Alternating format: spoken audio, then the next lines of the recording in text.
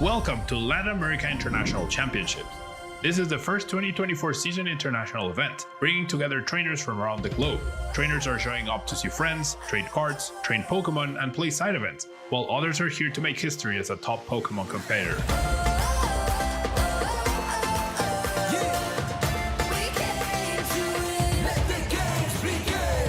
The International Championship started in 2017, bringing together global competitors and showcasing top-tier matches. Last year, JW Naldo became a hometown hero from Brazil, taking home the Pokémon GO LAIC 2023 Championship.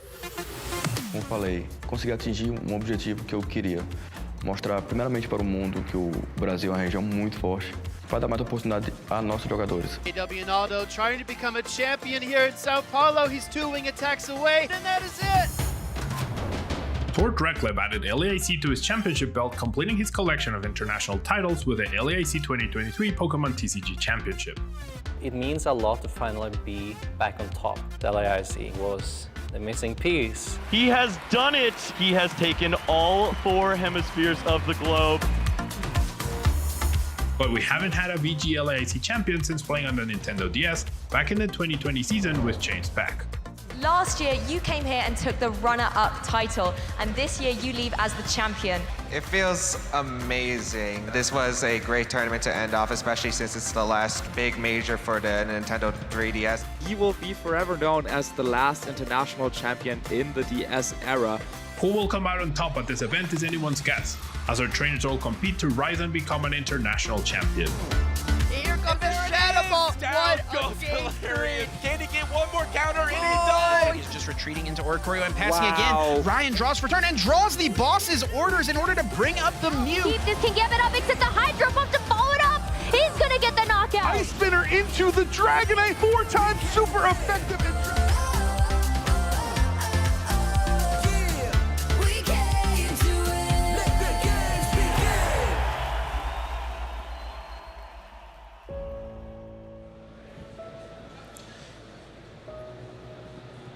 Bom dia, buenos dias, and good morning trainers, viewers, and Pokemon fans from around the globe. Welcome to Day 2 of the 2024 Pokemon Latin America International Championships. We are in for another fantastic day of Pokemon competition, and we are just as excited as you are to get things started today. I'm Lou Josh Cromie.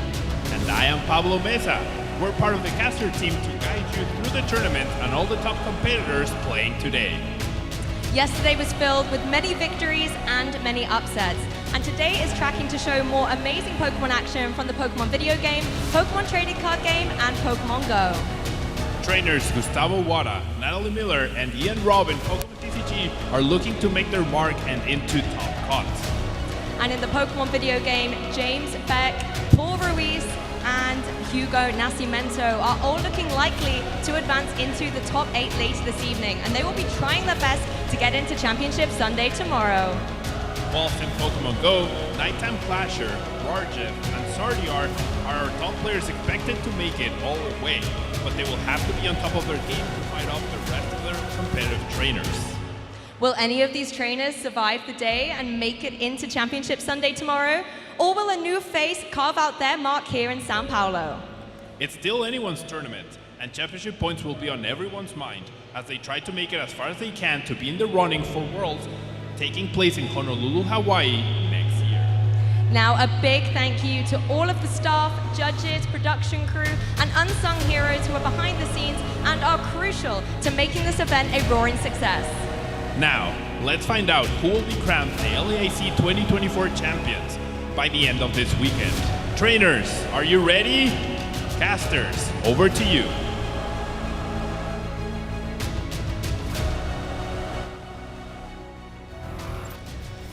Thank you so much for that, Pablo and Lou. It is almost time to get our Day 2 here at the Latin America International Championships 2024 started. I'm very excited. I'm Shea Burton and I'm joined by Amy. Amy, how are we this morning? We are doing just fantastic. I'm so pleased to be back for another hot day of Pokemon TCG here in Sao Paulo.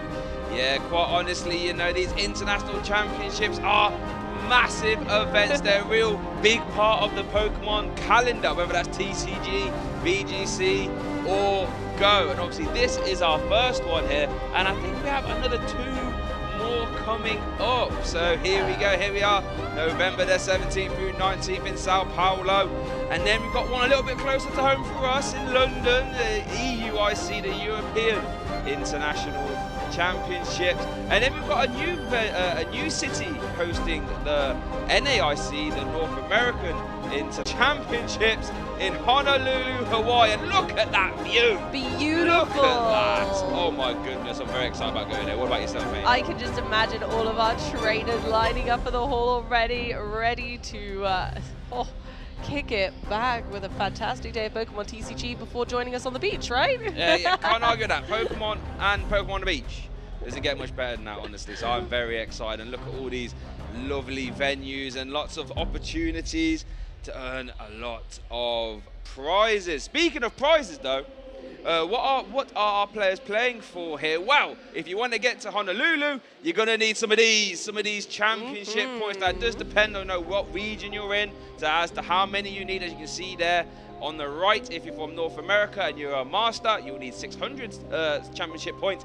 If you're from Europe, you need 500. If you're from Latin America, you need 250. Oceania, 300.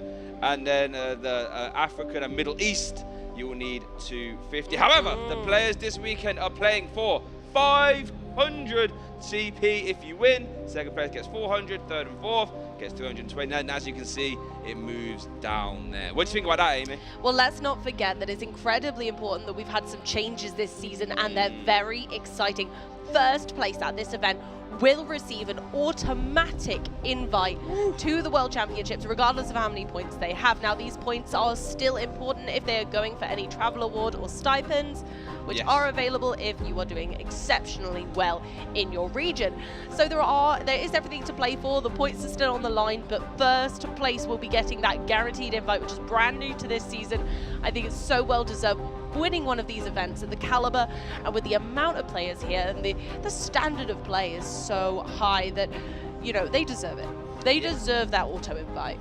Yeah, the internationals, like you said, get massive amount of CP, really helping out stipends. But you know what else that internationals give out now for this season is a lot of cash money. Look at this. Go. So if you come first and you're in the Masters division, you will have $25,000 put in your bank account. Man, look at that, lovely. As well as 216 boosters as well. If you get second, 15,000. Third and fourth is a very respectable 10K. Absolutely. Look at that, top 8, 7,000. And look at that, it's just, honestly, it just, even top 64 now gets 2,000. Tell you what, the first EUIC, I was getting a bit close to that top 64. And I wish I would have had 2K back then. And then even for the juniors and seniors as well, that's starting off at $7,000 there. And I think could you imagine being that young? Could you imagine when you were a junior? £7,000. I'd have been happy with 7 at that age. Get myself an ice cream, you know, like that is an incredible amount of money, and they deserve it. They've worked so hard. And one thing I love about this season with this increased monetary pricing is that, you know, it really rewards, you know, players that consistently place, right? So there's a lot of Australian players who we might be seeing later, who are traveling all around the world, go to like the American regionals, a lot of the European regionals, and they're making a good amount of money doing so. Yeah, you know, like it's not easy to do, but if you are a consistently fantastic player, you can just kind of make playing Pokemon your living. You can do this. You don't need to do much else, right? Could you imagine that, how you earn your money by playing Pokemon cards? Well, that is fantastic. But, you know, this is our first international event of the season here at LAIC. So I'm gonna pass it to Pache, who's on a quick video running you through how these internationals work, their tournament structure, and what you can expect to see. This 2024 International Championships event will be showcasing exciting Pokemon TCG matches all weekend from Sao Paulo, Brazil. Trainers from all around the globe are here to compete for over $500,000 in cash prizes, booster packs, and championship points to qualify for Worlds 2024 in Honolulu, Hawaii. This tournament is a 3-day event, starting our trainers off in Swiss rounds. All Swiss rounds and Top Cup matches are best of 3. The trainers earning 19 or more match points or placing in the top 32 will advance forward to Day 2. Day 2 Swiss rounds will continue to determine the top 8 trainers in the tournament. The competition then shifts to a single elimination Top Cup bracket, where those remaining trainers battle until we only have our 2 finalists remaining, where they will compete on Championship Sunday for the title of Latin America International Champion. Who is taking home the title of Latin America International Champion? Who will secure the points to qualify for Worlds 2024 in Honolulu? Stay tuned this weekend and watch all the action live.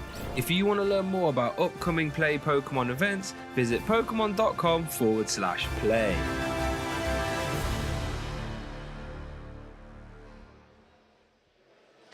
Alright, thank you for that, Pache. I hope you now know how these internationals work. So the first thing I want to look at now, before we get to our feature match, is the standings. And look, you know what? Look how many high placements we have. So many people with 7 wins, so many people with 8 wins. And we even have our first seed there, Valdez, undefeated, as well as our second seed as well, that 801 record. How good is that? Incredible, fantastic results from the players already so far. And, you know, just off this top 16 list, I'm sure there'll be many more on some really fantastic points who are going to be looking to make their stand today. Yeah, so now we have a quick look at their standings. How about we look at some of the other notable players that might not be in this top 16, but deserve to have a look. And look at this list! Whoa. Oh my goodness gracious me, there's a whole lot of top players there. You know, ones that jump out at me. We've got Gustavo Wilder at the top, Natalie Miller, James Cox, John Eng, Cyrus Davis, Banks. Honestly, there's too many. There are Everyone so on this list is really many. good. I was going to read them all out. Calvin, Xander, Ian, Owen Cammerman. Wowza, we have a star-studded Day 2.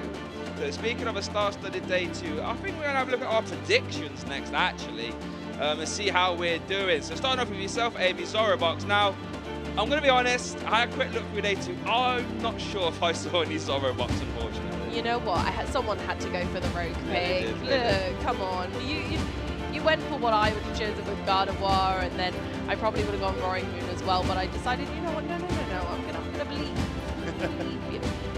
So I went and picked Mew VMAX, and I have seen a couple of them.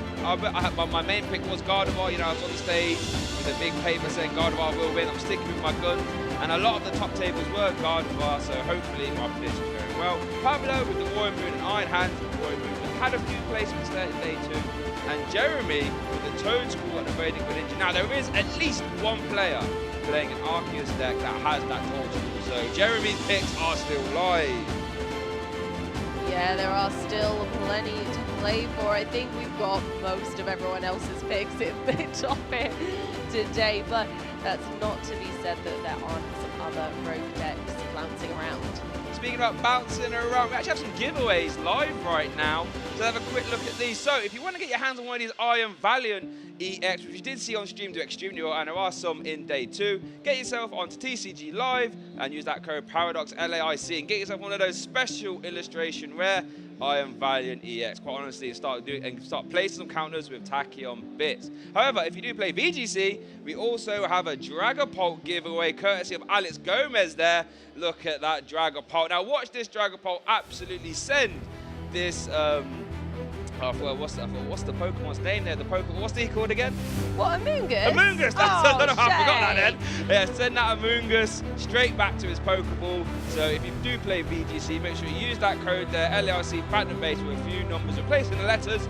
But you do have to be at a certain part of the story to do that. So make sure you have progressed a little bit through there as well. I can't believe you forgot Amoonguss. Bad, I hear he's a pretty fun guy. I'm too used to Brute Bonnet, that's why. I'm too used to Brute Bonnet. Got myself a little bit of slack there, go on. Oh man.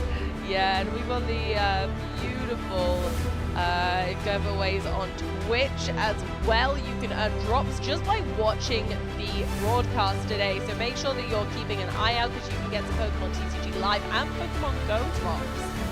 Yeah, so make sure you get involved there, because who doesn't like free stuff as well? Make sure to get involved at the socials as well. I've got plenty of them. We will have segments we go through, you know, you guys tweets at home, or make sure you follow, you know, the Instagram, the Facebook, the you know, the YouTube, and and the Twitter as well. And if you're going to tweet about the event, use hashtag #PlayPokemon or hashtag PokemonLAIC. Yeah, because then we might be able to chat about them. Will be right here, and we get to talk about them as well. And make sure to follow the channels there, Twitch and YouTube.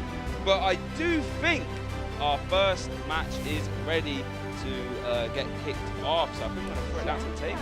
Let's go for it. I'm ready to rumble for the day. The energy is high in the hall and on the caster desk. Let's see if the players can bring it to us too. Oh, I'm fairly certain they will, and I think it's going to be a good match for my prediction as far as I'm. I don't want to spoil it too much until we get down there, but what I can say is old Bert's prediction is doing quite well. Yes, it does seem. I think I'm sure that we'll have some graphics later in the day to show what our percentiles of day 2 are looking like between each deck. But as you can see right now, Gardevoir certainly taking us for a Shining Arcana of our own. We've got Jeremy Gibson and Natalie Miller both playing the Psychic Wonder itself. Both of their lists are different, however, so we'll see how this plays out. The Gardevoir Mirror is a very different play to the way that Gardevoir usually is beginning their match. Gardevoir Mirror is very much focused on the single prize attackers at the beginning and then building up to the larger attackers at the end of the match, making sure that you're taking as many KOs with the single prize attackers as you can in the early game, and making sure that you're limiting your opponent's Ralts and Curlier usage. Speaking of Ralts and Curlier, both players have prized of Curlier. Jeremy has prized one copy of Mirage Depth, so we'll have to keep an eye on that. And then one copy of Shining Arcana, and Natalie has prized one copy of Avery and a Ralt as well. But we have a star-studded matchup here. You know, Natalie Miller playing out the Oceania region Players Cup champion and Brisbane champion, as well as 2 regional top 4, so no strangers at the top stage. And then Jeremy Gibson as well. Quite honestly, his accomplishments go very. He has a big long list at their multiple top 64s, top 32s. Hasn't quite got the top 8 yet. Maybe this could be the first event to do it. I tell you what, if your first top 8 is going to be an international, that's a very good one in my opinion. Especially since there are so many more players than when Jeremy first started playing in 2010. Think about how many more Pokemon fans and fantastic Pokemon players we've got. It's very clear that Jeremy's skills have also aged incredibly well. Yeah, so this is going to be star-studded, and in case you haven't realised, it will be the Gardevoir Mirror, so my prediction doing quite well. The top tables are studded with Gardevoir, but here we go, Jeremy kicking off our Swiss round 10 here at the Latin America International Championships 2024. And he starts off with a nest ball, and he's going to start doing some prize checking and see what he has to work with. Yeah, it's going to be really important, especially in the mirror, to make sure that you know exactly which attackers you have available to you. Because if you don't have enough Ralts to keep you going, knowing that Natalie is going to be able to use her own Pokemon, her single prize attackers, to take out their Ralts and Curlier, then it's going to be quite difficult.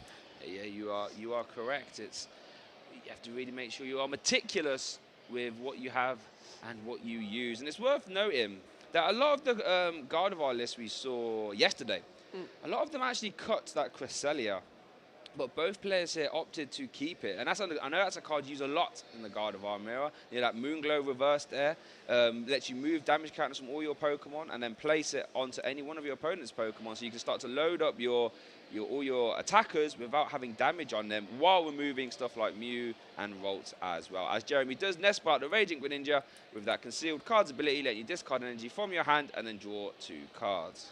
Yeah, the Cresselia is really great in the mirror, and I think since we clearly had a really high percentage of Gardevoir in this tournament, it's very likely that a lot of Gardevoir mirror matches have happened throughout day 1, and no doubt day 2. I imagine this won't be the last. So maybe it's telling that we've had a lot of Cresselia lists do really well. It's very important that they get that out early to start dealing damage and start knocking out those Ralts and Curlier on the opposing side. Well, now here's an interesting scenario. Jeremy hasn't got any other ball search apart from this Fog Crystal, and actually doesn't play that Celebrations View that Natalie has led with. So normally this might have been a turn where you would attach to the active, You'd Fog Crystal out of Mew and then go for Mysterious Tail to try and find a Battle VIP pass. But Jeremy doesn't actually play it, so he's just going to be forced to settle with one Ralts, which could, well, one Ralts on the bench and one in the active, and that will be his turn 1. Over to Natalie. Starts turn off with a Worker, not something you really want to utilize turn 1, but let's see what we have there in the hand. I don't see a Battle VIP pass. But Natalie does have the Mew, so unlike Jeremy, Natalie is running the more, what I would call traditional version of Gardevoir with the 4 Battle VIP pass. It's really unusual to not run these at this stage, but honestly, I can absolutely appreciate why Jeremy's decided that actually the card that only lets you play it on turn 1 maybe isn't worth it for the consistency of the late game. But Natalie does get that Battle VIP pass. Again, we get to check the deck for anything that might be lost in the prizes. There's already 1 Ralts in Natalie's hand. It looks pretty good to me so far, Shay. I think she does seem to have a slightly better hand than Jeremy right now. Yeah, I think so. All we want to do is try and flood as many Ralts as possible, and Battle VIP Pass is very good at that. And that's actually one thing we've only just realised. Jeremy isn't playing any Battle VIP Pass. He's gone for a Battle VIP-less version, as it were. There are no VIPs apparently in Jeremy's deck. So that's really interesting. You know, it's a style that was popularised by Luke Morza. And yeah, I mean, it's interesting because if you can sort of get into the game without the Battle VIP Pass, you can now have a lot more options. But, you know, it can be tough to get in the game without them. As you can see, Jeremy having to start the game with only 2 Ralts. So I'm really intrigued to see how this pans out, especially in a mirror scenario. Yeah, I'd be quite worried if I was Jeremy right now. 1 Ralts is still plenty, though, as long as you get 1 Gardevoir EX into play so that you can start with Screamtail or Cresselia. You know, it's still pretty okay. Natalie can't run away with this crazy train quite yet. Yeah. Gardevoir traditionally is not a deck that has any turn 2 pressure, so, well, I mean, it can, but it's very hard. But to be fair, Natalie Miller only has 2 Ralts herself, so let's see what Jeremy can do. Starts off the turn there with a concealed cards, does find himself, I think it was it a Curlier, I believe? Yeah, the Refinement Curlier, fantastic card for the archetype, which lets you discard a card from your hand to draw 2, as he discards the Zacian V to draw 2 cards. Looks like we're going heavy on the Curliers, which again is perfectly valid. It's a shame that Jeremy wasn't able to get the crazy turn 2 KO, as some Gardevoir lists get lucky enough with their rare candies to achieve, but again, not having that Mew to search for the rare candies from the top 6 of the deck, you know, that's it. I think Jeremy's probably very used to having to go the long way around. Yeah, I think that's a concession that the no VIP list have, is that they say, well, if I'm not digging for Battle VIP Pass turn 1, I don't realistically need Mysterious Tail as often, so that's why we see that as a concession as well. As Jeremy does have another level ball now, so now has 2 Curlier and a 3rd Ralt in play. It's not too bad, as we are going to see an energy attachment to the active. And I think that might be it. There's no supporter in the hand. We've used concealed cards. You both have refinements. I think it might just be a pass over. All right, let's see if Natalie Miller can, you know, can Natalie get the turn 2? Yeah, there's a high possibility because, again, Natalie does run the Mew, so being able to find rare candy might be slightly easier, but it's never guaranteed. Once in a Blue Moon Glow reverse, we do see that people just cannot find their rare candies. We do see Natalie evolve a Curlier, use a refinement, discarding a Lost Vacuum, and we're going to see Mysterious Tail being used as well. I see a level ball, I see I see an Ultra Ball as well. Don't see a rare candy. It's debating whether to take the Super, but yeah, looks like going to go for the Ultra Ball and potentially immediately play it. I want to play a level ball first while attaching an energy to the bench Ralts, and let's see what this grabs. Yeah, the level balls are fantastic in Gardevoir. You get to search a deck for a Pokemon with 90 HP or less, so you can take evolution Pokemon, you can take the Curliers, but unfortunately we are not able to get any Gardevoirs, but Screamtail is still an option. Speaking of options, we are going to see the Mirage deck being utilised here for Natalie, letting her grab 1 Refinement Curlier and popping it straight into play. That Mirage deck, such a good attack. I mean, it lets you get up to 3 Curlier, to be honest, but Natalie opting for the 1. As we do go back over to Jeremy. So use a concealed cards, and now going to use a refinement. Needs to try and find a supporter card. I mean, does have a lot of dig, but hasn't quite found that yet. We do see a worker, probably not the one you want, but it might be the only option you have. Yeah, Worker obviously is in the deck for countering cards such as Path to the Peak, Yeah. but in the mirror, good old Worker is putting in that work by drawing 3 cards, and that is all. But still, you know, really respectable. Gardevoir has a lot of natural card draw through the curlies and the refinements. Now, I've just sorry, Jeremy just refined into Ultra Ball and Rare Candy. So there is a world in which we could see some damage counters flying here. I actually think Jamie might even have the Gardevoir EX in hand already. So there are, yeah, he does. So there are some options here. There is plenty Psychic Energy in Jeremy's discard pile. So Psychic Embrace will be able to attach as many of them as you like from your discard pile to your Psychic Pokemon. But you have to put 2 damage counters on for each energy. As we do see the Scream Tail, the new addition from the Paradox Rift set for Gardevoir. That Roaring Scream doing 20 damage to one of your opponent's Pokemon for each damage counter on this Pokemon. This works fantastically with Gardevoir EX Psychic Embrace, effectively making each energy attached via Psychic Embrace give you 40 damage to play with. Yeah, Screamtail certainly makes a ruckus in the deck. It's incredibly good in the mirror, so I'm not surprised to see it being benched at this stage. But Natalie has a really solid board. Screamtail can only do so much when there are so many Curlies and Rolts dancing around the board. As we do see the Gardevoir EX come into play, we see a Psychic Embrace to the active. That's why that Curly has 2 damage counters on. It's going to pay retreat. 2 energies attached to the Screamtail via Psychic Embrace, so 4 damage counters on it, which means there's an 80 damage attack to the bench Curly for a KO. And Jeremy Gibson takes our first prize card here in our Day 2 at Latin America International Championship. Here we go. We're rocking and rolling. However, Natalie now has their reversal energy live. So although Jeremy did take the first KO, there is no doubt that Natalie could bring this back. Well, and if anyone can, Natalie Miller is high up on that list. And she'll be doing everything she can to start. Oh, as we do see the Cresselia. Now, this is a really interesting card in the mirror, as we do see a Rare Candy into a Shining Arcana Gardevoir as well. So it's got an Iono and a basic energy. So another fantastic attacker, that Gardevoir, as we do see Manaphy come down as well. Manaphy obviously now will prevent any Screamtail attacking her bench, because that Wave Veil ability stops all damage done to your bench Pokemon by attacks from your opponent's Pokemon. Yeah, so that's going to be really helpful. However, it doesn't get around the Cresselia. No. As Moonglow Reverse is moving damage counters, not directly placing them. We see the first Iono. Here we go. Jeremy only gets 5 cards. Natalie will get her full 6. There we go. And let's see how the hands shaped up. So Natalie did play a counter character to bring up the Refinement Curlier as well. So we might see the Miracle Force. Not attack you here too often, but that is Gardevoir EX's attack. Does 190 damage and recovers from all special conditions. Now, we did see the Electro deck on stream yesterday, so maybe there's a little use case for that. But most likely, it's normally just a nice 190 damage. I like this play from Natalie, removing the draw power, because Gardevoir loves to refine and you know, use concealed cards. You just want to try and remove all those options so those Ionos can start to stick and limit Jeremy's options. Yeah, Natalie's made a really clever play there, playing the Gardevoir EX as an attacker. 310 HP is incredibly difficult to hit, especially in the early game where Jeremy hasn't had many opportunities to discard too much energy. Jeremy is going ahead and making sure that they're doing their best to get rid of some of the energy nice and early, though.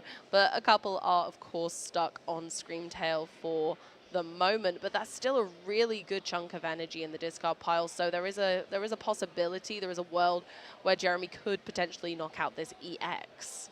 I mean, it could happen, but now that the bench is full, we'd have to see some like collapsed stadium and some like lost vacuum maybe. So I think what we are going to see is some Moonglow Reverse here, as we see Psychic Embrace start to spread this energy out, putting 2 damage counters on all the Pokemon. Bear in mind, the Screamtail has 4 on it already. So we are going to see the pay retreat there. And the Moonglow Reverse, if I had to guess, will be placing damage on, I reckon, that there. As it, that's exactly what we see. The Moonglow Reverse onto the Curlier. And Jeremy Gibson takes his second prize card. Yeah, launching themselves into the lead there by taking out, again, more of Natalie's draw power. But Natalie does have some natural draw power on the board still with Shining Arcana and potentially Mew if it were to see some play in the active spot. Okay, over to Natalie's turn. She starts off the turn there with Shining Arcana, we see the Avery. Ooh, Avery, okay. Avery. Now, this is actually one of the main reasons why I picked Gardevoir as my deck to do well. Avery forces your opponent to discard down till they have 3 bench Pokemon. And that, when used in combination with Screen Tail, basically might put Jeremy down to a 2-card bench. That's going to have 4 damage counters right now. That Scream Tail. There is no Mana Pea for Jeremy, so this Scream Tail has full access to attack whatever it likes. And if I had to guess, it would probably be on that Curlier right there. Yeah, this could have Jeremy running away with their own Scream Tail between their legs on this one, because there is going to be a very thin board state in comparison to their previous turns very soon. As we do see that roaring scream into that Curlier as it's sent to the discard pile. And Natalie Miller evens up the prizes, but look at Jeremy's board. It's starting to look very thin. Only a Ralts, a Cresselia, and a Gardevoir EX. Let's see what Jeremy can do to try and get back in this game. Does have a few energy in the discard pile, so I'm sure mounting a comeback won't be too hard, but does have a few hoops to jump through. Yeah, they've got to repopulate that board as quickly as possible to make sure that they have options going forward, because Gardevoir EX is essential to keeping up with the pace of Natalie at this stage. And if Natalie finds a way to KO that Gardevoir EX and there isn't any room for a replacement or an attacker off the back of that, Jeremy's going to have a lot of footwork to do. Yeah, it's an interesting scenario that Natalie presents here, as Jeremy Gibson does Super Rod in Ralts and the Curlier, and then level ball out Ralts immediately. Is that Jeremy kind of has to deal with the Scream Tail, kind of has to find Mana Pea, but kind of wants to take more prize cards if possible, and can't do all of them at the same time. So Jeremy can only do, you know, one of those things, and giving Natalie free reign to just carry on doing what she wants. As we do see an Iono being played, we're setting both players' hands down to 4. Let's see what Jeremy has, as we do see a refinement to boost that hand back up by 2. As we do see Professor Churro and an Artisan. Artisan could be useful to get out under the Ralts. Professor Churro is a really interesting card in this matchup because it's very relevant, I feel. Being able to take one of your Pokemon in play and, you know, pop it back into your hand, and or discarding the attached cards, you get to discard energy that might be stuck on a Pokemon. If Natalie manages to damage, let's say, the Gardevoir EX but not quite KO it, Churro comes in to save the day. Yeah, and that is a one strong play that Gardevoir players love to do, is removing damage either via Collapse Stadium or via that Professor Churro. And obviously Professor Churro has a lot of use in the sort of Snorlax stall archetype. As we do see Natalie Miller started her turn off there with a Mysterious Tail, as we did see the Moonglow reverse KO the active Scream Tail there from Jeremy as he takes his 3rd prize card. That Mysterious Tail is going to target a Fog Crystal, which is immediately going to get played to find Natalie's own Cresselia. So we're going to see Moonglow reverse is going all over the shop. Indeed, we're going to be able to see that, but also notably in this matchup, Lunar Blast is also a pretty acceptable use of Cresselia. Doing 110 damage, it can KO a Ralts, a Curlier, or, you know, a Scream Tail. So there's decent flexibility there, because the only limitation of Moonglow Reverse is the fact that you have to have plenty of Psychic-type Pokemon to attach those energy to get the damage on, as Natalie won't be able to use Psychic Embrace onto a Mana Pea. That is very true. As we did see Natalie play an Avery, there was no Pokemon for Jamie to discard, so that was just a draw free, and then we saw a level ball as well. As we do see Shining Arcana. See, look how fast Natalie's hand has just accelerated. From bear in mind, she was Iono to 4.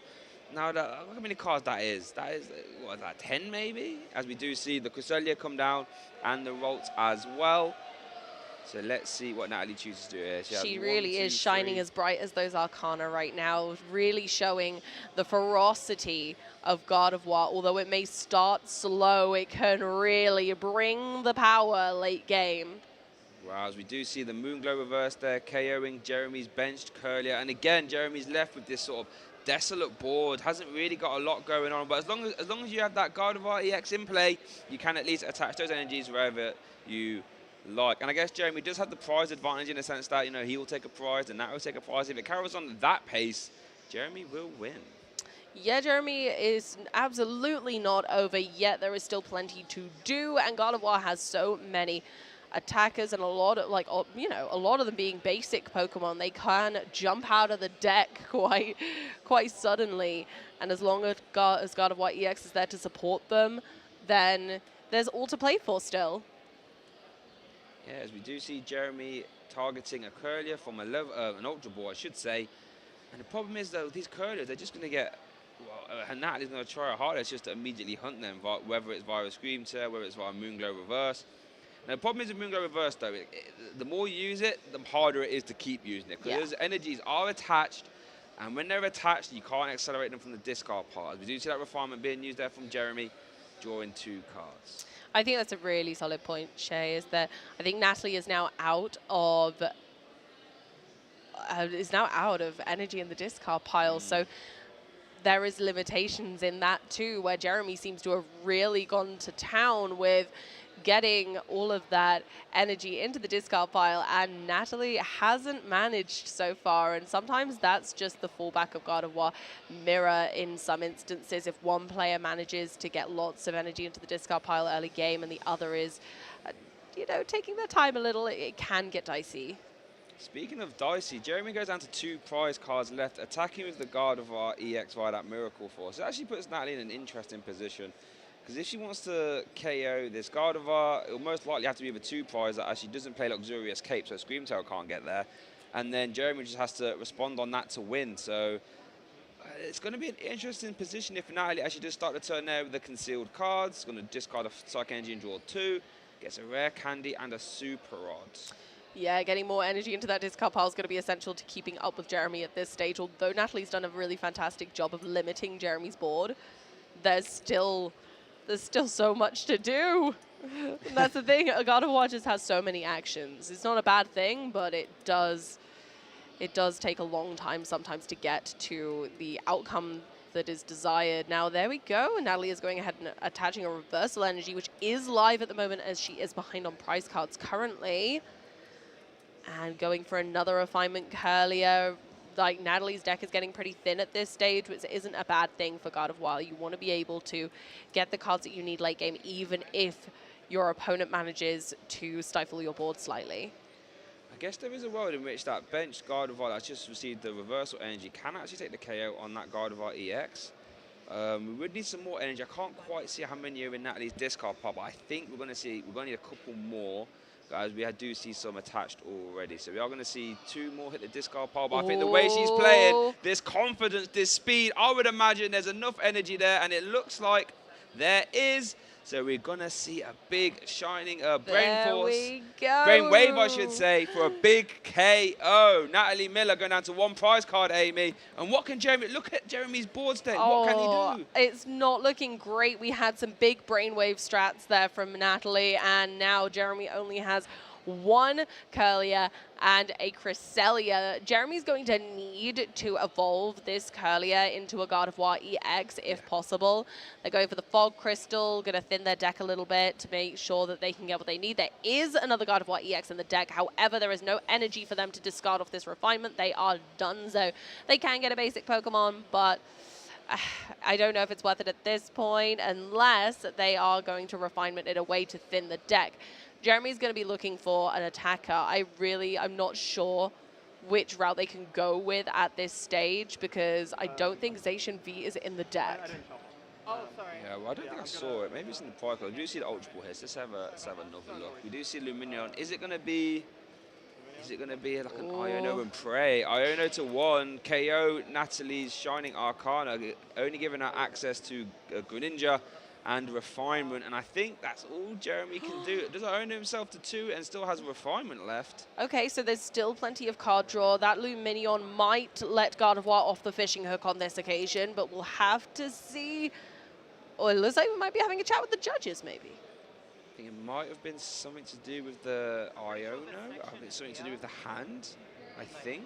Yeah, that seems reasonable. I'm not 100% sure, but I feel as if that's where the play has stopped. Obviously, Iono forces both players to shuffle their hand and put it to the bottom of the deck, and they draw 1 card for each prize card they have remaining. So that would give Natalie a 1-card hand, and that would give Jeremy a 2-card hand. And it's actually one of the backbones of the Gardevoir deck, and that's what, because you are combat deck with Gardevoir, right? You're most likely going to go behind a few prizes, so while you can reset your hand to 6, You can also start limiting your opponent down to 4, maybe 3, or in this case, 2 and 1. Yeah, I think that's one of the beauties of Gardevoir really, is being able to have that control in the late game as well, because if you are Ionoing yourself to 1 or 2, you've still got, if you manage your board well, you'll still have card draws, so you'll be able to Greninja, you'll be able to Shining Arcana, you'll be able to Refinement, and boom, you've got a big hand again. And it didn't matter that you had to Iono yourself down to 1, because it impacts your opponent at that stage more than you. And I think, you know, Natalie benefits from that here because she has the stronger kind of board presence, but Jeremy really needed to attempt to draw more cards just to keep going. Yeah, Jeremy does need to find a lot of stuff there. He needs to find a minimum Gardevoir EX so you can start trying to attack with that, or at least start getting some energy into play. With Natalie being at 1 prize card, you want to try and stick the most HP in the active, and I think at this point the Gardevoir EX would be that. But then while Natalie has all these energy in the discard pile, it could be fairly easy for her to reload with her own Zation or something along those lines. So, yeah, it could get out of hand a little bit quick. So it looks like they're consulting the discard pile there.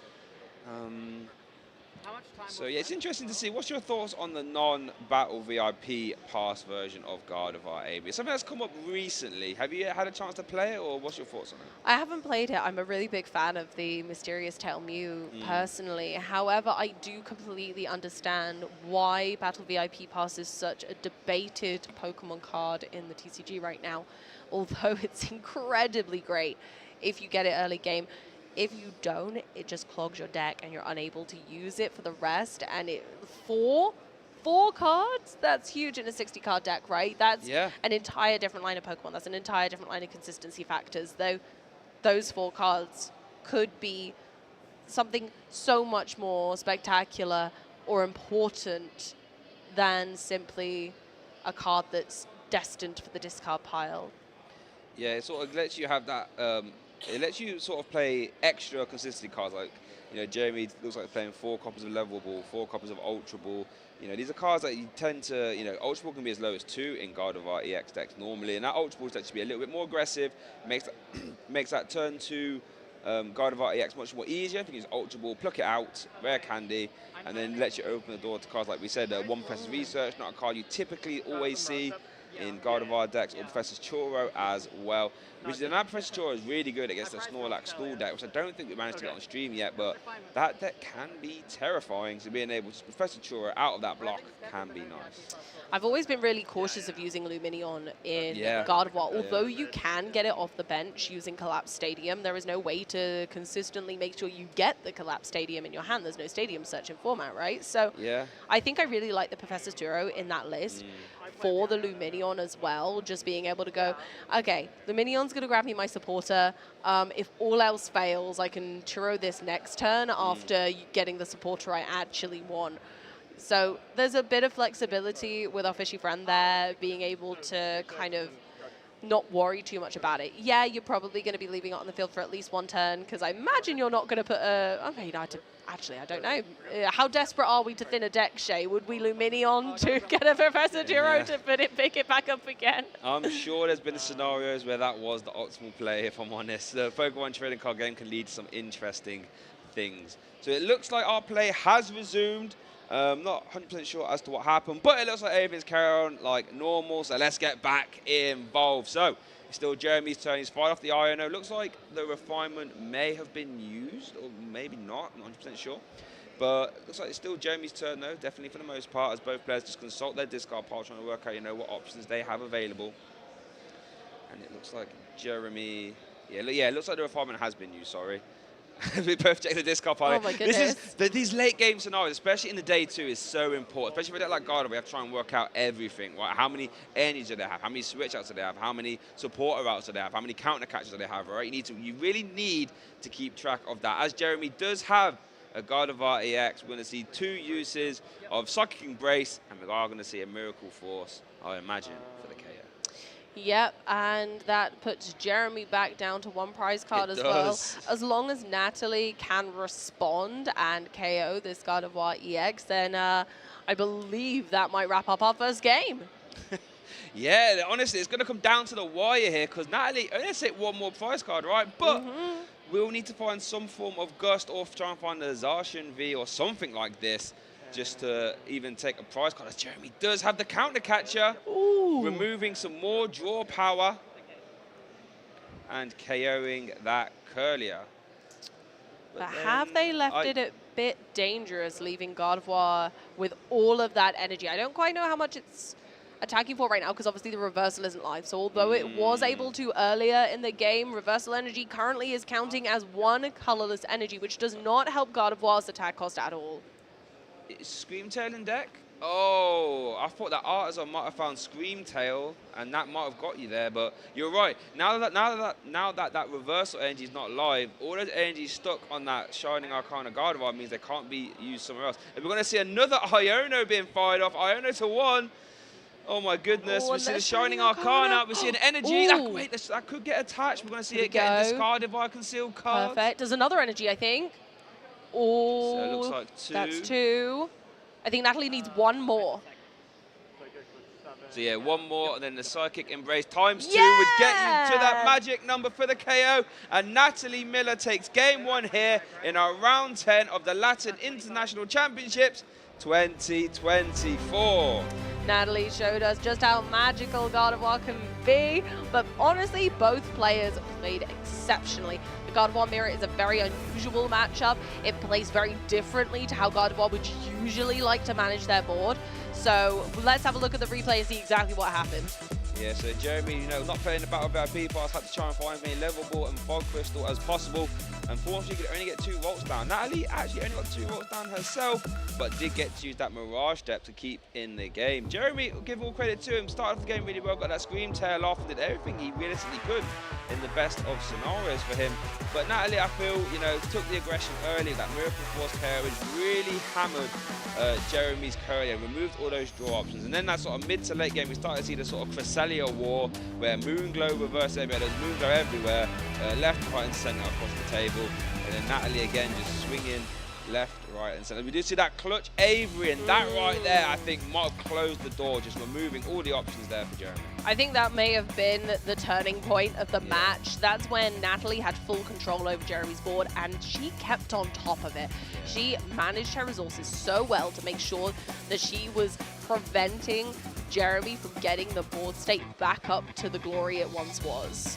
Yeah, and that's the main reason why I picked Gardevoir as my pick, because that Avery, oh my, Avery Screamtail is just really strong, especially when used in combination with Screamtail or Cresselia as well. Look at the prize cards: Radiant Greninja and a Volts prize for Natalie, Avery, Counter Catcher, Curlier, and 1 Gardevoir EX for Jeremy. So a lot of Pokemon in the prizes there for Jeremy. Not really what you want to see. And Jeremy's 1 of Avery as well in the prize cards, so they can't give Natalie a taste of their own medicine. At least for now. At least for now. As Jeremy does start off his turn with a level ball there, we're going to search out a Ralts. Look at that for a camera angle. That was a great shot. That's nice. As we do see the memory skip Ralts coming down, actually, as Jeremy will consult his deck and try and work out what exactly are in the prize card. He's probably going to work out quite quick. Oh, that's a lot of Pokemon. How are we thinking about memory skip in this matchup, Shay? I mean, it can be used. You can sort of, like we saw the Gardevoir EX, attack a lot. Memory skip can prevent your opponent from using, well, one of your opponent's active Pokemon's attack. They can't use it. So in theory, you could memory skip Gardevoir EX's only attack there being Miracle Force. But to be honest, because Gardevoir can just retreat so easily, it's not too hard to retreat into another attacker. However, memory skip can be really good against like Terra, Charizard, EX, and anything like this. And here we go in with the first level ball. So Natalie gets to search their deck, try and figure out what is in her prize cards, and see what the best course of action is. As we saw last game, starting with 2 Ralts is plenty for either of these players. But is Natalie going to be able to maybe grab a Mew? I think, yeah, there we go. That's a very typical play too for the Mew variant, is grabbing it early on, attaching to Ralts, retreating into the Mew, and hunting for more Pokemon search. Yeah, that's the aim of the game, just try and get as much as possible, as we do see the Mysterious Tail Mew come down when it's in the active position and lets you look at the top 6 cards of your deck and grab an item. We really want to see Battle VIP pass here. Are we going to see it? Hey, there it was number That's number 5, I what think. we wanted. Wow. Beautiful, and that's why I like the Mew. And as always, that's always the linear turn 1 for the Mew variant, the Mysterious Tail Mew variant of this deck is always, can I get it into the active? I will do anything in my power to get this Mysterious Tail Mew into the active so I can get those Battle VIP pass. Using a VIP pass is much better than having to refinement it later. Exactly. As we do see that Battle VIP pass and then concluding the turn there finale, so 3 vaults in play. As Jeremy kicks off the turn with a worker again, does find a level ball, so we could find another vault, so we could find a Curlier. It looks like Jeremy will be utilizing the Curlier and going to use Mirage Step to get himself back in the game. And that's what that Mirage Step is so good for. Have you had a slightly slow start? Don't worry about it. Here's some Curlier. And Jeremy saying, hold on a second, Natalie. You have had a good start, but I'm going to have a good one as well. Obviously, can't take all 3 Curlier because one of them is prized. Yeah, but through the woods, the Mirage stepping Curly has come onto the bench, and we move on to Natalie's turn. Going straight in with a level ball after a refinement for more Curlier action. These ballerinas are dancing around the stage so elegantly that Natalie is absolutely shining. As we do see the level ball there as well. And yeah, this is an exciting game. Both players are drawing pretty well. Both players have set up. There will be no one player didn't set up business here today, as we are going to see the second refinement being used, discarding an Artisan. Draw 2 cards, where that's a rare candy and a Gardevoir Brainwave. The do we see shining an Ultra Ball? Wait, is the EX in hand? Yes! It is! Oh my goodness gracious. Got so excited there. And we're going to see the turn 2 Miracle Force for KO. That reversal energy does still count as a colorless if it's attached to a rule box Pokemon, I should say. Yeah. So the Miracle Force coming in there. And wow, I love it when Gardevoir does turn 2 KOs. To be fair though, if I'm playing against Gardevoir and they start doing turn 2 attacks, I'm thinking, hold on a sec, this ain't fair. You shouldn't be attacking the turn 3 or 4. So what's all this turn 2 business? I'd say that feels a bit giraffe-rigged. As Jeremy does kick off the turn, promotes to Scream Tail. I mean, to be fair, a perfectly fine response here is to just, roaring Scream into one of those benched Curlier. Natalie hasn't managed to find or develop, I should say, a Manaphy. So we could sort of see this early aggression start to get slowed by just removing the draw power for Natalie. Yeah, that could be really integral. Natalie getting that first attack, putting on the pressure, really does make Jeremy sweat. We're going to have to see some really fast plays now to be able to catch up, because otherwise Natalie could steamroller away with this. It's very certainly possible. And as a professor's research, that could be one of the cards that you can afford to play if you're not playing 4 Battle VIP pass. Not a card you see terribly often in Gardevoir, but it does give you some explosive turn potential. And let's see what we have here. So we see a couple energy, we see some Ultra Balls, we see a Nest Ball, 1 basic Psychic as well. That Nest Ball is being played. Look at this over-the-shoulder angle. This is so good. It almost feels like you're the one playing, right? I don't think I'm good enough to play like that, though, Shay. Come on. That's the only way I'll be getting to day 2 of an international. We're going to live vicariously through Jeremy and Natalie. Exactly. As Jeremy does do a concealed cards draws too, we are going to see a refinement as well. We're going to discard an Ultra Ball. We're going to draw a Collapsed and Iona. We are going to see an evolution into the Shining Arcana Gardevoir, and that ability immediately getting used. Look at that hand. That's like, easy, 10 cards if I had to guess? Could even be more. Crazy. It's like a Lost Box hand, but we've got a Gardevoir mirror. What's going on? It is. All the options.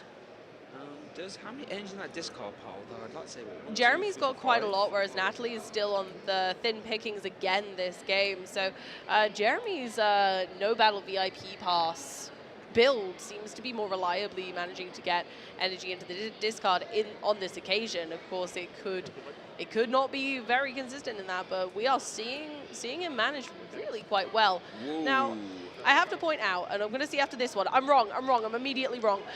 Shining Arcanas, we hadn't seen many energy attached through those this best of 3, but... Hold on a sec, we're going to see a KO here. I think the reversal energy live, I think that's enough energy from the discard pile.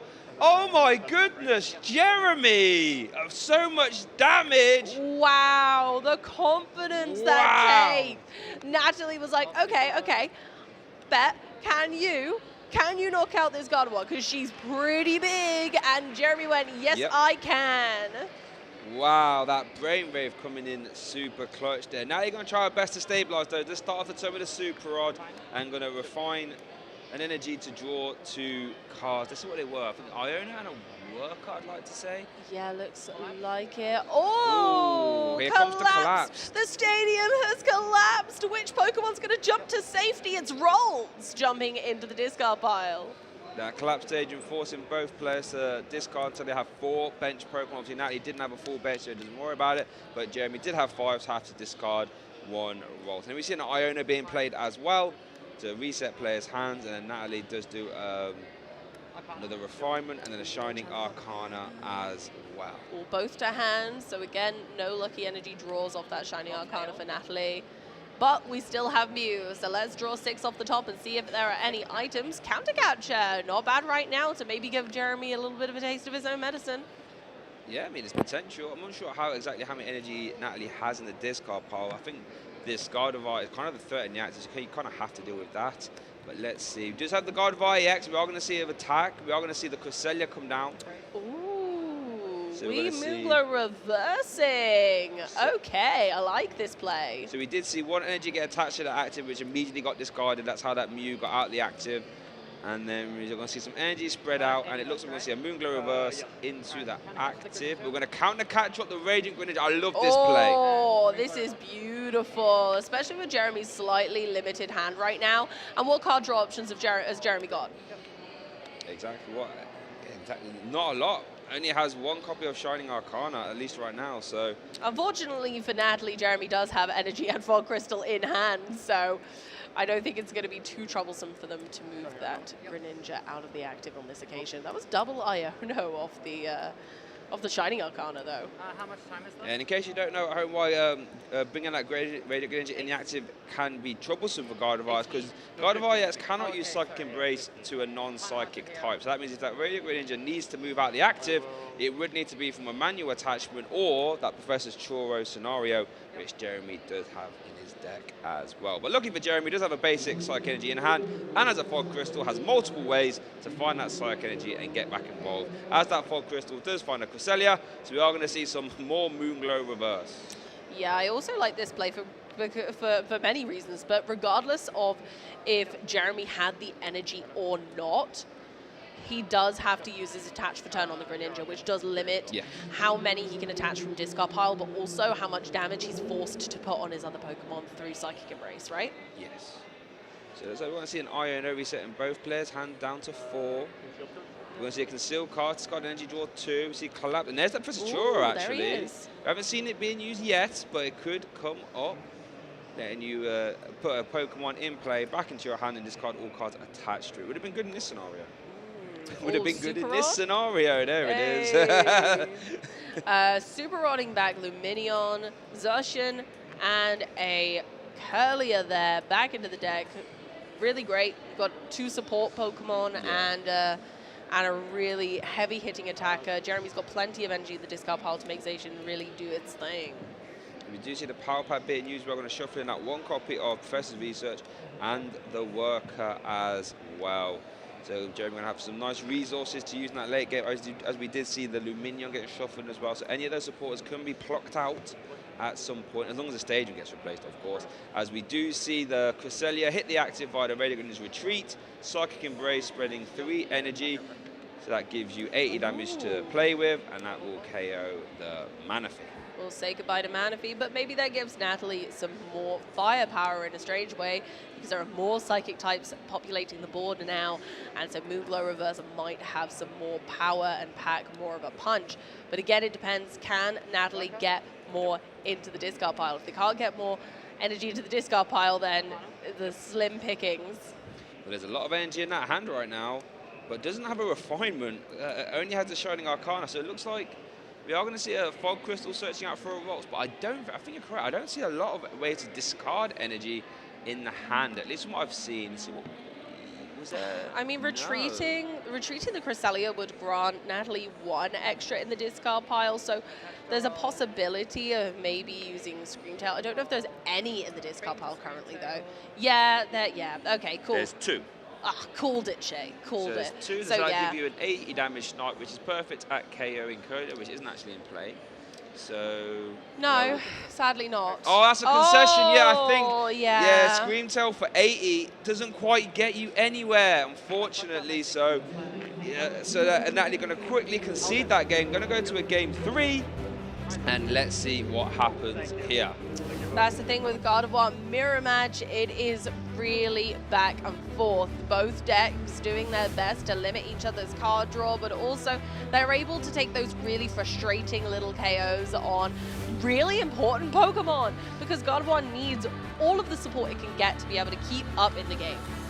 Yeah, and I think we sort of just see, as strong as a deck as Gardevoir is, you need to get energy in the discard pile. You cannot operate. Even we saw the early game tempos, I'm sure we'll get to quick, via that turn 2 Miracle Force. It doesn't matter if you can't follow up with a lot of energy in the discard pile to attach later on. As here we do see that turn, where that turn 2 Miracle Force did come out, and it was very impressive. But Jamie said, hold on a sec, it's fine.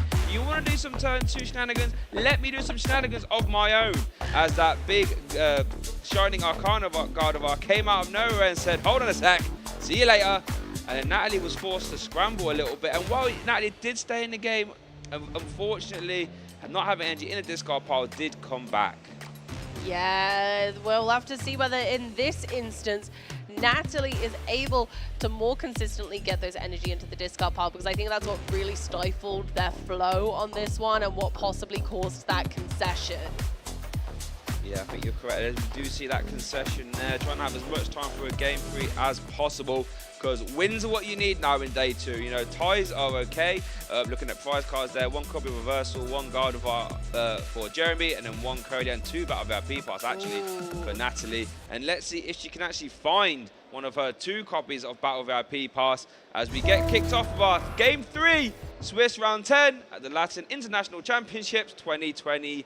Now, bear in mind what players are playing for here. As many wins as possible gets them into top 8, and the top 8 is where that real big cash money prizes, as well as that CP starts to come in effect. I think Natalie's already assessed, you know, that they might struggle to get set up if they have a lack of the IP pass. So Artisan has gone down, and we see our first Ralts on Natalie's field for the game.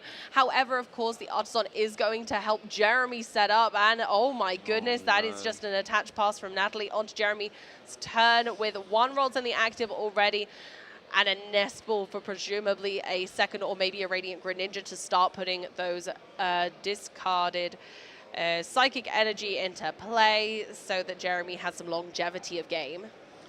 Yeah, so while Natalie might have had the most explosive start, it is still down to Jeremy to sort of capitalise here, as he does play the Nest Ball.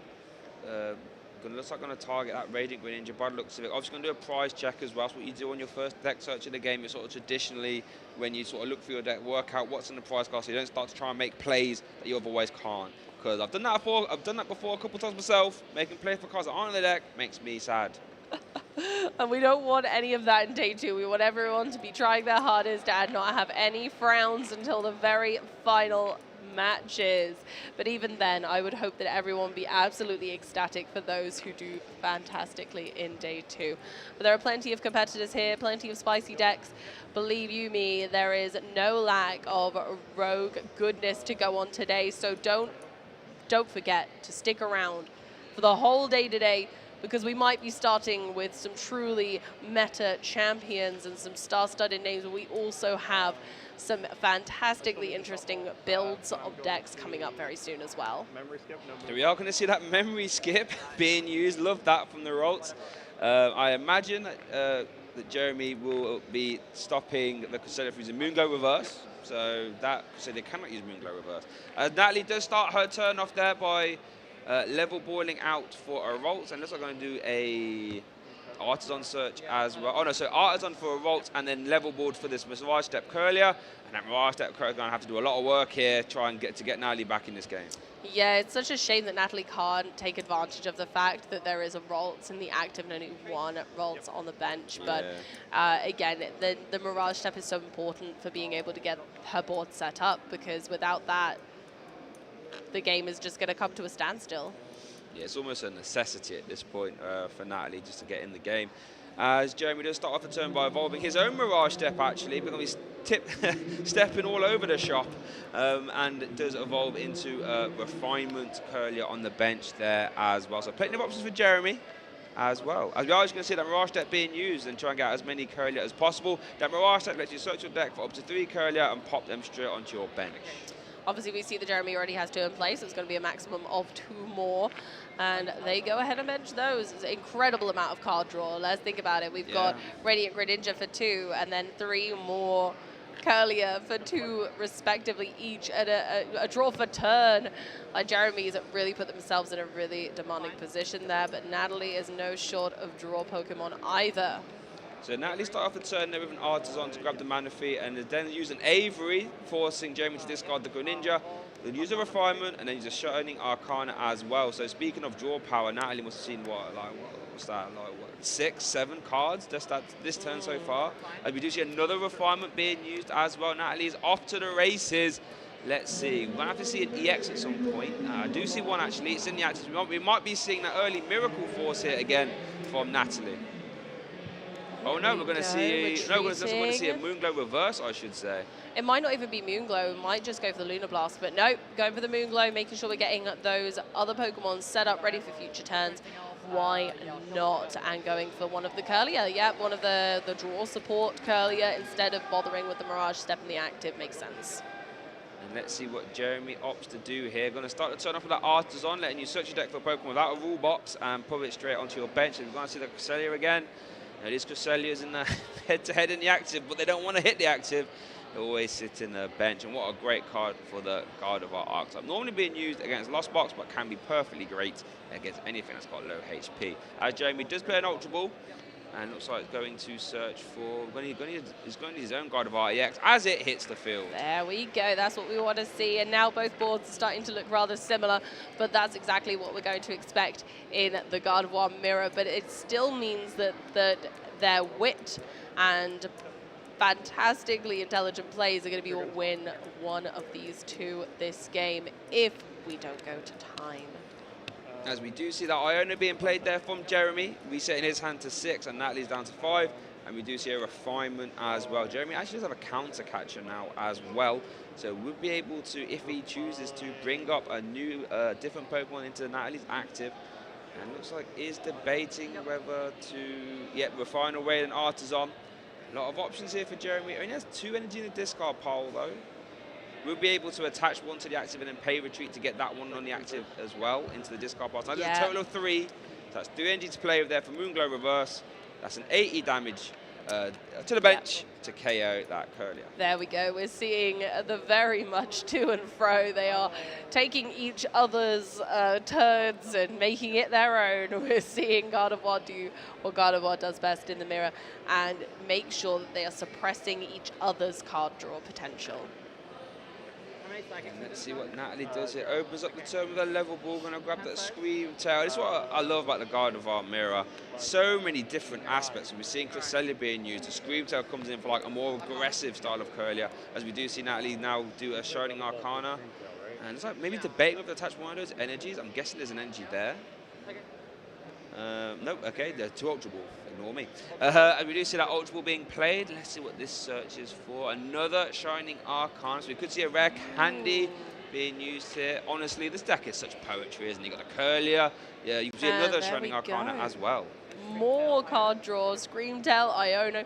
These guys are playing at quite the ferocious pace as well at the moment, both wanting to finish this game, because once we get to turns, we'll get 3 turns, 2 turns each.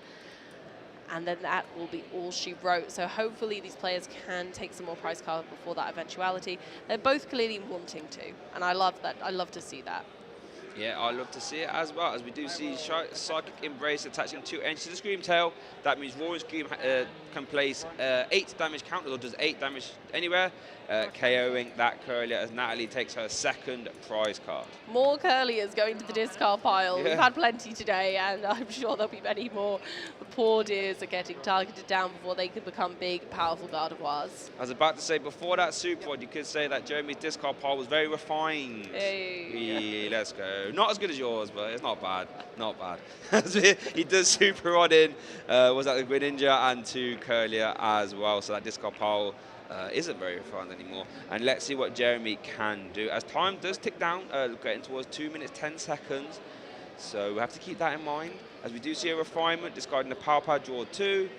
Counter Catcher, which is currently live for Jeremy, and a Psychic Energy. Yeah, I'm not even sure what Jeremy would want to target down at this point. The ideal Pokemon probably being the Gardevoir EX, but do they have the potential, do they have enough setup? I don't think they do. I don't think there's enough energy in play right now for Jeremy in the discard pile or on their Pokemon to be able to take such a gigantic KO, but I think it's the only one that would be worth maybe using a Counter Catcher on at this stage. Yeah, the interesting thing is because Gardevoir is so well hitting the bench, although I guess Natalie does have a Manaphy in play, actually. I was going to say you can access the bench via your Scream Tail anyway, but Natalie is not allowing that, as we do see Conceal cards drawing into a Shining Arcana Gardevoir and that Zacian V as well. Shining Arcana being used, going to find an Avery, and there it is! Here we go! And as I mentioned, Manaphy preventing Natalie's bench from taking damage. That's no longer an option, so Jeremy could go Scream Tail and start to access the bench. Is that what we're going to see? We're going to see a Curlier for refinement. Yep, Curlier's first of all, but yes, like we said earlier, Roaring Scream is one of the only attacks in this deck that's relevant for the Manaphy. However, it's an incredibly relevant one. You essentially deny your opponent an extra single prize attacker by benching a Manaphy because they won't be able to use their Scream Tail, forcing them to use maybe a 2-prizer, and that can get pretty scary. So we are going to see some Psychic Embrace. So the way this energy has been spread out, I would imagine a Moonglow reverse is happening, and it's going to target the active Scream Tail. And Natalie immediately starts the turn with double Shining Arcana. That's +4 cards into the hand, no energy attachments. Going to bench a Rolt, as we do see a prize card being taken for Jeremy, going down to 4. And on Artisan activation, they're going to grab the Celebrations Mew. And it looks like the time is on 3 seconds. We'll get confirmation. But it looks like the time, in theory, if the clock is correct, should have been called now. But we'll get confirmation. As we do see a boss's orders. Oh, here we go. Psychic Energy attached. And I think time would have just been called there, as we both players agree. Yes, both players appreciating that neither of them will be able to take enough prize cards to close out that game, unfortunately.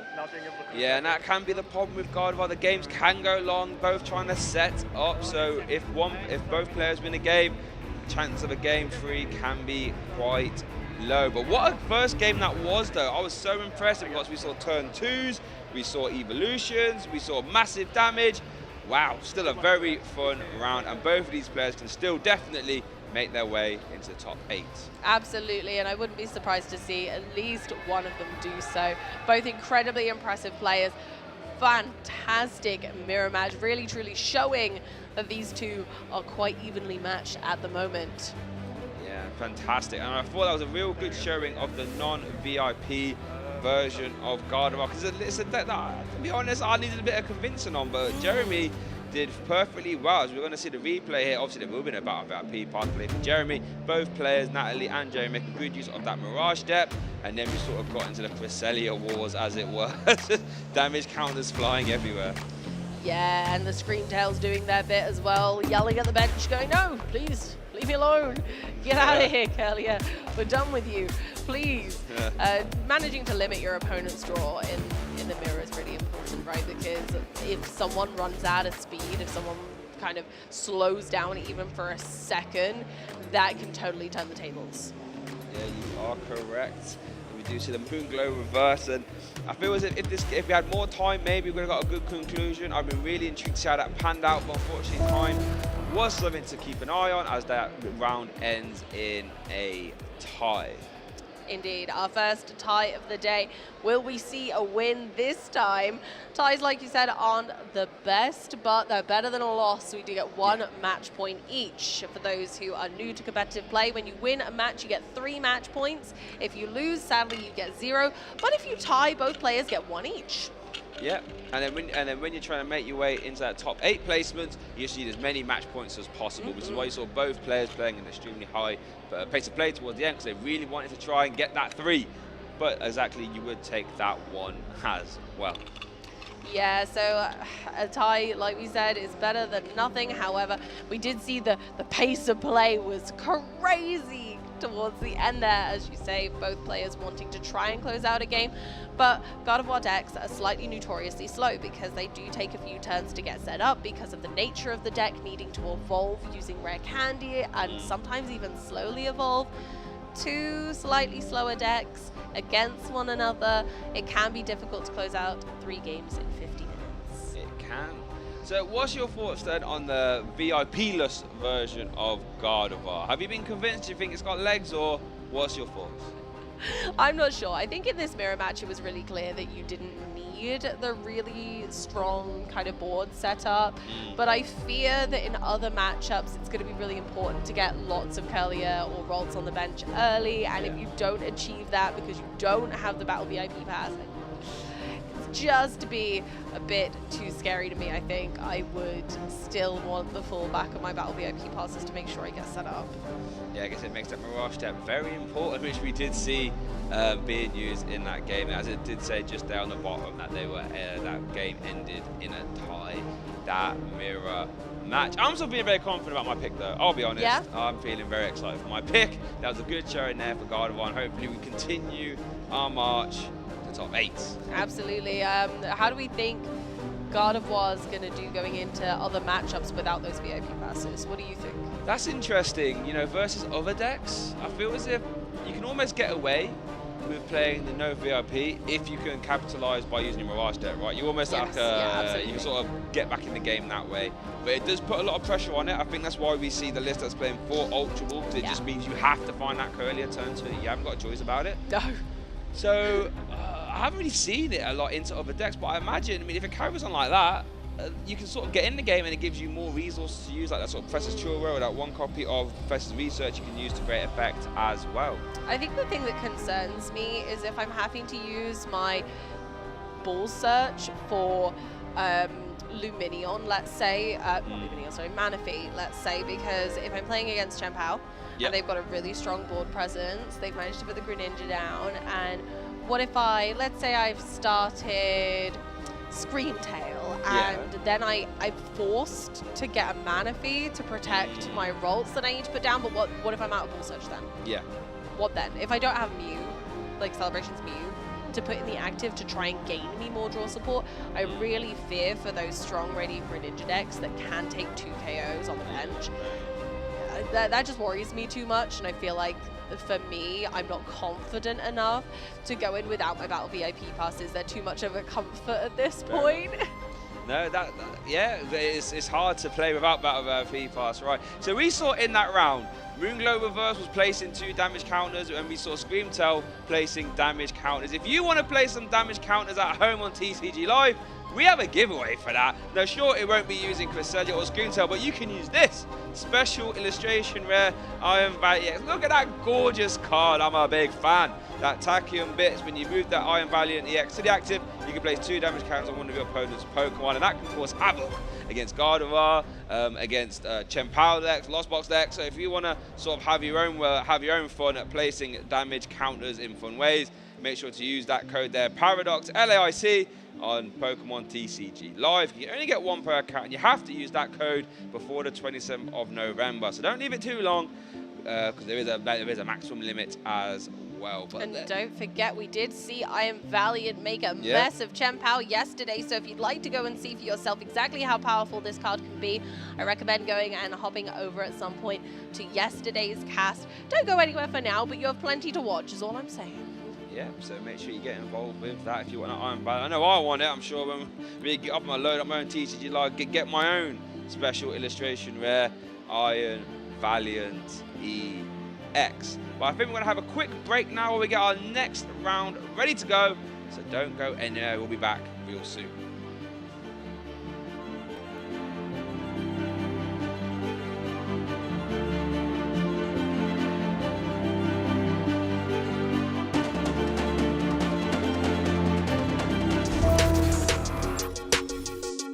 Vou jogar Pokémon jogou em 2019, antes de começar o PVP, né? O primeiro jogo de Pokémon que eu joguei foi o Pokémon Yellow, por volta de 2002. Meu Pokémon inicial no Pokémon GO, no PVP, foi a Maridon. Desde que ela foi lançada, ela sempre foi muito forte, só que com a adição dos doces GGs, ela ganhou uma força imensa no competitivo.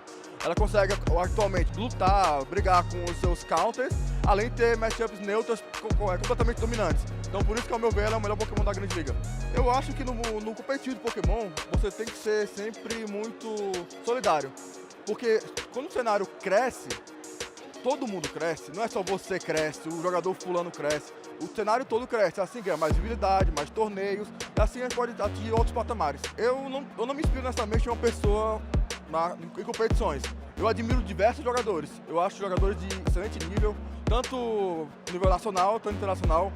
Mas se eu para citar um jogador que eu me inspirei bastante, foi o King, o streamer hoje juiz da Pokémon, e o Rice Occasion, um jogador americano. Se eu fosse líder de uma tipagem de Pokémon, eu iria escolher a tipagem de água, porque a tipagem de água ela é a mais completa pela subtipagem. Então você vai ter muitos Pokémons de água com uma subtipagem extremamente forte, que pode se cobrir. Então acho que o melhor ginásio para defender seria o ginásio tipo água. Meu Pokémon favorito no Pokémon GO é o Lickitung, porque assim como a Maridon, ele é extremamente forte, então ele pode ser muito versátil em diversos times. E meu Pokémon favorito da franquia Pokémon é o Lucario, porque o Lucario ele é muito estiloso, ele é muito forte, é bem bacana. Minha sobremesa favorita, eu não sei se é brasileira ou mundial, mas é a banoffee. É basicamente uma torta com banana, doce de leite e chantilly. A minha parte favorita nos eventos Pokémons é sempre estar com os amigos, as pessoas, prestigiar o evento com companhia. Não necessariamente apenas jogar, mas você curtir esse momento com amigos, com familiares, é muito legal, é bem importante também. Eu não sou da equipe Rocket, eu não entendi muito o contexto, mas se eu for pra escolher entre o bem e o mal, eu sou do lado do bem.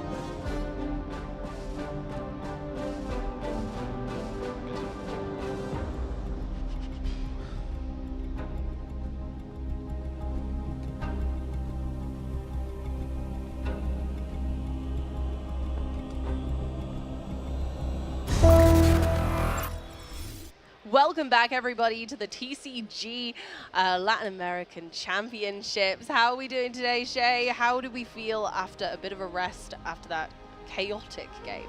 I feel fantastic. I got to see my caster picks doing extremely well. I actually got a little surprise for you, by the way. So we've talked a lot about my caster picks. Your caster pick was Zoroark Box, right? Yeah. So I was walking around the venue earlier, and I thought I'd get you a Scizor, which was one of your picks. So there you go. Goodness, you can have that.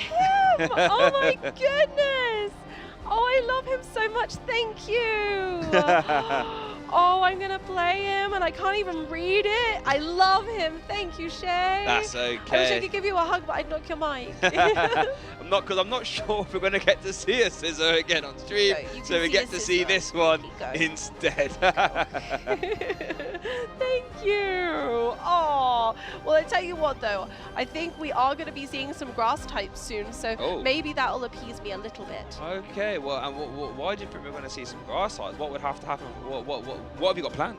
Well, we just have to wait and find out. Okay, little surprise for you guys at home. But what do you guys think? If you were to see a grass type on stream right now, what would it be? What would it be? Get involved in the chat now. So we've given you a hint. You are going to see a grass type in this next round that we've got on stream. Let us know what you think it is, because I guarantee you ain't going to get it right. I don't think you're going to get it right. I don't think you got this. No. I didn't even write any puns for this one. We're gonna have to freestyle this. We'll both be freestyling this round, and let's see who can come up with a better freestyle. Oh. You've been caught up with some blinders, to be fair. Though, so. There's been some on-the-go ones that I'm really proud of actually this weekend. So it looks like, oh, you definitely have. So it looks like our players are getting ready, very close to setting up. So I think we're going to cut down to the stage now. Yay! And get our next round. Here we go. Back on into, what are we on, round 11? Yeah, round 11. Oh my goodness, that doesn't seem real, does it? I can't believe how much time flies when we're having fun. He's got the, they've got the Pikachu floppy deck box. I love that. It's official Pokemon Center merchandise from Japan. Absolutely beautiful. I love it. It's one of the cutest little things. You just want to squeeze its cheeks. I like the little the ears, to be fair. I love that. That is really cute. Oh, both players looking ready. Looks like we've had a mulligan. There's a dice sitting on top of the table. Yeah, it looks that way. So this is your last chance, chat. Get your guesses in for what grass type one of our players are playing there. Because, like I said, I'm not convinced you're going to get it right. But I've been intrigued to see what your guesses are. I'll give you another hint, actually. Oh. It's an attacker. It is an attacker. It is in this deck to attack. It's not going to sit on the bench or use an ability. Okay, that rules out Radiant Serena, so it's not going to be that. So rules out Cherrim. Yeah. You played Cherrim. A little bit Cherrim. Yeah, you played Cherrim for a little bit there, didn't you? Yeah, a bit of Cherrim. Snorlax, that was my jam. Yeah. Oh, no, So who gets Superior V-Star? Who guessed that then? Be honest. It wasn't me, I tell you. So yeah, we got Douglas there on the left playing that Arceus V-Star box. I mean, there is a lot of stuff in that deck which we'll get to, but the Superior V-Star there as well, who is no stranger to the LAIC, because in LAIC 2019, got a top 128. But he will be facing Duncan, who's playing Mew. So coming after my heart there, that Mew deck. So that's going to make it very interesting. It's almost like a very old matchup we see, right? Mew into Arceus. So I'm excited to see how this pans out. Let's look at these prize cards then. So Duncan has prized a Box of Disaster, a Boss's Orders, a Cram, and 1 Path. And then Douglas there has prized an Arc V-Star. Well, 2 Arc V-Stars actually, sorry. A Bidoof as well. Word, So keep an eye on that. Bad luck. Thankfully, they do play 3, but it is a bit crucial for this kind of box style deck, obviously one of my favorite styles, to get your consistency Pokemon out into play. And for Douglas here, that is that Arceus V-Star and the Bibarel. Yeah, so let's have a little talker then about why this is an Arc box deck. What is in Douglas's deck to make this a box? Well, there is a 1/1 guarantee in a V-Star, so we're going to keep an eye on that. We want to know how strong Lost Impact can be. There is a Mew EX as well, so it is possible to attack with that under the right scenarios for that genome hacking. There's obviously the 1/1 Superior V-Star there as well, mostly there for its grass typing, that Regal Blender is 190, I believe. And then we also see the card that Duncan has to worry about, that 1 copy of Drapion. Yes, always very terrifying to the Mew VMAX player. Although they have Box of Disaster, it is not a box deck in its own right. Starting off with Douglas's turn, looks like we are going in heavy with some ball search there. Straight into the deck, and thankfully for Douglas, they did begin with their Arceus V. Arceus V does have decent attacks that can be utilized early on. However, we are ultimately wanting to get into that V-Star, which could be troublesome. So Douglas is going to be spending a little while here checking on where on earth their V-Stars have got to. Yeah, it's going to put a lot of pressure on finding Ultra Ball, right? Because now you sort of really have limited options into drawing into the Arceus V-Star. As Douglas does have an Ultra Ball in hand, actually, so might have a get-out-of-jail-free card there. But I tell you what, if you're Douglas and you're staring across from a Genesect, you have no clue, you know, is there going to be a Maridon barreling down on me turn 1, right? You know, which could be terrifying. But luckily for Douglas, he doesn't, Duncan I should say, is playing a DTE version of Mew, so there will be no turn 1 pressure. No, thankfully there are no Meloetters to help out these Breakdance and Genesects, not on this occasion, but you know, Douglas doesn't know that. wow, we're seeing the Ultra Balls being played here. So this is going to have to target an Arc V-Star, surely, unless you're going to rely on your restart. But I guess actually, because Douglas isn't to know that this isn't a fusion, you kind of have to put down two Arc Vs, because if you wasn't and then you got hit by a Meloetta, you now have no Arc V in play to evolve into. The cameraman getting a nice shot at that deck box for you there, did you hear? Yeah. How happy you got. Oh, so cute. It really took me by surprise. They did that on purpose, I swear. They let Amy think this is cute. So we are going for Mew's ability there. An empty hand, but drawing 3. We've got a double turbo and then just a Lost City. But the Lost City is going down, okay. I think you kind of have to put it down so you can try and draw more off that restart ability. Right over to Duncan, who starts off the turn with a Nest Ball and going to have his own time to prize check here as well. Now, the 4DTE version is more streamlined in the sense that your turn ones are just focused on getting as many Mewtwo's and as many Genesect as possible. You haven't got to worry about trying to weave in Meloetta or anything like this. Oh, and Duncan does play the full art Mew. That's my favourite one right there. That is the colours. That is some boss Mew. That is a beautiful art. There's so many different arts of this Mew, but they all impress. Yeah, I mean, that Crown Zenith one to the left, I think, is gorgeous as well. Look at the colours again. Oh, I love that Mew VMAX me. Anyway, back over to Duncan. So what is in that hand, actually? I see a switch. I see a path. I don't actually see... Oh, we see some Judge. Okay. Justified gloves. That's unfortunately not relevant in this matchup, but I've seen a lot more Mew players playing it this weekend, and I can definitely justify why. With so much Charizard and Roaring Moon running around rampant. Yeah, well, I guess in this matchup, actually, it means that if Douglas was going to attack with a Drapion, it does mean that you won't need to find a Power Tablet to KO the Drapion. You can just use a Justified Glove, which could be easier because you can just leave it attached and then not have to worry about it ever again. Now, Justified Gloves do an extra 30 to your Dark types that you hit into. And looking at Duncan there, going to get 2 Mew Vs as well, so 3 Mew Vs in totality. Got a Lost Vacuum away that Lost City, and then going to start the turn off there with a Fusion Strike system for 4 new cards. Going to find a DTE, a Forest Seal Stone, and was that a switch as well? So a ton of other cards, a lot to go off, and a Chromatic as well.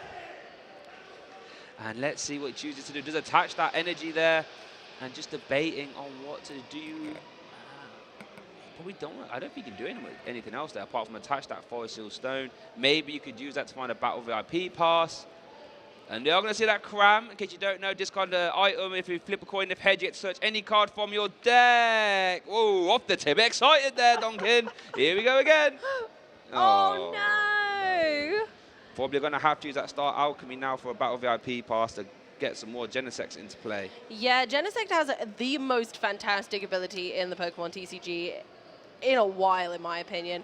I think it's absolutely ferocious. Being able to control your card draw like that is essential. So they've gone ahead and used an early Forest Seal Stone. It's never really what Mew wants to be using a Forest Seal Stone for, but it's a nice get-out clause in case of this scenario. Yeah. And luckily, we got 2 more Genesect out, so Duncan can consistently draw up to 6 cards in their hand multiple times in their turn.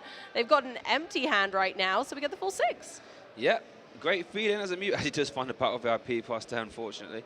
We're going to see it get crammed away immediately, though. Duncan! Yay! There you go. Law of averages. 50-50. So over two flips, one of them goes in your favor. Now, I'm intrigued to see what this targets, because Duncan doesn't know that Douglas plays Drapion. It's not something, I mean, it's something you can see in Arc decks, but it's not like, It's super. not typical, is it? Yeah, it's not typical. So I'm intrigued to see what that targets. And then what Duncan chooses to leave in the active as well, because if he leaves a DTE in the active, that could be disastrous. It could, so there we go. We're just going for the 1. And then, yeah, you're always going to end the turn by retreating, preserving your DT. Now, are we going to see that path to the peak come down? We are. Now, this could be interesting. Oh, no, Douglas actually did have the Arc V-Star, but can't use Starbirth now. Oh, I wonder whether it might have been great to have held on to that Lost City just a little while longer. Well, he got judged though, right? So yeah. But at least it would still be in deck, I suppose. I guess you can still evolve and attach it to the active. That's interesting. And then gonna potentially play that boss to try and stall. Ah, there we go. Genesect is slightly notoriously difficult to retreat. They have 2 retreat cost, and Duncan is going to need to find a switch option or a double turbo energy, but maybe that feels a bit wasteful. Well, it's interesting. Duncan's got a few options. There's an escape rope as well, which he opts to play. So that's basically saying that Duncan is essentially going to take 2 prize cards. It's actually risky, because if you promote the Arc V-Star, it's harder for Duncan to KO, but then you sort of give up your only attacker. So I think, yeah, you kind of have to give up the Mew EX there. We see 2 Mews staring down each other. So one of them's got a little bit more HP and can do a lot more damage. Quite a lot more HP. Oh my goodness gracious. Poor Mew. Off they go. They said there could only be one. And one of Douglas's Pokemon goes to the discard pile to kick this round 11 off, with Duncan taking 2 prize cards. Yeah, we see that judge path from Duncan at least immediately sticking, but Douglas can at least use Trinity Nova now, 200 damage, or be 180 after that DTE, and lets you attach 3 basic energies from your deck and attach them to your V Pokemon in any way you like. Now, I'm intrigued to see where these go, I should say. Does it go on a Giratina V? Does it go on the other Arc V? And it looks like we're going to see a Psychic and a Grass onto Giratina V, and then 1 Psychic onto the Arc V as well. So you can sort of try and hedge your bets and attack with no matter what Duncan chooses to do. Now, I wonder if Duncan, does actually top deck the Lost Vacuum there, so can opt to remove this path to the peak and draw some cards, or he can just choose to keep up this path locked. What do you think you would do? I think I would leave the path for now. I think you've achieved what you need to for the moment, and I don't think it's worth getting rid. But then I am on the desk, and Duncan is down here playing, and they're going, no. So perfectly timed. They're going, no. No, I need to draw some more cards, which is, again, perfectly reasonable. I just think Duncan was in a really strong spot there and could have potentially left it so that Douglas absolutely was unable to Starbirth once again. But with Mew's draw power, I think there's a high possibility of them getting another one down. So there's a world. Duncan's already played 1 power tablet. Only needs to find 2 more damage modifiers to actually KO this Arc V-Star. So I kind of like the getting rid of the path to the P. You can sort of say, well, I've denied your Starbirth now. So now I'm going to deny your Starbirth just by KOing your Arc V-Star. That seems to be the play. And if you can re-establish path to the peak lock as well, that would be the icing on the cake, as it were. So now Duncan can start to fusion system for a full 6 again. We're looking for damage modifiers here. There's path to the peak, Featherball, Judge, Palpad. There's 1 modifier. Ooh, we're getting close. We're getting close. And Choice Belt obviously only works on V Pokemon, so these are all valid targets, but not throughout the tournament will they have found a kind of exclusive use for Choice Belt in every matchup. But this one, nah, this matchup is free game. We can use our Choice Belts. We don't have to attach them to something silly just to get them out of our hand. Do you see that Featherball now being played? Lets you search your deck for any Pokemon with a free retreat cost and put it in your hand. In this deck, that targets all the Mew V and all the Mew V Max as well. So let's see what Duncan chooses to take. Could actually opt to just take a V Max and Evolve. That will deny any Psychic Leap now, so that's something to keep in mind. There will be no Psychic Leap options, at least for now. But I think when you're trying to search for that 1 modifier to potentially close this game out early, that might be the way to go. As Duncan also plays a Power Pad to shuffle in. Looks like going to be Roxanne and a Judge, or just a Roxanne, I should say. I think going aggressive here is the way to go. Yeah. You've limited your opponent's board state down to 3 Pokemon. Yeah, they have energy, but neither are fully evolved. A little bit of a fumble there, but not one that we can't pick up and get on with. The judges seem okay. The judges seem okay with that. Yeah, we're all right. It happens. We all get a bit fumbly and sweaty during these tournaments when there's so much pressure.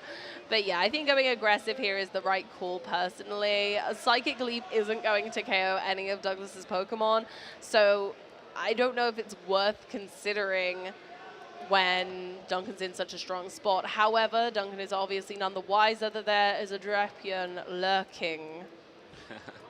And that is lurking, as we do see another Fusion Strike system. Show us the modifier. The last card! The last card! Oh, so now with those 3 modifiers, 2 power tablets, and that choice belt, that means that benched Mew VMAX and re-establishes Path Lock as an judge as well. Whoa. Oh my goodness, Donkin! That is the play for a Mew VMAX deck, right? We want to see Judge, Path, Disruption, and no abilities for you, sir. Wow, okay, this has potentially be a very strong turn. If Douglas doesn't draw much off this judge, this game could start to get out of hand. And let's see what Donkin can draw here as well. Anything you draw here is just icing on the cake, really. Let's have a look. Douglas hasn't drawn much. That doesn't look fantastic. Ideally, what Douglas was looking for, some out to that Path to the Peak, and maybe even just a Drapion just to be able to catch back up again. Yes, we are going to see the Techno Blast for KO with the 2 power tablets and the choice belt. There's exactly 280, and it looks like Douglas, I should say, sorry, has a Nest Ball, so could have got the... Wait, you can go Nest Ball and then Lost Vacuum away the Path to the Peak, and Drapion can come down for the KO here. Is that what he's going to choose to do? Possibly. The double turbo energy does kind of infer that that's going to happen because they're able to get that free retreat. Oh, is that a Squavit? They're going to go for this. They're going to go for the Nestash. No. I guess the problem with using the Drapion here is that... Oh, that's our Squavit with Nestash. Look at him with his little berries. Once your turn, during your turn, you can shuffle your hand and put it on the bottom of your deck and draw 1. Yeah, draw 1. I guess the sort of issue with going for the Drapion here is that Donkin's only on 2 prize cards, so all he has to do is just KO that Drapion to win. And while that Drapion is so strong, so that Wild Style means it can attack for 1 less colorless energy for each Fusion Strike, Rapid Strike, or Single Strike Pokemon your opponent has in play, and that Dynamic Tail does 190 damage, which with weakness KOs a Mew VMAX for no energy. Whoa! Oh, so, there wow. we go. Unfortunately, yes, there was no way around it. Not being able to close out the game when Duncan was already on 2 prize cards left. And yeah, I totally agree that this was unfortunately the way to go with that. Move on to the next game. Give us plenty of time to try and close out a best of 3. And yeah, there we just see that age-old equalizer of Judge and Path to the Peak. Judge limiting your opponent's options and Path to the Peak, just turning off all those rulebox abilities, denying that Starbirth there for Douglas, and meaning basically saying, you're not going to get involved in the game, I'm just going to keep swinging for KOs over and over and over again, and Duncan is currently 1 game up here in the Swiss round 11. Yeah, we'll see whether Douglas has held their cards close enough to their chest to keep the secrets of their box-style deck alive enough, because maybe that element of surprise could throw Duncan off this time.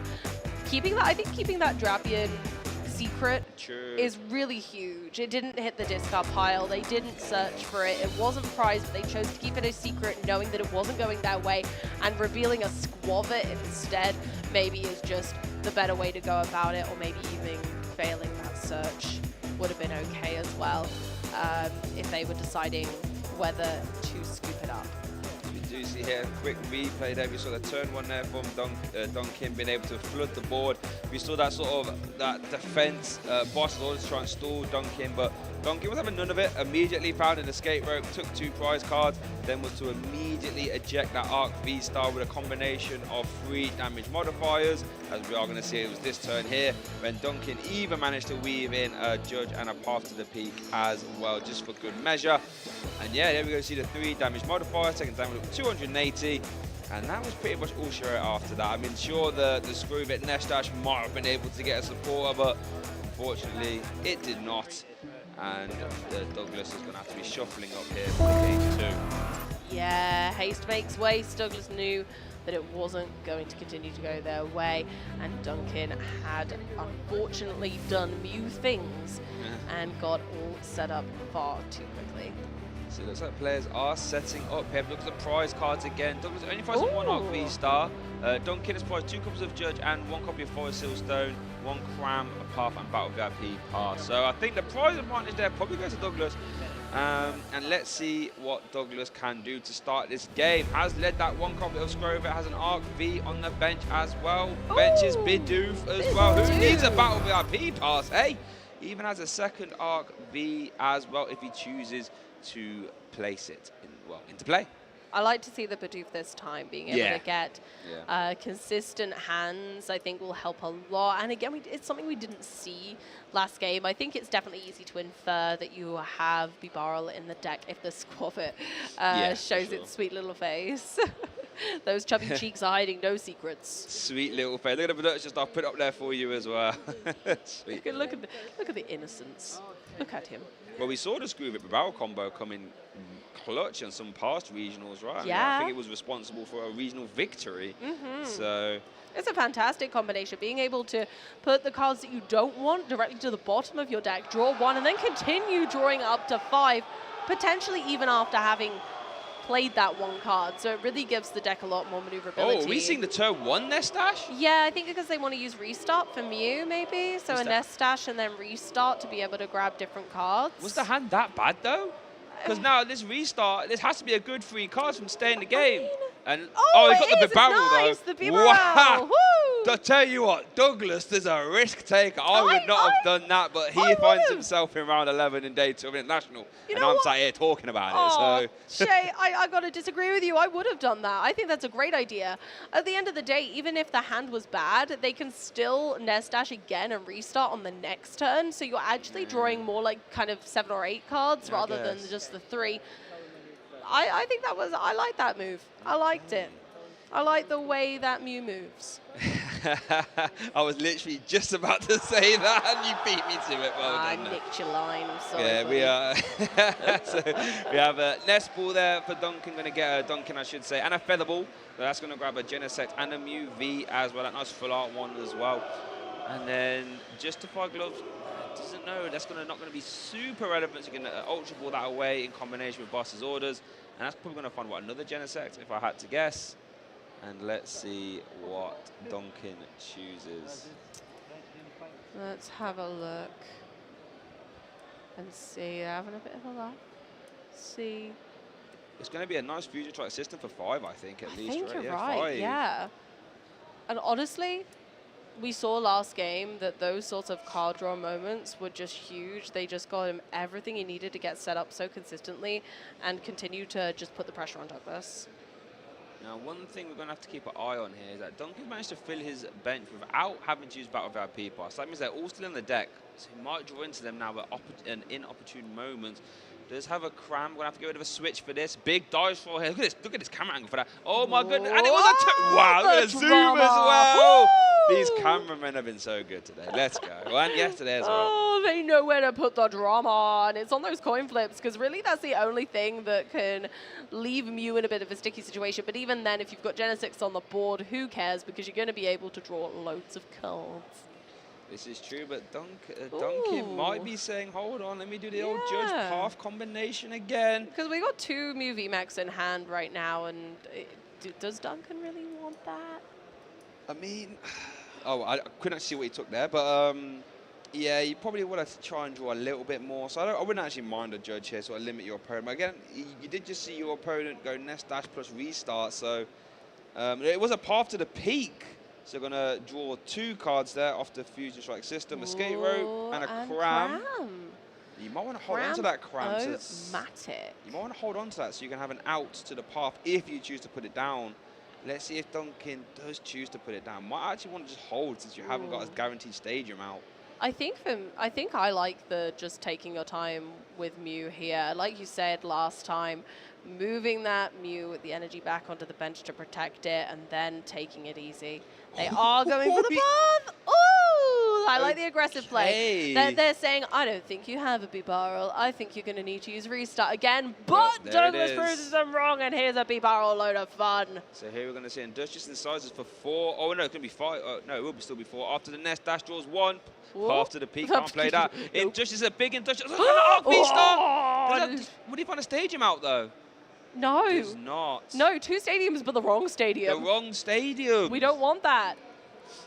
And I guess that's an interesting scenario as we do see that Superior V for the first time. Look at that attack name, Noble Light. Beautiful. But I think, is that going to have to be a pass? It is. The Scrover has to stay in the active, and Duncan now has a turn to try and increase the tempo. Could go after that Arc V-Star, but I think the turn's going to start off with that that Cram to try and replace that stadium.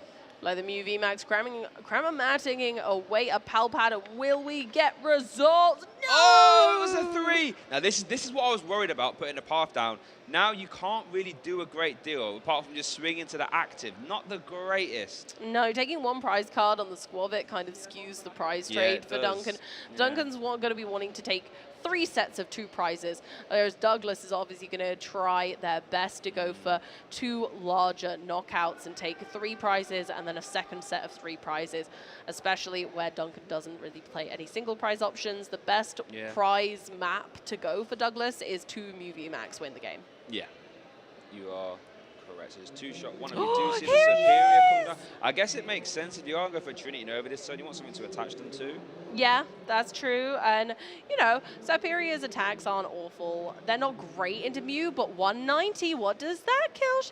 What does that KO, Shay? That kills Genesect, well, that does. Yeah. Well, Genesect resists grass, actually, so it doesn't. Oh, no, you're quite right. It's metal, which does resist grass. I always forget the resistance is very unusual. We haven't had grass in the meta in a long time, right?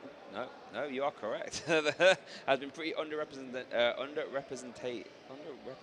There we go. We got there eventually. There we are. Yeah. We got there eventually. We got that. And there's the Giratina V hitting the bench as well. Douglas has showing the full breadth of their box deck, but it's again minus the Drapion, keeping that secret still. Yes, you definitely can't put it down while Path to the Peak is in play. Now, Douglas did draw into a Raihan. So that would be a Gardevoir free card at some point. Opts not to play it this turn. They're just going to Trinity Nova into that. 180 damage, and then gets to attach some energy. But it's going to go on that Giratina V and maybe one on the Superior V as well. Or yeah, I quite like this play, actually, thinking about it. So if Duncan were to want to Psychic Leap, they're not going to take a KO unless they kind of do quite a lot of steps. Maybe they're going to need to get the Barrel into the active and then use some modifiers. So is it worth Psychic Leaping? Probably not, but then it leaves them open to the Drapion, right? Yeah, Psychic Leap would be what, Boss Barrel, and then what, 3 Power Tablets? Couldn't even be choice, but it has to be Power Tablets. Yeah. I don't think that's going to be an option. No, I think it's too many moving parts, like too much to expect. So it's not impossible, no, but it's a lot to expect. We are going to see the escape rope being played now. This is interesting. What is Douglas gonna promote? Any one of those Pokemon can be KO'd, to be honest with you. I think it's Mew. I think maybe Mew would be my choice. Yeah. Well, the Arceus or Mew, I think. I think you've got to protect your heavier attackers, right? Although then again, Superior is not as good as Arceus V-Star in an attack, so I'm not sure. That's a really tough decision. As Douglas does go for the Arceus. And do see that Judge. That's what I was worried about, actually, for Douglas. Holding that Raihan. Now could be in a spot of bother. He's at the mercy of Judge, you know, in a bit of a court of law here to see who the Judge favors, as it were. Duncan still kind of needs to find a Power Tablet or some modifier, actually, to KO this Arceus V-Star in the active. So we'll have to keep an eye on that. Or could actually retreat back into the Mew VMAX. I think it had a choice put on it. It does, but then that Mew VMAX has taken damage, so that could be KO'd as well. Yeah, I believe it's an Arceus V in the active, though, Shay. I think the V-Star's now on the bench due to the escape rope, so a little bit less for Mew to have to do to take a 2-prize KO this turn. I think we do still need a damage modifier to hit 220, as we do see that Power Tablet being played. And I like this, though, because that means you can keep your damage Mew V on the VMAX, I should say, on the bench, as we do see that Techno Blast via Cross Fusion Strike. And let's see how the Judge has treated Douglas, as Duncan goes out to 3 prize cards. What has he got in his hand? Ooh, that doesn't look too shabby, you know. Still no Path out, but an Iono. We've got the Bibarel still in play. I think we've got some okay feeling card draw there, attaching to the Giratina V, giving it its 3rd energy, so it can attack now, but it isn't quite big enough. We probably want it to be a V-Star, right? Yeah, we need the V-Star realistic at some point. We're seeing Avery. Oh, Avery is so good against Mew. And a Vacuum as well, but they do have a damaged Mew, so do they want to leave that and not Avery yet? That is true, actually. That is true. Because they can't Psychic Leap. Well, we are going to see the Starbirth being used. That's the first time we've seen it, actually, in this best of 3. Starbirth letting you grab any 2 cards from your deck and put them into your hand. Yeah, so finally we see the Stellar Starbirth, showing that Arceus is indeed the legendary Pokemon and can go into the deck and grab 2 cards. And the lovely part about this, you also don't have to show your opponent because you're allowed to take whatever you want as long as you take 2 cards. That's all you have to prove to them. So again, we get some secrets. Opting to actually Ultra Ball away the Avery and Iona, so Avery isn't going to be on Douglas's game plan, at least for now. I think we are going to see a boss's orders, as that was one of the Starbirth targets. Probably going to try and remove that bench Mew VMAX. And do you know what that means? Once that Mew VMAX is gone, Drapion comes in to clean this game up. That's the thing. So although Douglas is looking like they're in a bit of a fishy situation, actually this is beautiful. Yes, yes, that's what we like to see. They're going to bring it back, baby. Getting a KO on the Mew VMAX with still the secret knowledge of knowing that they can possibly take another one as long as Path eventually comes back out of play. Yeah, it's a real interesting scenario there to place the path to the peak. Then you now make your own Drapion harder. Like if Duncan doesn't replace that path, you can't Drapion.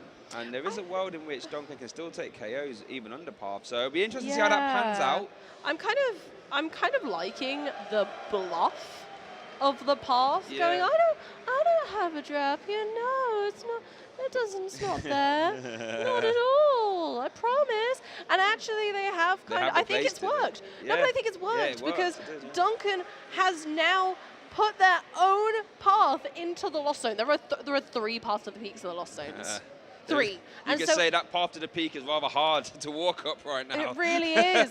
And so Duncan has put themselves in a situation where they may not be able to get another path to the peak into play, leaving Douglas wide open for that Drapion attack. There is a world, though, where Duncan can put his own path to the peak back down, though. So not quite out of the woods yet, as it were, or not quite off the peak. If they can find one, that's the thing. 2 of their own are in the Lost Zone. There's a lot of card draw still to go, only 1 Mew VMAX in play, so yep, going for the next Mew V to allow themselves to draw more cards off those Genesects. So let's see what Duncan chooses to do there as Douglas just consults the discard pile. Yeah, you are correct. Douglas has managed to hide that Drapion. I mean, it could be an educated guess from Duncan, but the problem, well, I said a problem, a downside to playing 4 DTE Mew instead of Fusion is you haven't got a choice, realistically, about playing around Drapion. You have to attack the 3 prize Pokemon unless you use Psychic Leap. So you kind of, or your only defense is just try and leave Path to the Peak in play as much, because Path to the Peak would turn off that Wild Style ability, making it so Drapion needs 4 energy to attack, which makes it a lot less likely. As we do see a Fusion Strike system, Boss's orders, oh, goodness, we don't want to see that. And that's a really clogged hand right now. Duncan can't play any of those cards. They can play 1 supporter, and that is it. No, leave him alone. Okay, all right, no, it's all right. They went for their Mew. They changed their mind. But this is what I said earlier about how he managed to fill his bench without playing Battle VIP Pass. They will come into the hand eventually, as he has 2 in the hand now. I've played a lot of Mew. I know how this works. As we are going to see a Fusion Strike system for 1. Now, as we see the boss's orders onto the Mew EX, let's see what this Genesect's going to do for Duncan. Please be playable. Needs to be playable. It's almost a path to the peak. Oh my goodness gracious. That was unbelievably lucky. But now Duncan might not put that down. He doesn't know about the Drapion. No, he doesn't. He's none the wiser. And I think the bluff from Douglas was, he bluffed it. Yeah. He bluffed it successfully. He doesn't know. My goodness gracious. He can't find the Drapion, though. Look at that hand. Oh, no. He hasn't got access to it. But he's got Bibarel. But he's got 4 cards and he's going to have to attach an energy and then draw 2 of this Industrious inside. It's going to be a very important 2. How well trained is this Bibarel? Lost Cities! Oh, and that's Duncan's final path to the peak. So maybe that's why they decided to keep it, because the other one, the last one, is in the prize cards. So we do see the Lost City come down. But we know that Duncan has another boss's orders in hand. We know that.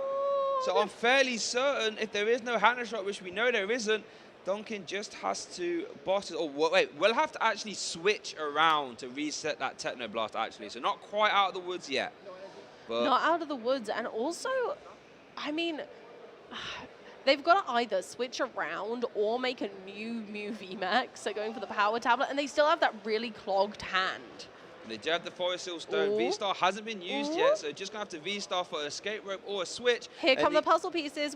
Do they have any Judge left, or like Roxanne? Maybe it's worth refreshing their hand. No, I think they just play the Switch card, or they retreat Switch card back to the Mew V, boss anything with that Power Tablet, and that's Bibarel or Superior, and that should wrap it up.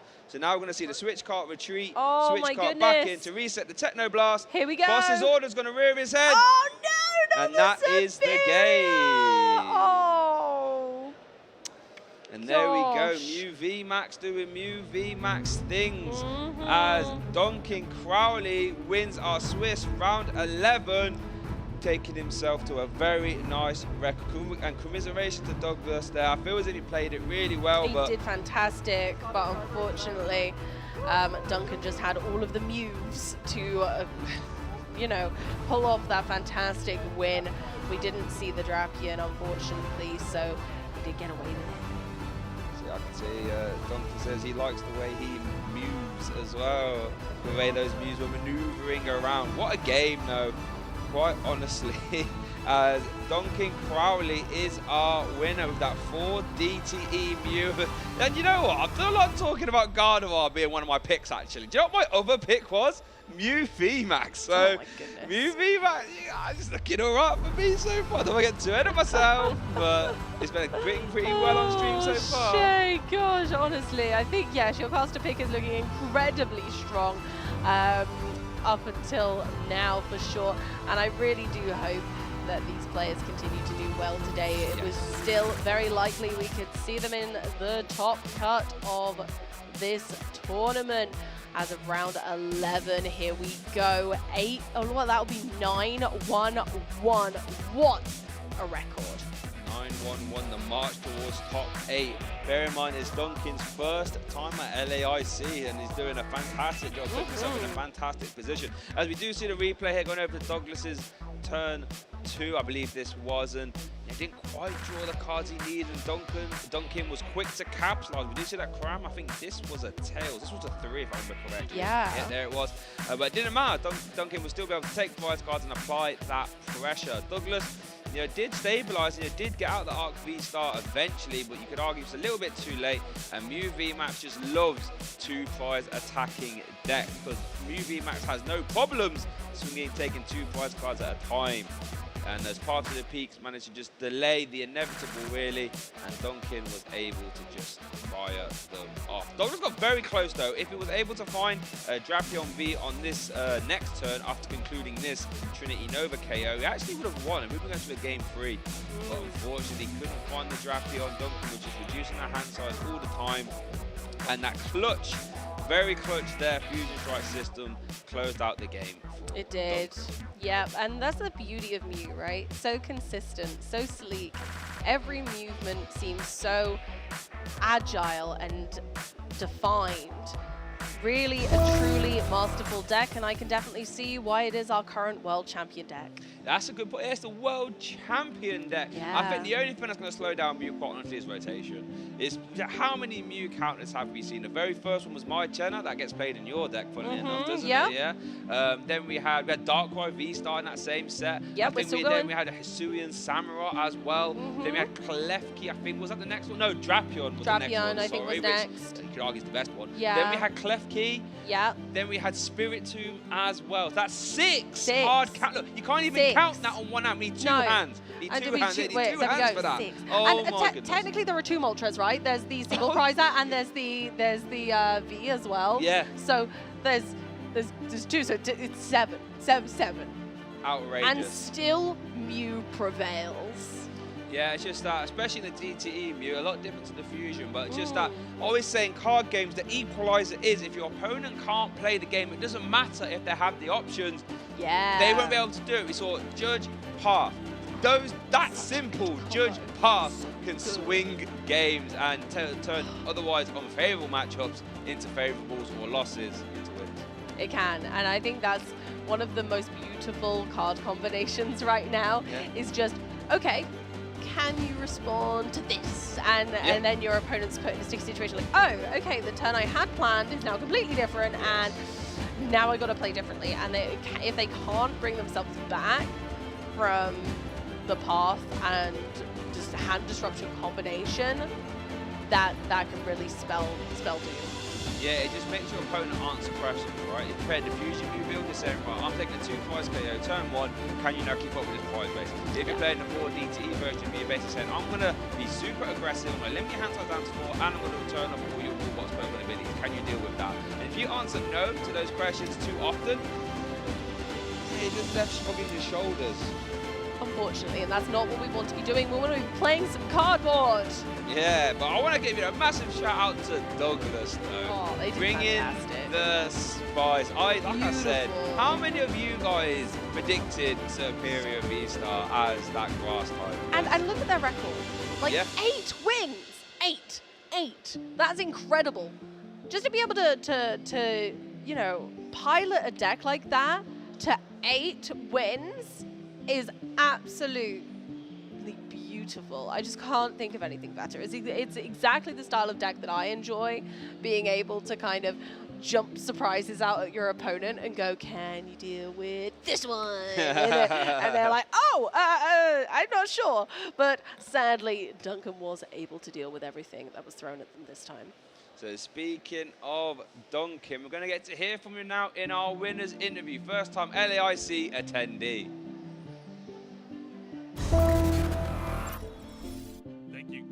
Thank you, casters. I am Jeremy Jallin here with our winner for round 11, Duncan Crowley. How do you feel? I feel pretty good. Now, you're playing Mew VMAX, and it's a pretty simple kind of double turbo, judge, path build. What made you decide to play that deck for this event? Well, I've been playing this deck since Portland Regionals, and, you know, if ain't broke, don't fix it. I'm not too scared of Charizard. I faced 5 Charizard in Sacramento Regionals, and I went positive against them then, so I really wasn't that concerned, and I've gone positive against Charizard in this regional. So, yeah, I just feel like it's a deck that I know how to sequence. I'm not going to make any mistakes, and sometimes you win because you play really well and you get the first KO, you know, go first, but a lot of times you win just because your opponent's deck is inconsistent, and even if you're having kind of a weird game, you can still pull it out because of that. Yeah, that game 1 was a little bit scary. You had just the Mew and the Genesect, and then you played the Judge, hoping to hit off the Judge.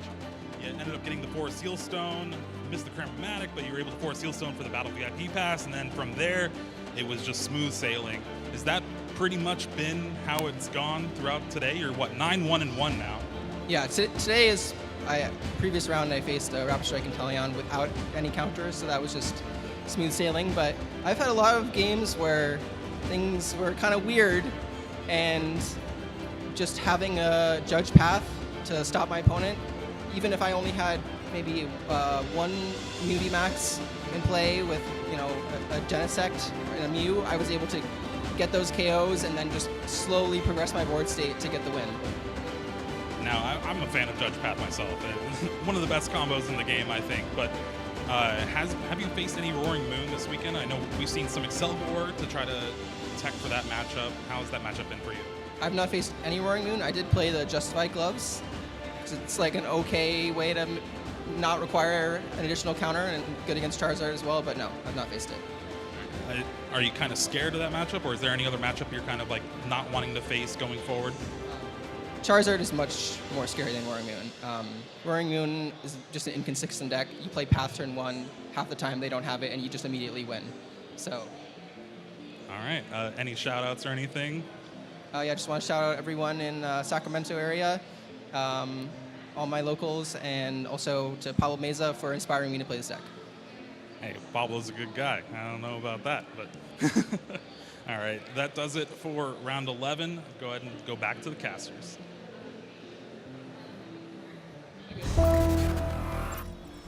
All right, we just heard there the shout out to Pablo Meza, obviously getting what, top 4 EUIC, I believe, with the 4 DTE version of Mew, and obviously one of the lovely casters here commentating this event as well. Absolutely one of our faves, as always. And yeah, look at that. Shay's predictions open day 2 at LAIC this year. Shay is absolutely going for it. So although they may have not been the inspiration for the deck, they definitely believe in them. I'm feeling very excited about my predictions, because when we did, what was the last we did? Lil? Yeah. My 2 predictions were Mew VMAX and Avery, and the deck that won, funnily enough, was a Mew VMAX deck that had an Avery. So now I want to try and keep up my momentum. with You're my getting pick. too So, good at this. so I'm feeling. So we're probably not going to see a Mew VMAX deck that has Gardevoir in it as well. That's not going to happen. But what I really want to see is one of them. One of the two. One of the two in the do finals well. minimum, And right? so far, keep the fingers crossed. Pray to Arceus that it continues this way. That they keep doing well. I really do like playing Gardevoir as well, so I'm a big fan. But I've got to say that I'm a potential Mew convert after seeing that Aselgor Mew list yesterday. I really enjoyed watching that play, and I think I'll be giving that a go myself. Okay, well, we saw a lot of decks being played in day one. So I think let's have a little bit look at the day one metagame that we have here. So there's my pick, just immediately, you know, only number one. But then one interesting thing, Duncan actually mentioned in an interview that Charizard EX was a deck that he wants to try and bob and weave, and for good reason if you play a Mew. But well, how do you feel about Charizard for this event? I think Charizard's a really strong pick for this event. It's got such dramatic HP at 330, and there aren't many prominent grass-type decks in the meta or in the tournament at all, and grass types are the only kind of big counter to Charizard EX, right? And Roaring Moon. So you think, why haven't I seen so many grass types? Well, actually, we've seen a few lists pop them in here and there, scatter them around, but realistically, you know, it's difficult to get something as consistent, and Charizard is just so fast. I don't think that there are many grass types that would be able to keep up with its pure ferocity and infernal rain. Yeah, and that's why we saw, you know, Douglas playing a superior V-Star. I'm guessing it is for that reason. So, yeah, I wouldn't be surprised to see Charizard do well. It's actually a deck that, you know, has a really good Mew matchup and has an okay Gardevoir matchup as well. And then at Chien-Pao, we saw that being played as well. Azul was playing that. I think he is in day 2, I believe. So, got to keep an eye out on that. And then we have the Lost Zone Giratina, a deck that we know can do really, really well. And it does gain that counter catcher. So we have to keep an eye on that. And then we've got the Roaring Moon. I did see a couple actually in day 2, and then Maridon rounding off. But this is, while it's all well and good looking at the day 1 breakdown, let's see how that converts into day 2. I actually haven't seen these stats either. So let's hopefully have a look at this. And oh, look at my deck still there! 24%. And look, Mew VMAX. Now this is actually a really interesting point. Irrespective of that it's still my pick, right? But Mew VMAX wasn't even on the last graph. No. It wasn't a top 5 deck. And so the conversion to not even be top 5 to now be the 5th most popular deck in day 2 speaks volumes to how it's really well positioned for this event. Really does, and you know, when a deck has a conversion rate like that into day 2, absolutely phenomenal. But I do really think that what we've discussed before yesterday on the cast is that playing a deck that's tried and tested, you know the matchups, you know how to play it, you know it back to front, everyone else knows it back to front. It has its advantages and disadvantages, but ultimately I think, especially looking at this day 2, we are seeing very clearly that knowing your stuff and having that practice under your belt is king. Yeah. You are. This is what I was saying. I think yesterday we talked about our cards predictions.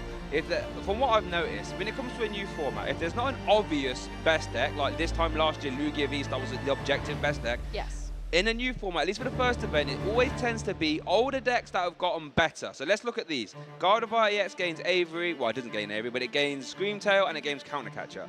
Lost Zone Giratina gains Counter Catcher as well. Charizard can play the Evolution package if it wants TM. Chien-Pao can gains the Iron Hands. Mew VMAX, just that's a bit of an anomaly, Mew VMAX. I don't think it really gains a lot. And then the Maridon EX as well. I believe that's Maridon. I might have the wrong pictures there, but it's Maridon there at 7.5%. That gains Iron Hands as well. There actually isn't a brand new deck here represented in this, top 6 decks here. No, but there are elements that were necessary for them to get here from the newer sets. You know, Earthen Vessel's a really strong card as well that's going to be prominent in a lot of these, especially in things like Chien-Pao and Lost Zone decks. You know, that's really going to increase the consistency for them and is very likely why they got up here. But let's have a look at that Gardevoir one more time, because I just want to 33 decks out of 134. That's crazy. Almost the just over 100 mark, like the 34. We're like 1 out of having that be the Gardevoir players alone. Now, I think there's a combination of this. Not only is it an incredible deck, and it clearly is incredibly strong, I also just think it's really fun to play. And at the end of the day, we are playing a fun card game. We're playing a game, and I think that if you find a deck that you gel with because you're having fun, there is volumes in that. Yeah, I mean, I was interviewing Jesper Eriksson yesterday, actually, and I actually asked that question, you know, coming into a new meta, do you think it's better for players to play a deck they know, or to try and break the meta and play something new? And he said for like 99% of players, all you want to do is just play a deck that you know, that you're comfortable with, because then you know all the plays, right? Like, for example, I haven't played a lot of Giratina, so if I was to try and rock up to an event and play Giratina, I promise you it wouldn't go well. But I have played a lot more Gen Power Mew VMAX, so I'll be more likely to do well, even if it's not, let's say, the best call for the event.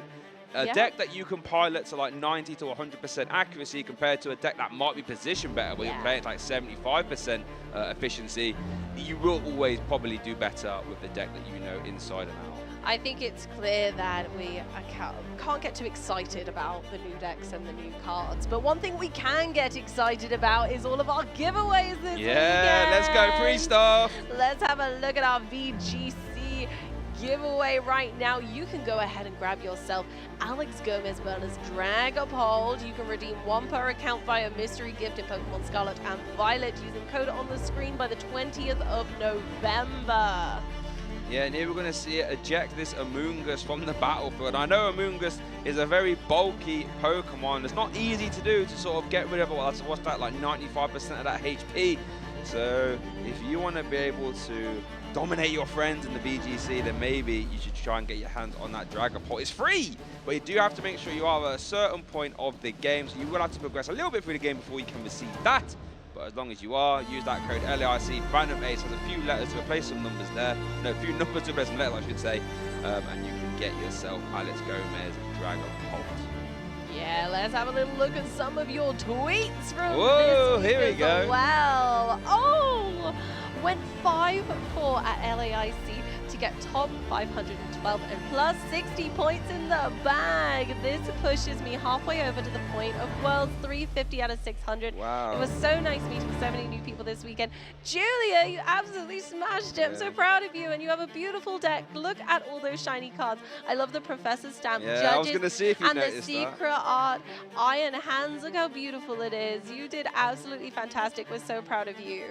Yeah, you know, massive shout out there, you know, going 5-4, getting some points. 60 points for 5-4, by the way. That is incredible. Yeah, these internationals are so good for giving out that CP. And like they said, they're going 350, halfway towards their invite. And you're only at your first international of the season. So, Julia, you know what? I think the season's looking good for you. I hope you keep up this fantastic play. Love the deck choice as well, and I'm glad it treated you well. We're going to see you at Hawaii, right? We're going to see you in Honolulu? I hope so. Very much on the way there. Oh, that's a beautiful... Oh, my goodness! What am I looking at here? Look at this, William! Thank you, Graffiti Games, for a fun Pokemon TCG night as we watch Pokemon LAIC on the television. Super proud of my Mewtwo deck. I love the look of this deck. Mewtwo EX with Clefable. I can just out of the corner of my eye see a little alt-art Mew EX there as well, with Zartu, which was in the pre-releases.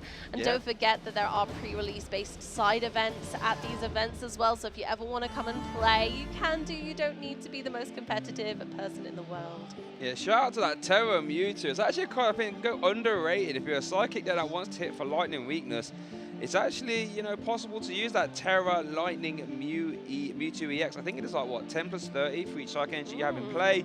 So you can start hit like Lugia, for example, for weakness very easily. And those R2s are a very underrated form of energy acceleration, letting you attach a Psychic Energy from your hand and then draw 2 cards as well. So shout out to William there with a spicy deck. I'm glad you're having fun, and I'm glad you're having fun watching the LAIC stream as well. Oh my goodness. Incredible. After 7 years without playing a big event, I placed 876th out of 1,260 3 at hashtag Pokemon LAIC. 1 on happiness and friendship. That's what we're talking about, Dufto. That's what it's all. What is the Pokemon about? What is it about really? It's about community and having fun. So I tell you what, Pokedufo, if you won on happiness and friendship, it sounded to me you had the best kind of event there, my friend. So I'm glad after 7 years that you're getting back involved. Love to see that. And hopefully you've been bitten by that competitive bug. And hopefully we see you at more events soon. Loving that pose as well. Again. Yes, traveling around Japan. Oh, yes. Wow, while watching LAIC on my laptop and playing the vintage Pokemon TCG game on Game Boy, which you can get on your Nintendo Switch now, which I'm really excited to pick up and play. I've actually never completed it. And did you know there's a gym leader called Amy in that game? Is there? She's a water-type gym leader. Yeah, how crazy is that? So there's even lots more new characters to explore in the Pokemon trading card game on Game Boy. Thank you so much, Catchminder. Yeah, massive shout out to Catchminder, playing all the way out there in Singapore. Been there myself, fantastic community out there, regional champion, and had to qualify for the last World Champion, or the London World Championship, I should say, no, the Japan World Championship, I should say, via the Pokemon Company invite, which is can be traditionally a lot harder, but Catchminder did that. Fantastic member of the community and a stand-up gentleman as well. That's amazing. Oh, Eric's back! Thank you for tweeting again, Eric. Ready for another awesome day of making new friends. Day 2, we're ready for this. That's what I'm talking about. Hopefully we'll get to catch up with you soon, Eric. I hope you're having the most fantastic day with your friends. Yeah, look at that. And it's sunny Sao Paulo, and you're having, like, it doesn't get much, at least for me, right? Sun, friends, Pokemon. Come on. Doesn't get much better than that, honestly, and you get that here at LAIC. So I'm glad, Eric, that you're having a fun day too as well. And it's still a 3rd day of competition because we are at an international as well. Yeah, we get 3 whole days of action-packed fun. There's nowhere to go but here, whether you're watching from home or you're at the event. We have so much more in store for you guys. Yeah, and it's entertaining. We're only at round 2 here today. Don't forget, at the end of the day, we'll have some top cut games. Got some top 8 and some top 4 action coming soon as well. So, and as we saw right at the start of the day, we looked at some of the prizes. That's where the big prizes started. Not only packs, but we're talking about some money too. Oh yeah, we have increased pricing in not only points, but also monetary pricing and physical booster boxes as well this year. And first place, let's not forget, first place of this event gets a guaranteed invitation to the World Championships in Honolulu. Yeah. If you win, you get on that plane and you're going to Hawaii. So make sure to get involved. One thing I really love about the international, as you saw on our first tweet there, I should say, is that because the CP pricing goes down lower, you go down to top 512. Yeah. You only have to go 5-4. So that means you only realistically have to win just over half of your games. Very achievable. So as long as you're at home practicing, get involved with local league practice, I promise you, you can do it. If I can do it, I promise you at home, you can do it. Make sure to get involved with the socials down there. Use the hashtag Pokemon LAIC, hashtag play Pokemon. You've got yourself on Twitter there. You've got YouTube, Facebook, Instagram. Come on, that's pretty impressive there, doing it all like that, right? Yeah. So use our hashtag PlayPokemon to get involved so that we can also read your tweets and see your lovely photos. Yes. Whether you're at the event or you're at home enjoying the event or on the go. Yeah. On the train enjoying the event, please let us know what you think. Yeah, shout out to that Cashminder there, was watching Pokemon TCG while playing Pokemon TCG, was been on a train. So if you want to get involved... Can't get much better than that, right? Yeah, it doesn't get much better than that, especially you get the channels down there to keep watching. You've got Twitch and YouTube. Get involved in the chat if you're on Twitch as well. And yeah, if you're going to tweet, make sure to use the hashtag Pokemon LIC or hashtag play Pokemon. And there's every chance that your tweet will be here on this screen and we get to read it out and react to it as well. It's always lovely to see how the community's doing, whether in or out of the event. It's just so wholesome to see everyone making friends and being just the fantastic community that we all grow to love. Exactly that. I also want to dial back to our first tweet because we saw there was a professor program judges. I want to give a massive shout out here while we can to all the professors, all the staff. You know, it's because it's not even just production staff. You've got judges, you've got security, you've got catering, you've got people that work at the hive, you've got people that handle the match slips. There's so many staff that go into making these events possible, and without them, well, we wouldn't be here. the players wouldn't be here. You know, we'd all be playing it on the Switch as Kashvinda was. So massive shout out to all the staff, because without them, these events wouldn't be possible. So make sure we all are thankful to them. I mean, you're a judge yourself, right? You run local events. Yes, I run local events back in the UK. It's always so much fun. I wouldn't trade it for the world. It's one of the most joyous things to be able to bring this community together and play Pokemon together. And I love putting on unusual formats. I love playing a lot of the formats that you have at these events as well. So in the side events, some of my favorites are the Ditto Draft. I love me a little Ditto Draft. If you don't know any of the rules to any of these, you can look them up in the alternative formats section of the Pokemon website. I also love me some GLC, popularized by a very fantastic player, Andrew Mahone. Yep. And I also very much love me a pick-a-pack. Oh, so here's what we're going to do. We're going to cut to a quick break, and you guys can go home, look up those alternative formats, and by the time you've read up on them, we'll have the action right back. So don't go anywhere. Quick break.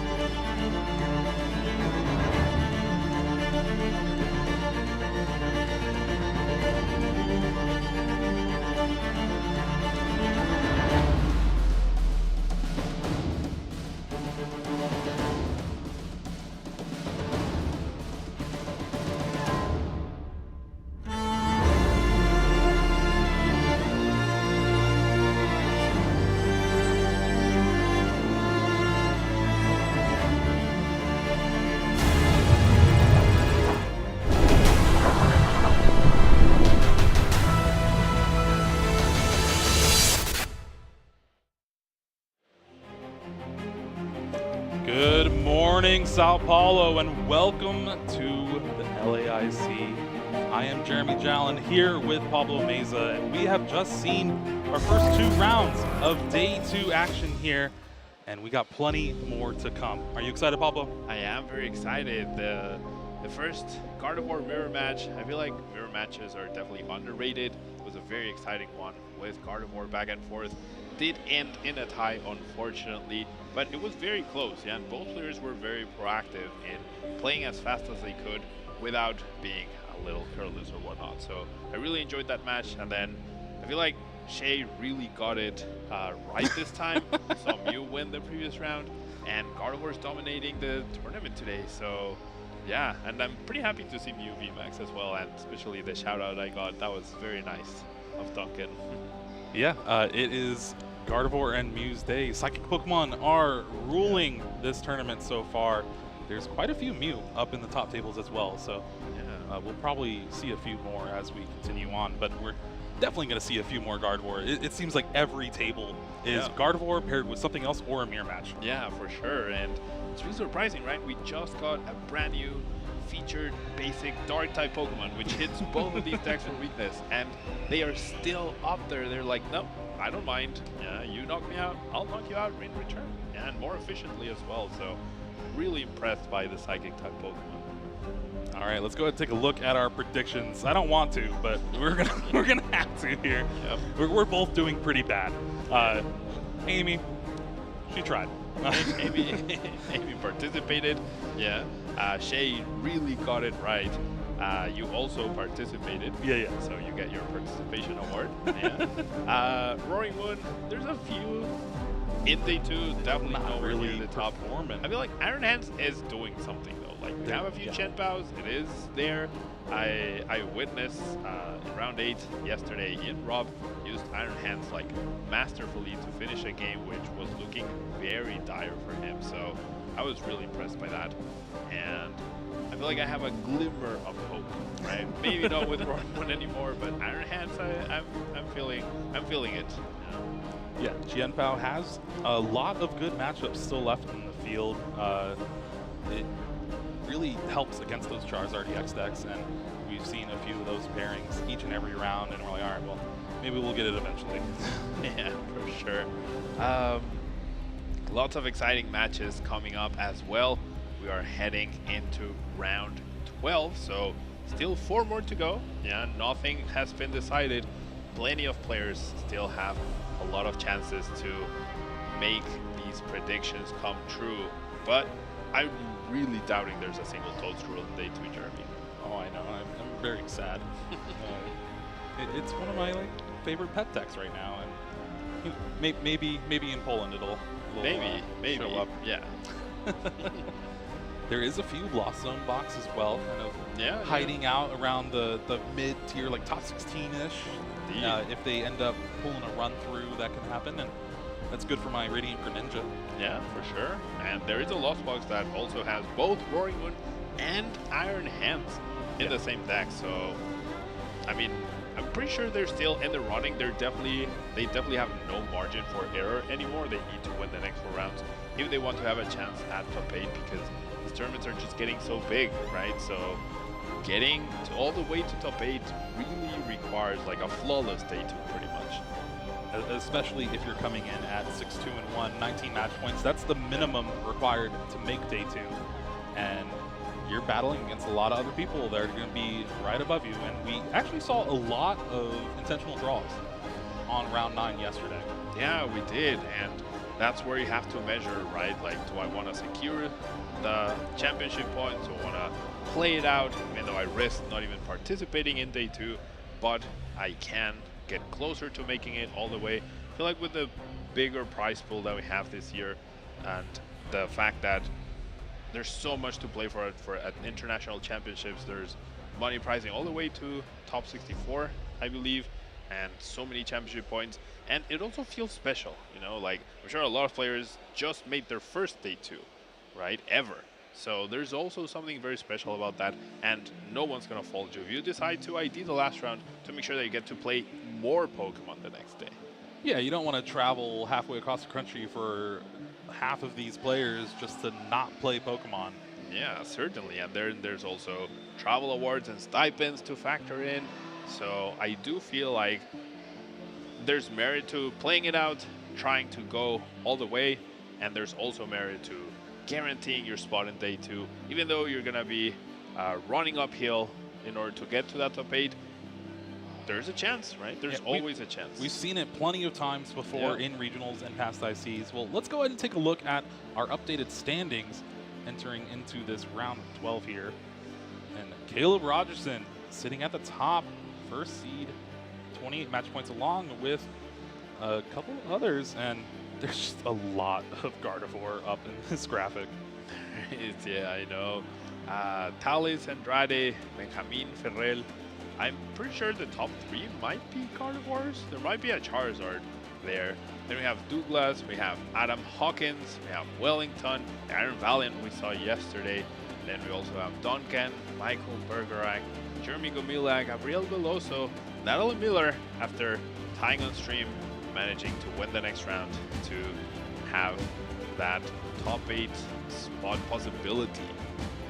Yeah, and there is a couple interesting decks still out there in the field. Maybe we'll see a Snorlax, maybe we'll see the Lost Zone, Iron Hands, Roaring Moon, as we've seen before.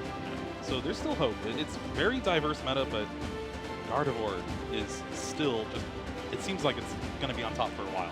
Indeed, and Gardevoir is definitely, like, it's not like a region decided to default to Gardevoir. Yeah, in this top 16 we have representation from all different regions. Most are, or the majority are LATAM, but we have a bunch of NA, we have Europe, we have Oceania, so they all came, like, it feels like the whole world came to an agreement to be like, you know what, Gardevoir is still pretty darn good. It's still pretty darn good indeed. Well, I believe our players are ready down at the stage. Let's go ahead and get down there and start our round 12. We are ready for this round 12 match as we get closer to that top 8. I feel like making top 8 at the first IC of the season with the new prizes is going to feel really good as we have our matchup Lost Zone Giratina V-Star against Gardevoir EX. How do you feel about this matchup, Jeremy? Yeah, it's pretty interesting. You still have the power of Sableye, Lost Mine to be able to pick apart Gardevoir's bench, but there is no Jirachi in Kieran's deck. So that could come up big here. One of the big cards out of Paradox Rift to kind of stymie Sableye's overwhelming power of the format. Indeed, Jirachi pretty key to stop that Sableye. I do feel like Gardevoir has been able to beat Lost Box based decks or Sableye before Jirachi existed, right? However, Sableye now has a new tool to play with, which is Counter Catcher. There's a really cool play that Giratina decks can do where they can go Counter Catcher a fresh Shining Arcana Gardevoir, place the 12 damage counters on it, and therefore you cannot attach enough energy through Psychic Embrace to attack or even retreat the Shining Arcana Gardevoir. So that is something that we could see this matchup in order to try and stall out Kieran and make sure that you get 2 turns of Lost Mine without giving up a prize card, which can be pretty devastating at that point. And both Angel and Kieran are 8-1-2, so they are sitting at 26 match points. Typically in regionals, we've seen a lot of players, and it's come down to 35 is usually either the bubble or just in.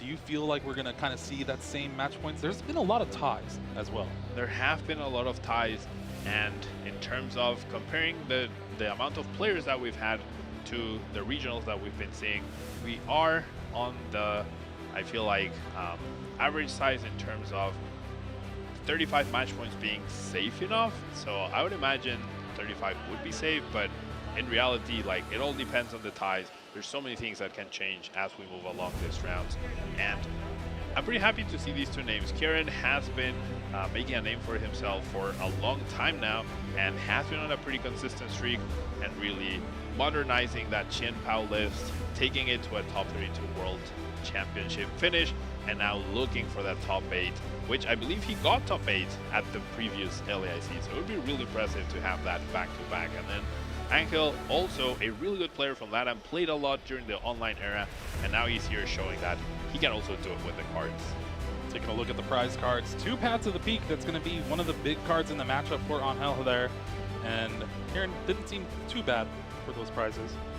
Does have the Professor Turo scenario in the prize though. Yeah, the Professor Turo could come into play as it's a way to heal, right? Any leftover damage that Sableye places, or if you attack with Giratina, with Gardevoir EX, when there's no Giratina V-Star threat of getting return KO'd, you can essentially absorb a hit through that and then pick it up. You can also collapse Stadium in a way, so a lot's gonna come down to how well can Kieran manage his bench and the damage or the targets that Sableye can have, and then also the disruption, which, as you very well mentioned, with 2 Paths to the Peaks being prized, is gonna be less detrimental for Kieran. But we'll have to see. Sometimes 1 path is enough, right? You only need 1 path plus Roxanne to slow down opponents. And if Angel figures out that 2 of his paths are in the prize cards, he might choose to save them. Angel starting off with a Battle VIP pass with a Sableye in the active spot. And his fun fact was he prized 4 Comfey in a game this weekend. That is incredible. I don't think I've ever prized 4 of any card. Like, I don't recall doing that in 20 years of playing. Prizing 4 copies of a card you play, that's incredible. That's worse odds than a shiny legendary That Pokemon. is worse odds than a shiny legendary Pokemon. Yeah, we keep coming back to that. You know what's also pretty low odds? Starting Battle VIP Pass when you only play 3. And he'll only play 3 Battle VIP Pass in his list, which is generally very surprising to me. Yeah, either it's the one with combination of Irida or Arven in those type of decks, or just the full 4. Interesting to see. Cutting corners a little bit, fitting some tech cards that you kind of want to see, and wow, starting 2 of them. Starting 2 of those 3 Battle VIP Pass. Speaking of shiny Pokemon, this is the equivalent of a shiny Pokemon in the TCG. Now, yeah, I mean, having 1 copy in your deck when you play a direct search card for them can be pretty good.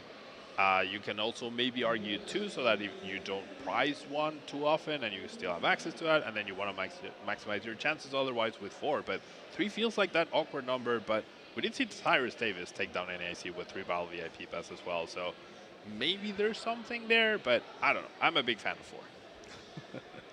I mean, it's working out fine for Angel there. No way to get Comfey in the active spot, though. No energy, no switch cards, so no flower selectings to start the game off. And that's got to be good news for Kieran there. I also don't see any Chorus Experiment in Angel's hand, so despite the explosiveness of the double Battle VIP Pass, if he doesn't top deck something good next turn, we might see another pass, as Kieran's deck probably not going to be offensive this turn or maybe even the next. Going to take this time to check his prizes and make sure he has a good enough setup, with Manaphy being one of the key cards, as with these Giratina decks, you never know whether they're playing 1, 2, or 3 water energies and how easy they can accomplish the water shuriken attack.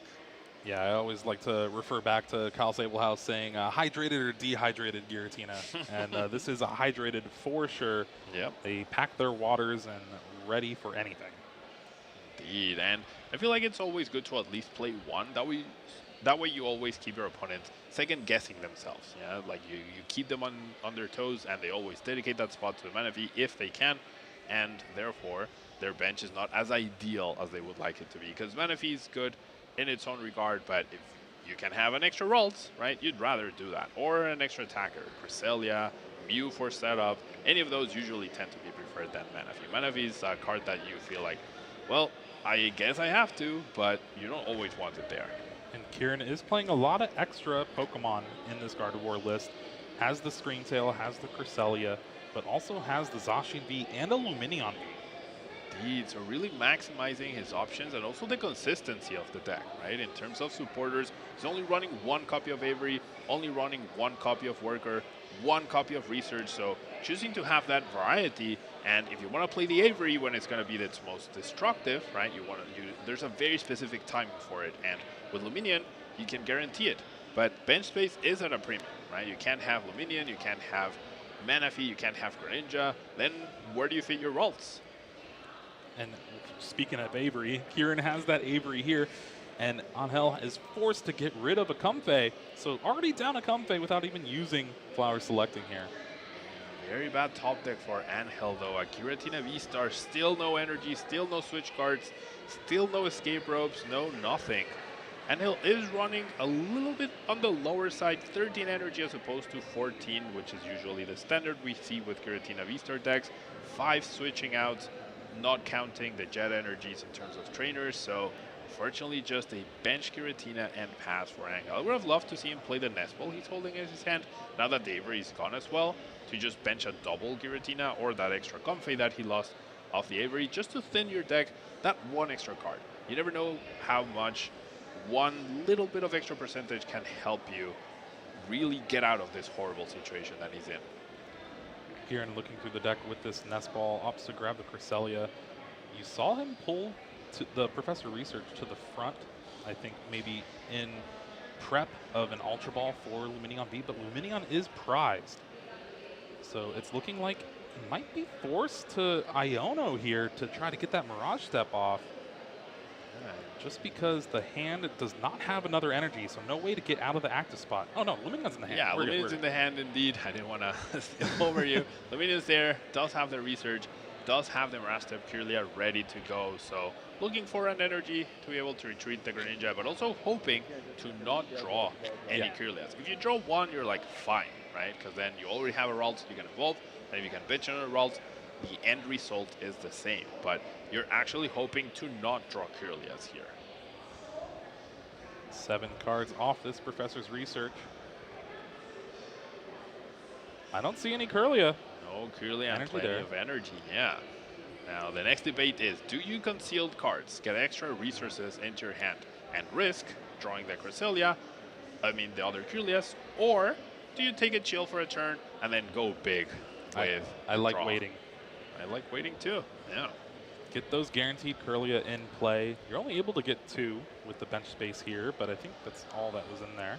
Yeah, 1 Kirlia was indeed prized, so almost ideal setup. And if you get to this point as Guardy, and your opponent, your Lost Box opponent, is not able to get even a single card in the Lost Zone, you're feeling really, really good about this. Finally an energy though. Now here's the debate though. Do you conceal cards with the energy to try to find some more, or just retreat and use your 1 flower selecting? You see the same amount of cards, but you get more cards with the concealed cards. You get to keep more cards with the concealed cards, but you also get to advance your Lost Zone with the Comfey. So I would favor the Comfey just a little bit more, as if you use concealed cards and you get 2 non-playable cards, no more energy, no more switching cards, no call risk, then you're still at 0. And at the end of the day, you really need to get cards into your Lost Zone for this deck to work. Unfortunately for Angel though, Nest Ball and Jet Energy, not super useful. I think with Jet Energies as well, it might be a little better option to conceal cards the water away, and then drawing the Jet Energy equals 2 flower selecting, but able to find a switch card off of that concealed card, so with 2 flower selectings down, able to get a couple cards in the Lost Zone, but still nothing going on Angel's side of the board.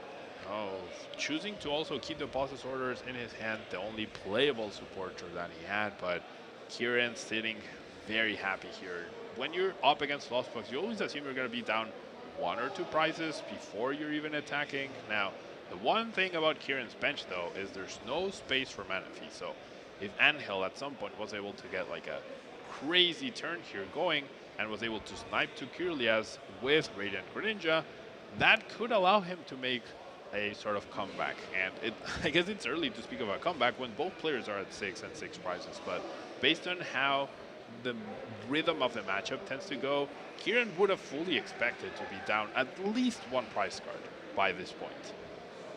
Ultra Ball here discarding Scream Tail and a Waltz. Most likely going to search for a Gardevoir here. Able to evolve that active, and that way you just get more draw power, maybe hit a couple energies off that Shining Arcana. Maybe hit, that would be pretty lucky I would say, but there's always a chance. I've definitely pulled that off myself. Like you use Shining Arcana with 0 expectations and then you're just like, oh, will, here we go. Now opting to evolve the Refinement Kirlia on the bench. I like that. I feel like we're going to see a Gardevoir EX in the active spot. Attacking with Gardevoir EX this turn feels really, really safe. Your opponent has 2 cards in the lost zone. Will only have 1 Comfey in play if you knock this out. So in order for them to get to 7 cards and threaten you with a Giratina V-Star attack, probably not going to happen. Almost 0 chance of that happening as we see that Gardevoir EX attacking. And with only 2 damage counters, even if they hit you for 280 damage, you get to survive with 10 HP left, and then you get to Professor Turo or Collapse Stadium. Both cards are in the prize cards, however, but Kieran with Angel's super slow start, feeling pretty good here. Yeah, even using that reversal energy, saying, yeah, I'm going to be up in prizes, at least 2 of them by next turn. So this isn't really going to do me much good. Might as well get out of the way, use the energy. And Iono is the draw here, I believe, for Angel. Maybe it was the Comfey, but... Finally finds a Colress experiment, so we'll be able to get to 5. Like I said, probably 0 chance of getting to 7, and this is sometimes a problem with Colress. You find 5 really good cards, therefore, what do you actually get rid of? The counter catcher is important for later in the game. You want to follow Colress to this one you just had, and Mirage Gates is what you're going to use to power up that Giratina V-Star. Nestball was the easy choice there. Yep, Nestball was the easy choice, but this decision, I feel like I would lean towards the Mirage Gate. The other big cards are very important, and I think realistically, if Angel continues to fall far behind, the Roxanne plus Sableye plus a Path to a Peak right here could be the most important thing to work for him. So if he's going to make any sort of comeback, despite this game still being in the early stages, that's probably how he's going to be able to accomplish it. And still no switch outs here, and that is just due to the fact that there's only 5 in the entire deck to go along with Jet Energy. No energy to attach for the turn, and this has been a start that Angel has not wanted to see. This is almost like present for Comfey. You're just not even really able to flower select it. Indeed. Yeah, I think one small issue that Karen could face eventually in this matchup is whenever the Giratina V-Star ends up attacking, because Kieran will be ahead in prize cards, getting enough energy to knock out that Giratina V-Star with your ideal attacker, which is Shining Arcana Gardevoir, will not be as simple, right? Getting 8 energies when you don't have access to reversal energy can sometimes be a little tricky. There is the possibility of Screamtail with the Luxurious. No, there's no Luxurious. Oh wow, okay. Cave in the list, so yeah, getting to a big enough number is very reliant on the reversal energy, which right now Kieran cannot access. So getting a manual attachment on the Gardevoir could actually be very, very important, just so that you're able to guarantee you get to that 300 damage threshold. Now Fog Crystal here from Kieran, able to grab a Psychic Energy, and already has used Refinement and Shining Arcana for the turn. Shining Arcana for a few extra cards, Rain Greninja as well for extra draw. Interesting to see how Kieran is left-handed, I believe. That's why we see the decks in that spot. Like, I was a little confused right there by what was happening, but yeah, I'm glad he's able to adapt that way in the stream table. Listen, Pablo, left-handed people are people too. Of course, I'm very happy. I'm very happy that, because I feel like we've had instances where very awkward to play. Yeah, where it's awkward, and like the prizes sometimes like are in difficult spots or not the usual spots, and so it's very nice to see this fluidity, between both players. Ultra Ball discarding Manaphy and the Ralts. Might as well. This has not been a setup for Radiant Greninja and its Moonlight Shuriken, so by the time that even gets ready to go, you're probably going to have an entire bench full of just Gardevoir.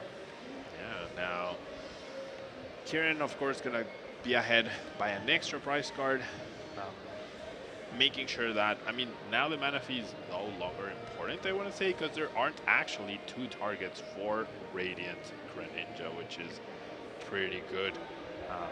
Like I mentioned, yeah, you don't want to bench Manaphy if you don't need to, and now that all the Pokemon have so much HP, there's definitely no point to the Manaphy.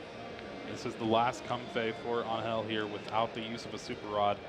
2 have been knocked out, and then an Avery discarded the other one turn 1. Just did not working.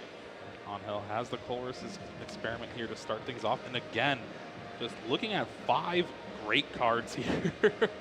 Not really wanting to get rid of much of any of them. Having to get rid of Colress's Experiment and Iono. Yeah, it's not nice when you get all these useful cards into the Lost Zone, but I really think Angel's best opportunity is to be able to bring one of the Shiny Arcanas, Gardevoir, on the bench with that counter catcher. Kieran does play copies of counter catcher as well, 2 of them in fact, same as Angel, but it's only Angel that's going to be the one to use them this game. And with that flower selecting, there's now 8 in the Lost Zone. Not going to be enough for that Lost Mine, and might have to settle for something like that Cramorant or just attacking with the Giratina V-Star. But again, if you're attacking with Giratina, you're losing a lot of energies. You are losing a lot of energies. However, I do like this. I mean, Angel doesn't know this, but he has to expect that there's some sort of Collapse Stadium or Turo in the list. Sometimes there's only one of those. Usually there's always Collapse Stadium. But fortunately for Kieran, I believe they're still in the prize cards. Therefore, that Gardevoir EX sitting at 10 HP could also be a target for Counter Catcher when it eventually retreats, or sets up a Sableye play very, very nicely. Well, it looks like with the double Mirage Gate here, Radiant Greninja is getting powered up, but only having one really good target in that Kirlia on the bench. It's going to be forced to put 90 on something else, maybe that Lumineon, maybe a Gardevoir. Eyeing up the Path to a Peak in Angel's hand, eyeing up the Counter Catcher as well, so I'll be interested to see if he decides to go with those or decides to keep them for next turn. Now, important to check your opponent's outs, your opponent discards, how many energy are available still to see the effectiveness of the Counter Catcher. I would really want him to save that for a Roxanne play, and with 2 Path to the Peaks priced as well, at least save the Path to the Peak. Well, there is the Counter Catcher on the Gardevoir. Brings it to the active. No energy there, and I think we're going to probably see a Path to the Peak here right before the Moonlight Shuriken. Yeah, there's a Path to the Peak, so if you knock out the Kirlia, then you might be able to access the other one, but if Kieran immediately counters this, I don't think Angel's Roxanne will be as effective as he would like it to be. Yeah, and there's already a worker in the hand for Kieran, that powerful supporter, able to discard a Stadium and then draw 3 cards.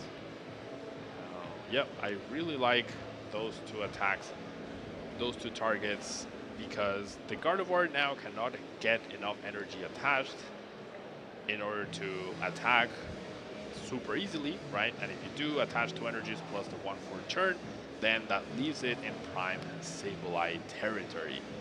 But I don't know what Angel can pull off here. If that Path to Peak gets countered, Roxanne will just not be as effective as he would like it to be. There's an Iono though. The 1 prize card he pulled, Path to the Peak. Oh, it was? Yeah. Oh, great. Fantastic then. So having access to Roxanne and Path to the Peak next turn, as long as there's not something like an Iono from Kieran here, could be very beneficial in trying to get Angel back in this game. Yeah, did find that energy from the Shining Arcana, which is fantastic, as it will allow him to potentially retreat or attack, but by doing less self-damage. Right now, it's all about Kieran conserving the least amount of damage possible on his side of the field to make Sableye the least effective and try and somehow not or get rid of that Lumineon from the board, which I believe he might be grabbing the Collapse Stadium in this upcoming turn. Artisan will be the stadium choice to bump that Path to the Peak. So now rule box abilities are available to Kieran again, and we see that Cresselia being benched with its Moonglow reverse. This has been an all-star in Gardevoir's time against Lost Zone Box. Yeah, we finally see the Iono as well, which paired with the Cresselia, probably targeting down this Sableye or even the Comfey, as Angel is still at 8 cards in the Lost Zone. If you knock out the Comfey, you're saying, Angel, either you call res or you're not going to be able to use Sableye next turn. So both of those potential targets, you also get to heal your Gardevoir a little bit and take it out of range of Sableye as much as possible. So the Cresselia, a very powerful card here. Now 4 cards off the Iono for Kieran, 5 for Angel. attach for the turn on that Gardevoir in the axe spot, so now we can see a retreat. Yep, the retreat with no self-damage. That's pretty big. You also see a little bit of deck thinning by Kieran. Very important to do. And one thing that I want to note as well is we're 20 minutes into this round. Yep. Yeah? And we're still at 4 and 5 prizes each. So Anthill will need to pull off a really big comeback here, as if we get a similar game 2, I don't think we're seeing a game 3, Jeremy. Yeah, it's going to be pretty difficult to finish 3 full games in this matchup, especially with how things have gone so slow for both of these players in the early game. Now, there's a couple extra energy Psychic Embrace onto that Gardevoir on the bench, so now an attacker is lined up just in case another Path to the Peak comes down. Yeah, 2 attackers even, with the Gardevoir and the Shining Arcana Gardevoir both ready. Having this energy, this extra energy without the damage on the Shining Arcana Gardevoir also means that Kieran will have an easier time knocking out a full HP Giratina Beastar as well, which is pretty important.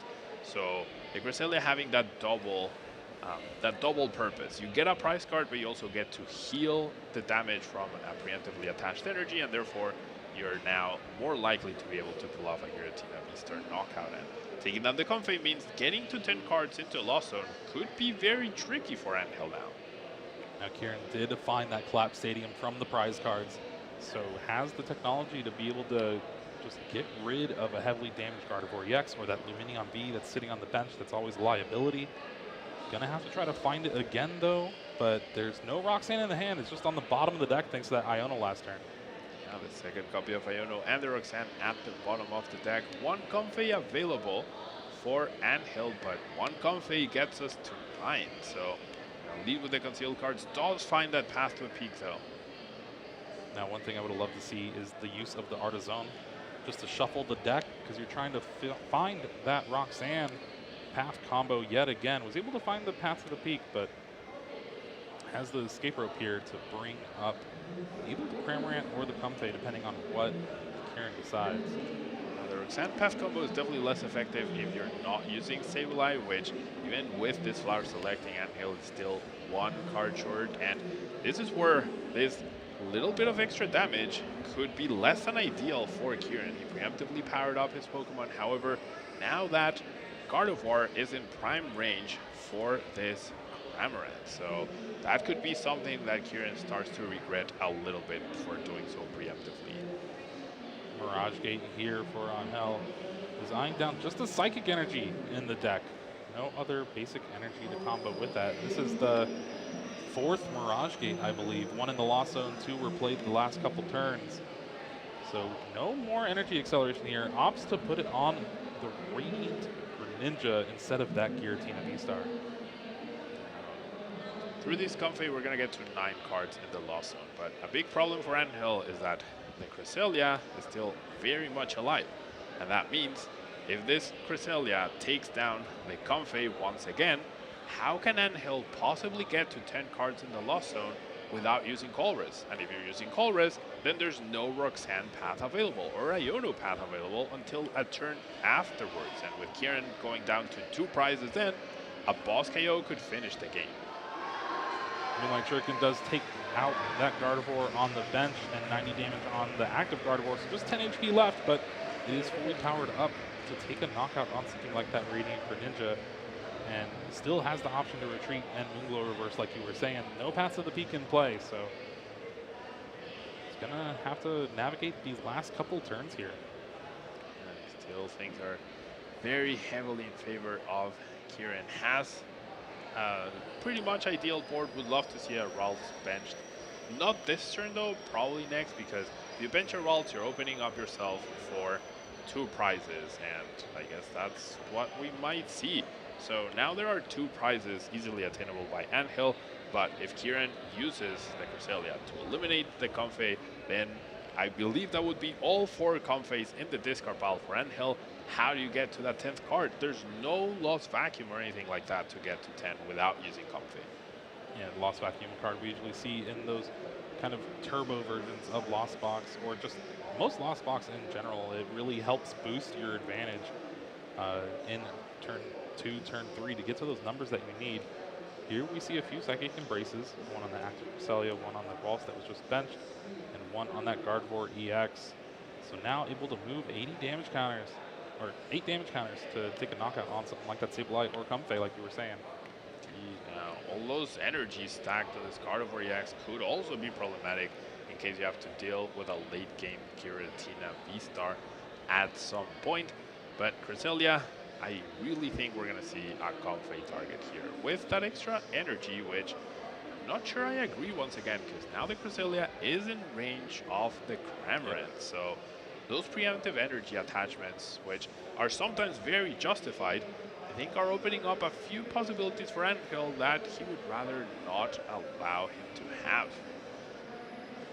And it looks like Kieran is eyeing down, taking a knockout on that Sableye on the bench, fearing Lost Mine, but this is where I like looking at your opponent's resources, seeing what they have left, and seeing that would be the last Comfey, and not really much advantage in trying to play a Colress when you need to play something like a Roxanne or a Boss's Orders even. Now, no second Sableye available for Angel, though. It might be stuck. It's in the hand. Oh, it's in the hand. There you go. Never mind.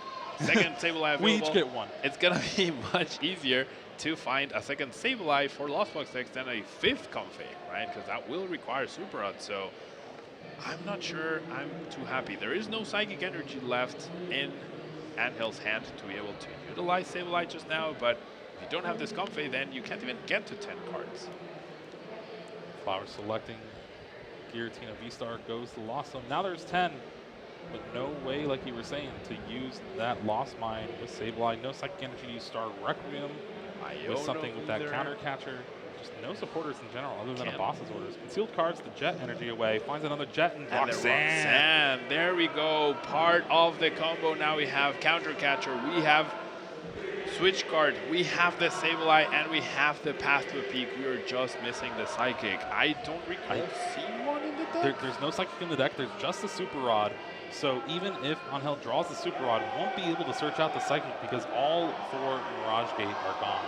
Okay, you can still take a chill turn though. Like, you can still counter catcher something like the Greninja or even the Shining Arcana Gardevoir perhaps. You can even take a knockout on the active with your Cramorant and do the Roxanne play as well with the Path, as I think that's what we're going to see. This is going to be a big swing turn for Angel if it sticks. Roxanne Path, such a good combo. Kieran does have 2 outs to this Path to the Peak still, or 3 outs of the Worker, Lost Vacuum, and the Collapse Stadium left. Now, one big problem for Angel is certainly that this Gardevoir EX right here is already preemptively powered up, right? That's going to be Kieran's only attacker if he's not able to find another Stadium card. And because Angel can't use Sableye this turn to get 2 prize cards, such as the Gardevoir on the bench and the Ralt, even if you V-Star knock out the Gardevoir EX with your Giratina the turn after, that's not going to be enough. But if you're going to make a comeback, this is definitely the way to do it, as we do find the Super Rod to put back 3 Psychic Energies. We've missed you. Let's go back in the deck. Now, also has the follow-up Iono, so not the ideal turn for Angel, but the second best choice. And now Kieran's going to have to rely big time on the Shining Arcana. Very smartly held on to the Collapse Stadium last turn, which he was tempted to play. But as long as he can find that, which is not at the bottom of the deck either, because the cards did get shuffled due to Roxanne, we might be... Oh, and found the Worker. Wow. And the Lost Vacuum. All right. Shining Arcana here. Do we find the Collapse Stadium as well? Just the full gambit? That would actually be really bad for Kieran, as I think we're going to have an Iono coming up next turn for Angel, so that would be less than ideal for him if he finds it off this Worker as well. Or it chooses not to, all right. No, Ultra Ball will go in the Lost Zone, but I believe this should be game here. Boss's Orders brings up that Giratina V. You can retreat, attach all the energies of the Zacian V, take the knockout, and Kieran Farah goes up 1-0 in round 12 here. Finding all the right combination of cards off of that Roxanne to 2, along with the Shining Arcana. So in a world where Sableye had been able to KO that Shining Arcana, maybe we might have seen something different, right? But with no Psychic Energy available in the deck, it was quite literally impossible, as I feel like we were out of Mirage Gates at that point. Yeah, it's an awkward start after that double battle VIP pass from Angel. Kieran has that Avery to get rid of a Comfey and then just decides, yeah, I'm going to go all in Mirage Step after that Professor's Research. And just the order of discards for Angel, unable to really find much. Finally found a Colress's Experiment, but it was a few turns too late in seeing just 5 beautiful cards that you don't want to get rid of. Meanwhile, Kieran putting in work with an early Gardevoir EX, taking a couple prizes on Comfey, and just really slowing down the setup from this Lost Zone Giratina. Very slow start for Angel, which ended up being costly, but he made the best out of it, right? He almost got close to a game-winning situation. Probably still needed 2 turns to go, where Kieran would have whiffed a little bit, but he made all the right moves. And I guess when he knew he had 0 hope left, that's when he conceded. I don't know if you want to concede a little bit earlier, when things are just not looking great, when you're definitely not attacking with Sableye that previous turn. Perhaps save a couple extra minutes as well, but now we see Angel choosing to go first and playing really, really fast. And this start is already so much better. Getting rid of a Colress's Experiment off of that Flower Selecting, already having one in hand, but Jet Energy will allow this Comfey to Flower Selecting yet again. Tying down a Mirage Gate Boss's Orders, though. Gets rid of maybe the Mirage Gate? No, goes with the Boss's Orders. So 2 supporters in the Lost Zone now, but has the 3rd Comfey. This is one of my favorite combos in any Lost Zone deck that plays Jet Energy. Just 1 Jet Energy turns into 3 Flower Selectings. Indeed, that always feels fantastic. However, what doesn't feel fantastic are 3 supporters in the Lost Zone on your first turn. You're playing 9 total, and a third of them are already in the Lost Zone. And if you see your opponent Lost Zone a Colress on turn 1, that's usually a good indicator that they're already holding one of those. So that makes an Iono even better. 1 Colress in the Lost Zone, the other at the bottom of the deck. Your opponent being able to Colress, not super likely at that point. And here we see Ultra Ball for Luminion. Go ahead and grab that Iono. A little bit of shortcutting here, but Luminous Sign able to do just that. And it's even worse than you were saying, Pablo. There's 1 Colress's Experiment in the Lost Zone, 1 in the prize cards, and 2 in the hand. That means both the Colress's Experiment that are left for Angel are going to be going to the bottom of the deck. Dang, that's definitely going to be really, really bad. I saw 1. I did not catch the second one. It was that last Flower Selecting with the Iono. He was like, I have to take the Colress's Experiment. There's the Iono getting played, so it's going to be a immediate Nest Balls to shuffle up the deck, which is great. And Angel did get 3 cards in the Lost Zone immediately, right? So at least we're going to see some Cramorant aggression. And if Manaphy's the Pokemon that gets knocked out, that's going to be very important, because that makes a Radiant Greninja a much bigger threat in the later stages of the game. Yeah, it forces Kieran to find the Super Rods early and try to get that Manaphy back in the deck if possible. But able to find a Ralts and a Level Ball off this Iono. It was kind of a little awkward Iono, not having any Ralts available before it. Kieran able to at least come out on top a little bit. Yeah, I mean, off of a fresh 6 new cards, you have so many outs to finding those routes, which I think is important. But this Cramorant KO onto the Manaphy could be really big in dictating the next few turns, right? Angel, with no Colress available, this turn most likely will be able to still get quite a few cards in Lost Zone, will be able to get close to 7, so that this turn we take down the Manaphy, and that's when Radiant Greninja can have a party. Am I invited to the party? Yes, you are, Jeremy. Okay. You are a VIP guest of honor at the party. Nice. That's my prediction coming in clutch. Flower Selecting, getting rid of a Path to the Peak. That's also pretty important, just with a path being prized. And another Flower Selecting, getting rid of a Mirage Gate. Difficult choices for Angel here, but with the cards that he has kept so far in his hand, I do believe he's eyeing up the Greninja play. Is really digging for that Colress, but another Mirage Gate found at the top. Having to get rid of Jet Energy here. Not really having a switch out. He's going to have to attach to the active to retreat, maybe concealed cards. Have we seen that yet? We have not seen concealed cards, and yeah, I was not a fan of that last switch card into the Comfy for another Flower Select, because now pulling off the Greninja play does have 2 Mirage Gates in hand, but utilizing both when you've already lost on one feels really, really awkward. Iono here from Kieran yet again. Brand new hand of 5 for Angel, hand of 6 for Kieran. Having that Mirage Step in the active spot is pretty stellar though, but do we see a Psychic Energy? We do. We do see Psychic Energy. We also see Ultra Ball and Super Rod, so that Manaphy that is sleeping in the discard pile could actually come back into the match this turn. That would mean 1 less Kirlia in play from the Mirage Step, but when Greninja is such a looming threat, I think you might be forced to. Well, it seemed like Kieran thinks Disagrees, otherwise. Yeah, Kieran disagrees. And I think if you get the full 3 Kirlia here, it's definitely appealing. Yep. And Angel has gone through a couple of water energies. Those Mirage Gates that were all in hand are at the bottom of the deck now. So Kieran doesn't know it, but his Ionos have been extra effective. 1 Colress has finally been found and played, but no shuffling of the deck has occurred or will be occurring in the nearby future. Therefore, it's going to be really difficult for Angel to pull off the Greninja play. And like, this would be the prime opportunity to do so. Being able to take down 2 of these Kirlias would be really, really ideal. But even if you draw a Nest Ball, you're still not shuffling the deck because your bench is full. And now, what an awkward choice. Switch card the Cramorant to the bench and sees a Water Energy Super Rod. That's just another awkward flower selecting here from Angel.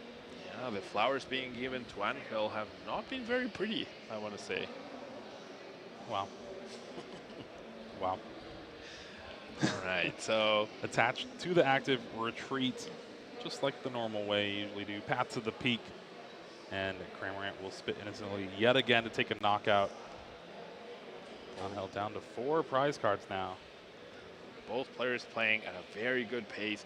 Angel with that urgency to try and win this game, but he's down so many resources, Jeremy. I don't know how easily he can pull this off, whilst Kieran is down 2 prizes, right? Which is what you normally expect with Gardy. Now you have a full bench of Refinement Kirlias. You have your active Ralts, probably becoming a Gardevoir EX to then retreat, or even the Shiny Arcana Gardevoir. You have the Cresselia option as well, potentially to start demolishing Angel's bench, and Cramorant not really threatening you. So I think even though Kieran is down 2 prizes, his chances of winning are still very good, and all the resources gone for Angel could make it very difficult for him to be able to pull off this late game. Off the first refinement, Lost Vacuum was found for Kieran, so that's a way to get rid of that Path to the Peak and utilize Gardevoir EX if he wants to. Gonna start with another refinement though here, why not? Just get yourself more options for this Ultra Ball discard.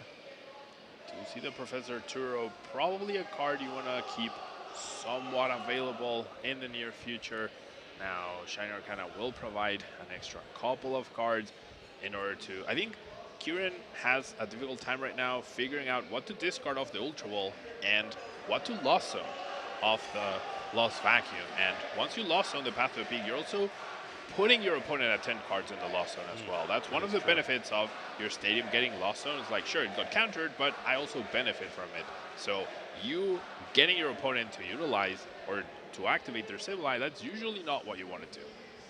Nestball does find the Cresselia, so I think we know the route that Kieran is attempting to take here. Level Ball discarded to that 3rd refinement. What do we find here? Zacian and another Waltz. It's not really going to help. Still no easy decision for Kieran on what to discard or Lost Zone. Hasn't played a supporter yet, but the only option is Iono realistically, and that's going to be useful after, right? It doesn't help him with his current decision.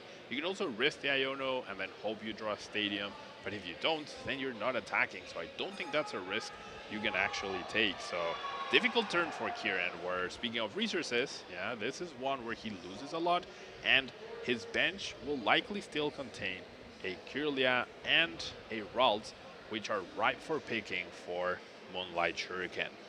And now gets rid of the Professor Turo scenario with the Lost Vacuum. Does that mean we're going to see the Iono this turn? I would imagine so, yeah. On with the Suprod. Wonder if the Manaphy is getting put back. I feel like it's a little too late for it. Yeah, and I think Kieran agrees. Opting to shuffle back that Kirlia, Zacian, and Ralts. Has the Pal Pad to put 2 Ionos back as well. Now the deck is fully stocked. Iono here. Gonna draw Kieran a brand new hand of 6, put Angel down to 4. Angel not getting to keep any of their resources after he chooses his flowers. They're getting taken away. Now, this also, I don't think gets Angel any closer to the Mirage Case because they're still at the bottom. The deck was not shuffled the previous turn. However, we do find 1 and a Colress and a Nestball for Sableye, so something was going to happen. This was the way to go. Second Shining Arcana found for Kieran here, so a couple more cards added to the hand. Finds a counter catcher. That second Shining Arcana is actually huge because now there's no more targets. There's no 2 targets available for Radiant Greninja. Now you can only take down 1. And if you use Sableye, you're also potentially only targeting down the Cresselia and going boss KO on the Gardevoir EX. Maybe that's Angel's best and ideal play because Kieran's only response in order to try and get a one-shot would be to rare candy the Ralts, which is easier said than done, right? Yeah, especially with the hand that Kieran's staring at right now. Does use Moonglow Reverse to take the knockout on the Comfey on the bench. And that opens up Nestball for Angel here. Probably going to see a Sableye off of this, if there is any. There is one in there. There is. Yep, there we go. He skipped over it so quickly. I was like, wait, did I see that wrong? Sableye does hit the bench. There's a couple Psychic Energies still left in the deck, so Mirage Gate could come in handy for Angel. You still have that Colossus Experiment. Going to start things off with that first. Might as well get as much information as possible. Looking like Giratina V-Star and Battle VIP Pass going to Lost Zone. Yeah, finally a slightly kinder decision for Angel. However, the decision on what to do this turn is definitely not kind. You cannot expose your Giratina V-Star to take a single prize card knockout on the Cresselia, especially when you don't have a backup Giratina V-Star. You also cannot afford to not attack this turn. You have to at least damage the Cresselia with your active Cramorant, but then that feels pretty underwhelming. That probably means the Cresselia is going to be used once again. And if you commit your Sableye to knocking out the Cresselia, there's no damage left over on your opponent's side of the board to be able to continue or get to that multiple prize turn. After the Super Rod, Mirage Gate is going to find an energy to retreat the active, and then maybe a Psychic or Grass to go on top or on that Giratina V-Star. Could see that happening for sure. That Shining Arcana, that Shining Arcana that was found after the Iono was really big. Otherwise, Angel had a pretty nice 2 prize turn set up with the Greninja potentially, and then a boss KO with the V-Star on the Gardevoir. And Kieran would have had a lot more urgency in this upcoming turn to be able to deal with that Giratina V-Star. However, as it stands, 1-for-1 with Sableye, that's always a fine choice.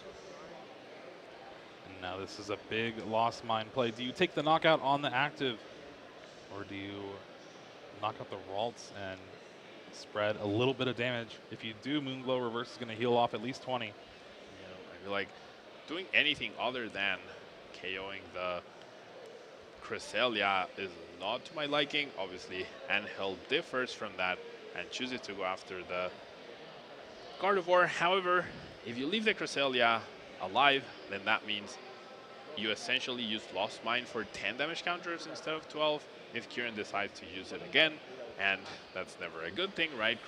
Sometimes the 12 damage counters feel like it's not enough. 10 certainly isn't, and with a preemptive energy attached to the Gardevoir, there isn't a play where you can go counter catcher a Gardevoir and try to trap that with the Roxanne and not let it retreat. So difficult decision. We'll see what Angel has planned here by putting those 12 damage counters on the Shining Arcana Gardevoir. Shining Arcana is going to attach a Psychic Energy to the Luminion V here, and then collapse Stadium to get rid of it, put it in the discard, so Very nice. Not a straightforward decision for Angel. Those comfies, of course, act as a way to advance your deck, see more cards, and you get rid of one. Cresselia snipes the other potentially. That could be problematic. And now we see an Avery as well. This means Cramorant's going to the discard along with that Comfey. 3 cards to Kieran's hand. Has a Kirlia to evolve that Ralts. It also has Rare Candy Ultra Ball. Choosing not to evolve into Gardevoir, into the other Gardevoir EX just yet.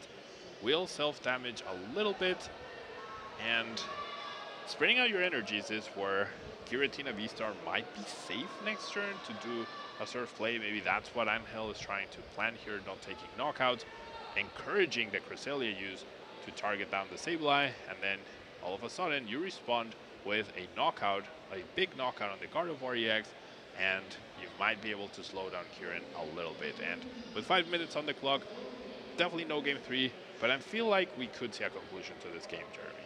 Oh, definitely. Both of these players have been playing at a pretty good pace, and they know what's at stake. Already having tied twice this weekend. There's a counter catcher on the Radiant Greninja here. And Moonglow reverse taking the knockout on that Sableye, so Radiant Greninja in the active does have an energy to retreat, but that hand is not doing much here. I guess you can power up a Sableye if there's a Psychic left in the deck.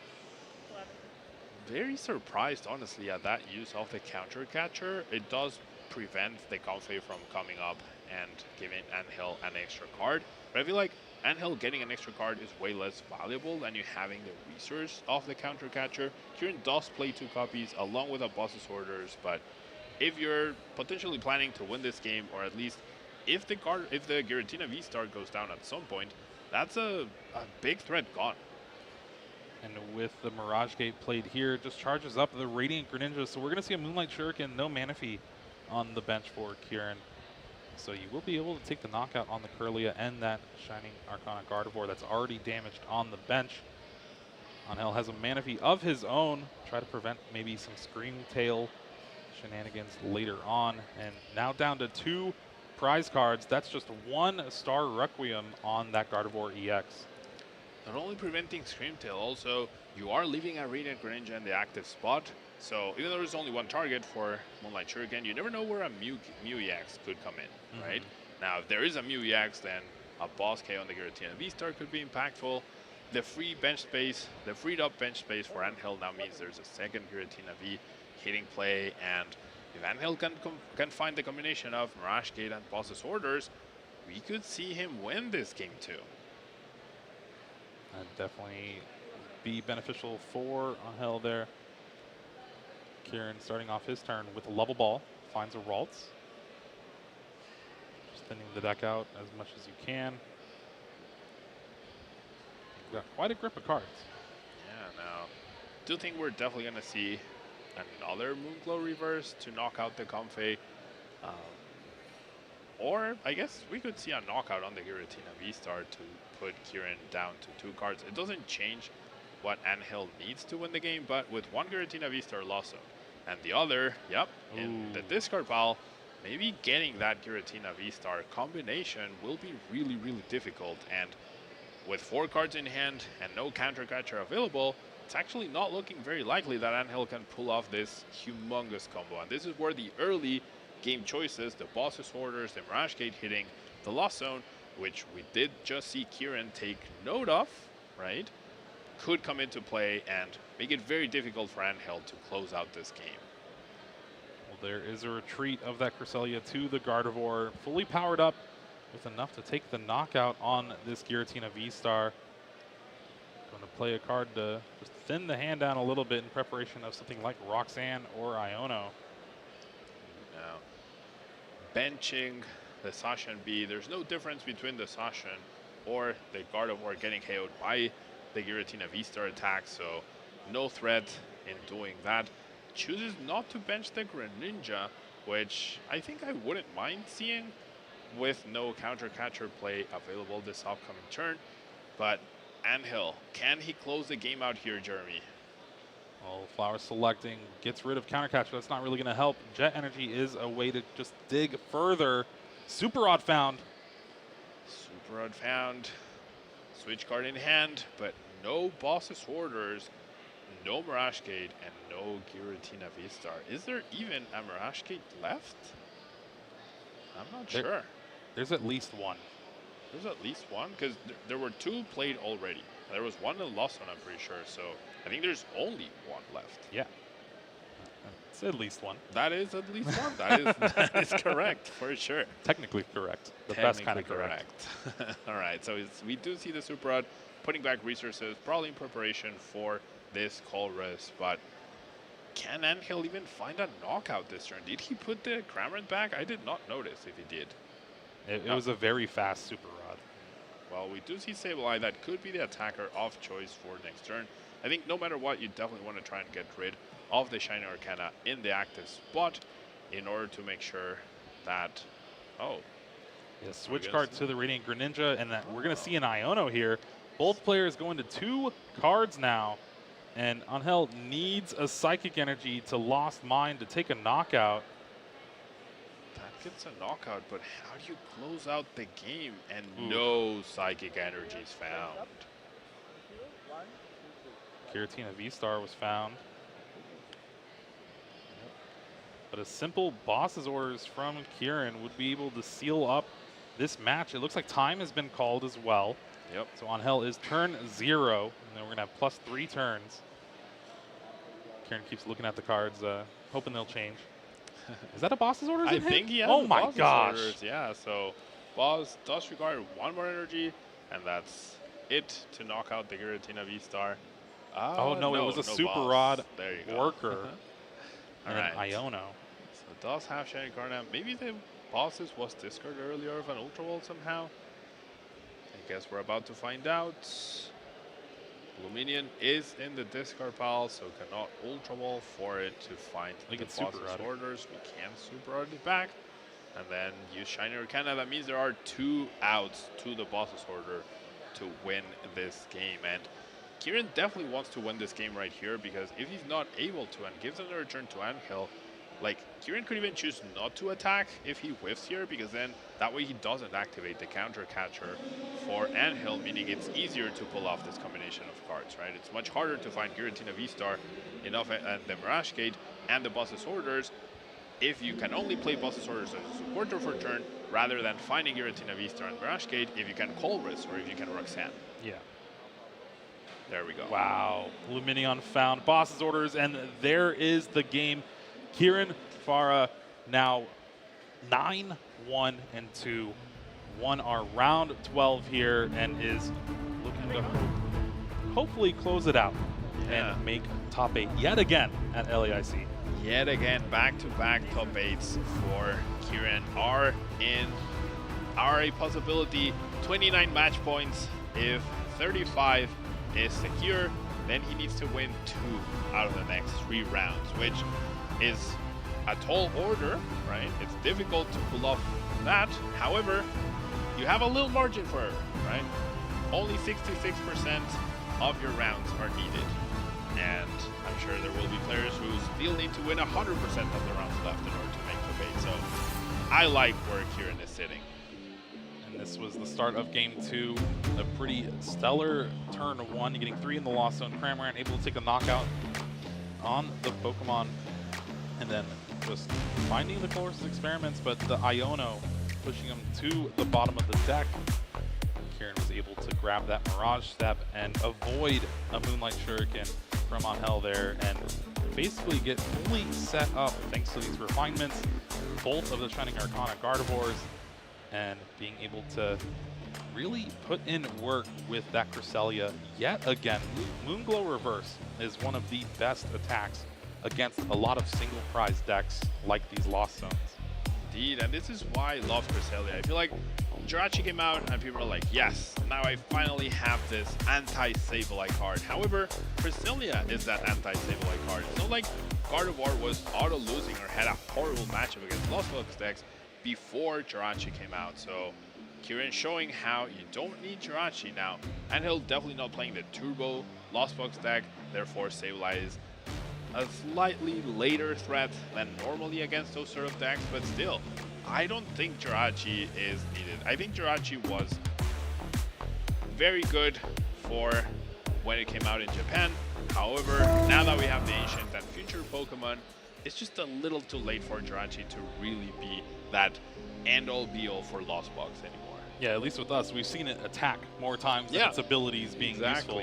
It's attacked more times than it has stopped damage counters from being placed. And Kyurem just won without needing Jirachi against that Sableye threat. Turns out if your Pokemon have high enough HP to survive, right, which is the case for Charizard decks, and I've seen a lot of Charizard decide to play Jirachi, I don't think you need it. Yeah, I'd rather have a second Manaphy, honestly, because to prevent the canceling Cologne plays, to prevent pricing issues, I would even prefer a second Manaphy in Gardevoir, and that's my personal choice, right? But I would prefer a second Manaphy over Jirachi at this point in the metagame. Maybe if something comes out that makes Lost Box super crazy again and super powerful, top tier, perhaps you consider it, but I don't think we're getting that. Well, let's go ahead and take a look at our Day 2 metagame and see how the conversion rates for a lot of these decks, and no surprise at all, Gardevoir EX sitting up at the top, 24.6% of this Day 2, and we'll be seeing it again and again. It has been destroying a lot of the field out there. Gardevoir indeed completely dominating the field. However, just as I was saying that Lost Box was not that big of a threat anymore, if we combine Lost Zone Giratina V-Star, the number 2 deck, with the other Lost Zone Box decks, we have close to Gardevoir's numbers, right? So Lost Box still very much alive. However, do you need Jirachi? I don't know. And then we have Charizard, which faltered a little bit from its presence in Day 1, but still very much in the running and still at the top tables. And Champao really farming those Charizards at the top tables as well. Mew VMAX still sticking around there. We saw it win on stream last round, and there's still a few players that are pretty high up there in match points, hoping to seal up a top 8 in these next coming rounds. And it's a pretty good mix of decks that we have here. It's a pretty good mix of decks. It's also the same mix of decks. Where are my Paradox Rift Pokemon? Yeah, maybe we see Iron Hands in Chien-Pao EX decks, but there's a card that is in at least 5 and possibly all 6 decks in this graphic right now from Paradox Rift that is not a Pokemon. Can you tell me what card that is? Well, it's the best card in Paradox Rift, Pablo. It is Counter Catcher. Yep, Gardevoir utilizing Counter Catcher, so is Lost Zone Giratina, Charizard, Chien-Pao, and Lost Zone Box. And I feel like there's even merit to playing a Counter Catcher copy in Mew VMAX decks, especially now that they're diversifying and using more single prize attackers like Excelgor. And we also have Meloetta, so now you can actually disrupt and cost potentially with Iona or Roxanne, or even Judge. You can even less a Sparkle and cost, which is something that usually you would never expect. So even a simple Cramorant KO could actually lead to a Counter Catcher play. Falling a little behind, there's definitely more merit now to the Psychic Leap plays as well. You give up 2 prizes instead of 3 somehow. You don't do enough damage to KO something, you sell the 2-hit KO, and then all of a sudden Counter Catcher is active. You control the price trade. Counter Catcher, the most impactful card from Paradox Rift. Yeah, it is.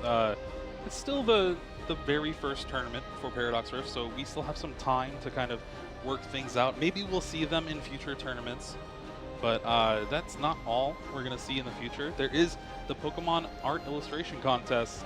I want to remind you all, if you're a great artist, if you're an artist like me or some of our casters, you know we're terrible, except for Skarsing. He's amazing. Yeah, I'm trying to get him to submit to this contest. Has he not submitted yet? Like, why would you He's not? been working. No, that's fair, that's fair.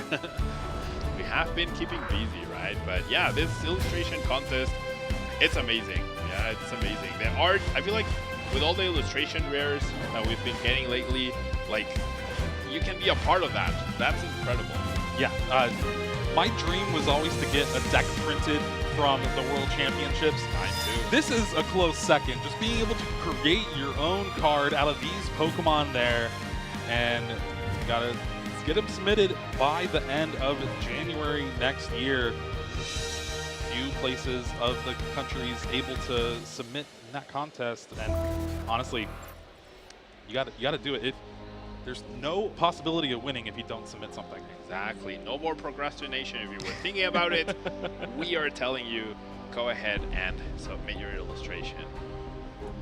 Yeah, you love to see that contest back again. I love it every time, and getting to see a lot of my friends' artworks and stuff, even if they don't make it past the next round, there's a bunch of talent within the Pokemon community. For sure, for sure. Like, if you follow social media, there's so much Pokemon, like talented artists out there. So definitely, if you can, if you are from one of the participating countries, you really should.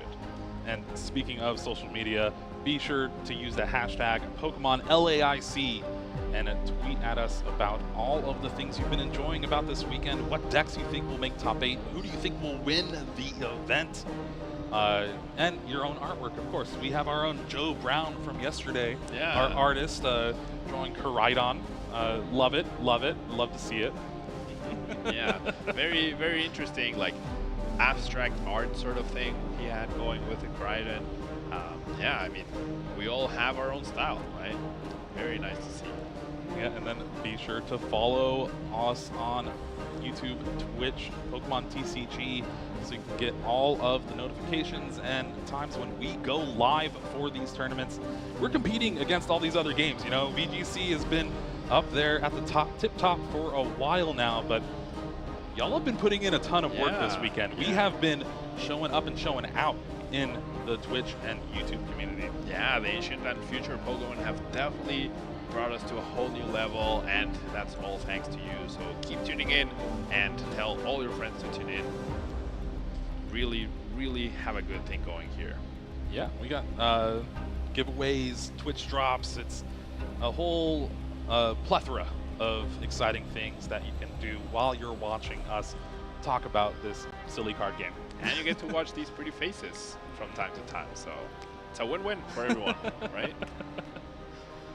Yeah, win-win. That's what these players are trying to do in these next few rounds to lock up that top 8. Few more rounds to go. Still no defined. I don't think there's anyone 100% in just yet, but we are getting there. We are getting there to see the first top 8 of the first international championship of the 2024 season. And as we've said, it feels like we've had so many regionals already. Yeah, and it doesn't feel like we're still a third of the way into this season. Yeah, it's been a roller coaster of a season so far. Tons of emotions, tons of just amazing plays throughout all these streams, and actually having to include the European region now is just so awesome to see, and have their own official stream as well. Shay and Amy coming down here. Right here. It's been amazing having them here. It's really just, Pokemon's never gonna be smaller than this. It's always gonna get bigger now. It continues to prove that we're getting bigger and bigger. I see it a lot at my locals. Yeah, I don't think I've ever seen so many league ups and league challenges happening all over Mexico. It's been incredible to see the growth of the game and the growth of my local scene, just in Mexico City, but all over the country. Yeah, and I've been able to travel to play in league cups outside of Mexico City, which before, if we got like 4 or 5 league cups in Mexico City and maybe 1 or 2 in some other places, that was a lot. Now there's tournaments every single weekend. If you want to play Pokemon every day, you can. Yeah, I mean, why not? It's a great game. Well, we have our round 13 coming up shortly, so don't go anywhere. We're going to take a quick break, but when we come back, we're going to have more winners.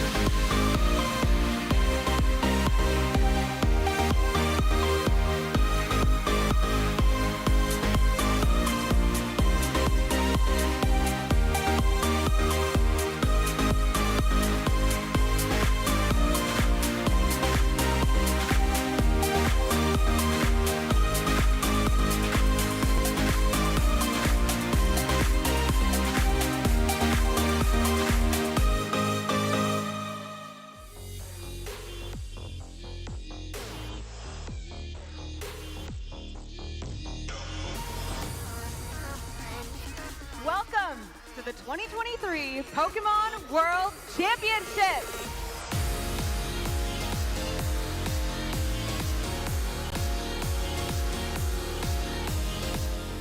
世界最高峰のバトルがこの日本で行われているのが、とても信じられないというか、こういった舞台をすごく今楽しんでて。It's been an incredible experience. They're going all out for this world. The opening ceremony with the drums, like everything was beating, my whole body was into it. You've seen the show, you've seen the decoration, everything. Like it's definitely worse in Japan. Like it's everything I wanted it to be. So exciting just to walk down the street and see all your favourite Pokemon everywhere, and to watch your children's faces as well when they light up as they see everything. Pokemon just brings such joy to everyone's lives when it's things like this. It's amazing. Altaria, there's only some health left on the Azumarill, and its accent is going to be able to Shadow Claw down, and he will become the 2023 Pokemon Go World Champion! It's Accent, the most decorated Pokemon Go player in history. No. Are we there? Are we there? There's the second energy And cycle that's we're it. waiting for. Now we can attack with the Kyogre. Aqua Storm is going to do so much damage. It's going to take out those bench Pokemon. And Xiao Zhong'an is your Junior Division World Champion. Pumpkin Pit! Pumpkin Pit can discard the stadium. There's a Lumineon V that can search out boss's orders. Bring up the Arceus V. Gabriel Fernandez is your Seniors Division World Champion here in Yokohama, Japan. He's got a ton of cards in hand. Power Tablet. Vance is playing quickly. Does he have the pieces? Switch card. Moving the Mew VMAX into the active spot. And Boss's Orders brings up the Zacian V. Vance Kelly, the 2023 Pokemon TCG World Champion! Out here, it's only really got that Pollen Puff or the Clear Smile, but it gets the knockout. Sora Ebisawa is your 2023 Pokemon World Champion. Now, Arcanine's going to avoid that, but Gastron survives. It's just a sliver of HP. It's little Arcanine sled. That means Gastron gets an attack off.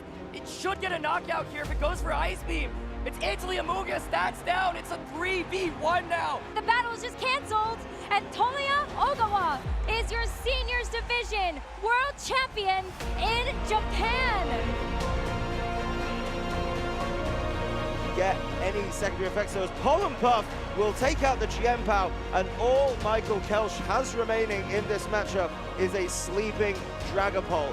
Michael throws in the towel, and Shohei Kimura will be your 2023 Pokemon World Champion. まだ実感が湧いていないです。ワールドチャンピオンになることは自分にとって目標でありました。チャンピオンになってめちゃくちゃ嬉しいです。家族に恩を返せて、観客の人も盛り上がっていたので、僕的にもとても嬉しかったです。It is crazy winning Pokemon Worlds, especially here in Japan. The atmosphere, it's unlike any other tournament I've ever been to. It still hasn't really set in that it's real, but it's really exciting, and it was super cool seeing my friends in the audience, and it's been a great time. 我赢下世界锦标赛后，我非常兴奋，也觉得不可思议，也很感谢所有支持我的人。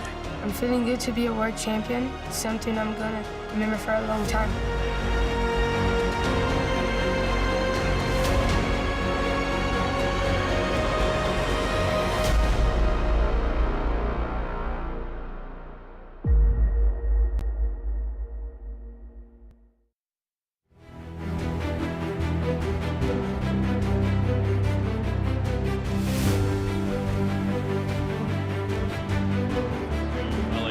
Here in the beautiful city of Sao Paulo, Brazil, the largest city in Brazil, and it has been a wonderful weekend so far. I am Jeremy Jallin here with Pablo Meza. We just finished our round 12, where we saw Kieran Farah win with Gardevoir, and it has been, we've been saying that a lot, just Gardevoir winning.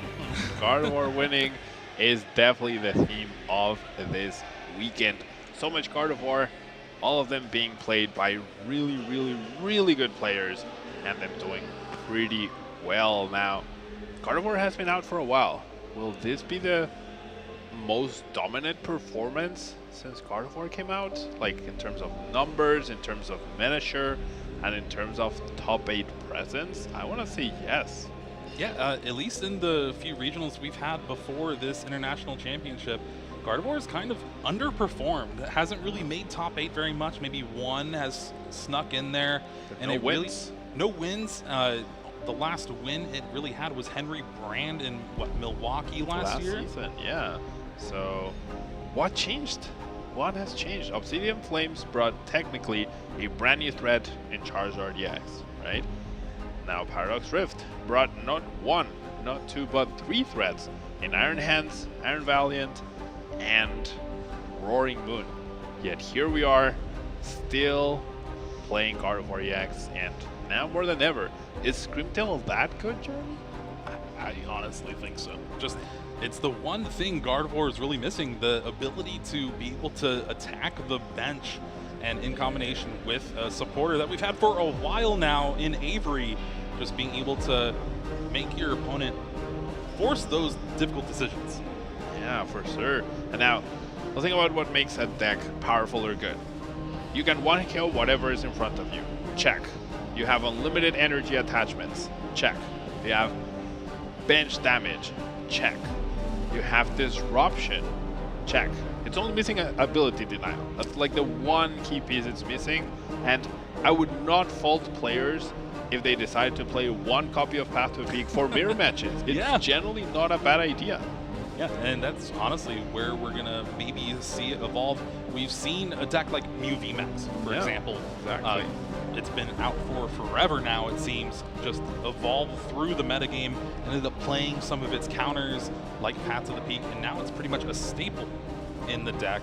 And Gardevoir has been kind of going through that motion too. We saw 4 Refinement Corellia for forever, and then all of a sudden, everyone's like, well, why aren't we playing this Mirage deck? Water Duplicates was so good with Frogadier, so we might as well get that in there. And we've seen it time and time again on stream, where Mirage Step happens and you get those 3 Refinement Corellia, it's very hard for you to lose.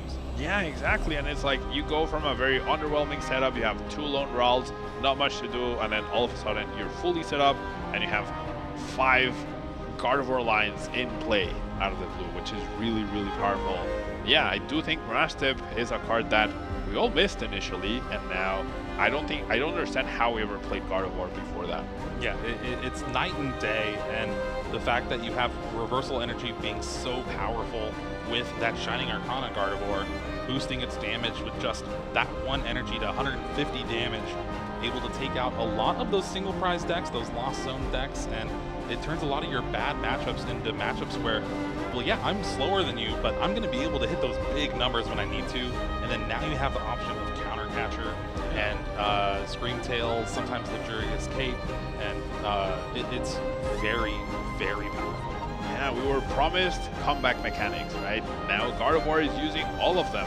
Counter Catcher, Reversal Energy, and Iono, and that's your reward, right? You spend a couple of turns, like, even gasping for air, trying to get your setup, and once you do, all of a sudden you can do whatever you want. So many extra cards each turn. You can disrupt your opponent. You can take down their threat wherever it is. You can even heal your board with Cresselia. So incredibly powerful deck. And I guess that's the answer I was looking for. It's just every new set has brought a new tool for Gardevoir to become that much more powerful. Yeah, usually it's a new counter for Mew VMAX. Yep. Now it's a new tool for Gardevoir. Maybe next set is when we're going to have more ability denial or something like that. It's just snuck into Gardevoir there and makes it even better. Someone at TPCI and TPC really love this Gardevoir line. Certainly. It seems like it's one of those Pokemon where every card that's been released for it is somewhat useful. Yeah, for sure. And Gardevoir throughout the ages has had like really powerful cards. The first Gardevoir ever released was World Champion. Oh, alright. And now we have the latest Gardevoir almost becoming World Champion as well. So Gardevoir has been, and has been Gardevoir GX was World Champion as well. The Diamond and Pearl Gardevoir, Secret Wonders Gardevoir was World Champion as well. So you want to win, play Gardevoir. And like, don't even think about it too deeply. Just choose Gardevoir as your deck, you're bound to win. Taking a look look at all our players here in the venue. We have somehow even more people, but that's because juniors and seniors actually started today for the Pokemon TCG. It's going to be exciting to see those finalists on Championship Sunday as well. I always love to feature those juniors and seniors matches when we're able to. Yeah, it's really amazing. I know they love the opportunity, right? I coach quite a few kids, and they're all like with that dream, you know, like they always tell me, like, my dream is to get to that stage and be live streamed, and internationals is where we get to do that, which is really cool. And I am generally always impressed by how well they play. Not just the finalists, like most kids I think can easily give a lot, if not most, masters a run for their money. Oh yeah, no doubt. I'm very scared of a lot of those juniors and seniors. They put in a ton of work and they have a lot more time to play too. Yeah, for sure. They definitely have more time to practice and whatnot. And I remember I had a season in like 2016-2017 season where I lost to like at least 10 different seniors that had just aged up to masters. Like I would see them and I would ask them, did you just age up to masters? And they would say yes, and I knew I was in for a difficult time. I just could not beat it. Like any 16-year-old or 15-year-old, they had another win against me. I just could not handle them. It's the old age for sure. Yeah. Let's go ahead and head down to the table. We have our round of 13 match ready for all y'all. They're getting set up here, and it's going to be a pretty great one for you. It's Anil Saini up against Grant Shen, and it is going to be Maridon up against Jianpao, and we're going to see how both of these players will navigate this matchup. Jianpao, or as some would call it, Blue Maridon, right? So yeah. We have big focus on basic Pokemon knocking out each other. Both decks feature essentially two prize attackers. Radiant Greninja will only be useful if Anil decides to bench two Maribs. Otherwise, it's not going to be super impactful. The Excalibur is also not a big deal. Now, one play available for Grant here, as he is running the Iron Hands EX, is picking up on Luminion V or Squawkabilly EX, which Anil does play two copies of and probably relies on a lot. That's a 3-prize turn and a 2-for-3 prize exchange, so that could be a way we're expecting Excalibur to set up just a little bit slower than Maridon. That's a way you can compensate, but wow, Jeremy, look at those prizes. 4 supporters in the prizes for Anil there, and he does not play very many. 2 out of the 3 Arven, and both the boss's orders, so you're going to have to start pretty fast and try to get those prize cards into the hand as quick as possible if you're going to want to have a good late game here. Meanwhile, Grant, Energy, Earthen Vessel, nothing too bad. Now, both of these players, I think it's going to be the first time we've seen it. They're both playing Iron Hands EX. They're both playing Iron Hands EX. Finally, the card I chose will surely show up. I'm really looking forward to seeing it. And none of an attacker for either player, that's for sure. Anil will have a slightly harder time setting that up, as we do see both players shake hands and getting ready to get this match started. Now, Anil said he's been playing for 15 years, so one of the old heads, and Grant, he likes to call himself CEO Pao. CEO Pao, yeah, I mean, he has been having incredible results, right? He got top 8, top 16, top 16. Yep. No, top 8, top 16, top 8, back to back at regionals, and trying for the top 8 spot here at LAIC. Now just waiting on both the players. Timer is running, so maybe a little disconnect there, but they are ready to go. It'll be interesting to see who goes first. Grant is going first, has double battle VIP pass in hand, just throws him on the table. There's that handshake. Oh, Grant. I've been there before. Yeah, double battle VIP pass feels incredible with such a deck like Excalibur. Now, I wonder who won the coin flip, and if it was Anil, if he chose to go first, or, I mean, if he chose to go second, because Maridon is one of those decks that can attack on turn 1, thanks to those electric generators. There was one prize that's not too bad. Now, there are 18 Lightning Energy, Jeremy. Wow. Okay, we're almost back to the 2020 deck split. Yeah, that very basic learning curve where you start with 20-20-20 splits, but we're almost back there. And with 18 lightning energy, I genuinely would love to know the exact odds of hitting your first electric generator with no energy prize and no energy in hand. It's gonna be close to, like, for one energy, close to 100%. Looking at the top 5 cards, maybe 80%. Maybe I exaggerated, but really, really high. I don't know if it was me playing there, I'd be 100% all the time. But it's definitely one of those cards that makes or breaks this Maridon deck in that electric generator. Meanwhile, Grant didn't even get the full 4 Pokemon off Battle VIP Pass, just got 2 Frigibacks, and that Radiant Greninja had the energy with concealed cards, and then finds 2 more with Shivery Chill. And this is the turn 1 setup that you like to see, especially when you can't use your Iridas. Now, I'm pretty sure that energy was for their retreat, and now we're going to see the concealed cards. I wonder what else is in Grant's hand. Must be a couple Bidoof already. Yep, there we go. Because, like, having 2 Battle VIP passes and not using them to the full effect, there's always going to be a really, really good reason. Now, attachment has been made, a bunch of energy in Grant's hand, but along with an Iridas, so can't ask for much more. An energy drawn for Anil here, so discards 2 of them with Ultra Ball. We'll be able to find Maridon EX, and with Maridon EX, its ability Tandem Unit, we'll be able to search your deck for 2 Lightning Pokemon and put them into play. Now, granted, there is still the option to get something like Squawkabilly and be able to use Squawk and Seize this turn. It's one of the few ways to get that Squawkabilly in this deck, but Maridon seems like the choice, especially with an electric generator in hand. With an electric generator, and also another very interesting inclusion, the Peony. Peony will allow Anil to find a Nest Ball to get that Squawkabilly, get a hand refresher, and even find potentially a second electric generator.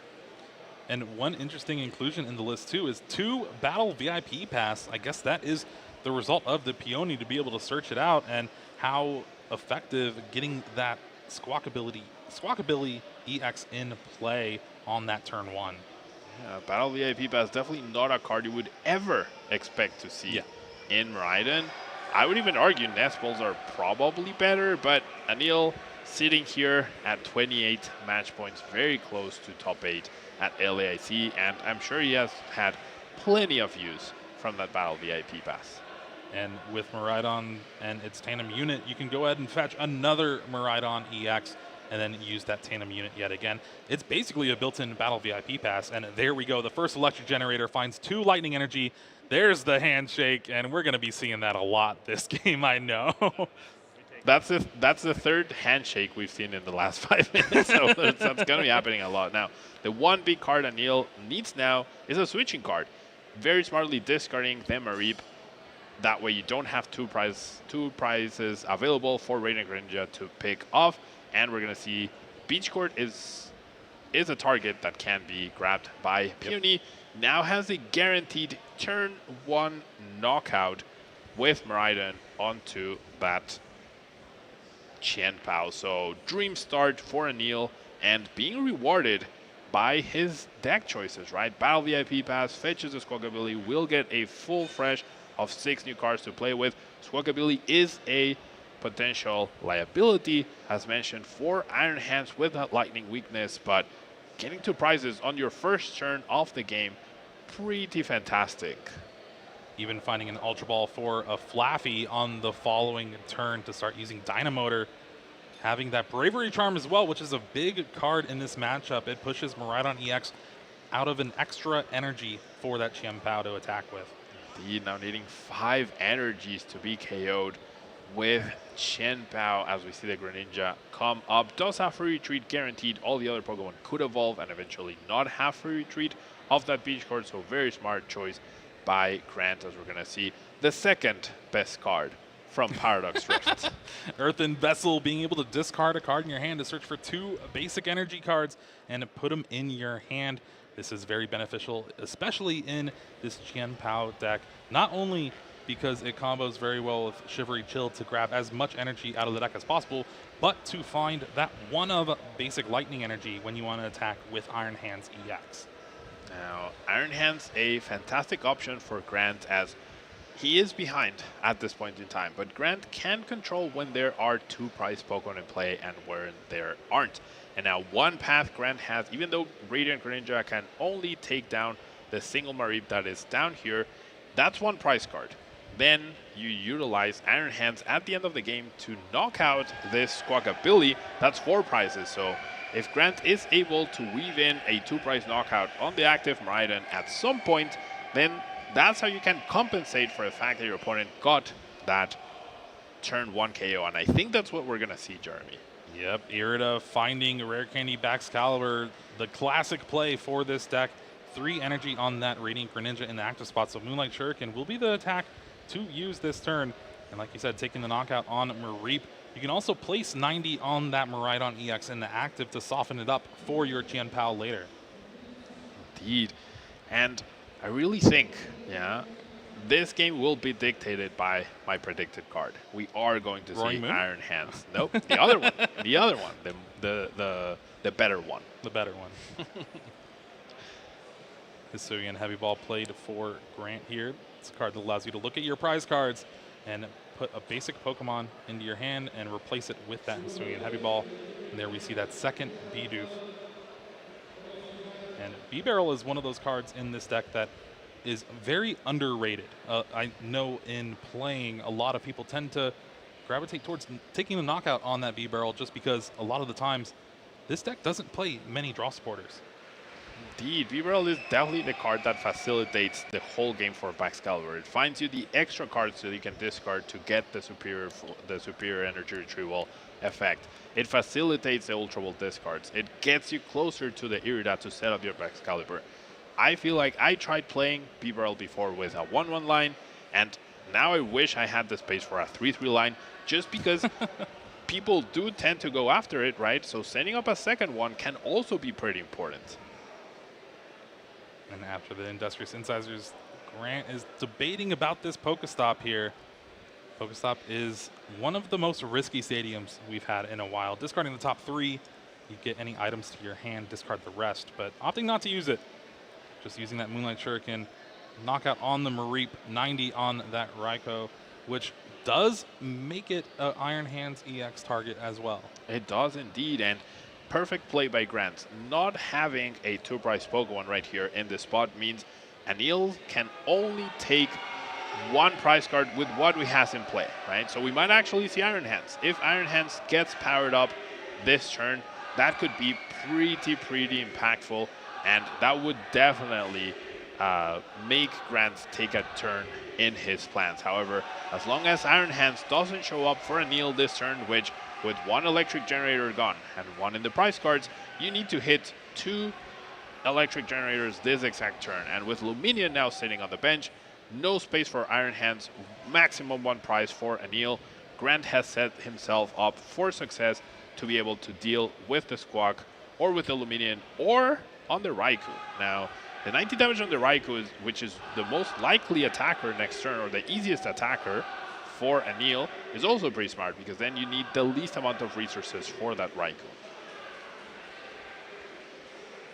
And now energy for the turn, I believe. No, it was Raihan.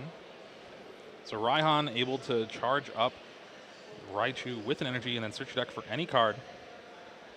And it was found off the Luminous sign with that Luminion. And we're going to see Arven here for possibly next turn. No, we're going Electric Generator right now. After Anil's incredible start, this second turn is very underwhelming. If Anil does not hit at least 1 energy off of this Electric Generator, then his board will not be looking too great. Actually, maybe we won't even play it. You never want to get rid of resources with the Raichu. There's the Electric Generator, getting that right and repowered up. Only 1 hit off of that, but even though you play 18 energy, right, there's quite a few now outside of the deck. Yeah, only getting the 1 is going to have to discard 2 to take the knockout on the Radiant Greninja here. 130 HP, and Raichu V only does 60 times for each discard. So discarding both off the active, it's going to be pretty okay, especially because Grant most likely will be trying to take a knockout on the active. Looking through the deck, there's just the counter catcher. There's no cross switcher or boss's orders. Yeah, now, only 2 copies of Qianbao EX, which just got benched, so that's perfect for Grant.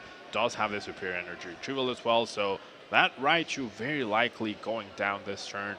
Grant will be at 3 prizes, even if Anil finds the KO on the Qianbao, which is very likely after such an explosive turn. It's gonna come down to the Iron Hands taking down one of the 3 targets for Grant with that counter catcher. So the best card from Paradox Rift combining with the best Pokemon from Paradox Rift. Do we agree that Iron Hands is the best Pokemon, or is it someone else? Is it Screamtail? I think it's Screamtail, honestly. Could be, I mean, could be. At least with the way this tournament has progressed, we'll have to see how these last few rounds and top 8 shape up. But Pokestop finally used does find superior energy retrieval for Grant. It's going to be very useful for the following turn, especially with that Iron Hands EX already in hand. And with the one played from before, 4 energy on that Qianbao EX, 1 on the active, so you can retreat. And already having the knockout here, it's just an embarrassment of riches. Double B-Barrel, already used Industrious Incisors once. Might not even be able to use the second one because there's so many cards in Grant's hand. And fortunate for him, Anil does not play any way to attack the hand. There's no Judges, there's no Roxanne, and there's no Iono in there, which means Grant, I'm pretty sure, just has game in hand as long as the counter catcher is available, which I'm fairly sure it is. Super Rod will shuffle back in 1 Water Energy and a Radiant Greninja. Oh, 2 Water Energy. There we go. That way you can Shivery Chill those back into your hand once you retreat. Nest Ball. Go ahead and grab that Radiant Greninja yet again, and this has been one stellar turn from Grant. No wonder he calls himself the CEO, pal. I love that nickname. And yeah, fantastic turn for Grant. Has the knockout and also has even more thinning off that energy. All of the moves he's doing, all these little things are just extra percentages he's giving himself in case of an Iono, or in case of a Judge, or in case of a Roxanne. In case his hand gets attacked, he knows the exact combo he needs to find. He also knows he has exactly 1 turn to find it. And even that preemptive attachment to the Radiant Greninja to make sure that you can retreat into the Iron Hands EX is gonna be pretty impactful. But I'm pretty sure Anil has to do something big this turn, and I don't know if there's anything he can do. That Forest Seal Stone, if he could find an Iono, that would maybe help Anil get to a point where Grant cannot pull off the Iron Hands play. But with no Iono in the list, I don't know what he can do at this point. Yeah, reach into the sideboard maybe and grab that Iono. Pretty sure that's not allowed. However, it is a possibility, right? What the end result of that, you don't want to get disqualified, so don't do that. Well, there is the tandem unit. Search for the Raikou V. Arvin will find Electric Generator, possibly, and a tool to go along with it if there's one available. Does not look like it, but the writing is pretty much on the wall. Both of these players are tied 3-3 prizes, but like you were saying, there's pretty much checkmate in hand for Grant as long as that counter catcher is in the deck, thanks to that Irida. So now the big question is, which Pokemon is Grant going to choose to KO? Will it be the Squawk? Will it be the Luminion? Or will it be the Raikou? Take your pick. If you're watching at home, let us know which Pokemon do you think will be the one to go down. I like targeting the Raikou. You already damaged it. You put effort into trying to take that knockout. I like the no mercy knockout on Luminion. I like just hitting for weakness. See the immediate Irida, immediate counter catcher.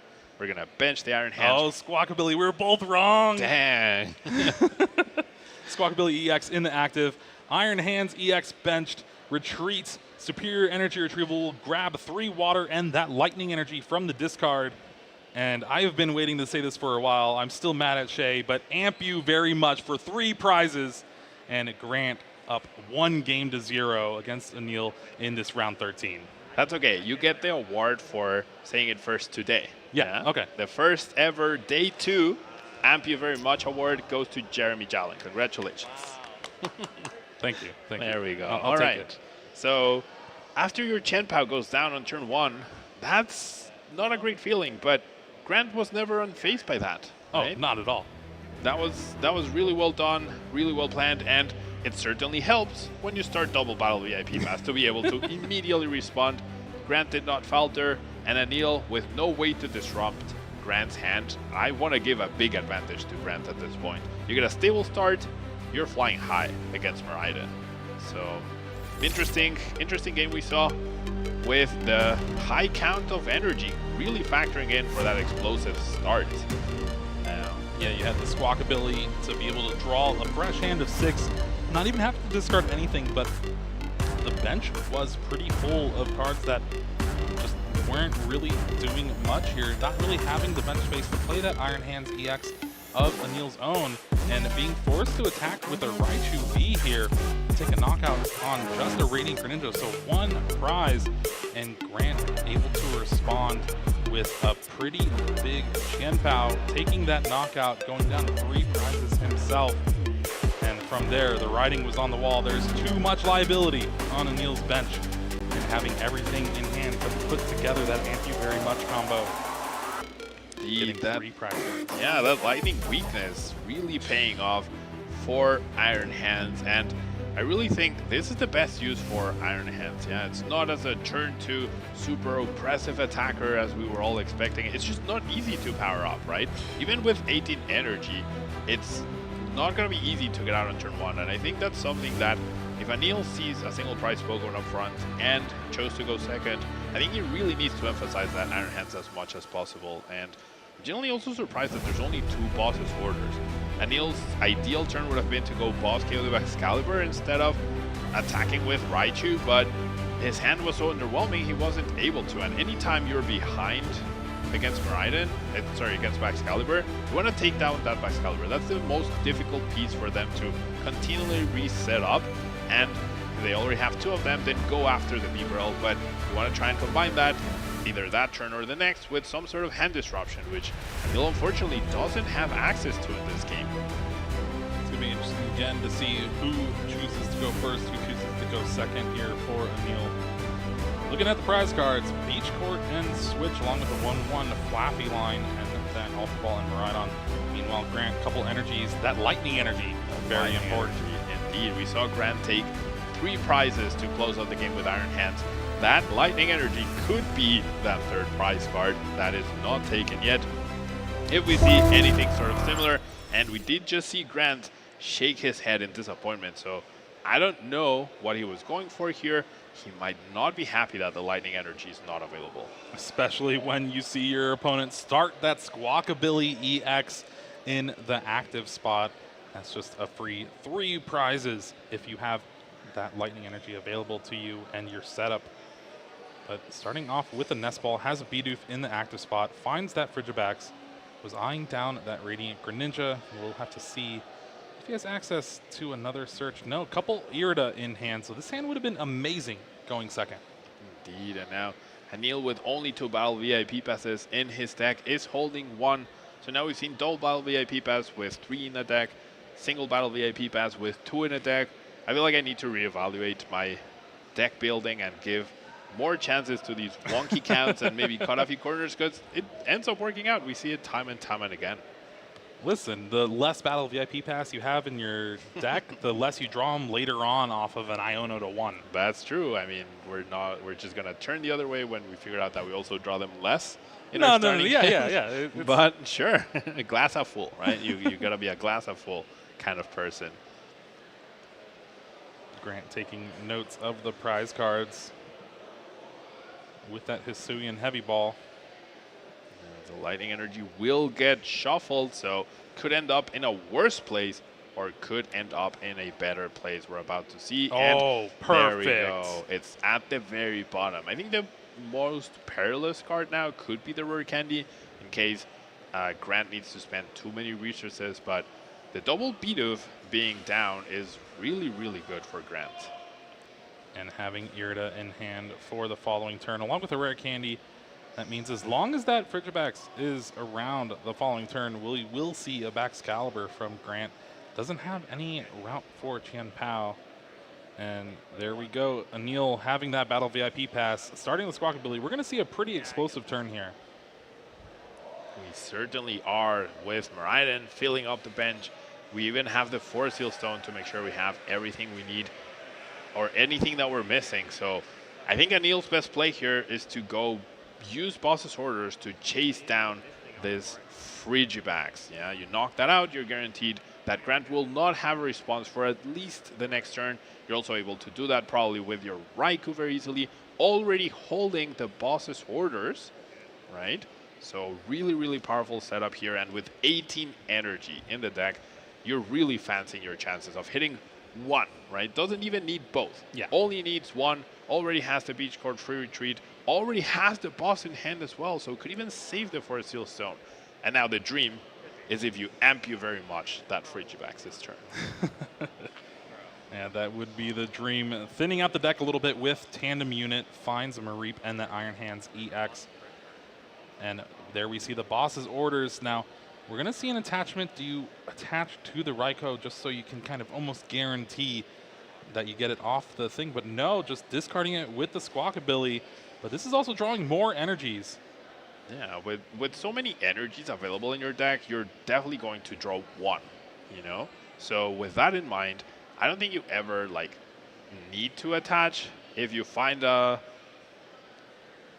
electric generator, I gone there for a bit. If you find an electric generator of that Squawk, you search for another one, and you're very close to the amp you very much. You need to hit 2 and 1 in order to pull it off, along with your energy attachment. But if you commit the energy to Raikou immediately, you're forcing yourself to find 2 energies in each electric generator, if you even find one. Now that we only have one, definitely going to go up into that Raikou, and we see 4 energies. You only attach 2 of them. Only attach 2, though. I still think with the way the hand has worked out, no, we're going to attach to the Iron Hands EX. We're going to have an arm press available for the knockout here. Not going to be able to take an extra prize card, but that's going to be on the following turn, especially with Grant not having an extra Frigibax on the bench. And even the Bravery Charm for good measure. I feel like I would have held on to that one. You definitely don't need it this upcoming turn, right? You're not threatened at all, and you might need it at a different Pokemon. But looking really good so far for Anil. The Dream Start threatening Ampu very much. You also get another award, Jeremy, the first ever arm press of day 2 in the history of Pokemon trading card game. It's not as fun. Not as fun. I want extra prize cards taken. Irida for Grant here is going to find Ultra Ball and a Frigibax. Ultra Ball is going to most likely be used to find something like a B-Barrel to try to draw a couple more cards. I guess you can also have access just to Ultra Ball for another Frigibax, but you're discarding a lot of resources here. Look at the hand. Rare Candy is going to be the discard. There's 1 in the prize cards. You were saying that early. That means 1 left in the deck for Grant right now. I've been channeling my inner Alakazam for this round, trying to predict the future, and here we are. 1 Rare Candy prize, 1 Rare Candy the discard ball. That means essentially 1 Excalibur before Grant manages to take any prize card. So if Anil is able to find the second Boss's Orders, which is now much more difficult, right? There's only 2 in the list. 1 has already been played. The Force Seal Stone has been utilized, so no access to an easy Boss's Orders, right? To chase down the Excalibur, which could play into Grant's favor. And I think as Grant, you're always evaluating the risk of discarding the Rare Candy. It's definitely a conscious decision that he has made at this point, so I don't fault him for it. It's risky, but sometimes you just have to take the risky route, and it's either it works out and I win, or it didn't work out and it was going to be very difficult anyways if I made any other decision. Listen, Pablo, if you keep guessing all these stuff right, I'm going to run out of spoons.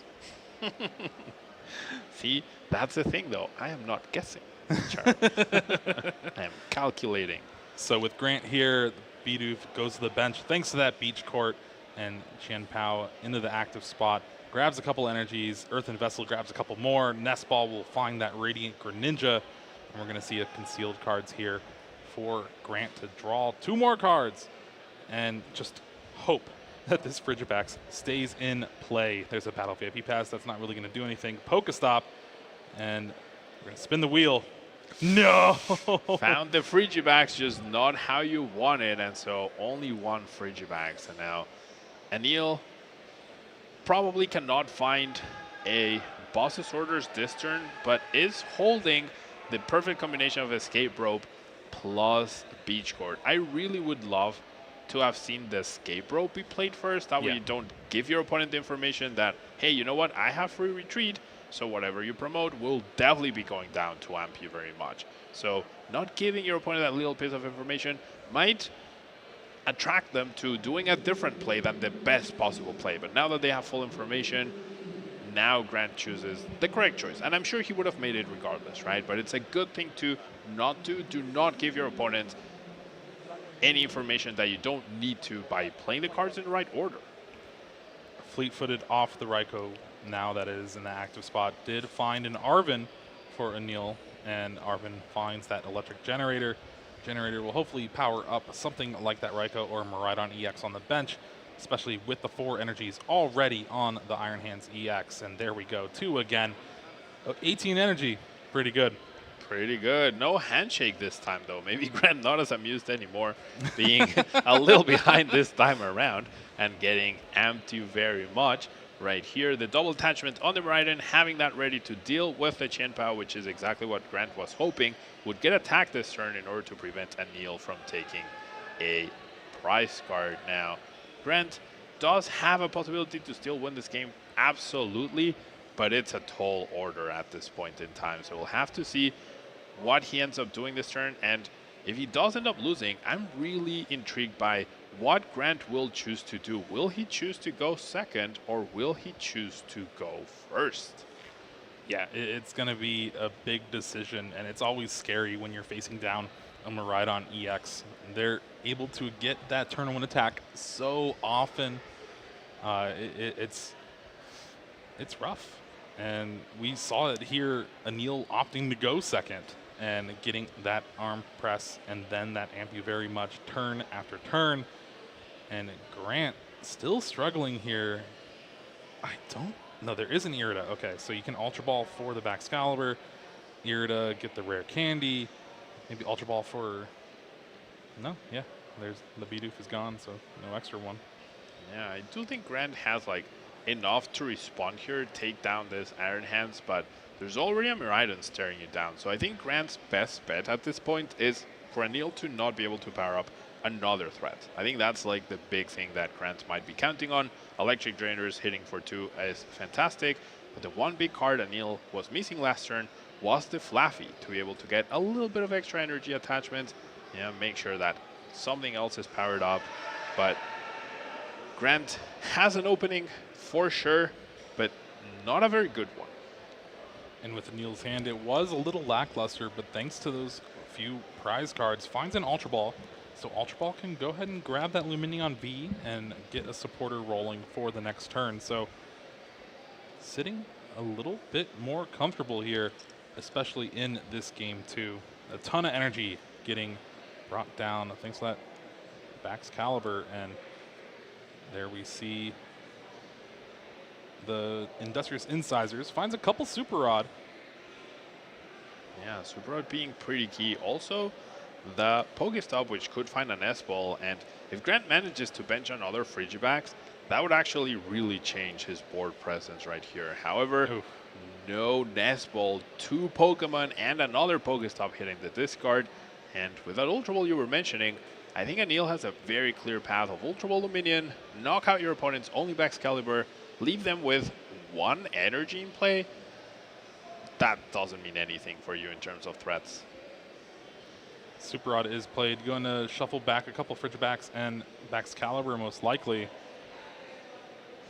But Grant is definitely on the back foot here. Is going to be able to take 2 prize cards on that Iron Hands EX. But Anil already having a Lightning in hand. That is just enough to be able to power up that Maridon EX and take the knockout. Now, even in a dream scenario where there was a Frigibacks right here, right?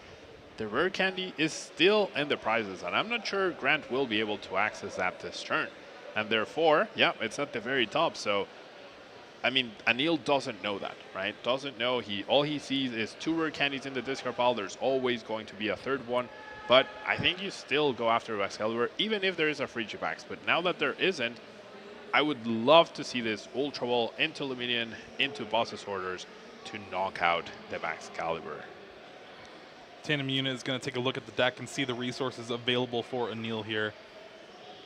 And eyeing down something like a Raikou V, just thin the deck out a little bit more. There's also the option of Pokestop to try and hit some item cards, but I feel like Pokestop is going to be more beneficial after you get that Luminion V and that Boss's Orders out of the deck. Certainly. Now, Anil, I'm not sure if he top decked the Beach Court. I feel like he already had it, but he didn't top deck either Beach Court or Switch. However, not choosing to go for the Luminion boss play on the single Excalibur available for Grant. So that energy attachment for Flaffy will be good, right? Will allow Anil to set up a backup attacker. However, that backup attacker won't be able to take down the upcoming Chen Pao, because as long as Grant doesn't fill up his bench, he's going to be fine. So I don't like this play by Anil. I think whenever your opponent only has one Excalibur in play and they don't have enough energies, or a lot of them, just go after it. Yeah. If you have the opportunity, go after it. You're never going to be punished by doing that. Taking a look at Grant's hand here. There's another Super Odd being played. Did top deck a Frigibax, which is good news-ish. Now, I guess the only thing is, was the Luminion V prized? It was not. No? It was there. Luminion was there. Boss was there. He was able to check through that Maridon. I'm 99% sure I saw the blue Pokemon in there. So now Grant knocks out this Maridon.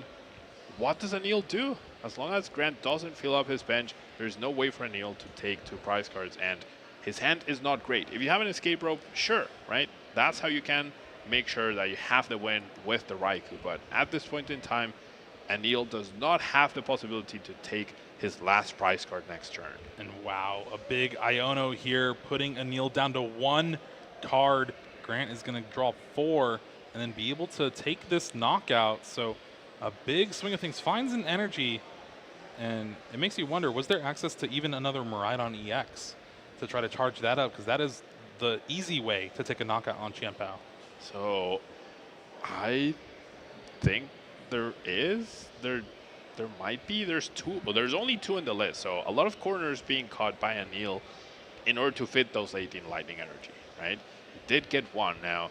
The Iono is less bad when you consider the fact that Anil is now closer to the Boss's Orders than he was before, and also closer to the escape rope than he was before.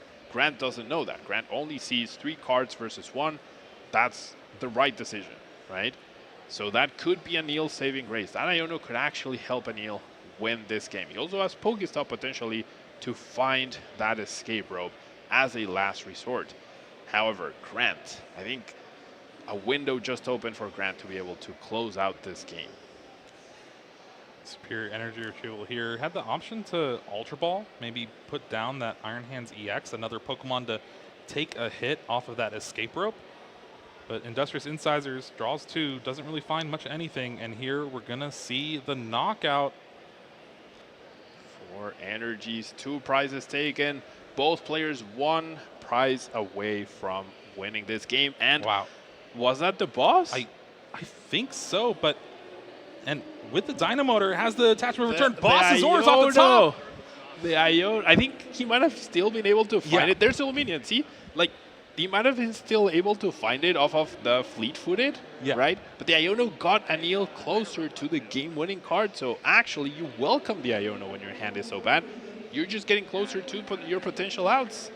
And just like that, Iron Hands EX putting in work for both players. We're now going to a game 3 here in round 13.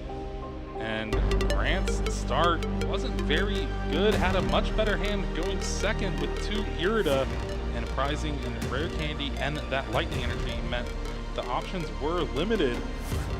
And that turn 1 arm press and this Ultra Ball discarding a Rare Candy as well just put a lot of pressure on that lone Excalibur. Yeah, gave Anil an opening to take it down. Chose not to do it, however, and was not punished for it. That Iono giving Anil the game-winning card, which was going to be reached thanks to fleet-footed, which sometimes drawing 1 extra card can be enough to win you a game at the highest level that we are watching right here. And that's why we're hammering down the importance of resource management, playing to your outs, deck thinning, and just try to give yourself the best odds to take down a game when it's as close as this. And Grant doing everything possible trying to come back in this game, but with the one energy in hand, drawing the boss's orders, that seals it up, and we are going to a game 3 in this very exciting matchup between Maridon and Blue Maridon. Indeed, the battle of the Maridons of different colors. Yeah, I feel like one comes from the snowy region, the other is from the big city, right? Yeah. Full of electricity. And really good matchup here. Who's going first, Jeremy? As Chen Pao, who goes first? I feel like they do. Yeah, you always force Chen Pao to go first, even though that means Grant has the opportunity to get it back Excalibur in play as soon as possible. Gonna have to rely off his concealed cards. Rare Candy, Water Energy, no way to get a Frigibax. And oh, there is a Nest Ball. Okay. There is a way to get Frigibax. Indeed. So Grant chose to go first. Yeah, like going opposite to what we were thinking.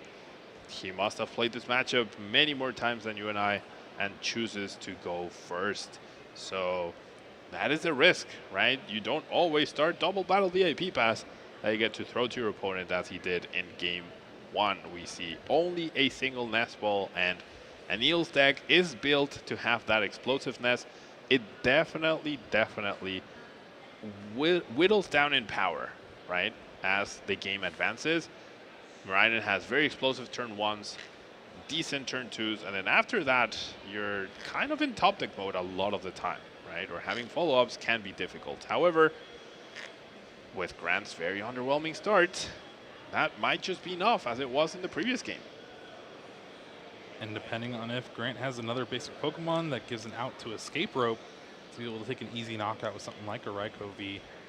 And just a pass of the turn, so not having much. Ultra Ball is going to start things for Anil here, discarding 2 Lightning Energy. There's 2 more in hand, and then, what, 4 in the prize cards? 4 in the prize cards. And this is something that JW was talking about when choosing to play Maridon. You generally, we're seeing Grant's deck just not fully work in 2 of these 3 games, whereas Anil doesn't need much to get going, right? His deck is built to hit those electric generators on average very, very well, and is holding the Peony in hand along with a boss, right? So with the Peony, finding a single escape rope gets the knockout on the lone Frigibax and will put Grant Shen in a very, very bad situation.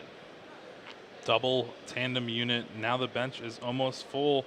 Iron Hands EX joins Raikou V and those 2 Maridon EX. Electric Generator is going to be a pretty big one here. Only 10 outs left, and of course, 2 Lightning Energy. Iron Hands EX, too good. I generally think there's a very high chance we see at turn 1 amp you very much. Not even reconsidering. We're definitely going to see an arm press, right? But I'm pretty sure this Peony gets another generator and the escape rope. Or escape rope, battle VIP pass, go ahead and get that Squawkabilly EX. You'll find the generator after those 6 cards. That seems less all-in-ish, as I was trying to go for. Yeah, it gives you a chance to find it. If you don't find it, you still get the arm press. Actually, now there's no more chance of the turn 1 amp you very much, because the escape rope does need to be played. Still pretty good. Yeah, fantastic.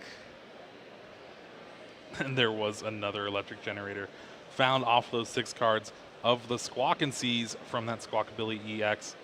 Go ahead and attach that Forest Seal Stone to the Raikou V to save it for later. And there's another arm press, taking the knockout on the Frigibax, leaving Grant with just a Radiant Greninja in hand and draws a Manaphy for the turn. That would have been a great out to that escape rope the previous turn. Yeah, any other basic Pokemon, especially a Chimpa, would have been fantastic.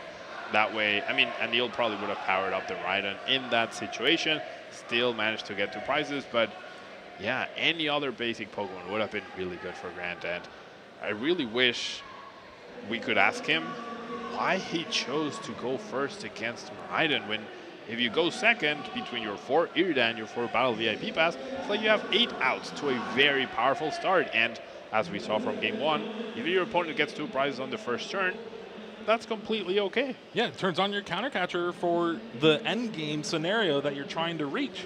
Yeah, you've seen your opponent rely heavily, very heavily on Squawk ability to set up, not afraid to bench that Luminion either, so I feel like game 3 could have played out pretty similar had Grant gotten a better start, of course, or quite simply chosen to go second. Now, with the hand here, concealed cards, does find a Frigibax off those 2 cards along with an Ultra Ball. And then with the Nest Ball found off the Irida, we'll be able to grab a second one. So as long as everything's shaping out to be, there's that Rare Candy Baxcalibur in hand. So Grant will have access to it next turn. Now, Anil holding both the Forest Seal Stone possibility and the second Escape Rope copy in hand. So Ampu very much a very, very big threat if another 2-prize Pokemon is not benched this upcoming turn. Also held to a good amount of resources with Electric Drainator, Energy Attachment, Stadium.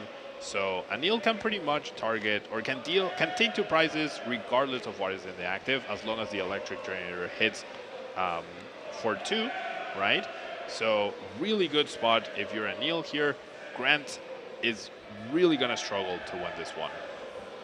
Yeah, and of course, I believe there's the second Escape Rope in Anil's hand, so you can just Escape Rope, retreat, and Ampu very much to take 2 prizes off the bench as well if you don't hit that Electric Generator. There's the Beach Court in hand to go along with it. Yeah. And now, playing the Escape Rope before that Beach Court, Grant brings up that Frigibax. Fleet-footed, an extra card, always ready to see then. Wow. It's a boss's orders as well, so saving the boss's orders right now means if the Baxcalibur hits play, now you can easily target it even without benching the Luminion. But setting up a Fluffy here, very important, because all your eggs are in the Iron Hands basket, and you really need to spread your resources a little bit more right now. Does find Ultra Ball and that Bravery Charm off of the Arvin, and we're going to see Ultra Ball discard Battle VIP Pass and Luminion V. Go and find that Flaffy, like you were saying. Dynamotor is such a powerful ability in this deck to be able to give you a little assurance if you don't hit those Electric Generators. Now, I love how Anil hesitated a little bit to discard the Luminion V, and that will give Grant a false sense of security that, okay, my opponent already discarded 1 boss's orders. I've only seen 2 so far in the 3 games that we've played, so very difficult for him to find the next boss's orders. Unfortunately for him, the boss's orders is the last card in Anil's hand, so Anil sitting in a fantastic spot, hitting 2 more energy. That's how you like to draw it up. That's why you play 18 energy in this Maridon EX deck, and it's all trying to power up that Iron Hands EX as fast as possible. This is what we've been waiting for, Pablo. This is what we've been waiting for. Ampu very much, Iron Hands EX showing its true power right here. What a fantastic card we are seeing. The best Pokemon in Paradox Rift, and the most hyped card, I guess, living up to its name, honestly. At least for this round. At least for this round. It is very well positioned against a lot of the single prize decks, even Gardevoir. It has somehow turned Maridon into kind of an even matchup against Gardevoir most of the time now. Certainly.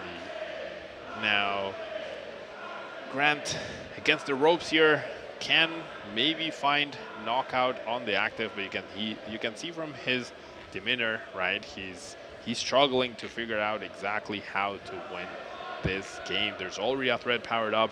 You can go after the Flaffy, but then you can only do so with Greninja that just hands 2 more prizes to the Iron Hands EX. What can Grant Shen do in this spot to come back from this? I mean, I guess one way you could do it is you counter catcher the Flaffy, bring that up to the active spot, and then start using Moonlight Shuriken like a crazy person.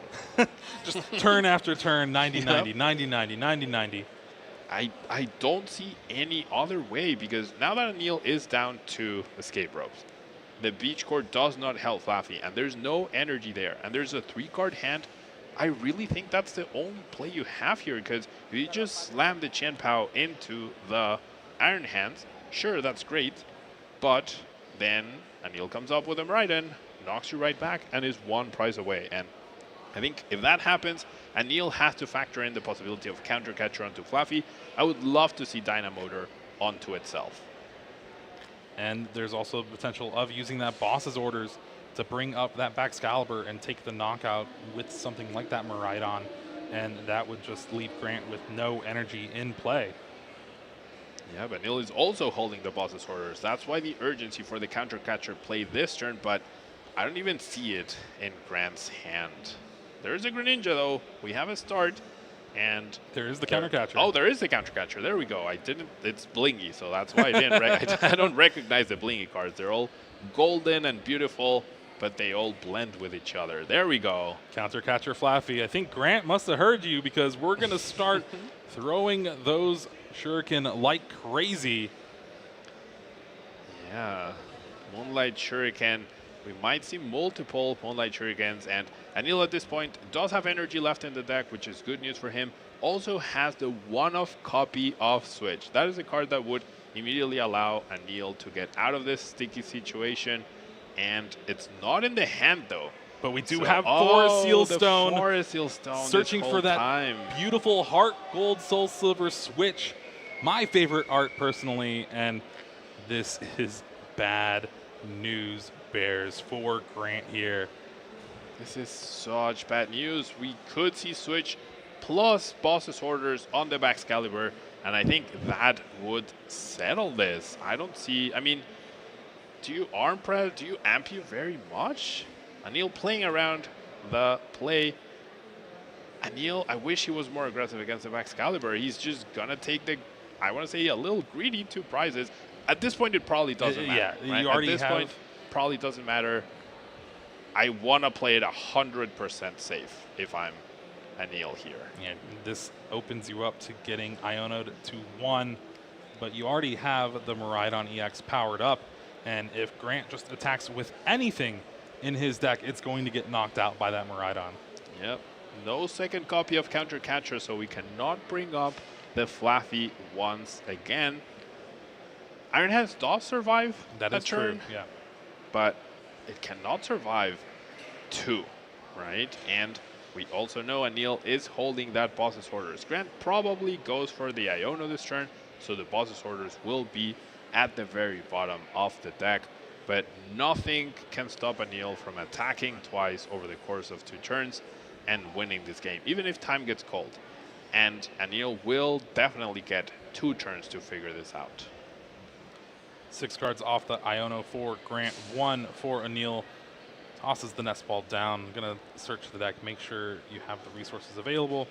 And here we see the Iron Bundle, a card that's not often seen, but Hyper Blower. Once during your turn, you can, if this Pokemon's on your bench, you can discard it and force your opponent to switch their active Pokemon. It is reminiscent of the old Pokemon Circulator card that we had, where it saw some fringe play. Yeah, certainly. Being able to force your opponent to switch, like depending on what they have on their bench, can be as good as a boss's order sometimes. So very good merit for a Pokemon that's searchable by Irida, right? Which is fantastic. You get Nest Ball for it as well. Having that effect can sometimes be very, very powerful depending on what your opponent has. Now, we do see the Pokestop. I feel like Grant's out is once again trying to do the Greninja play this turn and hoping Anil does not have a single energy to retreat. It's a big ask, but I don't see any other way. Choosing not to attack prevents you from losing, right? But you're also not applying any pressure and you're not getting any closer to winning either. Not at all. Shivery Chill finds just 1 water energy left in the deck.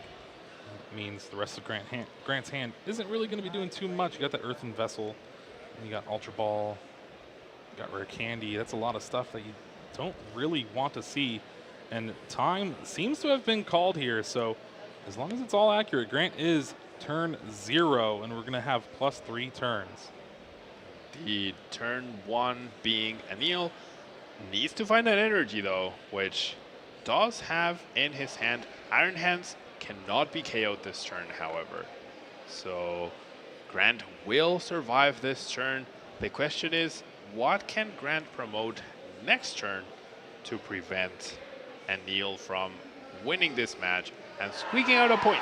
Yeah, which is, now we've switched gears, right? Yep. Grant's trying not to lose, Anil trying to finish the game and choosing, he had beach court and energy. I really like the beach court play here because with that energy, in case your opponent does play a second counter catcher to bring up any of your Pokemon, you have that to retreat, even the Fluffy. But the beach court does not help Fluffy retreat. Dynamotor here charging up what looks like Maridon EX is going to be the option. This will be turn 1. And arm press for 160 damage on the opposing Iron Hands EX. Feels like a sumo match here. Both of these Pokemon trying to just push each other out of the way. What is Grant's plan here? What is he aiming to do this turn? I'm not seeing anything in the list that could conceivably prevent Anil from declaring an attack and winning next turn. I really, like I said, I really wish I could ask him why he chose to go first rather, and what is he planning in this last turn? The CEO of Qianpao. I think you're just playing out the rest of the turn. You're going to lose next turn anyway, so might as well. There's no second Iron Hands EX in Grant's list compared to Anil's, and the writing is pretty much on the wall. We'll get 5 cards off Industrious Incisors, but like you said, nothing's really going to change. There's that Maridon EX on the bench, ready to take a knockout on anything Grant promotes. Yeah, no Penny to heal up this Iron Hands and re-promote it fully fresh. I think that's it. Yeah, there we go. Anil Sani able to take down Qianpao with Maridon, and moving forward needs, what, one more win to potentially lock up the top 8, or we're sitting at, what, 28 match points, so maybe a win and a tie. A win and a tie would do it in theory, right? Yeah. I don't want anyone to say, well, Pablo told me that 35 was safe. No. Yeah, with so many players, so many ties as well, you never know exactly how many. The more points you have, the more likely it is that you'll make it, right? So just aim to win the next one, figure it out later what happens in the last one, but still plenty to play for here after we saw Anil's very explosive start. Yeah, having that escape rope to bring up that lone Frigibax, take the knockout with arm press, just puts Grant an extra turn behind, and that means Amphi very much is going to wreak havoc. Even Electric Generator here, powering up that Maridon EX, always gave Anil a second attacker to take down pretty much anything in Grant's deck. And that's due to the fact that these lists aren't really running something like Bravery Charm anymore. Indeed, Bravery Charm not an inclusion, meaning Grant's Pokemon were very easy for Anil to take down, and we saw Amphi very much over and over and how impactful it was. That threat, you lead with Arm Press, you follow up with Amphi very much. Even in a duel of Iron Hands EX, the Lightning, the yellow Maridon ended up on top, and the blue Maridon was defeated. Yeah, defeated in pretty decisive fashion in that game 3, and it really all comes down to Grant choosing to go first. Yeah, I really think I was very perplexed by that decision. In my testing, I've been just choosing to go second, even against an unknown opponent, because if you let Roaring Moon go first, if you let Maridon go first, that can definitely be very problematic, right? You get whatever you started with, you have to survive the incoming turn 1 attack, which is very likely. The decks are built to be able to do that, especially Anil's deck with 18 Lightning Energy. I had not seen that many in a Maridon. I had seen 15. Never 16, never 17, never 18. Yeah, think about all the cards that are in Anil's deck to make that turn 1 happen. 18 Lightning Energy, your 2 Squawkabilly EX, your 2 Battle VIP Pass, you got Peony, Arvin. It really is the Beach Courts, the 2 Forest Sealstone. This deck is built to get that turn 1 attack going second. And you have to realize, like, just maybe it's okay to take an extra turn off to guarantee that Baxcalibur. Yeah, really not bothering with the late game, right? No paths, no judges, not even an Iono in there, which I feel like one Iono would be fantastic, but no, Anil just wants to win the game really quickly. And what we did see in the 3 games was his deck work and execute flawlessly, right? Because that's what Maridon does. But if you don't get double battle VIP pass with Chien-Pao, you falter in the beginning. And when you're up against a deck that pressures you from the very first turn, that can be very problematic. And I feel like it wasn't the matchup. The matchup on paper should be heavily favored towards Baxcalibur because it has the better attackers. It can decide how many prizes the Maridon player gets. However, that's not how it works out on paper because Maridon just got to do what it wants to do, and Grant was never able to stabilize in Game 2 and Game 3. All right, well, we have our winner interview ready, so let's go ahead and take it down to the stage. Welcome, everybody. I am here with our feature match winner, Anil. How are you feeling? Good. It was a fun game against my buddy Ji-Shen. Felt bad that second game, kind of taking out his basics like that, but no, it was fun. It's fun to be up here as always. Absolutely. Have you been finding the double iron hands are becoming in ultra handy? You could say that. Yeah, it's my build is designed basically to get it out every game. I would say about 50 to 60% of the time I get a turn 1, which is kind of insane. My deck is literally 1/3 energies, so there's a lot of clunk, but I didn't hit the clunk, and that's what matters, I guess. Absolutely. You've been doing spectacularly today, and I'm really glad to see that although you're running loads of energy, the clunk just isn't there. How did you go about testing for this new format? It was tough. We tried a lot of archetypes, tried a lot of different things. Obviously, like, it's a very blind format. The set's really impactful, so you don't know what's going to win.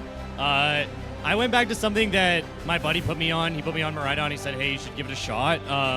Not his build. It's a totally random build I found online, but I tweaked it and I liked it and it's working. There we go. Sometimes that's all you need, is to find something you enjoy playing. And I hope that you continue to do absolutely spectacularly throughout today and hopefully tomorrow. So yeah, congratulations once again. Have you got any shout outs while you're here to anyone who helped you get this far? Yeah, absolutely. Shout out my sponsor, Banana Games. Love them. Manta Trading, all my boys there. My buddy Dino, who came with me on this trip, even though he's not playing Pokemon. Crazy. Yeah, shout out to all of them. I appreciate all my friends and family. Thank you so much. It's been fun. That's incredible. Thank you so much. We're going to throw it back to the studio now. But thank you so much for joining us. And Anil, we wish you the best of luck going forward. See you guys soon. Stay tuned. Thank you, Amy. Great to hear from Anil there. And our round 14 is coming up very soon, but we have a few giveaways that we want to remind you about for this weekend. We have that special illustration, rare Iron Valiant EX. Use that code ParadoxLAIC. We have the Dragapult from Alex's team from NAIC last year for VGC. And then there is a ton of Twitch drops and stuff for Pokemon Go as well. Code is a little different for the Dragapult there, LA1CPHAN T0M4CE. LAIC Phantom Menace, basically. Phantom Ace, I figured it out. Ace. Phantom Ace, yeah, it's spelled with numbers, but you can get your own Dragapult. That was the NAC winner. And if you're watching, make sure you activate the drops. You watch and learn, you watch and earn, and also watch and learn. If you're watching us on Pokemon TCG, you get Pokemon TCG Live stuff, and if you're watching on Pokemon Go, you get a few gifts, a few rare candies, a few TMs, really good things to have. Yeah, it is all great, and it really does help out the viewership too. Keeps you all sticking around, watching this glorious action that we have here for y'all this weekend. It has been a pretty great introduction to Paradox Rift format with this LAIC, and we just saw Iron Hands EX finally show up and show out, taking down Chien-Pao with Maridon, and it was a pretty back and forth each game with that Iron Hands, at least for the first two. And that game 3, a ton of work. Grant not able to really take a prize. Yeah, Iron Hands definitely was the star of this past round. Pretty fantastic Pokemon to utilize for both players, right? They both executed perfectly their strategy for Iron Hands. but turns out 18 energies is the way to go in order to get it fully functional as soon as possible. Now this is the last 2 rounds of Swiss we have coming up, so this is where a lot of our win-ins will take place. Our top 8 is starting to take its shape, and we might eventually see how these decks will do going down all the way to Championship Sunday tomorrow. Oh, a lot of exciting matches coming up. Those win-ins, right? Guaranteeing your spot in top 8. This is the highest level of play we're gonna see, the biggest stakes we're gonna get in the Swiss rounds as we head into the top 8. Make sure you're tuned in, yeah, because it's about to get even better than what we've seen so far. Yeah, get all your friends watching, get everyone you know. This is where it's starting to get to the nitty-gritty here, and these players have a ton of money on the line. They have a ton of pride, packs, championship points, and that elusive international championship title. Along with an invite, yeah, to Hawaii. I think that's also a big draw, right? Yeah. The invite to Worlds this season, a few more championship points required for every region, right? Or win a regional, or be a finalist at an IC. It's been a while since those have been awarded, like directly, and I'm sure a lot of players are eyeing that up right here. All right, and don't forget to follow the channel here on Twitch and YouTube so you can be notified for all of the times we're live. And with that, we are done for right now, but when we come back from break, Shay and Amy will bring you round 14 action, so don't go anywhere.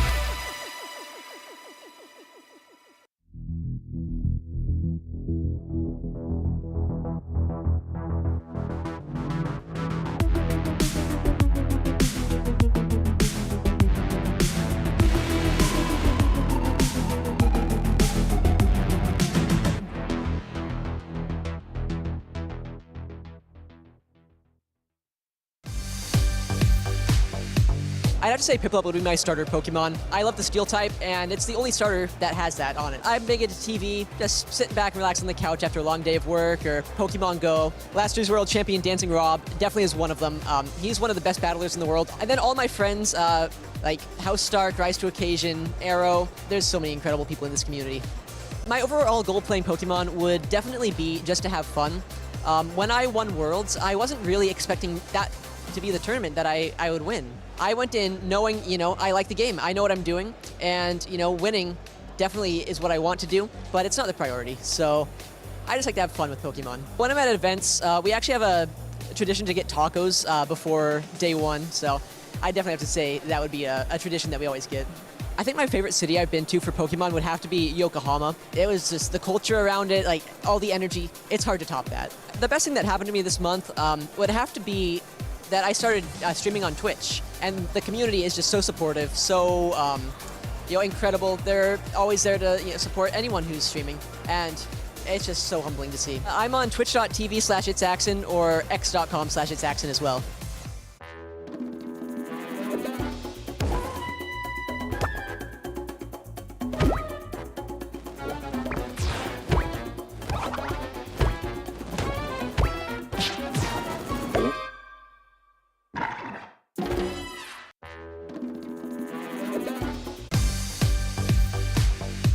I'd have to say Piplup would be my starter Pokemon. I love the Steel type, and it's the only starter that has that on it. I'm big into TV, just sitting back and relaxing on the couch after a long day of work, or Pokemon Go. Last year's world champion Dancing Rob definitely is one of them. He's one of the best battlers in the world. And then all my friends, like House Stark, Rise to Occasion, Arrow, there's so many incredible people in this community. My overall goal playing Pokemon would definitely be just to have fun. When I won Worlds, I wasn't really expecting that to be the tournament that I would win. I went in knowing, I like the game. I know what I'm doing, and, winning definitely is what I want to do, but it's not the priority. So I just like to have fun with Pokemon. When I'm at events, we actually have a tradition to get tacos before day one, so I definitely have to say that would be a tradition that we always get. I think my favorite city I've been to for Pokemon would have to be Yokohama. It was just the culture around it, like all the energy. It's hard to top that. The best thing that happened to me this month would have to be that I started streaming on Twitch, and the community is just so supportive, so incredible. They're always there to support anyone who's streaming, and it's just so humbling to see. I'm on twitch.tv/itsaxon or x.com/itsaxon as well.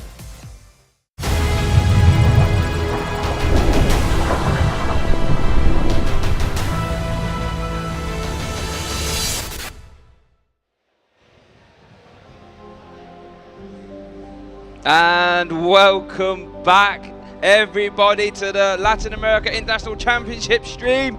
We're getting ready for our next round. Players are shuffling up, so we'll get down to the action as soon as possible. You're joined by myself, Shay, and Amy. Amy, how are we after watching that intense round just gone? Oh, absolutely enthralled. We can't be mad at some good Iron Hands. I hope that you all enjoyed that at home. The games went from small to large so quick. The prize cards were all over the place. You look away for a second and you miss the action, so don't go anywhere and keep your eyes glued, my friends. That's literally, I turned around, looked back, I was like, oh, all of a sudden Iron Hand's taking 3 prize cards. Could take a bit out of hand. Oh! We definitely didn't steal that from you earlier. So, but yeah, moving forward now, I think we have a potential winning in scenario for our players here. Winning, if one of our players wins this round, they are almost guaranteed a place in top 8, or at least can continue to fight for that spot, which is where that big prize starts to come into play, right? The pressure is on, and I think we're starting to feel it in the hall as well. The cheering from the crowd for various games is starting to get louder and louder as everybody gets hyped for the next game. And this is where it starts to get serious. You have to start, trying to compress those emotions, just try and take each game at a time. Because like I said, we saw earlier, the prizing that these internationals give is honestly absurd. And if you can just win this next one, potentially you can draw, and then your last one, then you're in the top 8. And at that point, it's anyone's game. It's just elimination, just keep winning, and you get those massive prizes. We started with over 1,000 masters, and we are slicing it down to just the best of the best here today, and we're firing on all cylinders towards that top 8. So don't go anywhere, because we've got so much action left to give and so many fantastic decks yet to show, and this next round is absolutely no short of that exact action you're looking for. Yeah, this next round, I don't want to spoil it, but it's going to be a very interesting matchup. You would think initially that one deck is favored, but the other player does play something that could, turn the tide a little bit. So this is what we like to see, these sort of chess matches, right? As we get towards these late event scenarios, I should say, where every card matters, every top deck matters, every card and tech card even can matter as well. Absolutely, and it's nice to see when those are coming into play, exactly when the matchup that you're expecting comes your way. And speaking of the matchup, here it is. We have Iron, Valiant EX partnered with Entei, which we saw used to great effect in day 1, piloted by Noah.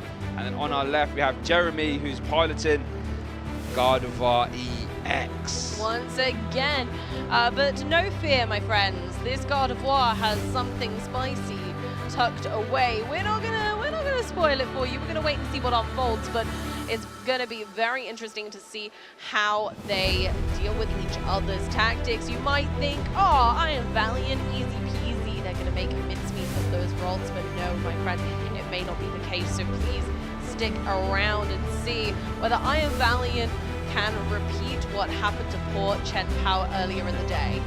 And yeah, Jeremy is a fantastic player, has a long limitless page with a lot of accomplishments on it, has won regionals top 8 already, and plenty of top 64s and stuff like this, and also owns 100 pairs of shoes. More than I hear. I've been trying to see what he has there. And speaking of prize cards, let's have a little look. Noya has prized the Squawkabilly. Got to keep an eye on that. 2 copies of Nest Ball, Forest Seal Stone, and Switch Card. And for Jeremy, the prize card's not looking too impactful. Artisan and 2 copies of Psych Energy might be the most impactful things there. Yes, it's Noah's first LAIC. So we'll have to see whether they can take it all the way on the first try. Yeah, I mean, that would be what an accomplishment, right? And Noah has had a second place regionals finish at Fort Wayne earlier this year. So again, no stranger to these high stakes scenarios. Maybe wants to try to add an international finish to his impressive Pokemon resume. Quick quiz time for you guys in the chat. What Pokemon plushie is that on the stage? Can't quite see right now, and it's... Oh! We'll have to reveal it in a bit, but I know what it is. But yeah, get your guesses in the chat. Okay, Noah's going first, starting strong with an Iron Valiant EX and a Battle VIP pass. Yes, in case you don't know, that Iron Valiant, that is really strong ability, that Tachyon bit. When the Iron Valiant moves into the active position, you can place 2 damage counters on one of your opponent's Pokemon, and that's going to be really strong when used in combination with Medicham V. However, we do see a slight counter for Jeremy that does play that one copy of Jirachi. Jirachi's going to be pulling a Stellar Veil over its opponent's eyes to prevent the effects of attack. So what kind of effects might we be looking at today? Well, normally that Jirachi is used as a defense for Sablei's Lost Mine, because it would prevent Sableye from placing damage counters on your bench Pokemon. However, it does actually stop Medicham V, as we just see getting on the left-hand side there, because that Yoga Loop does place 2 damage counters, and if it knocks something out, you can actually steal another turn. But Jirachi would stop you from placing those damage counters on the bench Pokemon. So Medicham V is going to be a non-factor while Jirachi is in play, as we do see the first use of Tachyon bits, putting 2 damage counters on the active Jirachi. Oh no! Shay! Oh goodness. Is Jeremy going? No, they're not going to. I was going to say, is Jeremy even going to get a turn? There is a world. It would have been possible. No, yeah. it might still be. We've still got a fleet-footed. There is a potential here that Jeremy has done a rather accidental oversight and not thought about the Iron Valiant. We are in a very large habit right now of not putting another Pokemon down. They got away with it. They got away with it. Jeremy is allowed to turn. Could you imagine losing a game on stream before you've even had a chance to play a card? If we saw 4 uses of Tachyon bits there, that could have been the case. Jeremy does get a turn now, and does get to start the turn off with placing the Artisan down, which will let you grab a Pokemon from your deck that hasn't got a rule box and put it onto your bench. Jeremy does start the turn off with an Iono. Going to give him a fresh hand of 6, and let's see what he draws. We're going to want to see some Battle VIP pass, some Level Ball, some Fog Crystal, anything like this, and ideally get that Jirachi out of the active as well. Yeah, well, the Jirachi might not last long in this game, so I think Yoga Loop might be able to do some scary things. And unfortunately for Jeremy, I don't really know what their possible game plan here is, but they've currently benched a 60 HP Ralt, and that's really scary against Iron Valiant, but let's have a look. They do have more options. Then again, maybe playing this Ralt in an attempt to evolve it faster, just so that it does see play. Otherwise, you've got to kind of avoid playing it at all. So I understand the logic behind Jeremy's choice there. Yeah, it's interesting because Jeremy benches the 60 HP Ralt. You would imagine Noah would like to try and target that down via Tachyon bits, but then you also want to try and get rid of that Jirachi so you can start to open up your Yoga Loop. So I guess it gives Noah a couple options, and Jeremy wants to try and spread the damage out there if possible. Jeremy also does play a Level Ball to grab a 70 HP Ralt, and it looks like since this is his first deck search, can work out what he has in the prize cards so he doesn't make any plays for cards that aren't available to him. Yeah, it's going to be important to manage resources when Iron Valiant's Tachyon Bits does make a huge impact due to low HP basic Pokemon in the beginning. If Jeremy can get past that Veil, though, and this is a really fantastic start in achieving that, 3 Ralts on the board will hopefully guarantee Jeremy at least 1 Gardevoir, and at least 1 Gardevoir EX plus some attackers might be enough to see them through. Yeah, when we saw the Entei Iron Valiant deck on stream day 1, it didn't allow Jared to evolve at all. There was not a single evolution done that round. So I wonder if Noya can try and keep up that performance. Yeah, there is a high possibility with that really early start placing the 4 damage counters on Jirachi. It might Oh, goodness. As the turn gets passed over to Noah, I see a lot. I see a switch, first of all. So Tachyon bits, Jirachi's on 60. I saw Jet Energy. I saw even more switch cards, Amy. I think we're going to see a mid-turn KO here. We see a free retreat due to that future booster capsule. And there's the Jirachi gone. That means Medicham is now a potential threat. Forest Hill Stone on the Entei. That Entei with the energy. Nice, This could start to get out of hand. Good idea. Still lots of switching options, still more search for basics. Wow, even the Jet Energy is there this turn. We've got the double, is that a, double turbo energy on the Entei. So Entei cannot attack right now, but we can still use fleet-footed on the one on the bench. Yeah, we can. We are going to see Professor's research. And there's actually a little sneaky card there, viewers, I want to draw your attention to. That little TM Evolution card that I did get discarded. Something we could see in games 2 and 3. Actually, it gives the Pokemon it's attached to a 1 energy, colorless energy attack, which de-evolves all your opponents' evolved Pokemon and puts the highest stage back into their hand. So if you spread enough damage onto a Pokemon to where when it de-evolves it, it's got more damage on than the basic or stage 1, it will get KO'd. I think that's one of the really scary parts about Tachyon bits, right? So if Noah can remember which Gardevoir, let's say, they've put damage counters on. If they've put 60 on the 60 HP and then de-evolve all of Jeremy's Pokemon, they can take quite a few KOs in one go. And here we go, passing over Jeremy's turn as one Ralts goes down.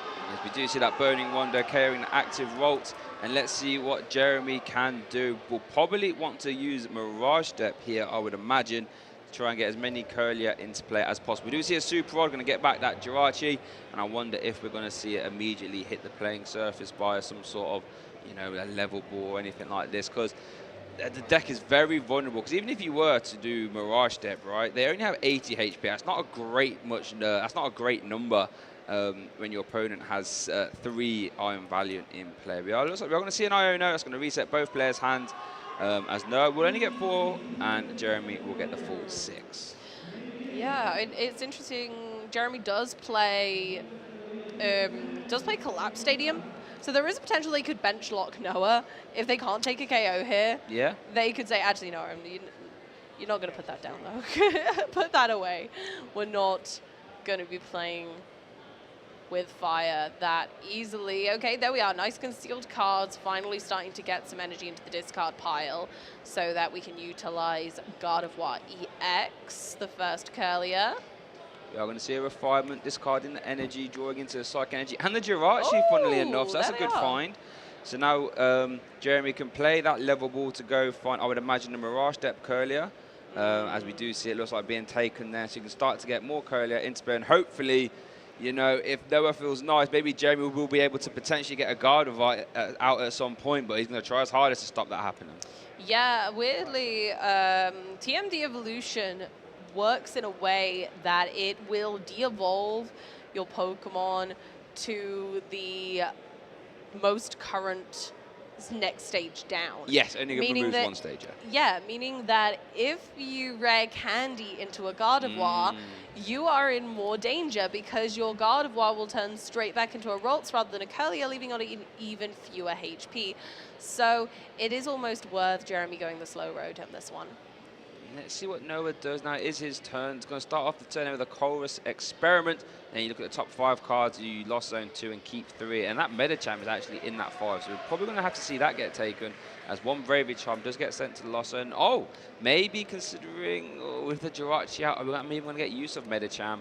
But it looks like Noah is going to keep it. I think you want to keep it just in case. Yeah, I think so too. But they are, lost vacuuming away. Yeah, the Forest Hill Stone just using up more cards in their hand. Don't want to waste. And there we go. Another one onto the Entei that has the energy. It's not a great looking hand, to be honest. Like the Medicham is nice, but otherwise I'd say that's safe to kind of research later. But for now, going for the easy KO on the Curlier. How much energy we got? 4 so far. That's not bad. It's not great, but it's not bad. Not bad. 4 in using combination with reversal energy. Could be fine, though. Yeah. Let's see what Jeremy can do here. Does have 3 Curlier in play, and there's a reversal energy in hand, actually, funnily enough. So let's see what Jeremy can do. Can maybe try and work out that Noah might not have the greatest of hands. He didn't really do much last turn. And let's see if Jeremy can capitalize and try and get back in this game. Because he's currently 3 prize cards down, so the window of opportunity is getting smaller. We'll have to start to take prize cards real soon. Yeah, Noah's really quite ahead here, and all of their Pokemon have quite tremendous HP totals. So we're not looking at, you know, Cresselia isn't going to be able to take a knockout. Screamtail without a cape, not able to take a knockout. Screamtail with a cape might be able to take a knockout, but with the added danger of having 2 prize cards taken due to the luxurious cape. Because Screamtail with a cape is worth more prize cards. Well, I guess the good thing about Luxurious Cape is that it does have to be knocked out from damage from an attack. Yeah, so if Noah was to KO it via Tachyon bits, you wouldn't actually get the extra prize card. So worth keeping an eye on that. We are going to see some more refinements being used. We're going to see a refinement on the active as well. Let's see what we saw. I saw a counter catcher, I believe, and a Revolt. I don't see a Gardevoir EX yet, but I do see an Ultra Ball, so there's a way to get there. And now that Jeremy has bench locked himself, we're not going to see the Screamtail or anything like that come down. So whatever Jeremy wants to attack with will have to be something that's in play. Yeah, and there aren't a lot of options right now. Gardevoir can't attack with 2 of their currently benched Pokemon, and they're going to need something bigger than a Curlier to deal with this Entei. Yeah, Entei is a big Pokemon for a basic. 230 HP, isn't going to go anywhere anytime soon, so will require some investment. And this is where Iron Valiant can really feast on Gardevoir. And this is that Gardevoir has to damage itself, right, to get energy in play. And Iron Valiant, mid-turn placing damage, could just be real back-breaking, as it were. As we do see an Ultra Ball being played there for Jeremy, taking a Gardevoir EX. It looks like it's going to evolve into the active. Yeah, that Entei is looking dangerous. It looks like they don't have much of a choice but to put some of the energy on the Gardevoir, putting 60 damage count, 6 damage counters, 60 damage on the Gardevoir itself. Oh, okay. Oh, interesting. But choosing to bring forward the Entei V with no damage counters on as of yet because they aren't able to take a KO, limiting Noah's ability to take a return knockout on the Gardevoir because they must move this Entei or somehow get it some energy, but I'm not sure that's possible while it's in the active. Yeah, it's actually really interesting plays. We saw the Gardevoir EX use the Miracle Force. We do see an escape rope being used from Sawyer. Has used fleet-footed. Going to go into an escape rope, and let's see what Jeremy will promote. Actually, a tough decision. Whatever gets promoted, there's a good chance of getting KO'd. We are going to see a Radiant Greninja getting promoted there, as we do see the Iron Valiant with the Future Booster Capsule. So that means you will have a free retreat cost on the Pokemon it's attached to. So we are going to see a Tachyon Big's activation, I would imagine. Placing 2 damage counters again, going after that Jirachi. No, wants to use that Medicham and start using that Yoga Loop. I think keeping your options open is incredibly valid right now. They've gone ahead and benched it, show that it's the threat of the day. Again, with that Yoga Loop allowing you to place 2 damage counters. And if you knock out the Pokemon you are targeting this way, you get to take an extra turn. You even get to draw an extra card for turn. It's crazy. As we do see Noah's support for the turn was the Professor's research, I believe, has 7 new trader cards. We're going to see a retreat now into another Iron Valiant. So Tachyon Bits activation again. That's 4 damage counts on that Jirachi. Let's see what Noah can do. Switch card, we're going again. Jirachi has 70 HP, so it's not going to be over yet if they did choose the Iron Valiant. But they went with the Entei for the fleet-footed, drawing 1 card. This is a really difficult deck to get the numbers right, and we saw that yesterday as well. Making sure that you bide your time when necessary and only take the KOs when you need to. This is looking quite dicey for Jeremy. Has yet to take a single prize card. Noah has just slowly been working his way through this game. He's currently at 4 prize cards taken. So Jeremy's going to have to do something and do something quick if he wants to try and win this game. We'll start the turn off there with a refinement, discarding a level ball. Drawing Battle VIP pass and celebration. I can tell you now that celebrations move will not be getting play. Yeah, Jeremy's going to need to refine their play to make sure that they're able to maybe swing this back, but I'm not certain they're going to be able to in time. Noah has kind of placed the puzzle pieces there to be put together for next turn. I respect Jeremy for playing this out. I wonder if he'll be able to get very far, though. Yeah, we do see a second refinement being used and a Shining Arcana activation, and we do see a Fog Crystal going to target a basic Psychic Energy. You can take a basic Psychic Pokemon or a basic Psychic Energy. Jeremy opted to take the Psychic Energy here. I'm just trying to think. We did see the luxurious cape being drawn into via refinement, I believe. And that's interesting. You could maybe put that on the Gardevoir and start swinging with Brainwave for that extra HP. You could put it on the Jirachi to make sure that it isn't going to get KO'd anytime soon via Tachyon Bits at the very least. It's a really interesting card. Gives the Pokemon it's attached to an extra 100 HP if it's a non-rule box Pokemon. I've had a fun thought, Shay. What's that? What about if Jeremy were to use Cresselia or Screamtail now on the damaged Entavia on the bench and counter catches something forward that's more awkward to retreat? That could work. That Medicham would be great for that. Moonglow Reverse, letting you access the bench. Here we do see a lost Vacuum.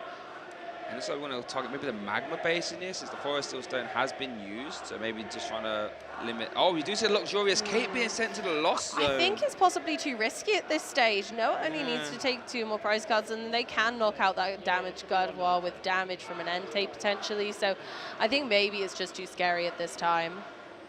Do you see the Reversal Energy getting attached as well? Since Jeremy is behind on prize cards, that currently counts for 3 Psychic Energy whilst it's attached to that Shining Arcana Gardevoir. As we do see a Pay Retreat on the Gardevoir EX, and let's see what Jeremy promotes. If I had to guess, probably, yep, that Reversal Energy. Gardevoir is going to consult the discard pile, and we might see some Psychic Embrace attachments to that Gardevoir to attack with Brainwave. Yeah, again, like we saw in the match yesterday, Jeremy's going to be wanting to check that Noah, if Noah's out of switching options, they can very happily presume that Noah's going to have possibly a 4 of each type of switching option that he has in his deck. Okay, they've gone for the counter capture, and they have gone ahead and brought forward the Medicham V. So I think just dealing with the problem in the moment, and Medicham is also weak to Psychic, so that 150 damage actually does 300 without having to attach any more energy to the Gardevoir via Psychic Embrace, which is really crucial because Gardevoir damaging itself when Tachyon Bits is around, scary stuff. Scary stuff. Yeah, speaking of Tachyon Bits, Noah has used 1 Tachyon Bits activation always. That Jirachi is on 60 HP, living on a prayer, as it were. It's so close. If Noah takes the knockout on the Jirachi here, that's probably game. If Entei can now take a KO. The boss, there it is. Yep. There it is. So, yeah. Oh my goodness, it was really tough for Jeremy to get any prize cards there. Yeah, so just so we do see the boss's orders that would go into any 1 prize Pokemon, and the Combat Blaze, not the Combat Blaze, the Burning Rondo, I should say, would take the KO, and Noah takes our game 1 here. Wow, again, Iron Valiant proving to be very impressive. Poetry in motion, as it were, as it just feasts on these low HP Pokemon. Yeah. And you have to imagine Noah must be very happy right now. Yeah, unfortunately on that occasion, poor Gardevoir went down in flames as we saw the pure terror that can be Iron Valiant in its steely nature can go on in pretty tough. And we were really worried at the beginning here when we were seeing that there was a potential that Jeremy wouldn't even get a go at all. Yeah, it's just an outrageous sport to think about. You can lose before we've even had a chance to play a card, and there's only 1 or 2 Tachyon Bits activation from doing that. And as we look at this replay, you can just see it was always Noah's game to lose. It was always applying the pressure. Entei was just chipping in 1 prize card here. Iron Valiant was just chipping another prize card there. And all of a sudden, it got to the point where Noah had taken 4 prizes and Jeremy hasn't taken any. In fact, did Jeremy even take a prize? Oh, no, he didn't. The Medicham, yeah, right? there were 2 prize cards taken in the end from Jeremy, but unfortunately wasn't able to bring things back fast enough as Noah had already planted the seeds, scattered those Tachyon Bits in just the right places. They were able to take that mid-turn KO on another single prizer and then boss a Gardevoir with much less HP than its EX friends. Yeah, that was Jeremy's only time he took prizes cards there, KOing that Medicham, but Noah was quick to seal the deal there. Tachyon Bits and then boss's orders into the Burning Rondo to close that game out. Burning Rondo did a yeehaw, and off we go. Next game, let's see if Jeremy can do anything this time to prevent Noah from going ham with those tachyon bits. I think one thing that Jeremy certainly will have learned is don't put one basic down at the beginning if possible. Especially, could you imagine if Jeremy had opened with that 60 HP roll? Just Yeah, that, like that's 60 HP roll, which is currently in his hand. I think that it might have to lead it. Shay, no. No, oh no. But at least I would imagine he's going. Whoa, hold the phone! Hold everyone! Wow, that is what? 2 Rolts and 2 Curlier in the prize cards there. Oh my goodness. Wow. Noah has prized 2 copies of Bagwell Basin as well, so that's something I have to keep an eye on. But yeah, it looks like as we get our game started, and it looks like Jeremy has led that 60 HP Rolts and has put down the Greninja. Yeah, Jeremy's going first, so they're not in risk as long as they got 1 extra basic down of tachyon bits taking the early lead. So we are okay. However, Jeremy is about to find out what the prize card situation is. They're going in with the Battle VIP pass, which admittedly is a great start. However, if Noah kind of takes the read off of this, if Noah clocks that Jeremy hardly has any Rolts available, if they really go hard on making sure that the Rolts stay out of play, like Jirachi is the least of their worries, you know?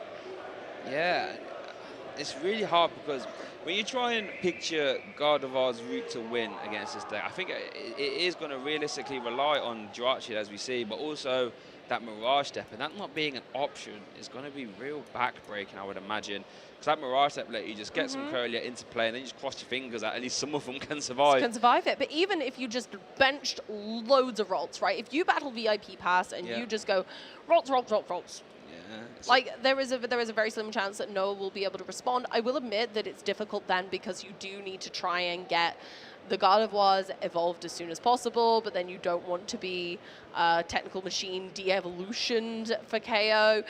It's a very difficult matchup for Gardevoir to usually traverse. Jirachi makes it a little bit more bearable by preventing the Yoga Loop, but we can wish upon as many stars as we like, but this rough setup isn't going to save us. Jirachi, please.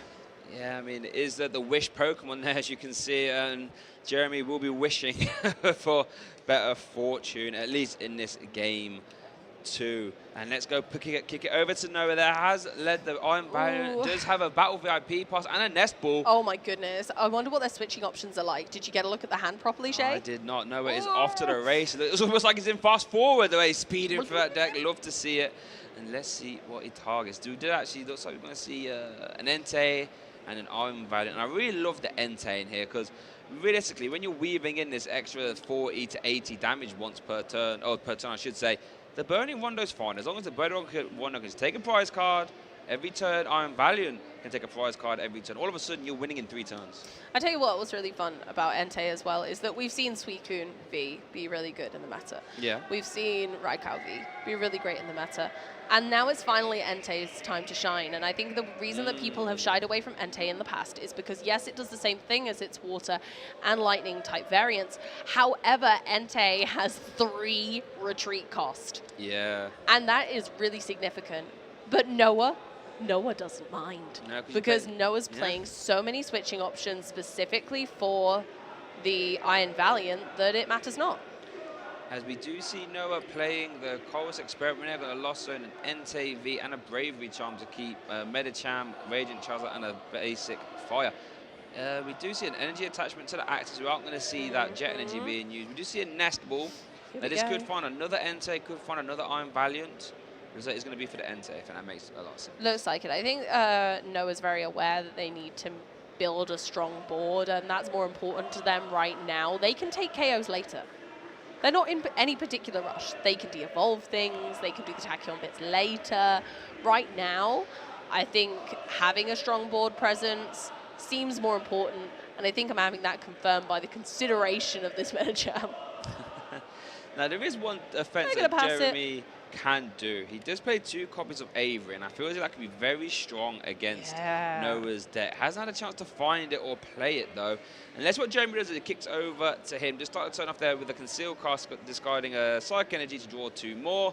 We do see a rare candy, actually. Do we see any... Oh, yeah, we do see a Gardevoir EX in play as well. Ooh. We could see the turn 2 Miracle Force here. Could Yeah, be possible. but you can see again that they're considering not. They've gone for it. They've gone for it. We love it, Jeremy.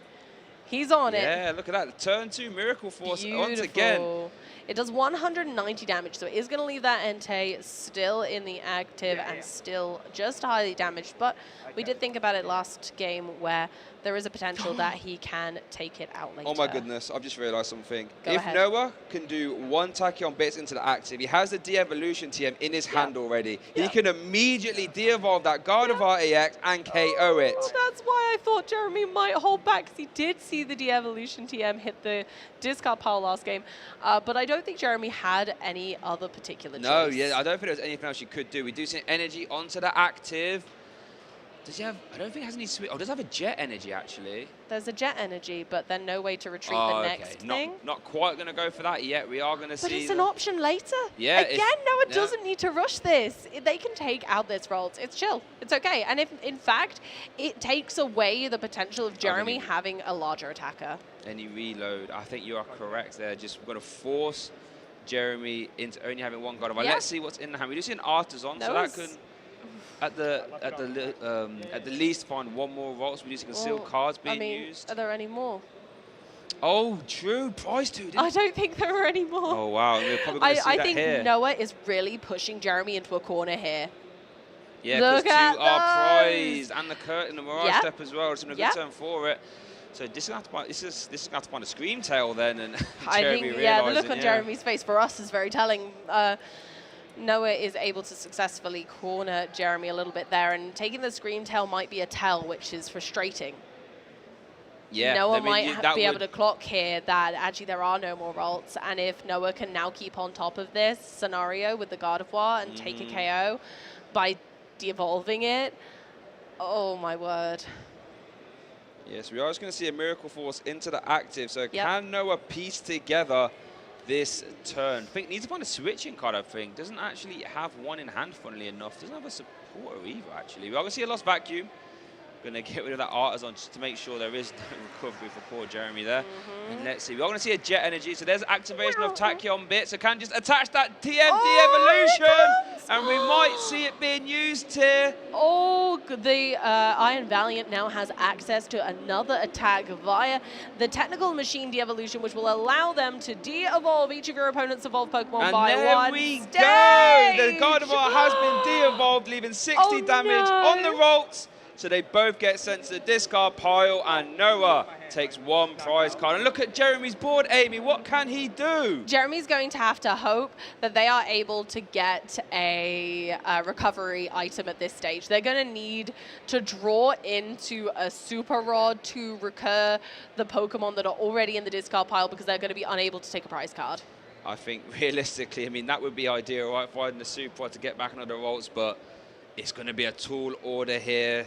You know, Noah's already taken 2 prize cards, and as soon as you put down the Rolts, it can just immediately get targeted down. The only saving grace is that there is at least the Jirachi that will stop any Yoga Loop.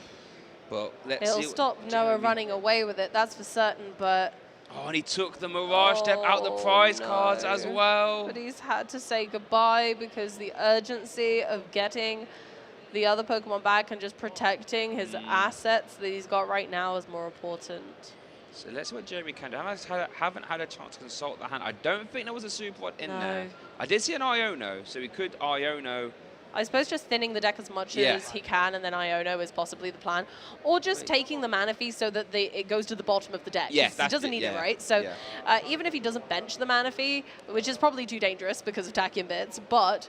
Ionoing it to the bottom of the deck so that it's definitely not something that he can draw away. Oh no, we're going to see the Super Energy. Rod.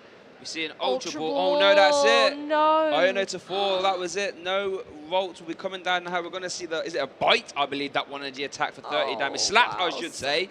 Oh, I wasn't expecting to see that one. Screamtail slapping instead of screaming.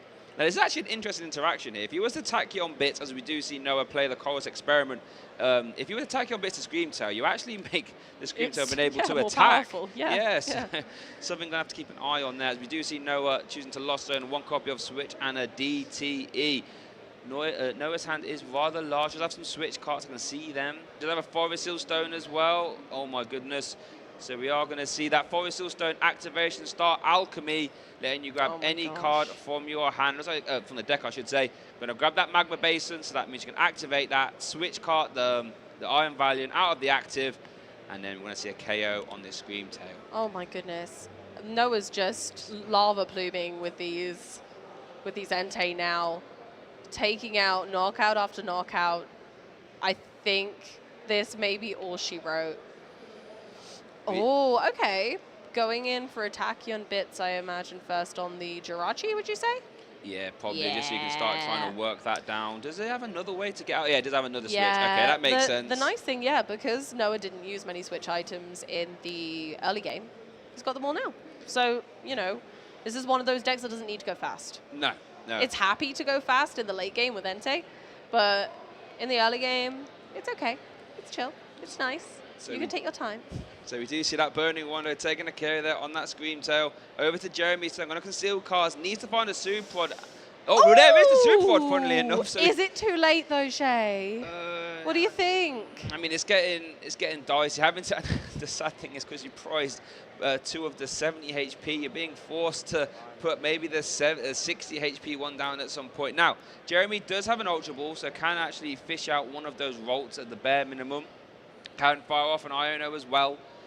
But what do you discard here? All those cards are helpful. They're all good. They're all good cards. The Collapse Stadium would help to stop Noah from building a more sufficient bench, but I suppose Noah isn't going to be bench locked by it, so it's probably the Collapse Stadium and then probably the boss, because the counter catcher is still useful because it's still live and it's an item, not a supporter. So this means that Jeremy can use the counter catcher as a stall method, possibly. But they can also then Iono for a fresh hand and to Iono Noah down to 3. So yeah, we do see that counter catcher into the Iron Valiant, and as we do see the Ultra Ball going to grab that Rolt on the back of the Super Rod. Oh, yeah. They're just going to move that Ultra Ball there to the discard pile, and we do see the Iono. Yeah, there we go. 4 cards, lower down to 3. As we do see that Avery, could have been nice, but oh no, there's no other Rolts there, Amy. Nothing. No, they needed to be able to bench a Rolts. There's no way it's going to be a pass, no actually. Noah starts his turn with a Nest Ball that could find Iron Valiant. Oh no, we're going to see... so we're going to play the Nest Ball. So Iron up, maybe the Raging Charizard there. Oh my gosh, I honestly think that might just be a deck then. I don't know. I'm not sure. Because Charizard's retreat cost, attack cost isn't being reduced currently by Excited Heart by very much. However, Noah can kind of slow attach from the discard pile. There's no rush. Uh-oh, we're going to see Tachyon Bits onto that Jirachi. This could start to get out of hand. We see a switch card into the Entei. We're going to see a Professor's Research as well, the empty hand Professor's Research off the Iono to 3. Let's see what Noah can manufacture here. Does have another switching card there. Has a Forest Seal Stone onto the Charizard. A lot of options. Even has a Jet Energy as well, so there's plenty of ways, as we do see the Magma Basin activation onto the Radiant Charizard. Let you grab a Fire Energy from your discard pile and put 2 damage counters on the bench Fire Energy, the bench Fire Pokemon you attach it to, I should say. Attaching for hand to Iron Valiant there, using the Fleet Footed to draw 1 card, attaching the Future Booster to one of their Iron Valiant, and I think that might be an attack now. Yeah, taking out the Radiant Greninja. Whoo, this Entei's bringing the heat. Yeah, it's bringing heat. It's getting hot in here. And I think Noah has almost set up a checkmate scenario, right? In the fact that Burning Wonder can KO whatever's in the active, and it has enough switch cards and free retreat where you can just KO this Jirachi via 2 uses of Iron Valiant's Tachyon Bit. So Jeremy will need to rare candy, I would imagine, this Rolts to try and stay in this game, and ideally it would have to be into an EX. Does have the Avery though? Could play the Avery. No, it's only going to have to discard one. We only get rid of the Raging Charizard in that scenario, right? So yeah. As we are just going to see the Iron, I like that actually. Yeah, I like that too. Just going to reduce Noah's hand size down to 2 and hope that Noah cannot close the game out next turn. Let's see what Jeremy has drawn. It's not like too much. We're going to attach an energy to the active. Fog Crystal, I'd imagine this will probably find a Rolts. I would imagine. It has to be the 60 HP one as well. Although at this point, the Jirachi only has 40. There are prize cards to be had. There are, and it's all going to rely on whether Jeremy can make a Pokemon large enough to stand in the active and stand guard to their smaller HP friends on the bench. You do see the teleportation bursts from Rolls as Noah drew a Professor's Research off that Iono to 2. Oh, I see a switch card. I see escape rope. Do you know what that means, Amy? Tachyon Bits will be used. Tachyon Bits into the active. And free retreat. Tachyon Bits into the active. That's a mid-turn KO. Noah goes down to 1 prize card. There it is. Burning Rondo closes the game out as Noah takes a very impressive 2-0 victory here at the Latin International Championships 2024. Iron Valiant continues its crusade of dominance here. Entei risen from the burning tower to bring us the heat. We're seeing it today, folks. It's such a shame to see it happen again, but now once again, nothing was able to keep up with Iron Valiant switching in and out of the active to take KOs before their opponent is able to do anything. Wow, honestly, so impressive seeing that deck in action. And we know Entei Valiant loves to feast on his lower HP Pokemon, but he does so in such an efficient and terrifying fashion. Like, you've got the best of everything, right? Yeah, Jeremy didn't really have much better. We can see as early as turn 1 here, starting off with some Chorus Experiment. And then Jeremy, did have that rare can, did actually say, you know what, my only defense is to have a turn, a real early Gardevoir. And Noah said, hold on, let me just put 6 damage counters onto that eventually, and I'll de-evolve it. As about that, as we do see here, the TMD evolution for 1 energy, de-evolving all your opponent's Pokemon. And there it goes, whoopsie daisy, to the discard pile you go. And I think from there, Jeremy was just fighting to stay alive, I think. So Gardevoir just got defeated by its future variant. What an interaction that is. Is it, are we saying that maybe this is the way that it gets steamrolled in this competition? Maybe your Gardevoir prediction, Shay, might be in danger to the Iron Valiant, the Gallade Gardevoir kind of crossover future Pokemon. Maybe that's going to be what takes the biscuit after all. Maybe. I mean, when you see it being played this well, and I just love seeing it in action, right? Because the Iron Valiant just tries to take mid-turn KOs, and the Entei just takes a KO. And all of a sudden, you're taking 2 prize cards every turn, and then you can just weave in these mid-turn KOs, as we did see there. We saw the switch cards, we saw the KO onto the active, and then we saw the escape rope, making sure that Entei can KO anything. Handshake. It was so impressive to see it dance throughout the game and put those damage counters exactly where they needed to be. There was absolutely no doubt that both players knew what they were doing, but unfortunately Noah took the win by just suffocating their opponent and not allowing them to do anything. Yeah, I think suffocation is a great way of putting it out. You immediately from turn 1, you are under pressure, and Gardevoir is not a fast deck. I mean, sure, you can get the turn 2 rare candy Miracle Force for 190, but in this day and age, 190 isn't the greatest number. Doesn't care an Entei, doesn't care an Iron Valiant. And then you can just say, right, all right, fair enough. You got your 310 HP Pokemon. That's fine. I'll tell you what hasn't got a lot of HP. That Rolls underneath. So let me just put 6 there and just whoop the Gardevoir back. And the little Rolls there, like, what's happened here? I weren't expecting this. I'm back. Why? Wait, what? I'm not used to this.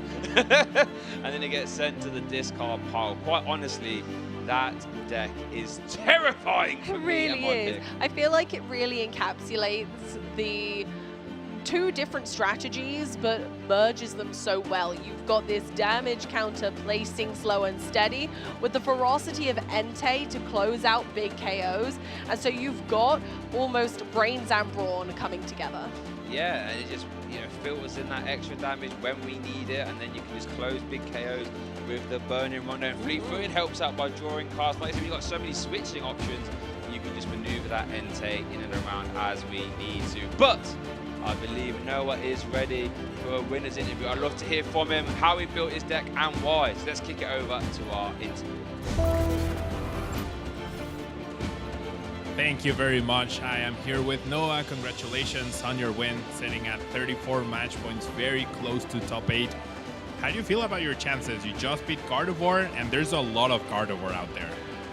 I think it's pretty good. Gardevoir's a pretty decent matchup in my opinion. Jirachi makes it a little weird because I can't Yoga Loop things, but that's only on basics, so if they ever do too much damage to their Shining Arcana, I can always clean it up later. And do the matchups against Gardevoir usually play out so cleanly? Like, it felt like you breezed through those two games, a little bit complicated at times, but it felt like you were always in control. It can depend. Game 2, he definitely had a little bit of a struggle, and Game 1, it really depends on their Ionos. If their Ionos stick at least one turn, I definitely don't think I can really respond that well, because then they just get ahead on the prize trade. But if I can draw out of those, I should be favored in my opinion. Okay, that makes sense. And now, from the rest of the field, I'm sure you're aware of what else is out there. Are there any players or any matchups that you're not really looking forward to going up against? I really don't like the Mew matchup. It's still kind of winnable. It just depends on if I can draw my bosses or get the turn 1 knockout. And then Zard is an okay matchup. It's still possible with Devo and how well I do turn 1, going second or first, whichever. But if they get enough Zards out, I definitely can't really do much in that matchup. Okay. And now, tell us a little bit about your history at ICs. Is this your first time you're so close to top 8? Have you top 8'd before? Tell the viewers a little bit more about yourself, Noah. I haven't really done that well at ICs or Nationals in general. It's actually my second day 2 at those. And my first one was with Malmar, like 2019. And I ID'd my last round to a friend of mine, hoping he would make top 8, which he did. But I bubbled out, unfortunately.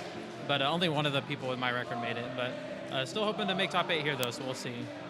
Yeah, I mean, I think 35 match points looks like it's safe. Definitely need to check those pairings to really figure it out. So yeah, congratulations once again. Thanks so much for your time, and I wish you the best of luck in the rest of the tournament. Casters, back to you.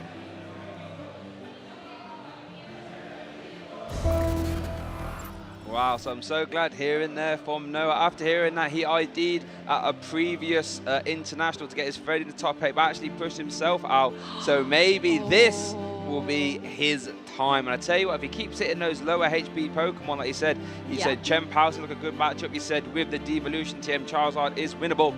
And obviously we saw the utter destruction that it is upon Gardevoir. This could be Noah's event. I wouldn't be surprised. No, I wouldn't either, to be honest with you. There are a lot of decks right now that have done really well. When we were looking at our day 2 graphic earlier, lots of those decks have to evolve. They have low HP Pokemon. We had, what was it? Gardevoir. We also had Chien-Pao. We had, like you said, Charizard.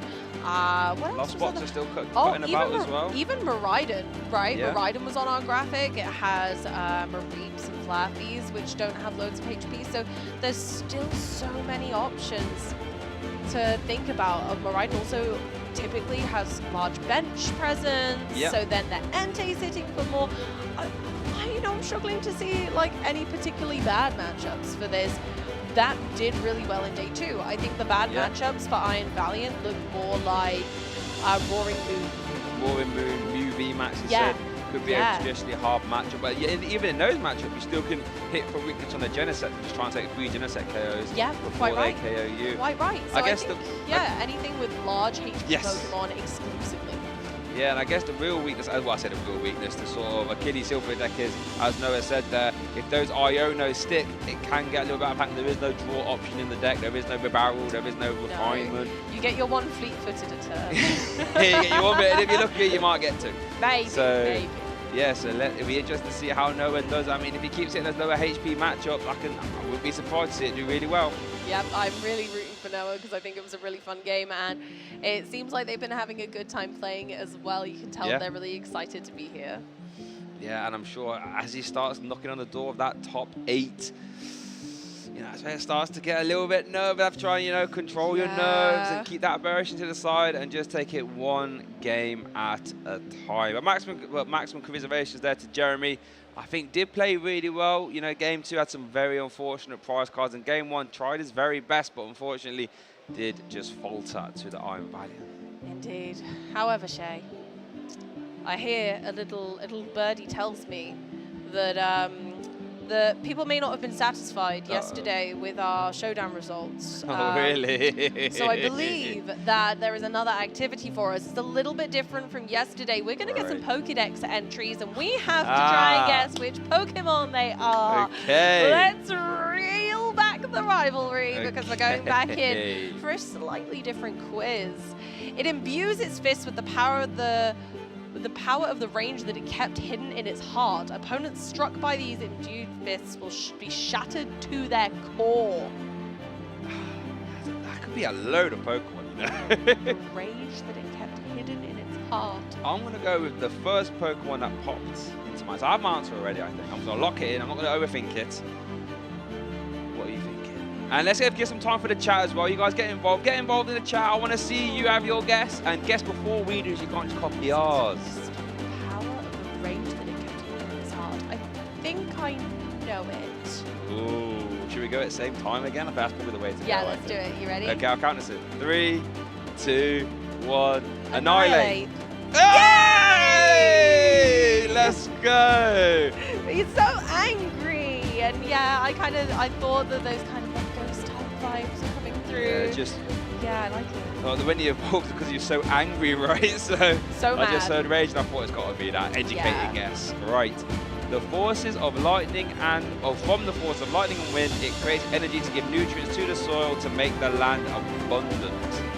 Forces of lightning and wind. It creates energy to give. There's like 3 different things going on there, right? Lightning, flying, electric type, flying type, ground type. Grass even. Wow, that's a tough one. You get while we're thinking, you get involved down there in the chat. That's tough. The forces of lightning and wind create energy to give nutrients to the soil to make the land abundant. Great. Okay, I think I know my guess, but I'm not particularly confident, I'll be honest. I am very not confident, but I'm going to go with something. Okay, right. Chat, are you ready? Good. All right, are we ready? Okay, right. 3, 2, 1. Thunderous. Oh, it's close! Really close. Wait, Landorus takes energy from lightning? Oh, goodness gracious me. I went for a tree Pokemon thinking like, trees get struck by lightning sometimes and move in the wind, but yeah, I get it, but I think we were both thrown off by the lightning. Yeah, I mean, I said Thunderous, right? I was on the right line. We got distracted. Did you guys get it, or did you get mixed up with lightning or maybe wind? Yeah, I guess it's an interesting run. Right, okay. Well, we both got that one wrong, so we're 1-1. We did. They normally inhabit rocky seashores, but in times of continuous rain, they can sometimes be found in the mountains far from the sea. Golly, wow. Did you like my interpretive dance for that one? Okay. I have a theory. Okay. Do I just commit to the first Pokemon I think of? That's the question. You guys get involved as well in the chat as well. Come on. Keep score. Okay, I think I'm going to go with something. It's unusual, but I'm going to do it anyway. Okay. I think mine's just like out there pick as well. Are we ready? Yeah. Right. 3, 2, 1. Crabrawler. Oh, that's loose Pokemon! I thought Gastrodon, but then I was like, no, you don't see Gastrodon in mountains. That never happens. I've never seen a Gastrodon in the mountains. Me either. That's why I thought it would be like a slightly more rocky Pokemon. I thought Corsola as well, maybe. Yeah, Rock water type, but I wasn't thinking ground. See, I thought in the Sun and Moon games, you can see Crabrawler up towards the mountains. Well, that's where you see Crabominable. So I thought, okay, you can see it in the rocky shore. Okay. We're going to be in trouble with Lou now. Yeah, we are going to be in trouble with Lou. Oh my goodness gracious me. Yeah, don't tell her, chat. It's dangerous for this Pokemon to travel alone. They line up in groups of 3 or 4 and help each other as they walk around the wetlands. Interesting. I've got an idea. It's like a meta pick, man. I thought like in groups of 3 or 4. Yeah. It can't be the Pokemon I'm thinking of then, because wow, this is actually tough. Get involved there in the chat. Like this is like the most broad one. I haven't got a lot to work with here. Okay, no, me either. But I'm gonna go with a cutie this time. Okay, it's between 2 for me. All right, let me know when you're ready. Okay, right. 3, 2, 1. Forlings. No!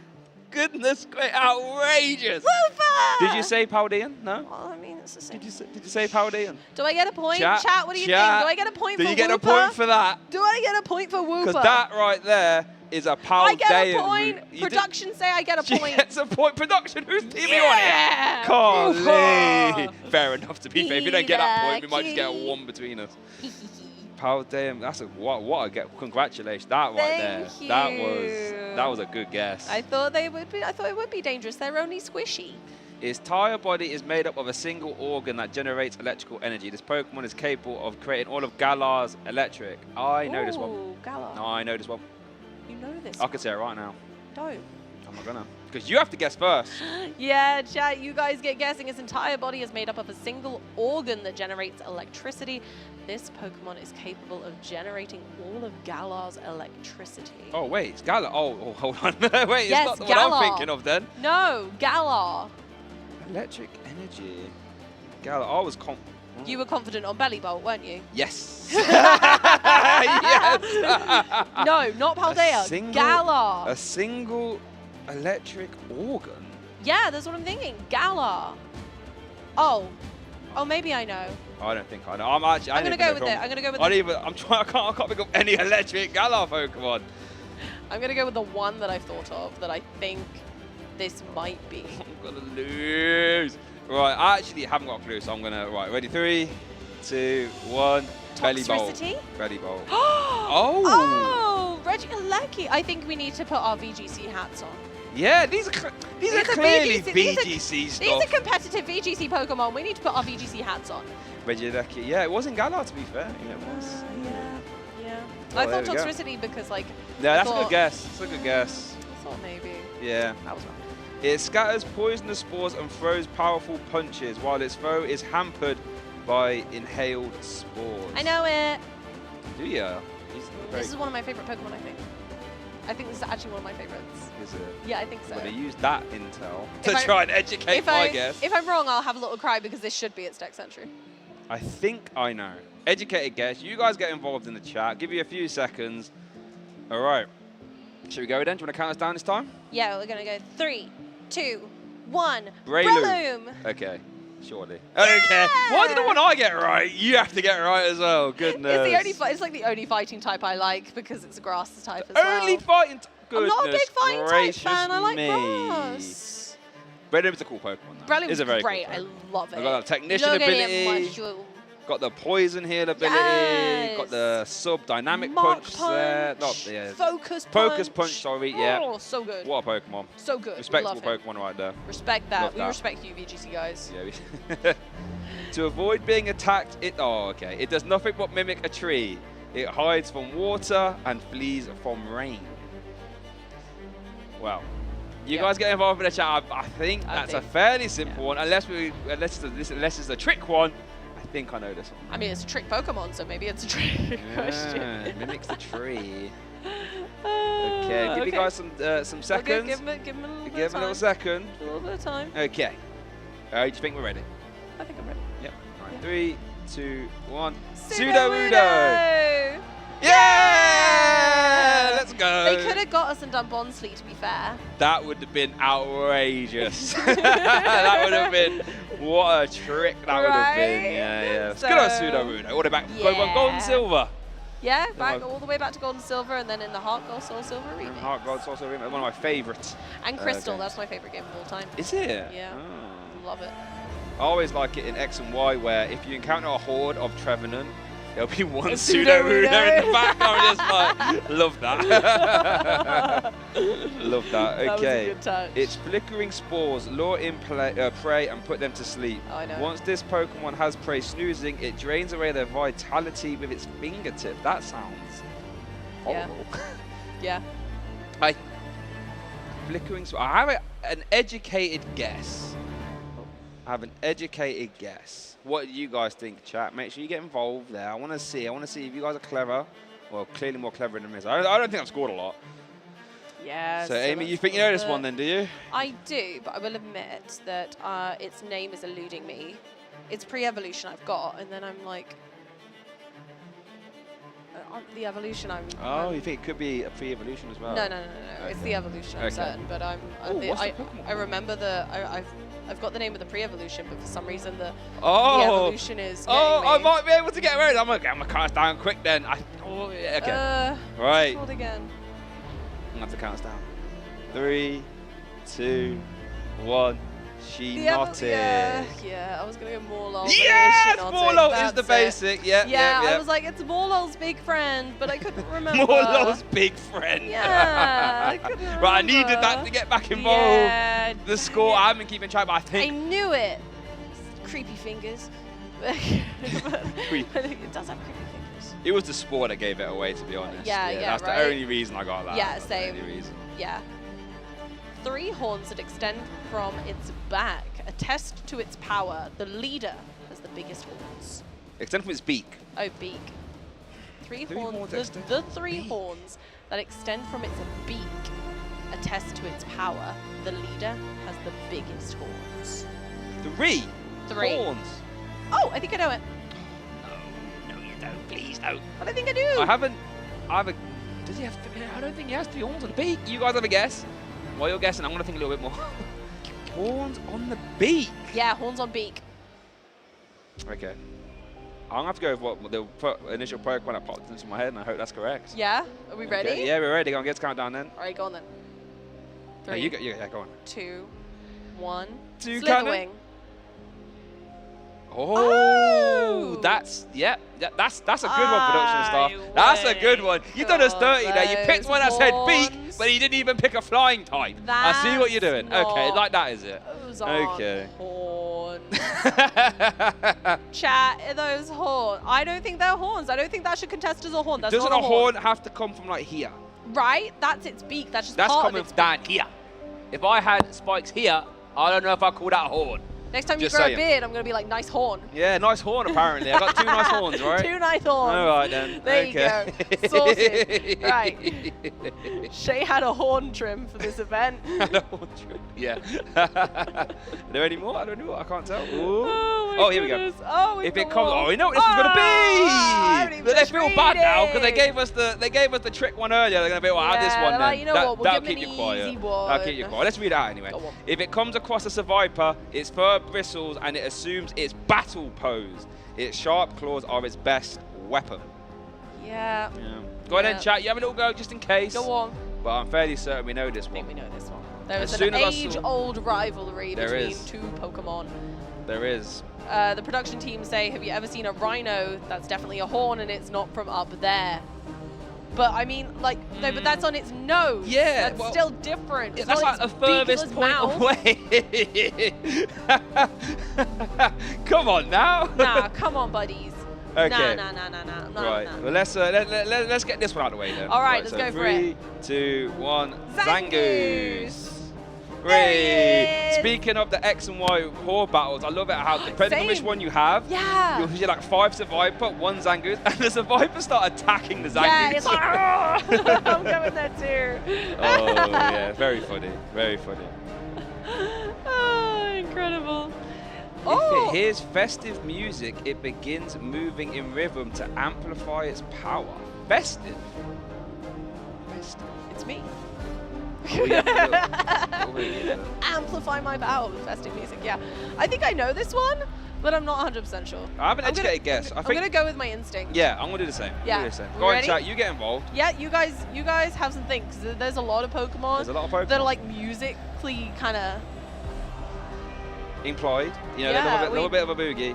We'll have a bit of a boogie while you guys wait. We'll do some. We're gonna amplify our power. Yeah, I'm getting powerful right now. You ain't ready for this power, let me tell you. Oh, baby, it's lucky I'm casting and not playing this weekend with this power. Oh, my goodness. I'll be on Championship Sunday one way or another. Okay. I think we're ready. Are we ready? Yep. All right, 3, 2, 1. Ludicolo! Yeah! Let's go, baby. We love that. Say dance, dance, dance. We're putting pictures of rhinos on the chat, I don't care. Empoleon does not have horns. It doesn't have horns, and we're doesn't. sticking to it. I'm not having it. No. I'm We not should get a having that. poll in chat. If we can get a poll Can in we get a chat. poll in chat? Right. Put it to chat. Let chat decide. Put it to chat. Let chat decide. Put it to chat decide. Does Empoleon have horns? Yes, no. Oh, goodness. When a storm approaches, this Pokemon gets restless. Once it hears the sound of thunder, it gets full-on rowdy. Full-on rowdy! It gets restless as well. Yeah. Here's a storm. When a storm approaches, it gets restless. Once it hears the sound of thunder, it gets full-on rowdy. Oh! I haven't got a Scoobies for this one. No, I'm a little bit... I've not got. Chat, give me some thinking time. You guys have some. Rowdy. You guys have your. It's a rowdy Pokemon. Yeah, rowdy. Rowdy. And doesn't like storms It's either. a great no. That's a great word to be fair. It is a good word actually. Full on rowdy as well. We're all using combination. Yeah, That really paints a full-on picture, rowdy. right, of this Pokemon is not having a happy fun time when the storm comes. No, I don't like it. It's restless. Once it hear the sound of thunder. I haven't got a clue. One Pokemon popped in my head. Doesn't strike me as particularly rowdy though. That's the thing. Like every Pokemon that I'm thinking of, I'm like, that's not rowdy. No. I'm gonna go with just an You've got instinct. something? You've got something? Yeah, I've okay, got I'm going to go with my instinct. But All right, I'm let's go 100% for sure it it's then. not correct. Okay, 3, 2, 1. Kilowatt Trail. Elekid! Elekid gets rowdy. You're telling me that little fella down there, he gets rowdy? What's he going to do? A little bit of this? Oh, my goodness. I tell you He's what. got a good attack stat in VGC, to be fair. He has, a little cup. You know, one thing I do like, the Paradox Rift Elekid's actually a really cool card, which you could have seen in the Iron Valiant deck, actually. It's got free retreat cost, #1. And for no energy, you can do a 30 damage any way you like. So it's actually a playable card. So check your bulk. That Elekid could come up at some point in an Iron Valiant deck. Maybe we should go find Noah from earlier and be like, did you ever consider Elekid? You guys, all right. So we've just seen there was a poll ran. Both the options were yes. Like, what are you, come on. I'm sorry, no. Okay, the poll ran, and allegedly I said back, you made that up to the production team when they've shown me the obviously yes one. But you know, they kind of giraffe-rigged it as like, yeah. Giraffe-rigged it! They're stealing my puns now. Look at this. Ugh. Absolutely. Do you know how long I spent writing these? Because they kind of did yes and obviously yes as answers. It's outrageous, honestly. We're being done dirty. Hidden beneath a cluster of vines that grows non-stop, even if the vines are torn off. This Pokemon's true appearance remains a mystery. Okay. I'm not going to say anything, actually. I need to make sure I get some points here. Yeah, I can't give any intel away. You guys at home, feel free to get involved. I need to make sure I win. I mean, there's two answers to this. Oh, yeah, that's what I was going to say. So how did you know? Right. You know what I mean? Stop giving grass types! It's not fair! Look at who I'm playing this trivia with! It's just home court advantage, honestly. Okay. We had a fighting type question. It was also a grass type. Yeah, exactly. Honestly. All right, so we know it's between two, realistically. Yeah. Okay. So let's should we go with it? Because I think a lot of you guys at it's home a are fairly gonna know. easy one, So I yeah, think. we're gonna go for it. Okay, 3, 2, 1. Tangela. I was going to say Tangela. Yeah. Yay! Let's go, little Tangela. Look at him, little geezer. I was worried about Tangrowth, but Yes, it technically could have been 2. yeah, because I feel like maybe the vines I thought continuously growing. I thought maybe the bigger one, but no, I went with my gut feeling. I just thought not many people are going to start Tangela. ripping off vines of a Tangrowth. That's a big thing to start trying to tear off vines for. So Tangrowth. I feel like Tangrowth would just be like, no. Yep. It is always vacantly lost in thought, but Same. no one knows what it's thinking about. It's good at fishing with its tail. Yay! I know Yep. this one. Yep. Okay, I think I know this one. Chat, do you know this one? Get involved down there. And make sure to tell the production crew that Empoleon does not have horns, since they're going to rig the polls and let your voice be heard. Giraffe rigging. Yeah, giraffe. And there's still your jokes as well. I know, right? No shame. No shame. No shame. No shame. Okay, so I think should we get this one out of the way then? I think we won't know this one. Woo! Okay, yeah, let's go for it. Okay, all right. 3, 2, 1. Slowpoke. Yay! Let's go. He's a good guy. A real fan favorite, Slowpoke. We've got the pairings up, by the way, guys. So won't be long now, but we're gonna keep having a bit of fun with you guys. What are your scores like? Yeah, actually, yeah. What are you guys at home? How are you guys getting on there? Yeah. What are the scores on the doors? I hope that at least one of us has got none of them wrong, unlike us.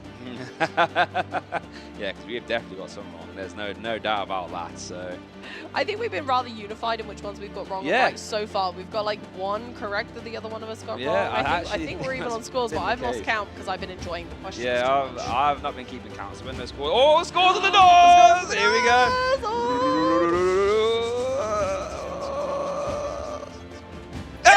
There's no way! We're too evenly matched. So over 2 rounds of trivia over 2 days, the scores are tied. So what would that be? 5 plus, that'd be what, 12 each? Yeah, it's 12 all. It's 12 all.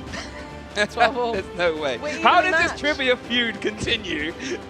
This is like the 5th time we've done trivia, and it always ends in a tie or ridiculously close. Well, what did you guys get at home, by the way? What did you guys get at home? Yeah, did you guys defeat us with our 7? And do you think Napoleon has all? Wow, so maybe we'll get to do another trivia at some point. But yeah, for people at home were playing, guess what? There's some giveaways for you to as well to get involved in. Starting off the Iron Valiant, which we just saw Noah do fantastically well with in that last round. So if you want to get involved and start announcing Tachyon bits yourself on Pokemon TCG Live, make sure you get on there, log in, use that code Paradox, capitals LAIC, to get yourself a special illustration with Iron Valiant. Isn't that no half art? We're talking about the highest rarity one where you can see, you know, you got that Iron Bundle down there, got the Iron Moth, and then what's the Iron Tyranitar called again? Do you know that one? No, I don't know that one. Chat, let us know what that one is. I'm sorry, I played Scarlet. Oh yeah, I played Scarlet as well. However, if you did play Pokemon Scarlet and Violet and you want to get your hands on a Alex Gomez Dragapult so you can start tearing up the VGC ladder, make sure you get involved, log in, use that code LAIC Phantom Ace with a couple letters replaced with numbers, and you can get yourself one of those Dragapult. And that Dragapult is about to annihilate that Amoonguss, so I'm guessing that is a very strong Dragapult. But bear in mind, you do have to be at a certain part in the game to redeem that code. So make sure you are a little bit through the game before you try and redeem it and get involved. Have to use that passcode before the 20th of November, so make sure you get involved with that one real quick. Yeah, and with the ghost terror typing, it's even stronger. But don't forget, you can also watch and earn via our Twitch drops. You'll be able to get all sorts of lovely goodies for the Pokemon Trading Card Game Live and Pokemon Go just by watching either of the 3 streams today. Don't forget that we don't just have TCG action, we've got Pokemon Go and Pokemon VGC. If you've got 3 screens in the house, guess what? One should be on each. Yes, that's what we like to see. And then you can get maximum Twitch drops as well. But now we've mentioned that, we did mention that parents haven't gone up, so we're going to have a little quick break and make sure you get involved at those socials there. You know, you've got Twitter, or X I should say, YouTube, Facebook, and it's going to be laughing at me getting it wrong there. Is that what you're laughing at? Oh, no. So make sure you get involved with there, make sure you use those. If you are going to tweet, use the hashtag PokemonLAIC or hashtag PlayPokemon. And every time you get your tweet featured on stream, make sure you follow the Twitch and YouTube channels down there, wherever you're watching on. But yeah, like I said, the parents have gone up, so we're going to have a little quick break where we decide what we're going to get on while we get the players on, and then we'll get back with our next round as soon as possible.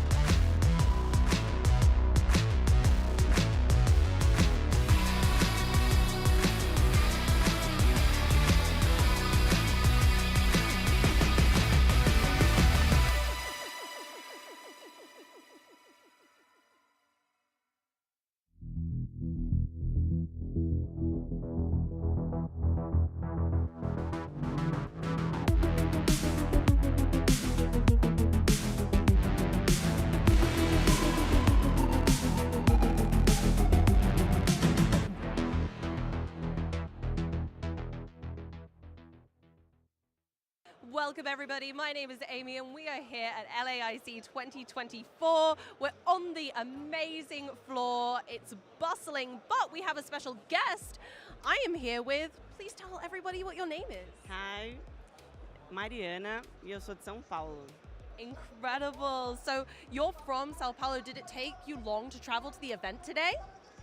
Não, eu até que moro perto, mas eu estou me programando há muito tempo para o evento. That's incredible. It's so good that you don't have to go too far. Are there any players that you're interested to see on stage today or anyone you're looking to run into? Eu conheço mais as pessoas que jogam TCG. Então, Gustavo Ada e os júniors e seniors também são... Conheço bastante, então estou animada para ver todo mundo ganhando. Oh, fantastic. Have you got any friends attending the event? Muitos amigos eu já fiz.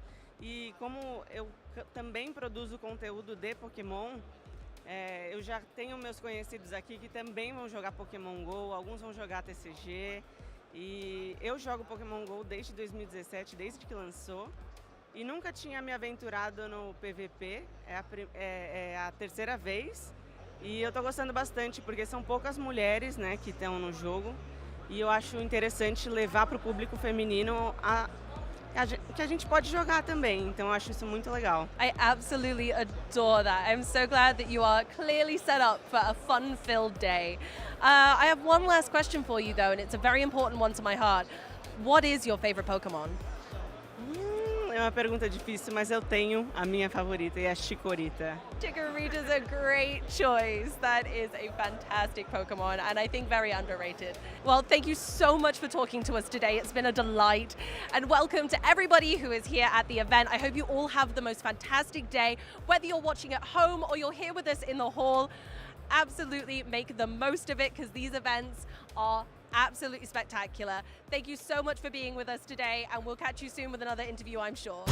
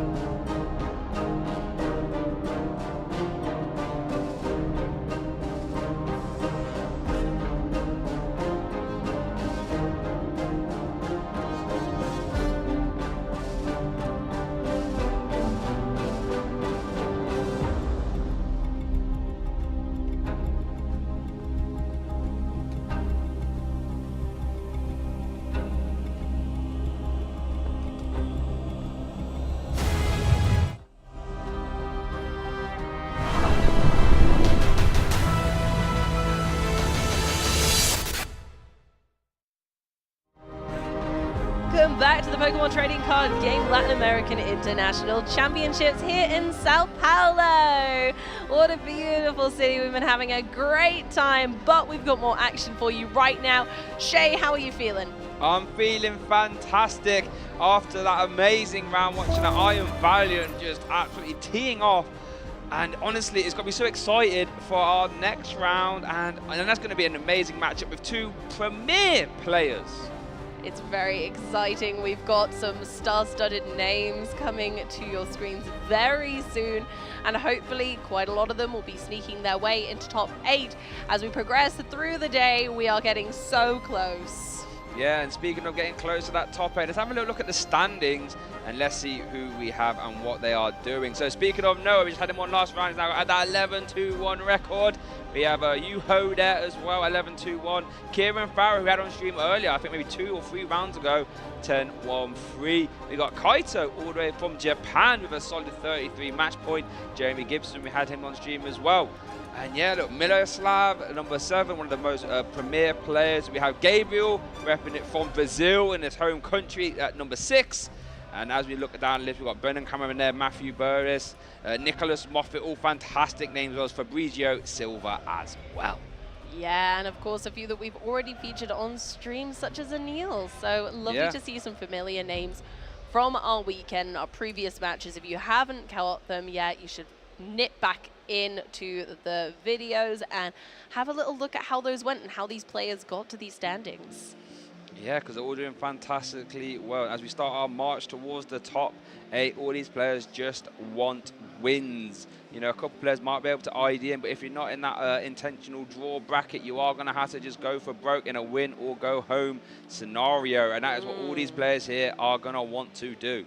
Yeah, we're almost at the final straw. The last few opportunities are dawning upon us to be able to get into that top, and the points are tight. Look at all of those sort of 33 and 32s and 31s points, only a couple on 34. But could you imagine just how ecstatic you would feel winning 11 rounds of 50-minute Pokemon TCG best of 3 games? Yeah, imagine like how much concentration you would have to win, and they've got a little bit more time to concentrate to close this out. But I believe our stage is ready. Our players have, you know, got their setup, so they're going to head down there and let's have a look at who we are featuring and what their decks are. And you might notice some familiar faces. Here we go. So on our left there we have Brennan Cameron, one of the world's most premier players, a Lost Box aficionado. He loves single prize decks. Although in saying that, he has got some new additions to this deck, which we will get into later. I don't want to spoil it now. But on the right we have Miloslav, again one of Europe's most premier players, one of the world's most premier players if I'm honest, and he is playing Gardevoir EX. But a fun fact, he said this is the first time, well, this is the first event he's played Gardevoir, and he's doing really well. Maybe he should start playing it sooner, Miloslav. Absolutely, and of course, Brennan Kammerman, an absolute champion after my own heart. He loves to play single prize decks just like me. So very pleased to see him here today and rocking one of the format's biggest contenders of single prize champion records. Yes, as we look at the prize cards there, nothing too impactful I feel for most players. Miloslav does have that one copy of Reversal Energy in the prizes and one copy of Work. It is his only copy of Work. We'll keep an eye on that. But for Brennan, this prize the heavy ball, but hasn't got a basic Pokemon there anyway. So he doesn't have to worry too much about that. And that is his one of 2 copies of Counter Catch. So, if I were to tell you, let's see if we can piece together this puzzle. Brennan is playing a Lost Box deck. Avoided bench, there's a bit of spice in there, and we've seen a Fire Energy. What sort of clues does that give you? That might denote that he could be playing a Charizard variant of sorts. That could either be Charizard EX, we've seen that with Lost Box, or it could be the Radiant Charizard variant of Lost Box. I can't think of many other fire types unless, I don't know, I'm going to say something crazy. Are you ready for it? Regidrago? Regidrago, not quite. We'll keep that a secret until it is Brennan's turn. But it is over to Miloslav, who's kicking off our round 15 here at LAIC 2024. Miloslav has got a Scream Tail inactive and looking to play an Ultra Ball. Now, folks, we have seen it on stream already once. This is the no VIP pass version of Gardevoir EX. Wow, that is a costly Ultra Ball, actually. Ooh. Look into this card, a Curlier and a Shining Arcana Gardevoir as well. These are integral for the Gardevoir deck to function. I think the hand looks relatively clogged, to be honest, Shay. It doesn't look like Miloslav has any other ways of getting any other basic Pokemon into play right now. So they're going to have to settle for finding a Super Rod later and getting those back at a later date, because at the moment their Screamtail is screaming about being on its own and definitely needs a friend on the bench. Yeah, looking by the artwork, it actually looks like it's screaming like, help, give me some friends, please. Yeah, please. I'm lonely. Where is everyone? As we do see Miloslav, they're just going to looking to do the prize check it, and it is worth knowing, you might have seen it on that prize, on that looking through the deck already, does actually play that copy of Jirachi. It was going to be very impactful because that Jirachi basically tells your opponent, Sableye, well, you're using Scratch, to be honest with you, or you could just Lost Mine the active. You can't Lost Mine the bench because that stellar availability prevents all damage counters placed on your bench Pokemon by your opponent's basic Pokemon. So we saw it in the last round, being able to target or stop Medicham, Zergaloop, but it also stopped Lost Mine in the exact same way. Yeah, I think Jirachi is one of the largest kind of counters that we've seen in recent times to Lost Box. One of the only cards that can stop Sableye in the mud. So we're looking at really the small tech of making space in your deck for Jirachi by taking out things like the Battle VIP Pass package might benefit Miloslav quite a lot here, allowing them to not be targeted by Sableye quite so heavily if they manage to get set up. We do have a Radiant Greninja, but I believe no energy in hand, and they pass the turn over to Brennan. Only one Rolls. So let's see. Escape Rope is going to be very live here. Cramorant could be very live here, as Brennan does start off the turn there with a Flower selecting. And it looks like it's going to be a basic Psychic Energy getting sent to the Lost Zone and keeping a copy of Counter Catcher, I believe. We do see Artisan being played. That's a stadium card that lets you search your deck for any Pokemon without a rule box, and you pop it straight onto your bench. And eagle-eyed viewers might have already spotted something in Brennan's deck, which is a little bit strange. And if you saw it again, let me talk to you about why. There's a shadow lurking in that deck. Let me talk to you viewers as to why Brennan is playing one copy of Roaring Moon EX. So, I was actually chatting to Brennan in the hotel a couple of days before the event. We were discussing, how Lost Box can adapt in this new format. And we came to a little conclusion that if you play Radiant Charizard, that essentially gets you a 2-prize KO against stuff like, Iron Hands, Chen Pao. And Roaring Moon, that Frenzy Gouging, or Calamity Storm even, is almost a guaranteed 2 prize cards as well. Meaning, if you can just weave in a Frenzy Gouging, a Combustion Blast, and Lost Mine for 2 prize cards, that wins you the game. I wonder whether Roaring Moon or Roaring Scream is going to make more noise in this battle, as Scream Tail also could make a lot of ruckus. Yeah, so both players, I'm really intrigued to see how this plans out, to be honest, because Brennan is a fantastic Lost Box player, one of the world's best, and he will know his way around this archetype, and clearly it's been working well for him. We do see the Artisan is going to target a Comfey. We do have a switch card. Looks like Brennan is debating whether to play, and we are going to see Flower selecting activation there again. Has a Jet Energy or a switch card opting to Lost Zone the Jet Energy. We don't see a Colress yet, though, so we might not see the Spit Innocently turn 1. No, and they are just passing that over. Unfortunately, only 2 in the Lost Zone. Not the best, but both players have had slow starts, but leaving Artisan in play might just get Miloslav enough time to catch up. Let's see. Yeah, so just have the Artisan, so can search out any Pokemon out of rule box, but is going to opt to no, Artisan first. I like that. So that guarantees you a Pokemon, then you can refine and hope to draw into something else, maybe a Bull Search or a Fog Crystal Search or anything like this. One defense that Miloslav does have in this matchup outside of the Jirachi is the 2 copies of Avery. Avery is really strong against Lost Box decks, because it's going to force them to discard till they have 3 Pokemon left. So that means the Comfeys that we know are crucial for getting cards in the Lost Zone will have to be forced to be discarded. Okay, Miloslav has managed to get that first Curlier, and here comes the first refinement of the deck.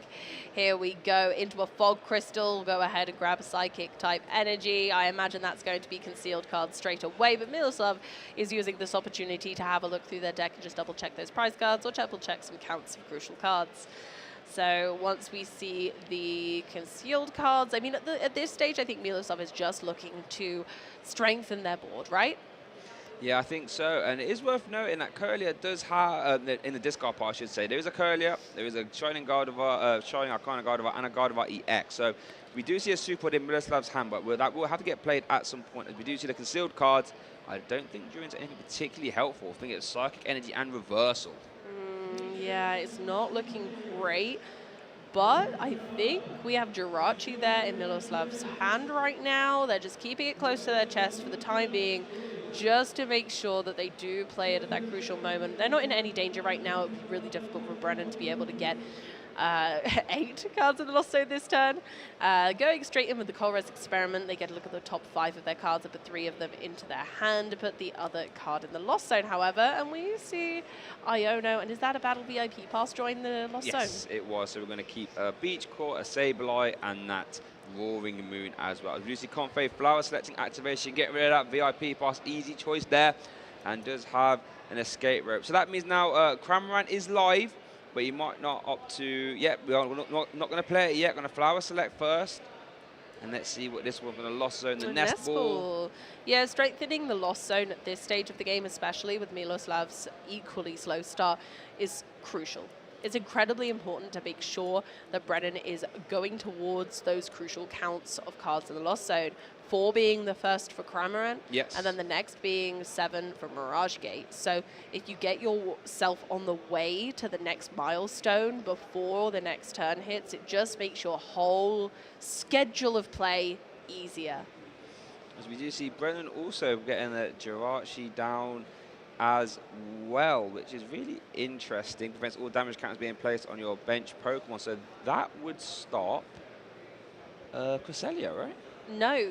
Moonglow Reverse, I believe. Oh, wait. Yeah, it's going to place counters. them. Yeah. So, yep, you're going to be able to...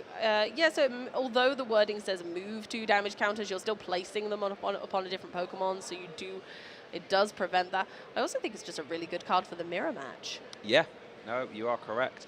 So as we do see that Spit innocently KO into the active Scream, so the Scream is way all the way to the discard pile, and let's see what Miloslav can cook up here. Looks like going to debate what to promote, and I think when the hand isn't as great, these sort of decisions can be super important. So we are going to go for the Curlier. We do see a top deck, and let's see what Miloslav can do. So they've still got plenty of card draw, which is nice, but there aren't loads of Psychic type energy in the discard pile yet. So I imagine that's what Miloslav's going to be attempting to go towards. It looks like they're readying up for a Super Rod. They've got their 3 choices there just outside of the discard pile. Yep, there we go, and in they go. Those were just Super Rodded back in. I know that we can't quite see Miloslav's discard pile right now, but that was a Super Rod. Yes, we use that Super Rod being played, as we see the Artisan as well, going to pluck that Volt straight back out of the deck and get it into play. I think we're going to see some important refinements. I don't think Miloslav currently has a supporter in hand, so we'll need to try and find some. Remember that 1 copy of Worker is in the prize card, so that is 1 less draw supporter for Miloslav to find it. Does have concealed cards available as well.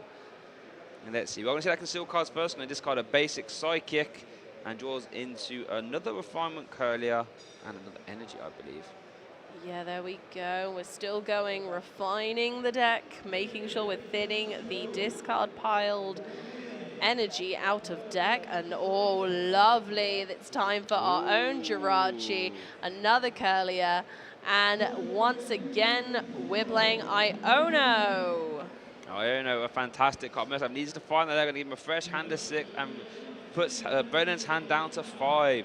Now, Miloslav attached that reversal. Would love to try and find a Shining Arcana Gardevoir to attack this turn. I don't think we see it yet. No, I don't think Gardevoir is shining just now.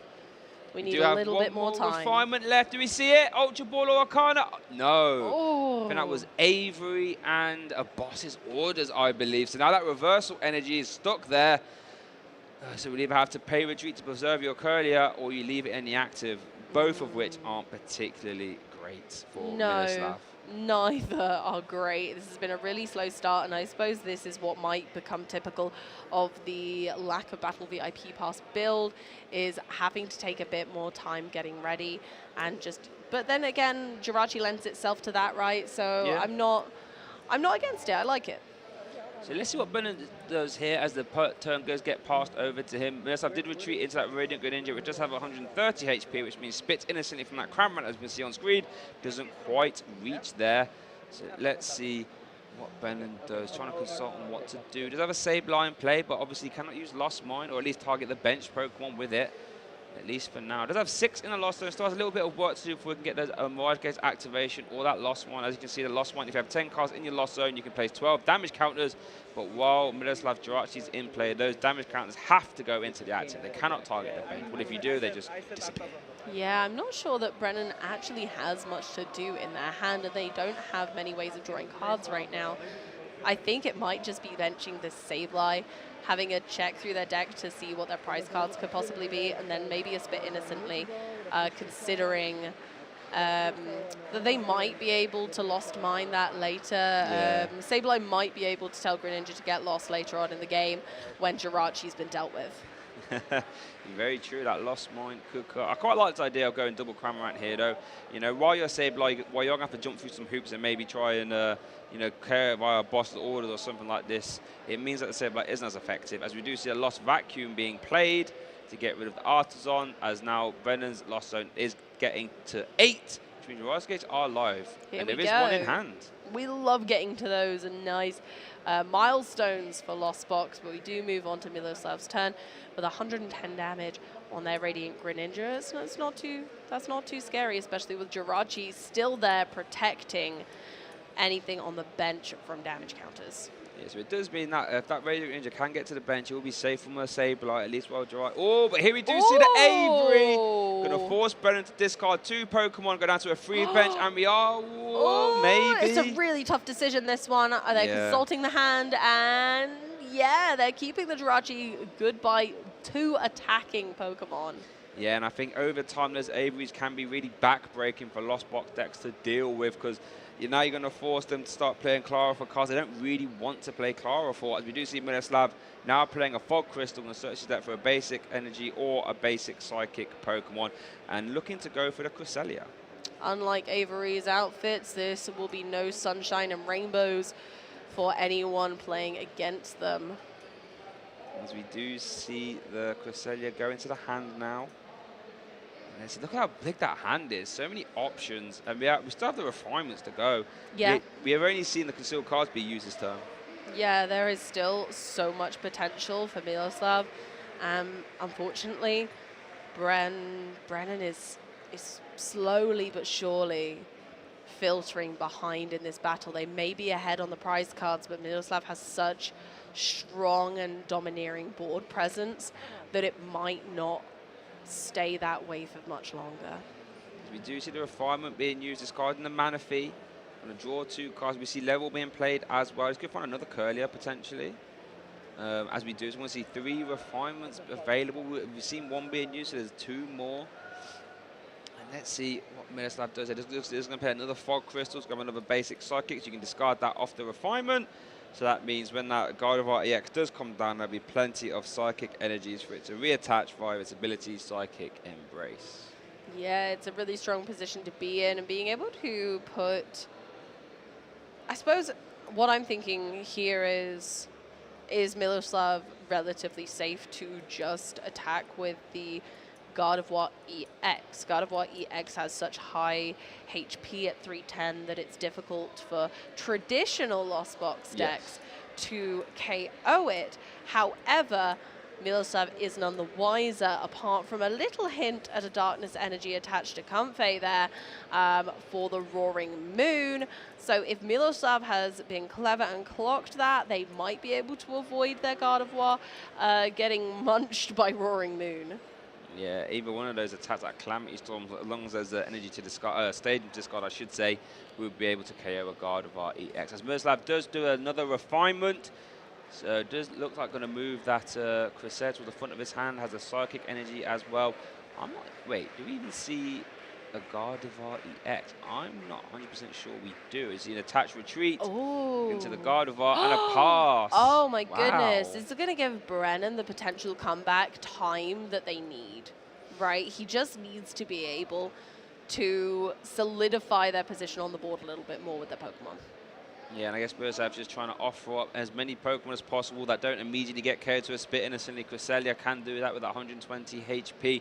We are going to see a Beach Court giving the basic Pokemon in play 1 less retreat cost, and we do see a Comfey Flower selecting activation.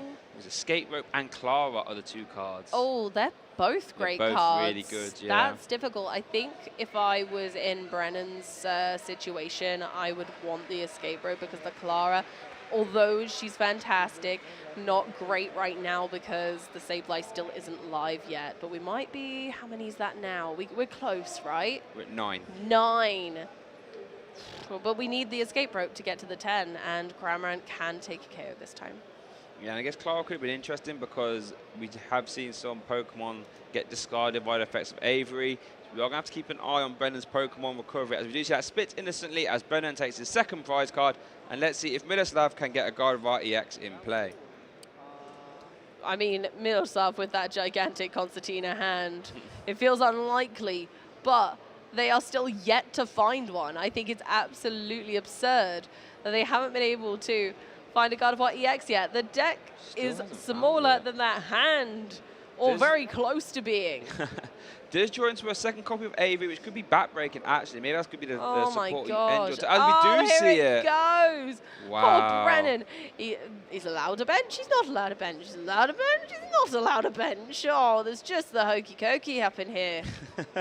As we do see the Manaphy hit the discard pile as well as a Comfey as well, I believe. So now that one copy of Clara in the Lost Zone could be really impactful as Miloslav does evolve into a Shining Arcana Gardevoir and uses that ability to get a look at the top 2 cards of your deck, put them in your hand, and any basic energy you find there, you can attach. Right, looks like there is an Ultra Ball in Miloslav's hand now. I think I saw one, which means they might be able to get this Gardevoir, but maybe they're trying to dig for a Super Rod first? But I feel like there's another in the deck. I don't think there was one in prizes. I'm pretty sure their prize cards were both quite tame. But it looks like they're going to keep going. They're going to keep digging. They're going to draw the whole deck. They're getting very close. You've got that Professor Churro scenario in the hand now as well. Could be very useful for removing damage from play as well as the Collapse Stadium. What's going on? We do see the Luxurious Cape in hand as well. Could be something that we see get used, boosting the non-Wallbox Pokemon's attached to HP by 100. We are going to see another refinement being used, though. Yeah, haven't got a lot of cards left in that deck. I'm going to have to play an Iono at some point. But the Ultra Ball is there. The Ultra Ball is there, so shouldn't be. We can definitely guarantee a Gardevoir. Yeah, we can cherry pick the Gardevoir. It's almost going to be a necessity at this point. I think the easy targets will be both those copy of Psychic Energy as well. Get them in the discard pile. Maybe you can keep one in case Brennan tries to Boss's Order stall a Greninja, or which is in the discard pile actually. So tell a lie. Could be the Jirachi as a Boss's Order target as well, though. Yeah, there's always Super Rod for an emergency. Putting one energy back in can be helpful. And there, oh my goodness, there is one in the deck. Look at that. There is, in fact, more than one in the deck. However, there are, like, what, 2 cards left after that? I cannot believe Miloslav had to get through that many cards in their deck to be able to find one Gardevoir EX. But he did it, so props to him. Yeah, the bottom 3 cards of the deck included 2 Gardevoir EX, as we are going to see. We are going to see some energies being attached there via Psychic Embrace, and it looks like we are probably going to see a Moonglow reverse. It took us a while, but we're finally going to see the dark side of the moon here. Taking out a wait, no, counter-catching the Comfey. Yeah, because the Moonglow reverse can only target the active, right, because of the Jirachi. So in order to take a prize, you would have to KO something in the active that has less than 80 HP. Comfey has 70. There it goes. So there it goes. Goodbye, Comfey. Slowing Brennan down a little bit, but they only do need one more Pokemon card in the Lost Zone to activate Sableye, but then can they get Sableye? We know one is still in the discard pile. I mean, if the Sableye does come out, though, that little Jirachi right there would be doing very well at stopping him from targeting the bench. Would have to target the active, which, to be fair, it could KO the Cresselia. Let's see what Brennan can do. Looks like Nespal is the target, and it is going to be that Sableye. There he is, yep. And let's see, we're going to see a Mirage Gate activation as well. Mirage Gate letting you grab 2 different type of basic energy, and you can attach them to your Pokemon in any way you like. So did Brennan do the flower selecting? I can only see 9 in the Lost Zone, but I might be being really silly. Maybe he hasn't done it yet. But then he only has 9 in the Lost Zone, so yeah, he's going to have to wait a little bit before being able to use that Sableye. Wow. No, it's really interesting to see the masters at play with sequence in these decks, because I'd have been overexcited about getting the 10th of the Lost Zone and just gone, come back, straight away. I'd have gone right in there. It shows why I don't play Lost Box, huh? I guess the reason is you don't want to Lost on any energy, so you take them out the deck first. You can try and hit good cards like Counter Catcher, which is going to get sent to the Lost Zone. But I think it was that or Radiant Charizard, so Counter Catcher is going to have to get sent to the Lost Zone. Beach Court gives you a free retreat cost. So we are going to see Lost Mine into the active. Yeah, and just going for the full 120 damage, taking out the Cresselia for their for their next prize card. Down to 3 already. Can Miloslav pick up the pace and take some KOs? Yeah, it's real interesting. This is where Brennan's deck might start to get what he needs to do. Basically saying that the Charizard will take 1 KO at some point, and the Roaring Moon can as well. As Brennan has done well to never get down to 3 prize cards, so is getting towards that area where a boss KO would KO the Gardevoir. Yes, we do see a rare candy into another Shining Arcana Gardevoir, and they have 140 HP right now, so Sableye cannot deal with them. No, Sableye's going to have to work a little bit harder, so maybe this is where we might see the Roaring Moon pop out of the deck. Because it's a basic Pokemon, they can accelerate energy onto it using Mirage Gate. Brennan's already got that all set up. But for now, Miloslav is just getting ready. More attackers are on the board and higher HP, keeping them out of range of Sableye, even though Jirachi is down. Miloslav is covering their back, and I love that.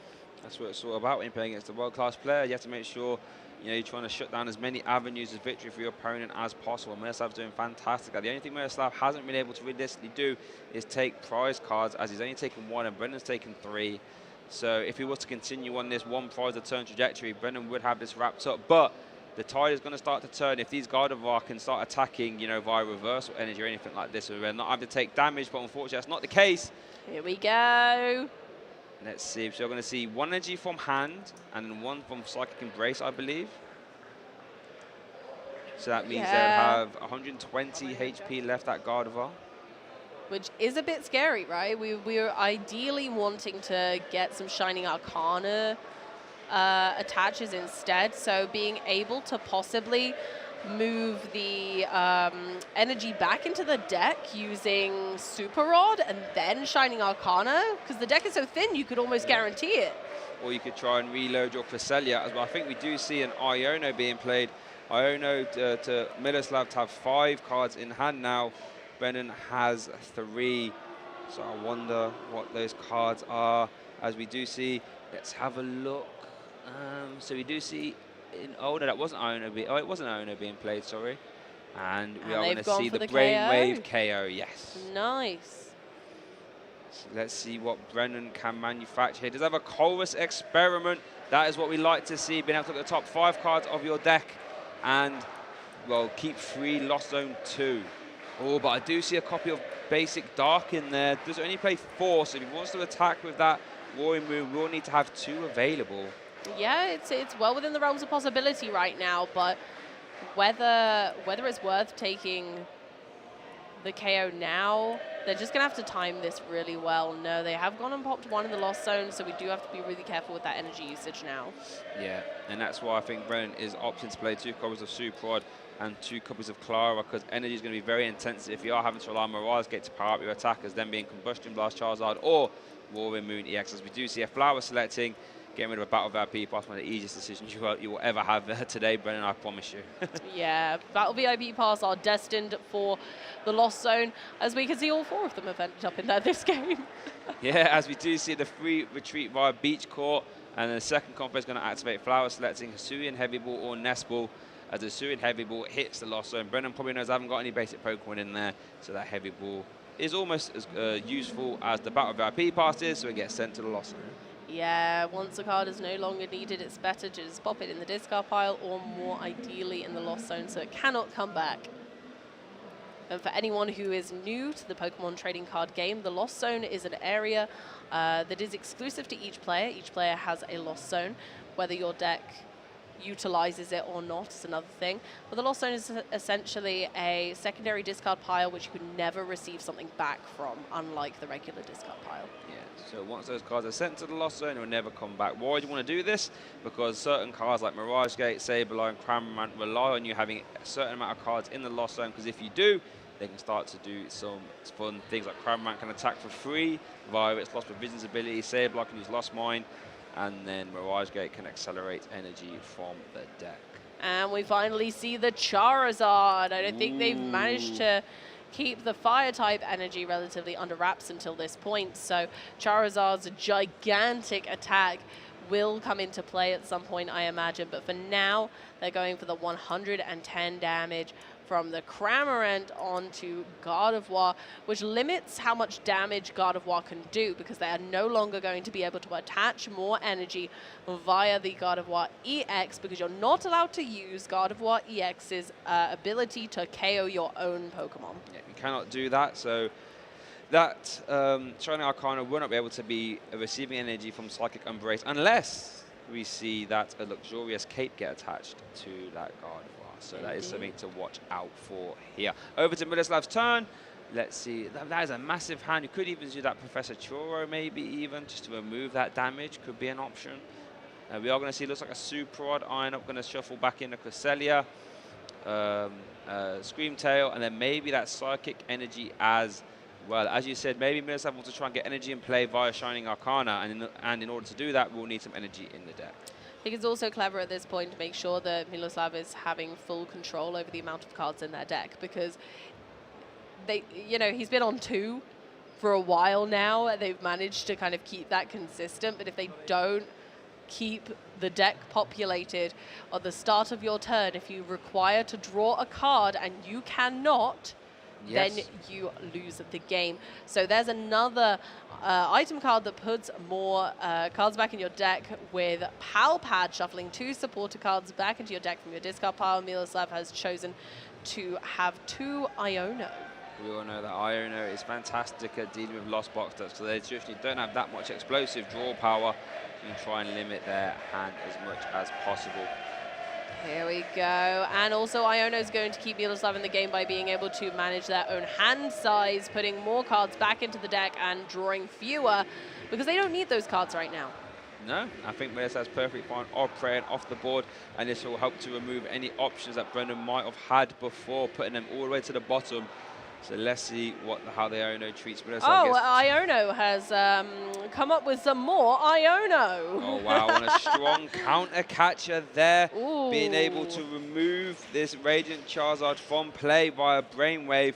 We'll need that extra energy attachment, I believe, because they will be swinging for 180 now. And we're going to see a Shining Arcana first. Was that Shining Arcana? Or refinements even, but you're going to see some cards being drawn there, and then, yeah, we see the Brainwave for the KO on that Radiant Charizard, as Miloslav equals up the prizes, I believe, at 3-all. Game on for Brennan. This is getting really, really close now. Every single card that goes into that loss zone is going to matter for Brennan. They confidently know exactly what they're doing with this deck, though they have played it for a significant time. You can tell. And, oh, that is a tough choice for the Colress Experiment, though. Has already chosen to lost zone the Pokegear, so it does need to lost zone 1 more. But yeah, all those cards are quite good, useful. Mirage Gate, obviously, super for shuffling back in these Pokemon and energy cards even. And the Clara does pretty much the same thing as Super, but actually getting back to hand. And so we are going to see the Mirage Gate getting sent to the lost zone, so there has to be something in hand that can accelerate energy. As we do see Super Rod being played, letting you shuffle in any free in combination of Pokemon and basic energy cards as well. So it looks like we're going to be going with the double Sableye, and then Brennan doesn't have access to any Psychic type energy right now in the discard pile, so it's going to be a Darkness energy or a Fire energy. I imagine Darkness at this point because the Fire energy I think is only there for the Radiant Charizard, and unfortunately that is still currently in the discard pile. Yeah, so maybe Brennan saying that Radiant Charizard is no longer part of my win condition, so it can stay there. However, Sableye is part of my win condition, opting to shuffle that back in. Yeah, and maybe even the Mirage Gate going to the Lost Zone was because Brennan knows that the Sableye is probably going to be a large part of their strategy at this point, rather than needing to attach multiple energy per turn. Right now, they're able to kind of survive on the brink just by attaching 1 energy a turn, especially where Miloslav has to use Gardevoir to damage his own Pokemon. So we're going to see a free retreat via that Beach Court on the Comfey. We do see a Boss Orders in Brennan's hand, but it doesn't look like they want to play it this turn. They're going to play a Super Rod, though, shuffle back in Cramorant, maybe iron up that Combustion Blast Charizard, or at least that Fire energy. We are going to go for Sableye, and then maybe just 2 targets by looks of it, shuffle in 2 targets, Sableye and a Cramorant, shuffle them back into the deck. Yeah, you don't have to shuffle 3 Pokemon or energy into the deck. You can choose up to 3. So Brennan is making sure their deck isn't clogged with things they don't need. They're just making sure that they have the exact cards that they would like to draw from their deck. So let's see what Miloslav can do here, 'cause I think Brennan actually has a way to win. If he can find a Mirage Gate, can boss his orders up the Gardevoir EX and use Roaring Moon to close the game out. Let's see if Miloslav will play any of those Ionos. I imagine that might be the supporter of choice. Miloslav does start his turn, does promote that Stellar Veil Jirachi, and going to start the turn off there with a Refinement. Going to draw 2 cards. Careful now, Miloslav. Only got 1 card left in deck now. Can't get too ahead of yourself. Yeah, and Miloslav's going to need to retreat the Jirachi as well by manually attaching an energy, because they won't be able to accelerate to it via Gardevoir EX. Yeah, so that's also a curious point of knowing that they're going to have to attach energy in some way, shape, or form to the Jirachi in order for a retreat cost, because Miloslav, very typically of Gardevoir decks, doesn't run any other pivot of Pokemon. They can't retreat in any other way, but the Beach Court is there, so actually, yeah, I forgot the Beach Court is there. That is my bad. Everyone is free to retreat on the beach if they have 1 energy pip for their retreat cost or fewer, which Jirachi does. There we go. That was a really smart play from Miloslav using Brennan's Beach Court. As we are going to see the Shining Arcana does actually get an energy attachment off it as well.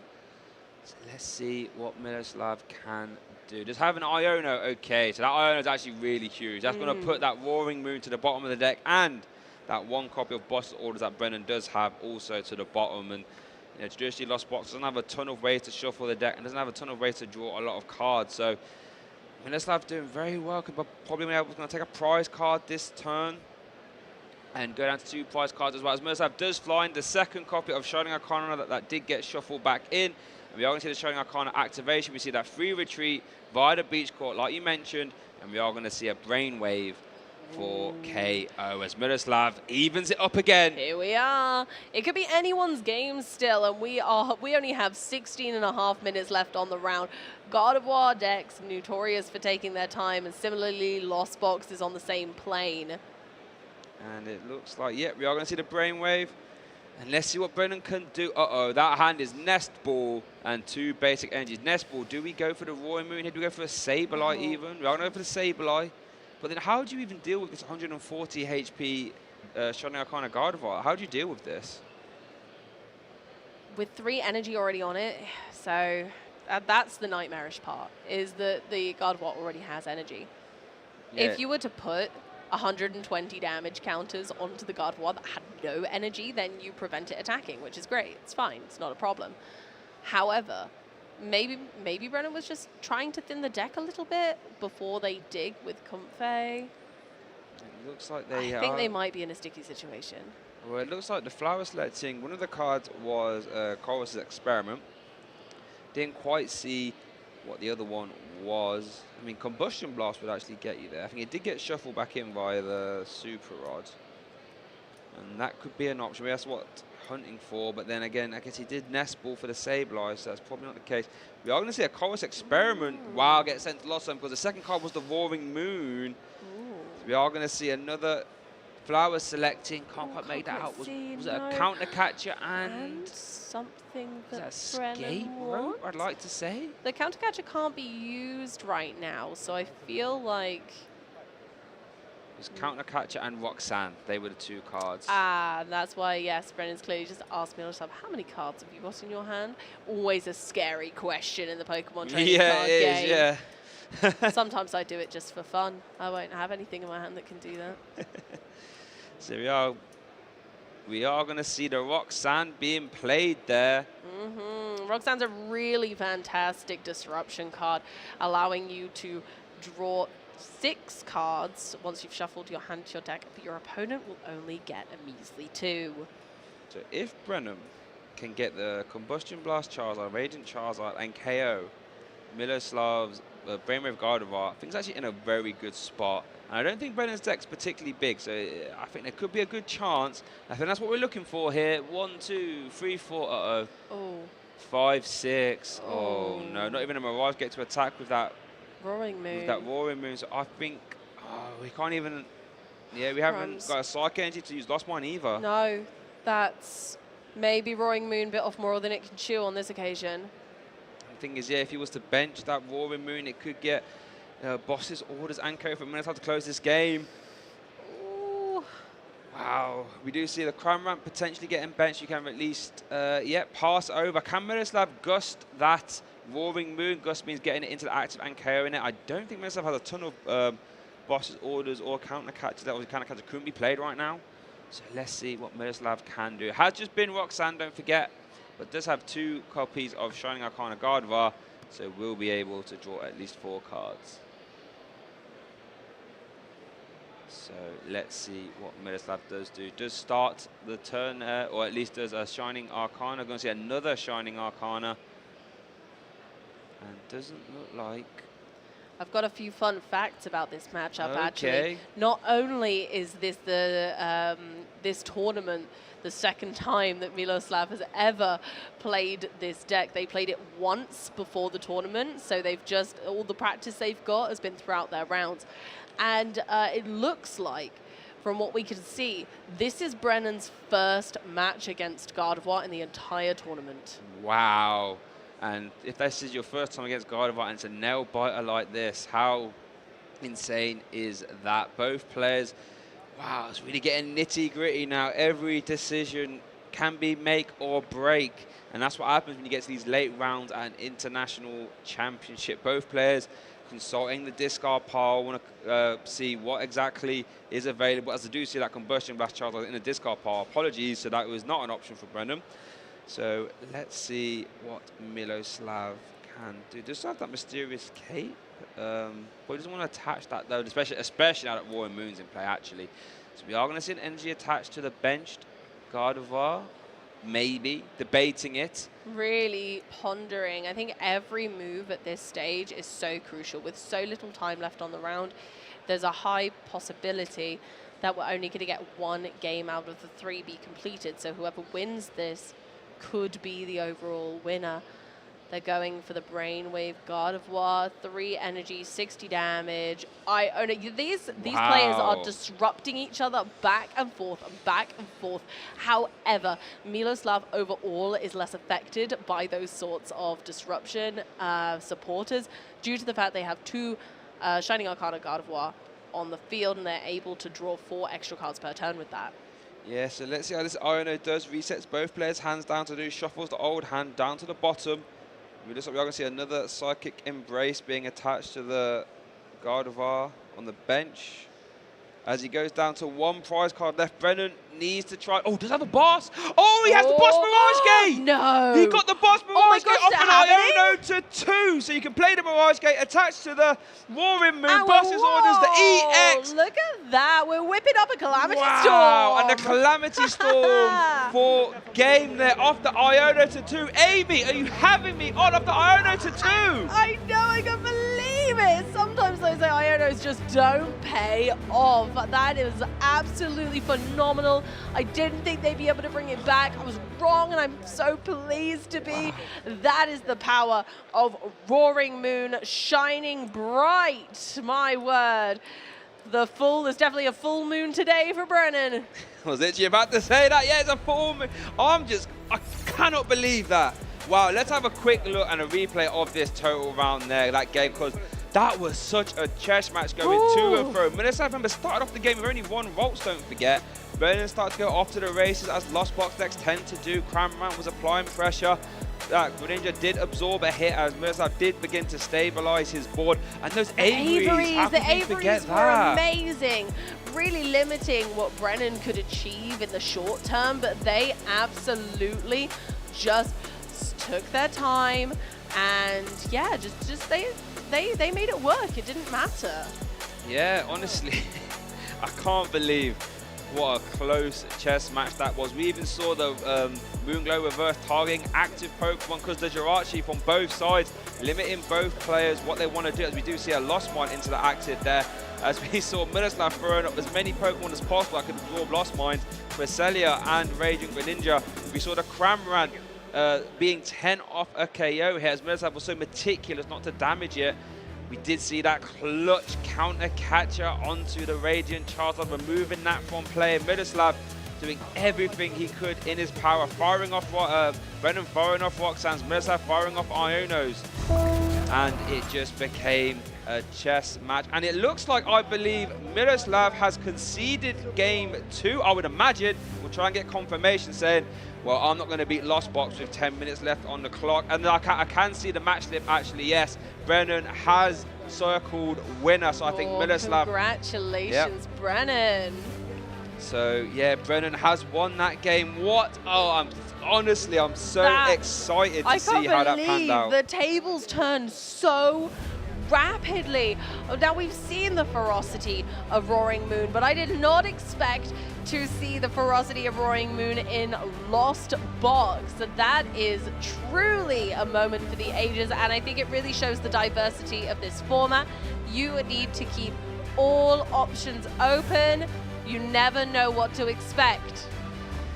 Yeah, and it just goes to show you, when we had that conversation in the hotel the other day, if Lost Box can have essentially 4 free prize cards, 2 via Combustion Blast, and then 2 via Calamity Storm and or Frenzy Gouging, hopefully Cramorant and Sableye can get you those last 2. We have had confirmation, Miroslav did indeed concede that game, saying, well, Gardevoir cannot really beat Lost Box in 12 minutes, so how about I just have a bit of extra time, save ourselves the troubles, and we'll keep it moving for our next round. Didn't look like it was going to be possible. They had a really terrible hand after setup, so just decided to shake Brennan's hand there and say, look, I'm not going to be able to do anything within this time limit, so you take the win, my friend. Let's go and have a rest before the next round, because these guys have been tirelessly playing for days now at this point. Yeah, and massive commiserations there to Miroslav. Did pilot that extremely well. Bear in mind, it's his first time ever playing the deck, and found himself so far in this event and was very close to clutching that out. If only the Iono didn't find exactly, the Roaring Moon and then the boss orders and that Mirage Gate as well. It was truly anyone's game. It was, honestly. And the hand disruption was going back and forth, back and forth. It was like a tennis match. And then all of a sudden, the Iono betrayed. The Iono betrayed, and it did give Brennan exactly what he needed to close out the rest of the match. Yeah, exactly. And oh my, I just can't believe the Iono Basic Energy, Boss's Orders, and Mirage Gate off Iono to 2 in the top deck. What an insane draws. And Brendan Cameron is our winner there. Maximum commiseration to Miroslav, as I said, done fantastically well. Still, I think, has a chance to at least get a top 16 or top 32 here at this event. Top 8 might be out of reach. Maybe, but still both of them have done fantastic, and we'll both be seeing some prizes from this weekend. We're going to be getting lots of championship points and prize money as well. So both of them, I don't think, will be going home with a frown on their face no matter what happens. I'd hope not, especially after putting on such a show like that. At the very least, Miroslav and Brennan, you put on a fantastic feature match for us there. I really enjoyed commentating and casting, and I hope you guys at home enjoyed it as well. Oh, thank you so much for joining us, but we are going to jet on over to our interview now with Miroslav, who brought it back from the brink. Brennan. It was Brennan. It was Brennan. Apologies. Brennan. Hello everyone, I am Jeremy Jolin here with our winner, Brennan Cameron from round 15. How are you feeling? I'm feeling amazing, honestly. Winning that first game, I didn't expect it at all in the end. It feels amazing to top 8 at an international. I've never been in top 8 at an internet before, so really happy. And you and your brother have been playing for forever, it seems like now, and your first top 8 at LAIC. How do you feel about your matchups going forward? Do you feel like your Sableye Charizard can really get there? Yeah, I feel like if my deck sets up and gets like enough cards in the loss zone, it does a fine matchup against basically the whole field. Except like I was really I don't think my matchup was that great against Gardevoir with Jirachi, but somehow it worked out. And also I'm maybe Lugia, but I don't think there's a Lugia top 8. So as long as I don't break, because my deck breaks a bit too often maybe, but I think I have a good chance. Yeah. Yeah, and I think one of the biggest things was you also had your own Jirachi for that matchup for the Cresselia. It really put a hamper in Miloslav's plans. Has that Jirachi really pulled for you this whole event? It won me like multiple like mirror matches or against Tina as well. This is actually my second Gardevoir, but only the first time I actually used Jirachi. I'm happy I kept the Jirachi for so long on the board. I was debating whether or not to throw it away, but well, it worked out perfectly. So it has been pretty good. Yeah. Yeah, I mean, it was great to see. How do you prep yourself for having just such a long game one, a real like back and forth? I don't know. At the first, I noticed like both players were thinking a lot. Me and Miloslav both. It was going to be a long game from the start, and so I tried to make every choice the best I can. And yeah, I don't know. Somehow I got exactly the right cards at the end. So yeah. All right. Do you have kind of an idea of the other people that are in top 8, or are you gonna try to figure that out once we have all the deck checks and see about that? I think I know like just one, which is Maridon.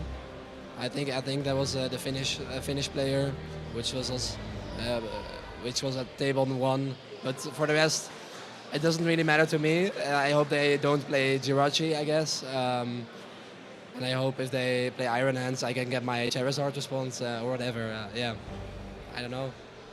All right. Any other shout-outs or anything before I send it back to the casters? Shout out to my brother. Shout out to Magnus. I actually don't have internet, so he always looks up the pairings for me, and so I know who I'm playing against. Shout out to my sponsor, Flashcards, as well. Yeah, that's basically it. All right, well, congrats. Look forward to seeing you in top 8. Meanwhile, back to you, casters.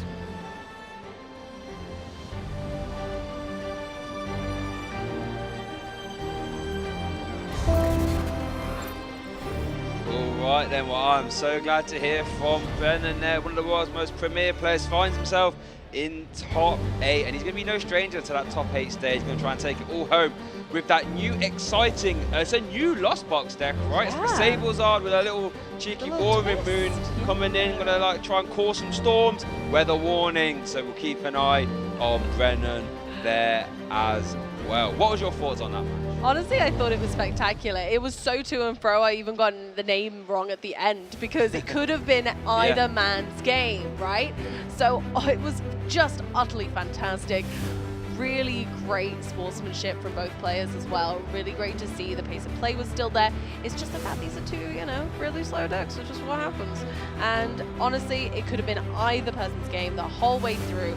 And those are the kind of clutch games that I really like to see because it just builds the excitement the whole way through.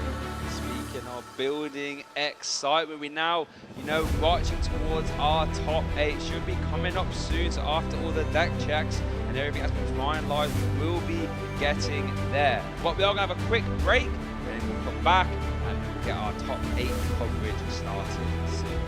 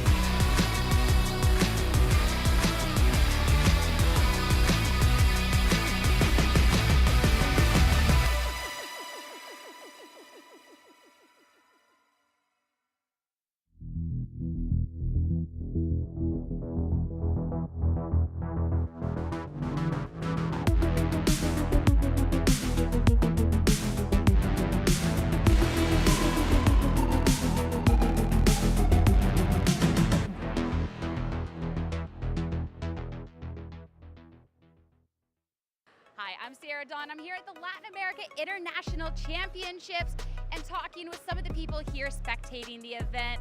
First off, hey, introduce yourself. Where are you from? Awesome. Hey, I'm Katie Byrne. I'm from Tampa, Florida. And how long did you spend traveling to the event? Oh gosh, it was a good day. We had a nice long layover in Bogota, Colombia, but we made it and we're here. It's the most important part at all. It has been so much fun so far. How have you been enjoying the event? We've had a great time. Really good food. We just had crepes and waffles, so we're happy. Getting all the cuisine. I love that. And who are you cheering on at the event today? So my junior, he is playing. He's actually playing tomorrow, so today we're just spectating. He's super excited. So his name is Gardevoir. He plays the video games. He loves watching you. Oh, that's so sweet. And how are you feeling about this event? This is a huge event for him to be competing at. It is. We've never been to any of the LAICs. We've been to other internationals, but this is the first time to the Latin America International, so we're really excited. We've had a great time so far in Brazil and really enjoying our time here. We'll definitely be cheering him on. And last but not least, gotta ask, who's your favorite Pokemon? Man, riders, we would have to say Squirtle. We are a big Gyarados family, so that's my husband's favorite, so I'm gonna go with that. We're gonna go with Gyarados today. Good answer, good answer. Thank you so much. Best of luck to Ryder. As for us, we gotta head back to the competition. Welcome back, everybody. My name's Amy. I'm on the floor of LAIC 2024, and today we are here with, what's your name? Clara. That is a beautiful name. And who are you dressed as, Clara? Misty. Incredible. You look amazing. I can't. Are you local? Did you have to travel far to get here? I'm from here, São Paulo. Does that mean you have more energy to get ready in the morning? Mais ou menos.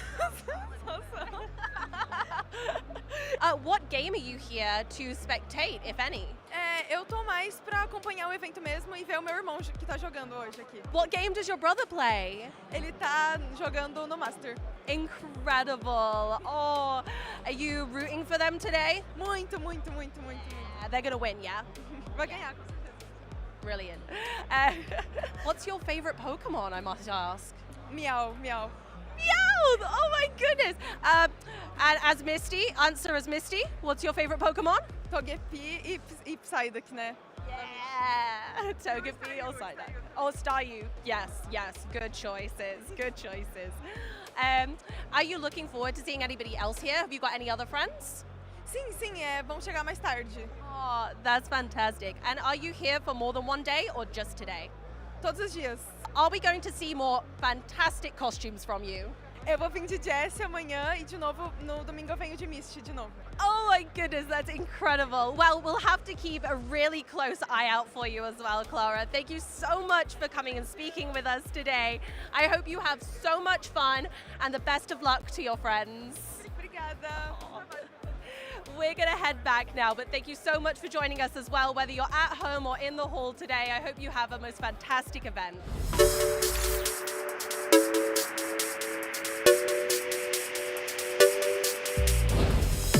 Well, this is actually my first regional, so I didn't actually prepare that much, but I thought, I watched some YouTube videos, went on Reddit, read about other people's experiences, and I have a whole cheering squad here, so I think I go and meet with them after my games to get a little bit more energy, but yeah, that's basically it.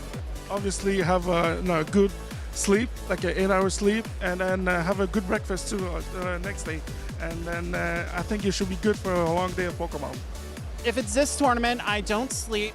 I toss and turn on a bed all night and just keep thinking, is my team ready to go? Have I done everything possible to be ready? And I just come in here and play free and play to what I think I can do. And as long as I do that, I have no regrets and I can go home at the end of the day happy.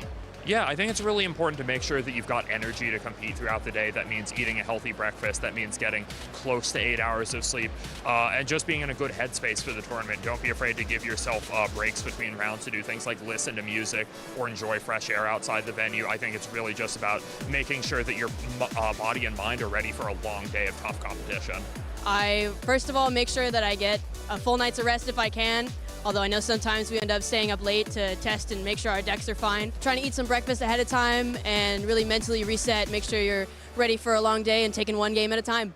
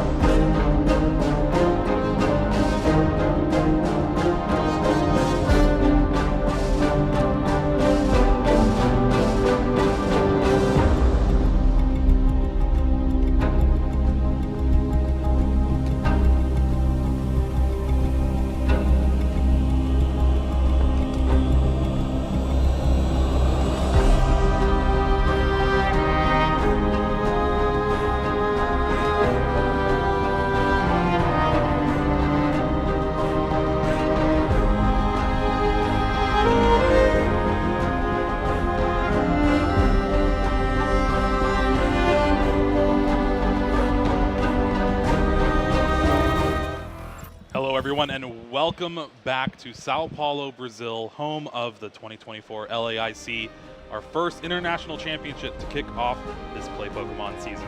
I am Jeremy Jallin, here, as always, with Pablo Meza this weekend, and we have been bringing you a ton of Pokemon Swiss round action. We have gone through 15 rounds yesterday and today, and now we just have our top 8 left to go. We're still waiting for everything to get finalized, but we kind of know what's going on. We kind of know what's going on. We know there's a big bubble at 34 match points. Turns out 35 was guaranteed.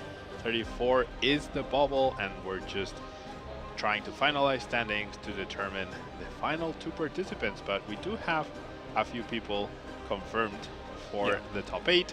Those who got 35 or more match points. I think our number 1 seed will be Kieran with 36, right? With that Gardevoir deck that we saw in action earlier. Yeah, no Chin Pao for Kieran, but doing pretty well with Gardevoir. Yeah, it has been pretty stellar weekend for Gardevoir EX and the like so far.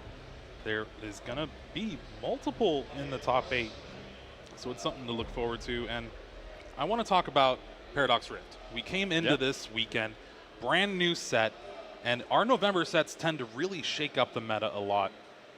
What are your thoughts on that Paradox Rift set? Well, the key word is tend, because I feel like this time around, at least today, we were a little let down, right? There's very impactful cards. Counter Catcher has definitely shaken things up and given decks a brand new dimension and a brand new comeback mechanic for sure. However, in terms of Pokemon, I don't think anyone had their money on Iron Valiant being like the one new deck to really make it this far. That's the one new archetype we have in Top Cut. Yeah, one new archetype. There is a few others kind of thrown into old decks. You got Screamtail in Gardevoir EX. You have Iron Hands EX in Maridon. Yep. And other than that, it's been a lot of, or I guess the one Roaring Moon in Brennan's list, which has been putting in a lot of work throughout this weekend for him. But there's not those new meta-defining decks that we thought we would see other than that Iron Valiant. Exactly, like Roaring Moon has been an integral part of Owen's deck. However, it's not the main focus, right? It's about the Lost Zone engine, it's about that Radiant Charizard as well, it's about that Sableye, and Roaring Moon is a fantastic complement to that. However, it's not built around it, right? It's there to be utilized. It's sort of like a Giratina, similar to Giratina V-Star in ways where you like have that emergency button, right? Yeah. Push that button, your opponent's Pokemon is knocked out, you're gonna lose the Pokemon as well, but usually that trade, you'll try to make sure that it's favorable for you. However, the one new dedicated deck is this Iron Valiant plus Entei combination, and Iron Hands is an integral part of Maridon. It gives it a brand new dimension by being able to take multiple prizes in one turn, which before it could try to do with like Mew copying Radiant Greninja sometimes. Sometimes we even saw Zapdos EX, though not very commonly, but now you get a slow start, as we saw on stream, right? Iron Hands comes out and punishes that. So great inclusion, but it's still a Maridon deck. It's not an Iron Hands deck. And of course, there's a deck like Snorlax, where we thought there would be a lot more of just because it matches up well versus a lot of the top decks. There is one still in contention. There is one that could still bubble in. Yeah, that 34 match points have taken 2 ties in a row, basically, to put himself there, and all the way from Japan as well. All the way from Japan, yeah. I think it's been a while since a Japanese player has top 8'd an event. I might be wrong, but I think that was back in OCIC 2017 when we had... Well, if you don't include Worlds in London. Right, no, I mean at internationals. At okay, internationals, yeah. At international championships, the last time a Japanese player, because we do have many more Japanese participants at Worlds, right? But at ICs, it's open for everyone. They can participate. Not a lot of them make it out. But this around, we had a very sizable group, and one of them is very close. Yeah, we need to figure out who will make it in with those 34 match wins, and as soon as we know, we'll definitely let you know. Yeah, but we generally don't know ourselves, right? We're waiting to figure that out. And we got a good mix of international participants already basically locked in for top 8. There is player from the US, Canada, the Netherlands, Australia, Brazil, Finland, and there could be 2 more waiting to join them. And it is one of the most diverse top 8s we've had in a while. Certainly, certainly, and it's very nice to see at the international championships, right? That's really cool to see. Unlike NAIC, right, which was dominated by NA, this time we have a lot more variety, and I think, I'm personally rooting for Matthew from Australia. But virtually there's no more OCIC, so he cannot win at his own region anymore. I don't think Oceania was ever won by an Australian, but maybe Matthew can make up for that and take it home this time. Oh yeah, it's definitely going to be something to see. Tons of storylines going into this top 8. This is Brennan Cameron's first IC top 8, he said in the interview, and it is just a lot of quality play that we're going to be expecting. And I think so far the only deck that we see multiples of is going to be that Gardevoir EX. Yeah, and to be fair, it's 2, right? One more could bubble in, maybe 2, but right now there's only 2 guaranteed. So despite Gardevoir's dominance in day 1 and even more so in day 2, there's a lot of them, and a lot of them are very close to the top. But only 2 are guaranteed to make it far, so this is where we question. Every time Gardevoir has made it really far, 1 or 2 inclusions in top 8, but has not been able to win this season. Will LAIC, will Screamtail carry Gardevoir? It might. I mean, if Shay has anything to say about it, it's going to win. So yeah, for sure. I mean, it is Screamtail and Counter Catcher, right? And they both cards synergize so well together. Yeah? You are able to combine Counter Catcher with an Iono, trap essentially something in the active, taking a few cues from Snorlax, right? And then all of a sudden, your bench is getting picked apart turn by turn, and it just forces a bigger response by an opponent, right? It's not just finding the right attacker or finding that boss. When you choose what you're promoting, you also need to figure out a way to retreat, and we are seeing a ton of support Pokemon or liabilities that are getting benched that can easily be trapped in the active spot. One surprise I want to mention is the kind of resurgence of Lost Zone Giratina. People kind of wrote it off a little bit in the 151 kind of format. Mew EX coming out, it's like, oh, well, Giratina V-Star just gets farmed by all these Mew EX in Lugia and everything like that. But it has been very popular, especially its conversion rate into day 2. And from there, there's at least 1 in top 8. Deck that hasn't really seen as much of a good conversion rate is that Charizard EX. There is a couple that might be able to sneak in, but that's pretty much it. And then no Qianpao. Yeah, no Qianpao. And you would have thought that Qianpao would be the deterrent for Charizard, right? But turns out, no, Charizard just seemed to lose steam round after round, and we kept seeing less and less at the very top. And now, as mentioned, I think there's a chance that 2 bubble in, maybe 1, but no guarantee. Yeah. So despite the popularity, despite the numbers, I think that's been the trend with Charizard, right? It dominated in Curitiba, it got spiked in popularity, but it has not been able to convert since then. And we're back in Brazil, where the deck was at its prime, but we're not quite seeing it get that final big finish since that regional win. And honestly, for me, I'm pulling for Maridon. I'm a Maridon player at heart. I gotta say it.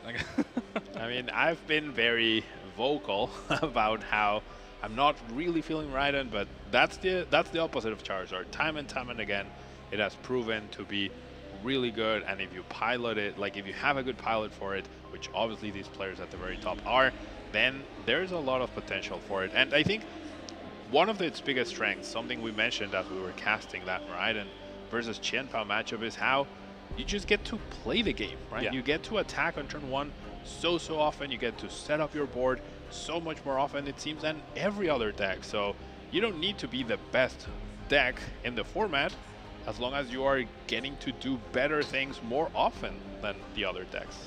And should we talk about the absence of Lugia basically the entire weekend? We saw it once on camera, and that was it. Yeah, today's Lugia's anniversary, right? Yeah. Or this month it's Lugia's anniversary, and it's nowhere to be seen. Yeah, maybe it generally was able to fly so high that it just left this planet. It broke up with us. That's basically what's going on.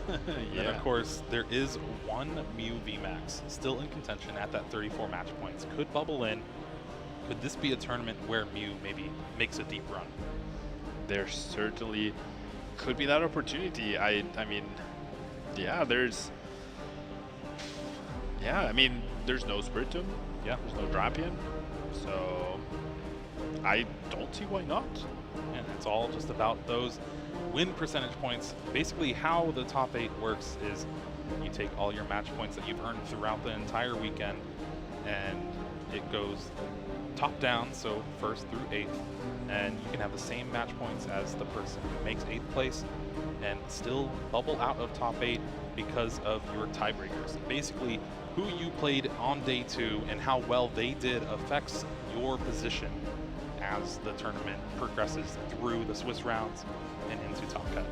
Indeed, and this is where it gets real dicey, right? Regardless if you're the #1 seed, it wasn't the case here, but sometimes you have like the last 2 rounds where you ID, you're taking a chill, and then all of a sudden, now that when you get to the single elimination portion of the tournament, 1 loss and you're out. Yeah, whether you sneaked into 8th place or you were chilling in 1st place, this is all or nothing for our players now, and there's a lot to play for. There's a lot at stake here. Yeah, not just our top 8, but a lot of players are going to be placed throughout the top 16 and top 32 and top 64 as well. All get money, packs, championship points, and it's all based on just those percentages, how well you did, how well your opponents did, how well you're just able to luck of the draw, really. Luck of the draw, and that's why despite a lot of players not having any chance anymore at top 8, there's still a lot to play for, right? And getting as many match points as you can to guarantee that top 16, to guarantee that top 32. It's not only money here, but there's stipends and travel awards to account for as well, and a lot of championship points. ICs are the tournaments that award the highest number of championship points, and I assure you, once the standings are updated on Monday, we're gonna have at least 20 newly qualified players for Worlds from various regions. Oh yeah, no doubt. A lot of players really trying to lock up their invite here. Already have maxed out their League Cups and challenges at home. And really, if you're able to make it out to one of these international championships, it is a great boost if you're able to make that day 2. It really is. I mean, I'll talk a little bit about last season. I was on the verge of like just barely qualifying. I had a good run at NIC, and all of a sudden I was fighting for a top 12 spot in Latin America off of 1 tournament. So if you're gonna make room for a tournament, definitely make it out to NIC. There's a lot to play for, not only the glory, right? There's also the championship points to be able to get to Hawaii next year. And I want to talk a little bit more about that EUIC. You top 4'd Mew VMAX. Now you've been there before. You've been in the bright lights. You've top 4'd Worlds. You've done amazing throughout your entire career. How do you prepare your mindset going into a top 8 for an international championship? So I really always, whether it's top 8 or round 1, the only thing that matters is the next immediate game, right? Trying to take it 1 game at a time. As you're getting close, as the tournament advances, everyone's always like, how many points do I need? What else do I need? What you need is to win the next game. That's the #1 priority. Very few times you'll be in a spot where you get to ID and be super safe. 9 out of 10 times, all you need to focus is on winning the next game, and you're always playing against a person who is under the same circumstances as yourself. Yeah, we're all playing with the same cards. We're all in the same room, yeah, in the same chairs, on the same table. So if you can, and I definitely think it gets easier with experience, right? If you can like push all that aside and just focus on the cards in front of you, that really helps ease that pressure. Because at the end of the day, we're all playing with the same shiny cardboard. Yeah, it is just cardboard at the end of the day, but it brings us all over the world to a specific place every other weekend, and it's really great to see. For me, my advice, granted, it's a while ago, so 2011, I top 8'd Worlds. Still valid. Yeah, still valid, still valid. It was a top 16 cut that year. They didn't do top 32. We just had just under enough people qualified. It was like 120 people. Crazy to think now. I top 8 or top 16, and I turned to one of my friends, Jay Hornug, and I'm like, "Are you excited? Like, what do I do? Like, what's going on?" And he's like, "Just act like you've been there before. Just fake it till you make it." Yeah, fake it till you make it. Like you said, one game at a time. That's all you really can do. Everything is, you can only control what you can. Stuff that's out of your control, just let it go. Exactly. Focus on what you can control, what you get to influence, which is your decision making, right? Your shuffling. Just make sure you do exactly the same thing you did in game 1, round 1. Take it one round at a time, and whether you get there or not, there's so many things out of your control. The luck of the draw in your initial starting hand, the luck of the pairing, right? Definitely been in situations where the number 1 seed, and then you get paired with a double Drapion deck in top 8, and then all those wins previously end up not really mattering in the grand scheme of things. So one game at a time, fully focused, fully hydrated, very important. And then the rest is just, as long as you're focused, do the best you can do with the cards you're dealt with. Well, speaking of pairings, it looks like we have our bracket ready for our top 8. And remember, y'all on Twitch can vote for which match you want to see. So we have Kieran Farah up against Jeremy Gibson, Matthew Burris up against Juho Kalamala, Brendan Cameraman up against Noah Sawyer, Gabriel Valesso up against Kito Arai. Kito is the Snorlax. Snorlax bubbled in, or should I say snored into top 8. Very nice to see. I think a lot of people will be very excited for that, and I want to touch upon that a little bit. Snorlax, we were saying how it's been talked about a lot. I feel like when there's a big spotlight on Snorlax sort of decks, like those sort of stall, control sort of decks, that's when they perform the worst, because there's so much spotlight on them that people are ready for them and are practicing against them. But where they're not an important part of the metagame, that's when people disregard them, don't bother testing against them, and then once they're up against them, they don't know what to do.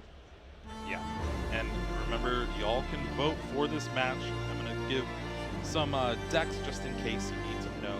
But basically, our going top down, it is going to be Gardevoir versus Gardevoir. And then the second one is going to be Gardevoir versus Maridon. And then it is the Lost Zone box with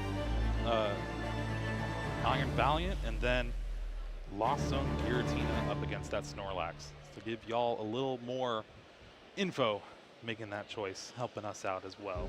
Make sure you cast your vote, yeah? It's up to you on who we get to watch in this top 8. Now, I would love to see Snorlax. I'm not so sure, like the Giratina can be very difficult though to get past. That shred attack is very detrimental, and as long as they don't overextend on the resources, which is usually how Snorlax ends up winning, that could be a little difficult to get past. Yeah, and then of course a ton of Gardevoir. We have 3 in the top 8. Is this the tournament for Gardevoir? We're really going to have to find out. I am excited to see, honestly, the Iron Valiant. We did just have Brennan on, so maybe we'll have a back-to-back, but who knows about that. Maridon as well. It is a little bit different list than the one we saw on stream against Jianpao.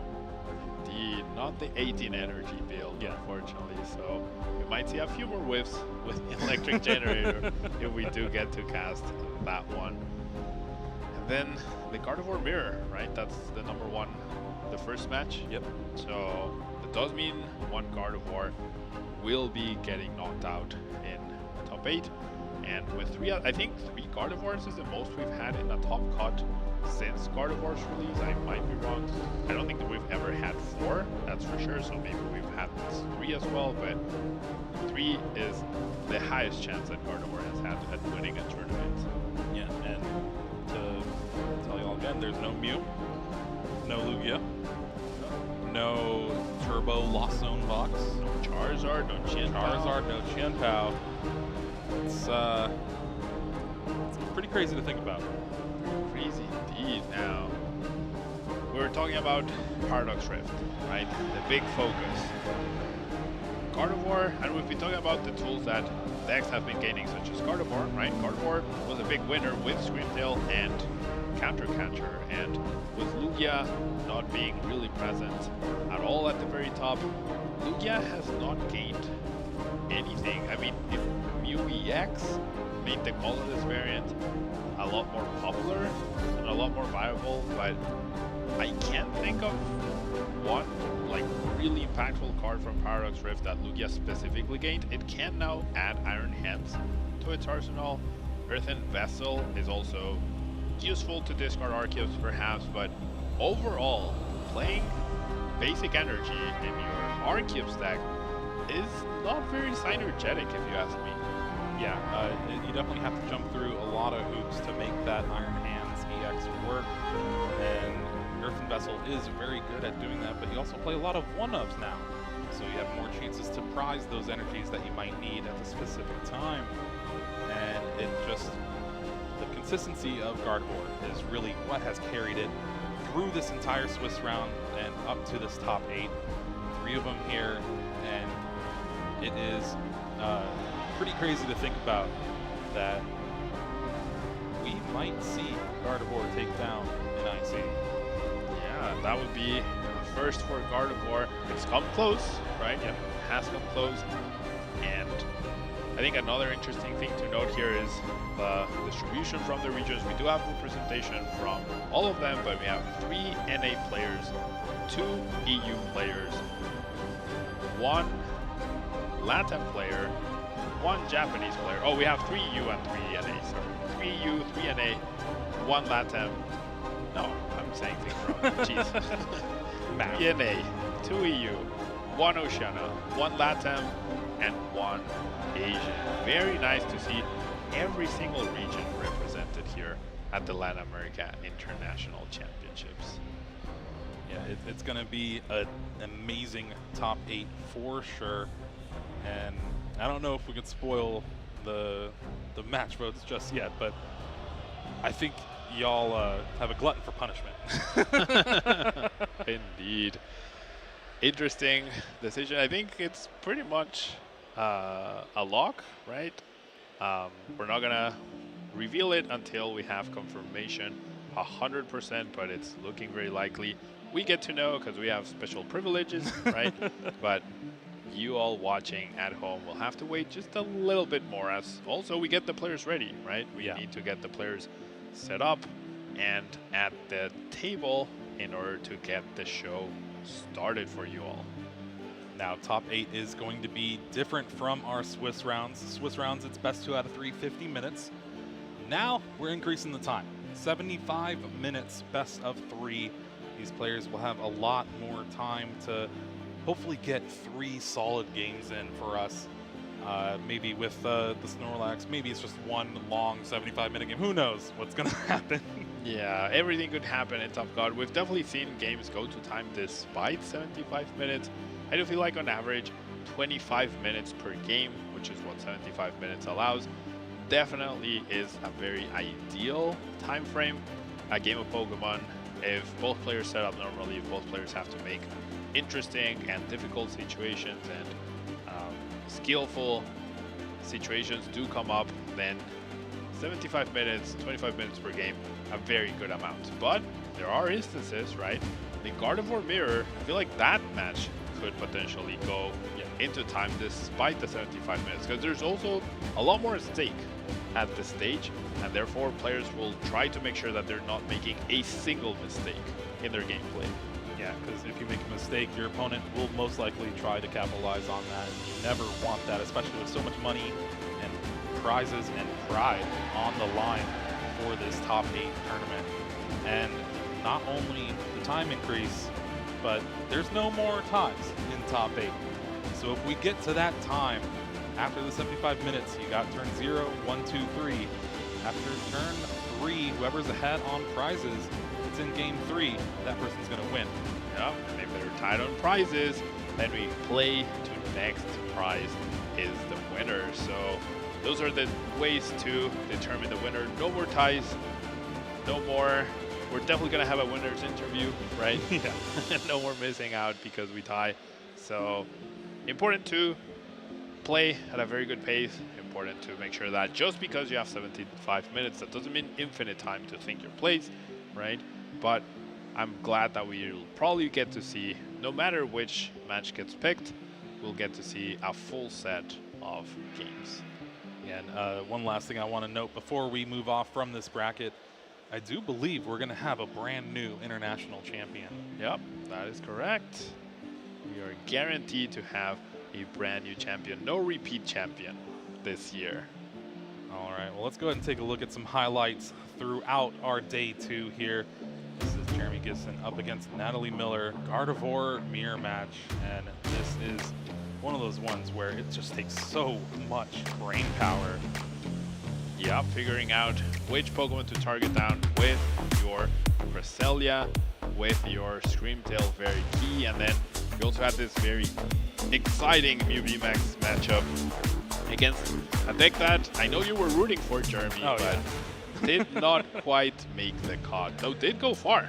Yeah, I love a good Arceus Path to the Peak combo, so I was a little upset that he wasn't able to make it into the top 8 there, but still finishing out very strong. I believe ended up in the top 32. And then, of course, Maridon up against Tianpao, and this was just an exciting match here. Turn 1 Iron Hands EX, taking prize after prize after prize. And then, of course, the very long 1 game between Brennan and Miloslav. Yeah, if that match had been our top 8 match, I don't know if they would have been able to complete the games, right? 40, over 40-minute game 1. They did determine that it was impossible to finish the series, right? So we didn't even get to see a game 2. But yeah, I mean, it was definitely very back and forth and did require that meticulous thinking, though. Yeah, and that's honestly one of the biggest strains of this tournament is this is basically a job for all these players. You're showing up at 8:30 in the morning, you're playing until 10 at night, and then you got to do it all over again at 8:30 in the morning, and then you're playing until, what time is it now, 5 o'clock? It's a long day, a lot of thinking, especially if you choose a deck like Gardevoir or Boss Zone. That's why I tend to go more towards like Arceus or Maridon. I don't have to think that You don't much. like thinking? No, not at all. Okay, okay. I mean, you're absolutely right. I do think, though, that once you get in the motion, right, like you're doing well, you're getting those wins, I feel like you could play for 2 days straight. Yeah. Like the adrenaline gets to you, you're getting closer and closer to the big prizes, the top 8, and I especially think once you get to top 8, you're not thinking about how much money you've made or how many boxes you've won. You want that title. You're 6 games away from being the champion. So how much money you end up getting at the end of the day, whether you're top 8, top 4, get second, that ends up being secondary. What you want, what you're aspiring to, once you get to top 8, is to become champion. And that's what these players are trying to do here this weekend. Remember, we are going to be showing you our top 8 match, and then I believe both top 4 matches. And then we are culminating this entire weekend with Championship Sunday, and that's where we're going to have juniors, seniors, and a masters for the trading card game and video game, along with, I believe, the last 3 participants in Pokemon Go as well. Pokemon Go, yeah, indeed. Which sometimes have those very exciting bracket resets where the winner of the loser's bracket beats the winner of the winner's bracket, and then they have to play a whole new series. That's something that I wish we had a little bit of in Pokemon TCG, like a little bit of a reward for those higher placements. Yeah, that first seed, if there was a little bit of a bonus for performing so well over the course of 2 days. Yeah, they're just in a different entire setup of their tournament. They're doing double elimination Swiss, or double elimination bracket, and we have Swiss for TCG and VGC, and that's just how it's been. Maybe it'll change in the future, but who knows? Yeah, maybe. I mean, I'm sure the grass can sometimes be greener on the other side. I know VG always aspired to have that day 2 system, to have that instead of those big top cuts, and now they do, right? And now that they have it, they also sometimes miss some things from the previous format. So we've done Swiss for a long time. It works for sure, and there's always room to make changes perhaps in the future. We'll have to see. We're still waiting for our players and everyone to get their decks checked, set up, maybe go grab a bite to eat, some water before the top 8. They have been here for a while, and still plenty more to go. Yeah, still plenty more to play for, and I mean, the adrenaline can get you so far, right? Being hydrated, having a decent meal, not super loaded, make sure you're fully focused and all of your body power is not focused on digesting your food, but rather making sure you're making the right plays and playing the right cards at the right time. Very excited, Jeremy. I'm really looking forward to this top 8 match. I really want to reveal it. I really do. I don't know, maybe we have to wait on a graphic or something, but we'll find out. There we have all the players still in the building, getting ready for the rest of the juniors and seniors. They started today. They don't have as many players as the Masters Division, so they were able to take a rest day on Friday while all the parents go play. And now we're trying to have them whittle down to the finals and see them in action tomorrow too. We were mentioning them a little bit before, and they're very scary. The future of this game, for sure. Yeah. There's juniors and seniors that can easily take down many Masters players. They have, number one, more time, right, as you mentioned, and they also are incredibly smart and play really, really well. And now, I think that's what we're seeing. Yeah, a lot of parents in the background. The juniors and seniors playing right now. I believe they're in their 7th round, their 7th Swiss round. So their top 8 will be determined very soon as well. Yeah. I know a lot of people are rooting on those kids at home. You know, we're gonna have to deal with the adults for a little bit. Only a little bit. And now, remember that Excalibur banner that we had that we were very sure was foreshadowing what was to come? How wrong were we? Very wrong. Very wrong. I mean, even Grant, right, the CEO of Qianpao, was not able to get past Iron Hands and Maridon. Yeah, I do want to talk about your predictions a little bit. Iron Hands EX and Roaring Moon both making an appearance in top 8. Both making an appearance? I thought you were gonna like roast me because no, but you're I right, would yeah. never. I forgot. Roast you, I forgot there Pablo. was literally one copy of Roaring Moon in top 8, and there might one be copy one copy of of Iron Maridon EX in top 8. So we'll see. Yeah, we'll see. And they're not up against each other either, so I have a chance. Yeah, well, there's a lot of Radiant Greninja too, so there is a lot of Radiant Greninja. I will once again say that's a little bit cheating on your part, but whoa. Right, probably. The card's been so good for so long. I'm picking Bosses Hoarders for next tournament. That's gonna be my caster prediction. Bosses Hoarders. I guess the difficult part would be picking the right art for bosses, the right boss. And that's what I did. I picked Judge, the right art for Toronto. Yeah. Okay. And All Path right. to the Peak. I'll give you if that's true, which I'm not entirely sure right now. But if that's true, that's very impressive. Yeah. Well, that's because the Heart Gold Soul Silver Judge and all those trainers and items, the best of their time. True. And you know, JW, who won with that, right, is a father, which means he's closer to our age, and therefore makes sense that he would have those older judges. Yeah, makes sense. Again, we are waiting for everything to get settled for this top 8. We thank you all for sticking with us. Be sure to use that hashtag Pokemon LAIC. Let us know who you think is going to win top 8. If you're excited for our top 8 community choice match, I mean, we're being so secretive, but the y'all people already know, watching voted for the match, right? So I'm sure they know.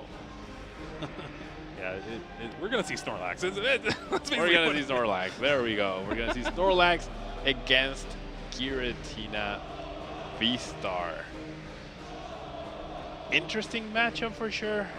Yeah. There's a a lot of ways to switch in the Giratina deck, and a lot of good attackers as well. So Comfy gets locked in the active. We're gonna have a good time as Snorlax. The Giratina gets locked in the active. We're gonna struggle a little bit, so we'll have to see what ends up happening there.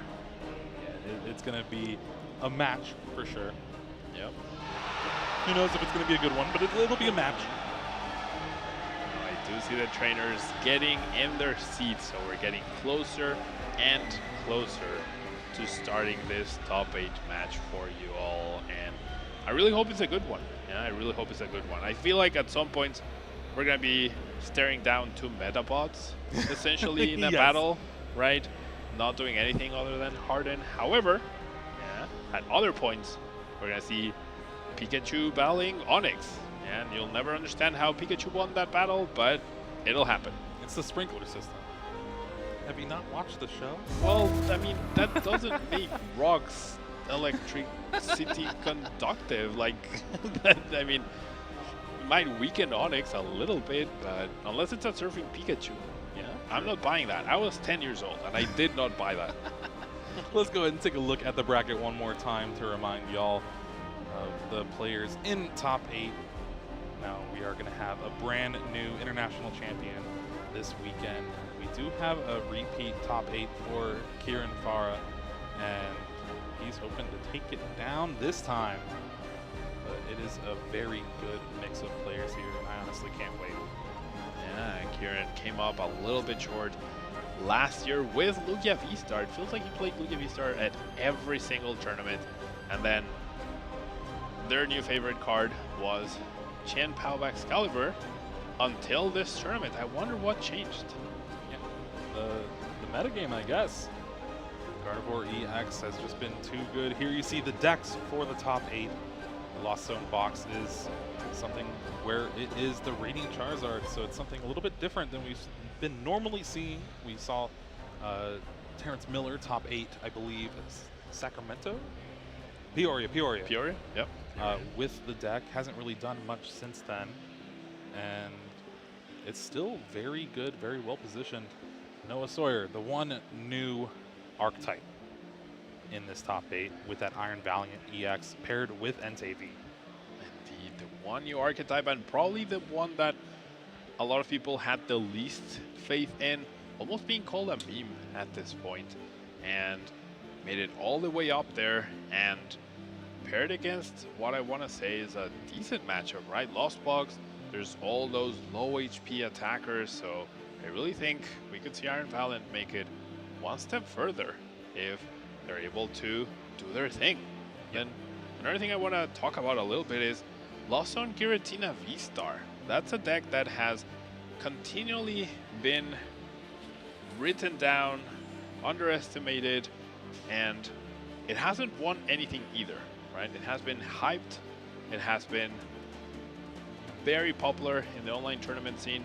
However, in real life, at live tournaments, it has not had that big breakout win. Even when it was deemed the best deck in the format, I don't think it had a big breakout win. So is it time? Will Counter Catcher finally allow Lost Zone Giratina V-Star to make it through? We'll have to see. Big result. But our table is now ready for top 8. Let's go ahead and take it down to the stage here and get our bracket started.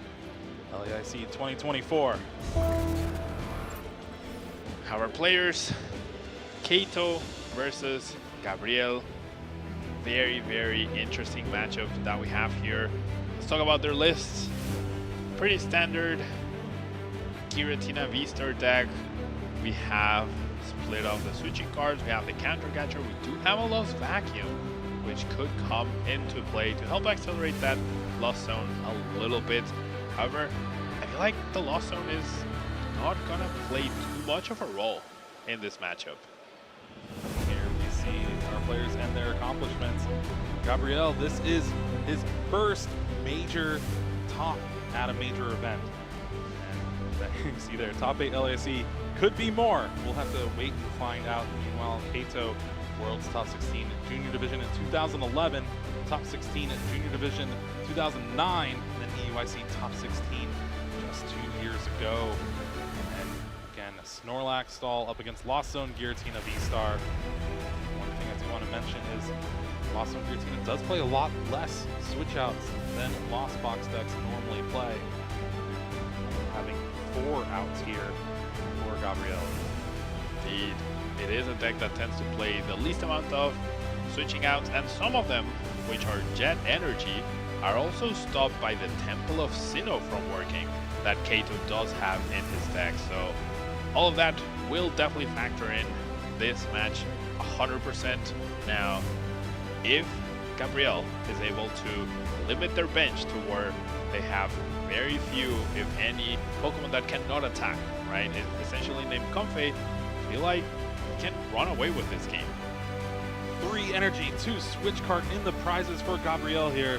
That's not what you want to see. Meanwhile, Temple of Sinnoh, that Pidgeot V, and a couple of items and supporters for Kaito. Kaito's not going to be touching those prize cards. You can grab the Pidgeot V with something like a Suian Heavy Ball, but that's basically it. That is true. There is a copy of Peonia, so there is a way to access the other prizes sometimes. Now, interesting, Kaito has completed our bingo card, Jeremy. We've seen decks with 4, 3, 2, and now 1 Battle VIP pass this weekend. I don't think I've seen that before in any of the other tournaments that I've casted. So that Battle VIP pass being prized could lead to a slower turn if Kaito is holding the Arven in their hand and they are going first. But we're about to get this match started. We have Kaito Arai up against Gabriel Veloso.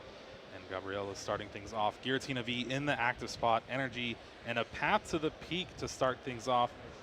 Just a pass of the turn, nothing else, but a lot of the times against a deck like this, you don't really need much else. Yeah, exactly. No need to bench anything else. No need for cards in the Lost Zone. You get 3 energies on the Giratina V. Use your Shred attack that does not mind Mimikyu's ability, and you're good to go. Yeah, Shred does not, this damage is not affected by any effects on your opponent's active Pokemon. So Mimikyu's Safeguard is completely useless. That is something to keep an eye on for this game for sure. And now there is only the 1 Mimikyu for Snorlax. Other than that, the engine of this deck is going to be that Rotom V. Indeed, Rotom V super key for the Snorlax decks to find those resources, get them into your hand, and be able to disrupt their opponent's Pokemon. However, with that path to the peak in play, I both really like that it was played down on turn 1. I also not a fan of it because if you know that your opponent is playing copies of Temple of Sinnoh, you want those Jet Energies for the eventual Erika's Invitations that will get played and that will probably force you to bench a Comfey at some point. But we're going to see the Snorlax, we're going to see that Forest Seal Stone on the Rotom, possibly grabbing a Stadium so that in turn you can get 3 extra cards this turn. I do like that play a lot, and Arven enabling this by grabbing that Nest Ball and Forest Seal Stone. And I believe that was, what, a Bravery Charm on the Snorlax as well. So adding 50 more HP, gonna make that Snorlax pretty beefy to try to take down. Pretty beefy, able to withstand the damage from Shred. However, not really minding that. Gabriel, I don't think, minds taking 2 shots instead of 1 shots on the Pokemon. Would prefer 1 shots, but as long as you're able to continually attack without using up any resources, you're good to go. As we see Rotom V's ability finish off the turn for Kaito. Well, there is another path to the peak to replace that Temple of Sinnoh. So those 3 cards hopefully have been good for Kaito, because now Gabriel's just going to be Abyss seeking, try to build up that Lost Zone and get a bunch of cards in that hand. Now, I will say I'm really not a big fan of immediately playing that path to the peak.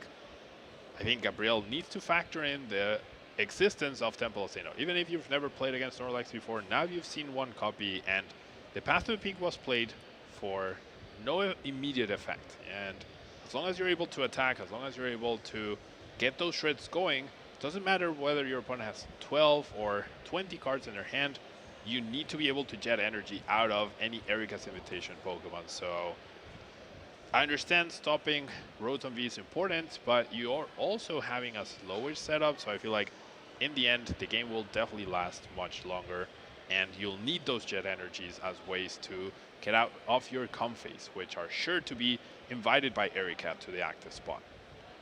Gabrielle deciding on this Colossus experiment. Got rid of the Roxanne. That's not going to be a card that's going to be useful in this match. And Super Rod, that's going to be one that could be very beneficial in getting those energies back or just filling the deck up.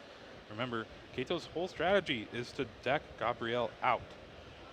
Yeah, so it might seem counterintuitive for Gabriel to be seeing more cards, but now he has all the energies that he could possibly want in his hand. He's ready to start using Shred next turn against that Mimikyu.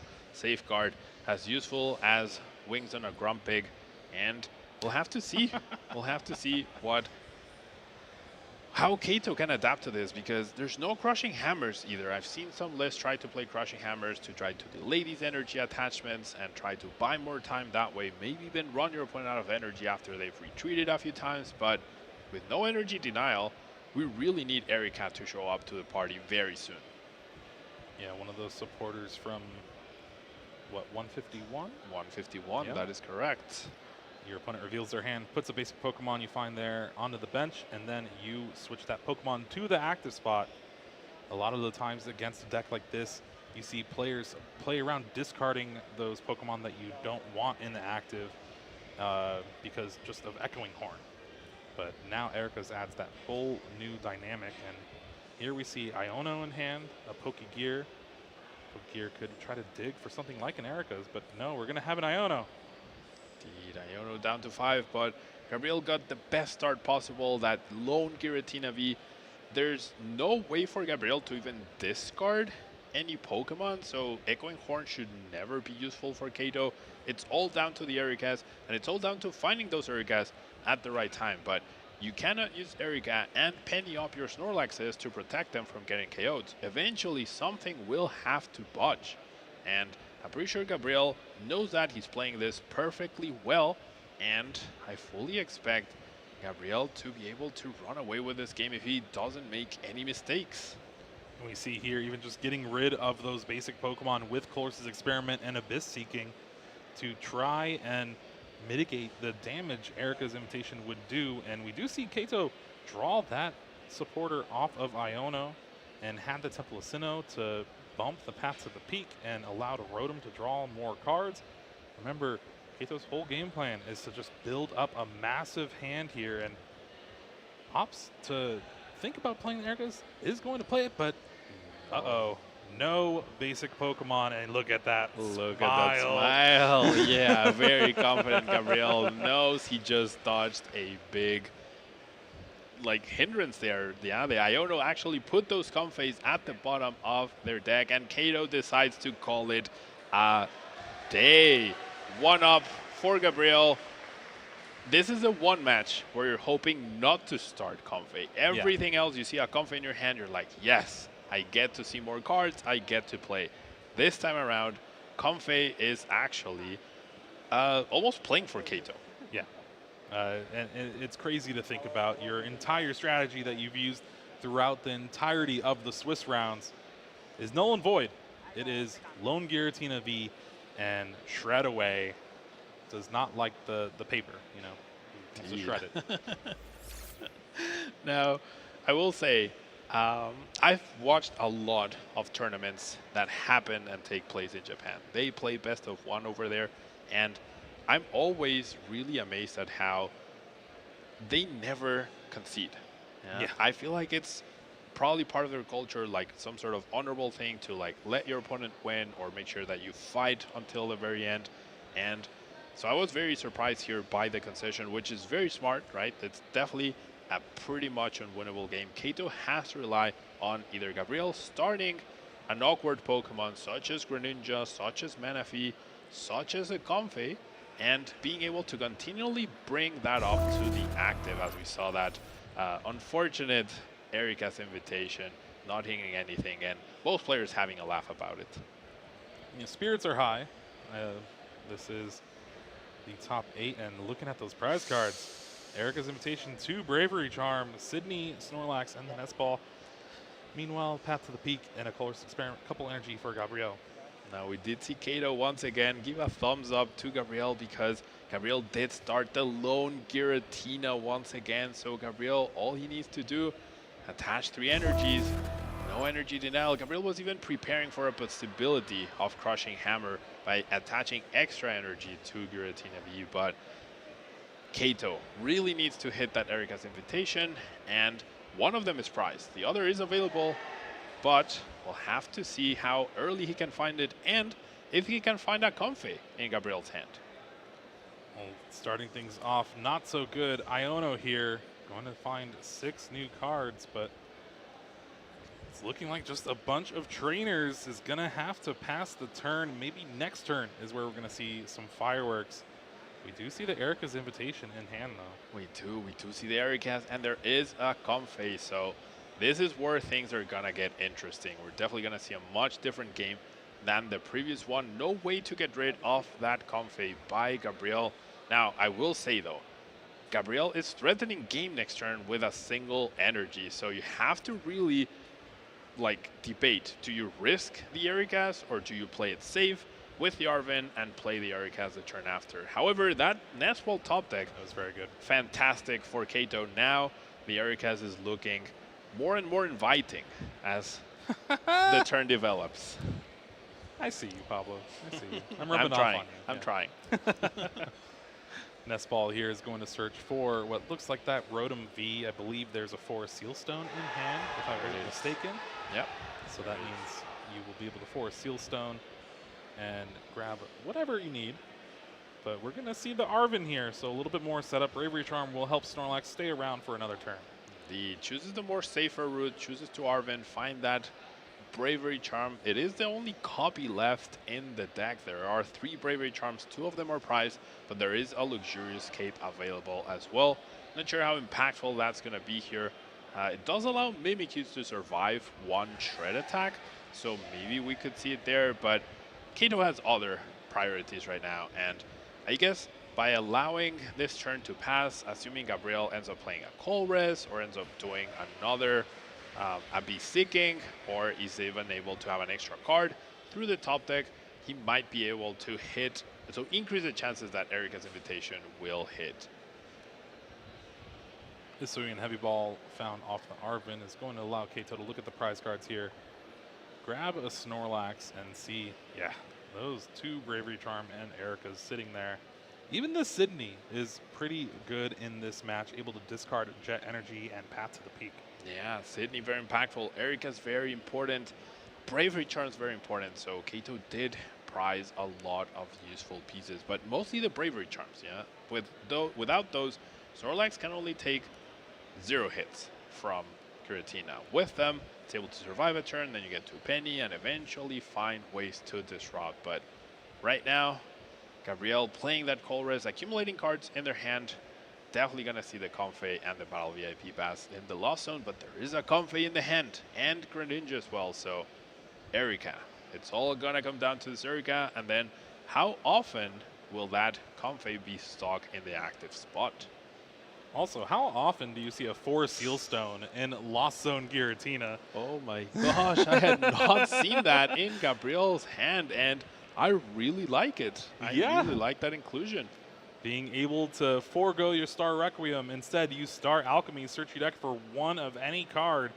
This will allow Gabriel to find the grass energy needed, I believe, to start shredding and start getting these knockouts rolling.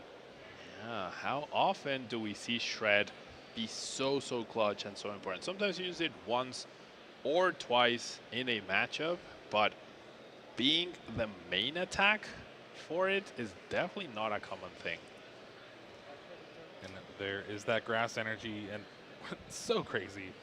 Might as well, right? You have these Pokemon V, you're able to just make yourself a regular Lost Box deck. Yeah, now combining the Shred attack with Path to a Peak, so full on control, but I cannot fathom a world where Comfey is not, Erika is not the card being played here. We do have the Bravery Charm to go along with it as well. Forest Sealstone of Kato's own. Forest Sealstone Indeed. So what could he find here? Maybe another stadium. Gabriel has not been hesitant to play Path to a Peak as soon as he can. I'm pretty sure Kato just asked how many cards Gabriel has in his hand, trying to figure out the perfect timing for the Ericas, especially now that he has 100% confirmation that the other Ericas is not available. Timing this right. You can see him hesitating, even trying to play that Misfortune Sisters instead. Yeah, holding off onto the Ericas until Gabriel has accumulated as many cards as possible to try and make sure that there's a Comfy and no item cards hit. Misfortune Sisters, look at the top 5 of your opponent's deck, discard any number of items you find there. But when your opponent has all Pokemon energies and supporters up top, it's not going to do much of anything. Yeah, only you get to look at the future, if you will, or what would have been the future, but now that future has changed. The timeline has changed. For Sealstone, using that Star Alchemy now, we'll be able to search, and like you said, Temple of Sinnoh eyes to be the choice here for Kato.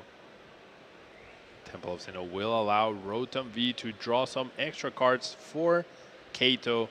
However, Giratina will continue to shred. Nothing stopping it. Yeah, instant charge, very good, but not good enough at this point. Bravery Charm on the Snorlax will allow it to stick around for a little bit here. Looking through the list, there is one Lost Vacuum for Gabriel. If he's able to find that, that could be very big here. So Chloris for 5. Does not find it, but has a switch card. So that is a way to get that Comfey out of the active spot if it is benched with that Erica's Invitation. Indeed, switch cards and escape ropes, the most important cards for Gabriel to keep here, along with Jet Energies, but those are limited when there is a Temple of Sinnoh being played, and that's why I emphasize, yeah, you don't mind Kato accumulating 30 cards in her hand. It's all about making sure that whenever that Comfey hits the board, you are able to switch. And there is that shred, so it's just back on to Kato's turn. Does he finally use that Erica's Invitation? I mean, we have the information that there is a Comfey in Gabriel's hand, but the information that Kato has is that there's a Comfey, a Giratina, and a Sableye in the Lost Zone. We finally see the Ericas, though. I feel like he was saving the Pokemon for a while. Indeed. He chooses Greninja instead of Comfey. Greninja is a potential attacking threat. However, there is a water energy attached, 2 water energies attached to Giratina, so Moonlight Shuriken probably not happening too often. However, there are 5 switching cards in Gabriel's hand already. 3 of them do not work because of the Temple of Sinnoh, but switch card and escape rope guarantee 2 more attacks. And this is very important for Kato to know, because he will have to continually bring up this Greninja over and over and over as we see the first switch card get played. And this is rough because it now allows Gabriel to take the second knockout on Snorlax, so 2 of them down. And Kato's going to have to try to find them again, and then, like you said, bring up that Radiant Greninja. Iono found off the Pokegear. 2 of them down, and also no more Bravery Charm available until Kato plays a Peonia. So very difficult spot. Shred does not threaten knockout on the Rotom V, but Kato needs to bench something else. Otherwise, Gabriel can play a Giratina V-Star and take over the game. And I'm not seeing another Pokemon in Kato's hand. Might be forced to play this Iono, put Gabriel down to 4 cards. Countercatcher is going to be very beneficial. Get that Radiant Greninja to the active spot. Yeah, but now that Kato will not be playing a Penny, that Radiant Greninja with a single energy attachment could end up easily retreating. So Kato not only needs to find a Snorlax, but also needs to find a switch card, which he only plays 2 of. Another Pokegear 3.0 from Kato here. Kato might be digging for an Arven instead to guarantee the Pokemon is able to only find Boss, though, which is very redundant with the counter-catcher play he just did. It is a little bit of deck thinning, right? But you can see from Kato's expression, it's a difficult situation to be in. And also, he knows there isn't a Giratina V-Star in Gabriel's hand right now. So by playing the Iono, if he doesn't find another Pokemon, he's putting Gabriel closer to that Giratina V-Star that could potentially end the game right here. Big 6 cards from this Iono for Kato, 5 for Gabriel, or 4. My apologies. 1, 2, counter catcher. There's a Mimikyu. Mimikyu, and there's a Nest Nest Ball. So game will go on, but this Greninja is not blocked in the active spot. Super Rod will allow Kato to shuffle back these Snorlax that were just knocked out, and then go ahead and play a Nest Ball to search for one of them. Put him right on the bench. Now, Gabriel's hand not looking good though. We have a Boss's Orders, a Manaphy, a Battle VIP Pass, and a Super Rod. None of those cards help get Greninja out of the active spot. So even though it isn't technically trapped by Snorlax's block ability, it's still trapped by Gabriel's horrible draw from the Iono. Yeah, well, if you think about it, Iono put back to the bottom a ton of energies, 3 jet energies. The escape rope only has access to 1 switch card left in the deck, 1 switch. And honestly, not that many energies. There's 4 on Giratina, 1 in the Lost Zone. And quite a few at the bottom of the deck as well. Now, in order to fit that Lost Vacuum, in order to fit that Forest Seal Stone, only 4 ways to switch, one of which is already gone. So switch card and escape rope copies available for Gabriel to switch out. Jet Energy also available eventually, but needs to have a path to a peak in play for that to work. However, he does top the Colress experiment, finds a switch card, finds a Giratina V-Star, which could be tempted to attack, to evolve and attack. However, choosing to Lost Zone it as well. Interesting decision here. I really don't see a reason to keep the Mirage Gate. I would Lost Zone the Giratina, the basic and the Mirage Gate. Yeah, you lose the ability to shred if you evolve that Giratina V-Star, but you will be able to take a knockout here. Now, with Mimikyu, does it prevent effects as well? Right? It does. Yeah. No, it doesn't. Okay, it doesn't. No, it's only damage. Oh, so but he's already used the V-Star. He's already used the V-Star, so if he evolves, which would be a mistake, right? I feel like I would keep the option to end the game with a boss KO on Rotom V-Star eventually. Not very likely to happen right now.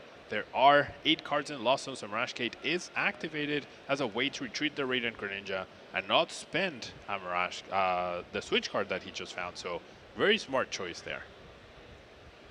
Eyeing through the deck, there's still plenty of energies left. I think 4 basic energies and then at least 3 jet energy. That extra energy on the Giratina V, I'm not sure I'm a fan of. I would have loved to just see that on the Radiant Greninja. That way, you're already ready to retreat, and if you can Boss's Orders, that's another way you can switch out. You just get the Snorlax onto the bench, and you're able to manually retreat. So, interesting decision. Still doesn't have full information. Could be still trying to play around a Crushing Hammer, perhaps. But, oof, this is getting close, Jeremy. But Kato's chances of winning this game, I feel like, are getting lower and lower with that Colress experiment top deck for Gabriel. 100%. Here is the shred. 160 damage to that Rotom V. Not enough to take the knockout, but putting a ton of pressure on Kato to find something. Top deck's Misfortune Sisters. That's not going to really help here. You got Peonia. Could go and find something like those Bravery Charm in the prize cards, but needs... Is that a counter catcher in hand as well? It is. Counter catcher Penny is the ideal combination here for Kato. However, Gabriel very smartly holding on to that switch card, all ready to be able to continue to apply pressure. Maybe I don't see a Penny in Kato's hand. The Arven will get him a switch card, so he can still do this play, except the damage isn't clear from the Rotom V, so that could pave a way for Gabriel to get an easier knockout on that Rotom without having to evolve and get rid of the shred effect. Arven is eyeing down that switch cart along with a tool. I guess the one tool still available is that Luxurious Cape from Kato's side of things. And just to give you some updates on the other top 8 matches as well, it does look like Juho took down Matthew Burris 2-0, Maridon taking down Gardevoir. Iron Hands EX. Putting in a bunch of work. Noah Sawyer is up 1 game up against Brennan Cameraman. Iron Valiant trying to take down that loss zone. And Jeremy Gibson up 1 game over Kieran with that Gardevoir mirror match. Yeah, we might actually end up seeing a bunch of Paradox Rift Pokemon at the very top along with the Counter Catcher cards, but we have maybe one of the older archetypes when Giratina V-Star present in the room, definitely putting in a name for itself and saying, hey, don't forget about me. Yeah, I'm still around, and I just got better because of Counter Catcher. Not relevant here, but I'm sure Counter Catcher came in very useful in Gabriel's run all the way up to top 8.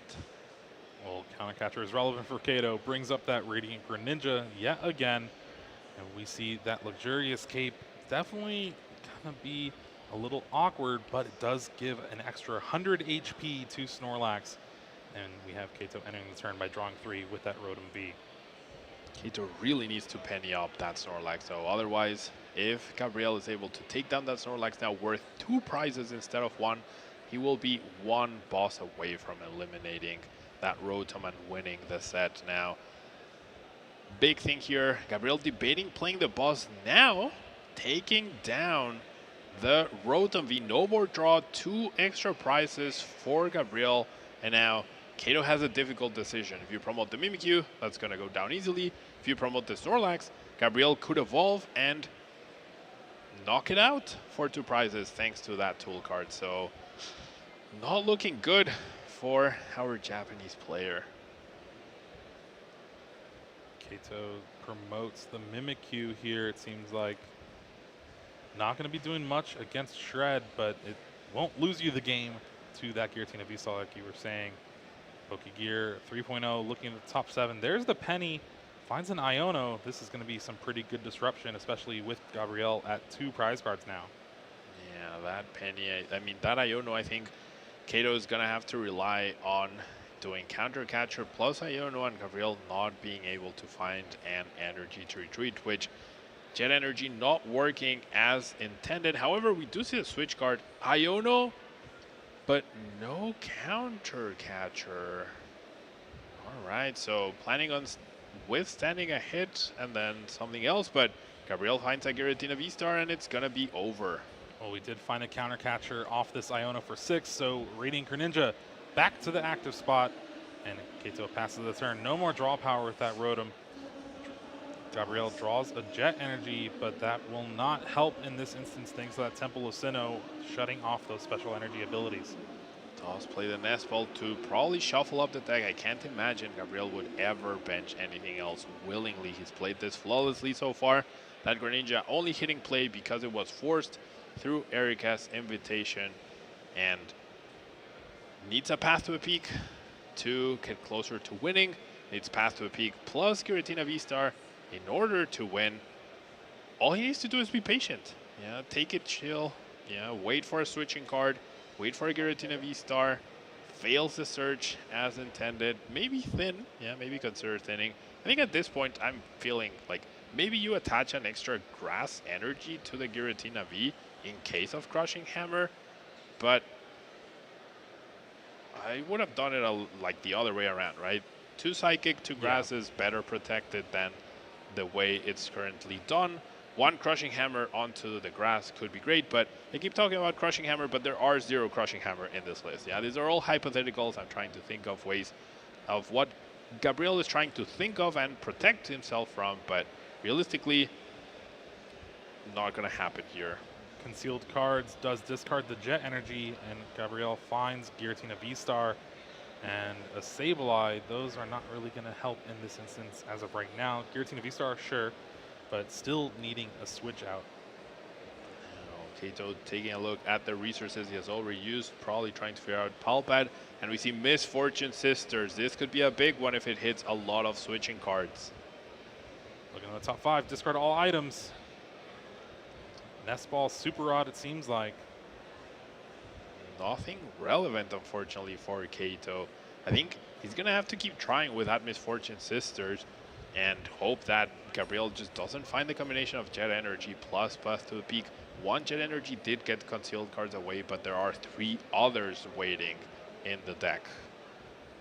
Palpad here is shuffling back one of those Misfortune Sisters. It looks like Kato decides Iono is going to be the second card for that item. Both of those supporters get shuffled back into the deck, and Kato's hoping to draw into something yet again. Maybe having another Iono in hand. Really That'd be the best. Yeah, I'm really not a big fan of putting that Iono back into the deck. Your only realistic choice or win condition is finding Misfortune Sisters and hitting those switching cards. You don't know how many Gabriel plays. You've only seen one so far, so not a big fan of that. Concealed cards, and there is Escape Rope, but that's not going to win the game this turn. Nope. A boss away. Yeah, the Escape Rope. I feel like I would still potentially play it. Take the KO. Maybe I would have been patient and wait for the boss's orders, because Escape Rope plus boss would have been game. Yeah. Ooh, but there's a Path to the Peak found off the prizes. I think that's the last one, too. Yeah, big Path to the Peak. Hopefully Gabriel doesn't play it immediately, though. It's what he's done each and every time. And now all he needs to do is find a jet. All you need is find a jet. If you play that path down and it gets countered, then your jets no longer work. So I don't understand why we keep playing that Path to a Peak immediately. I guess it's the fear of Sydney, maybe discarding it from your hand. These Snorlax decks play a lot of different tech supporters to really help your different matchups, and Sydney is one of those that is rarely seen in the format, but in this deck it works wonders. Certainly Sydney is a threat. Just rather like you force your opponent to have the Sydney, right? If they don't have it, then you have a win condition in your hand. So Iono down to 1. It's going to be a waiting game. There's switch cards. There's I think one switch card left. One switch left as well in Gabriel's deck. No more Giratina V-Star in his hand, so cannot take a knockout on the Snorlax with the Luxurious Cape attached. Kato does find another Snorlax, but that's going to be very risky to bench just because a simple Escape Rope means the victory for Gabriel. Now, I guess the only one Escape Rope's been played. Kato doesn't know that, though. That is true. Yeah, that like the trend is for Giratina decks to play at least 2, sometimes more. So Kato definitely does not know that. And if there is another Escape Rope, then Gabriel would not win by doing 160. Another Temple of Sinnoh found for Kato here. That's going to be able to bump the Path to the Peak and shut off Jet Energy as an out for Gabriel here. And I believe that is the last Path to the Peak. I'm not quite sure. Let's look for the discard. 2. Oh, there might be one. There might be one left. Might be one left. If there is, yeah, then we have Path and Jet as ways to win. Otherwise, it's switch or switch card plus Giratina V-Star. And another update for y'all at home. Noah Sawyer, Iron Valiant, EX, Entei V, taking down Brendan Cameraman 2-0.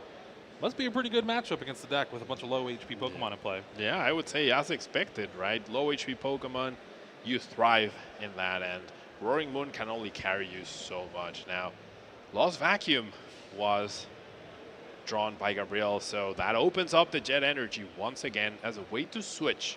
Yeah, but if I were Gabriel, I would generally wait until I have the Giratina V-Star and the Stadium counter. No need to do 160 damage to the Snorlax. All you're asking is for it to be pennied up and then for your Greninja to be trapped yet again. Misfortune Sisters found off the Pokegear 3.0. Taking a look at the top 5 here. Nestball, Mirage Gate, there was a Jet Energy too. So. Yep. I think it was the next card too. Yeah.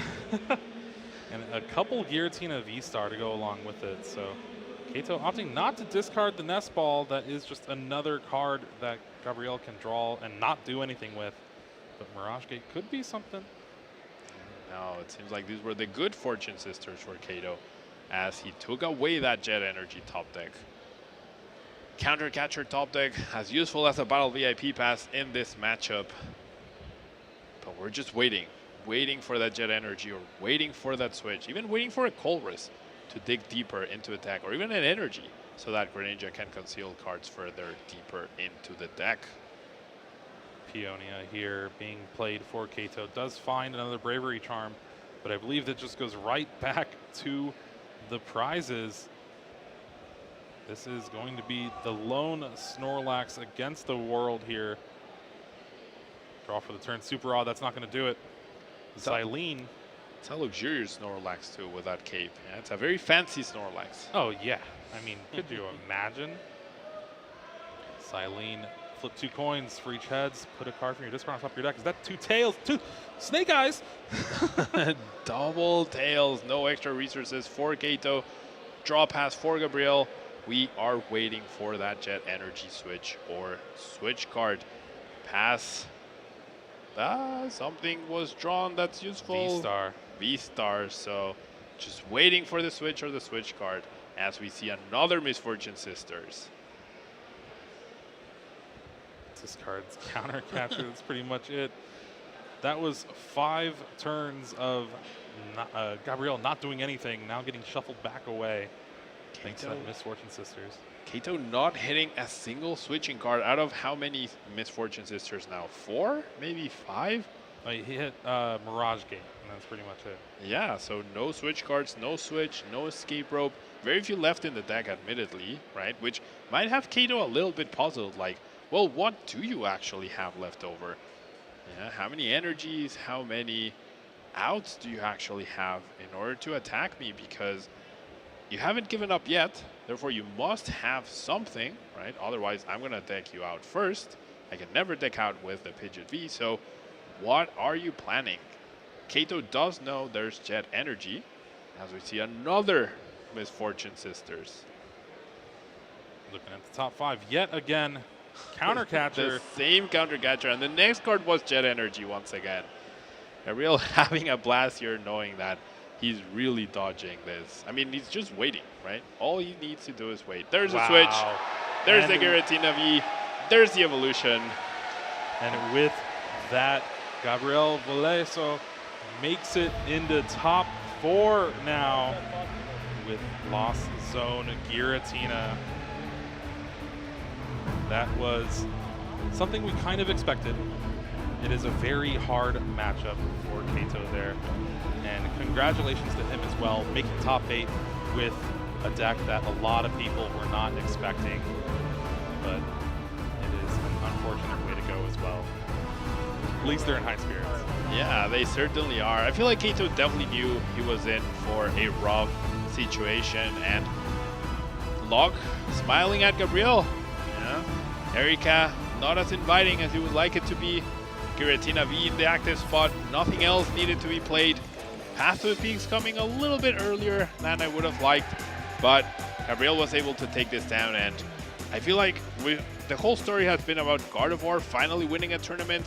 What about Giratina finally winning a tournament? Yeah, we have only really seen it as Arceus Giratina, and Blossom Giratina has been the quote-unquote best deck in the format in Japan for a while, and has always been very scary for the players across the world, but it could be its time to shine here. It has some pretty good matchups left.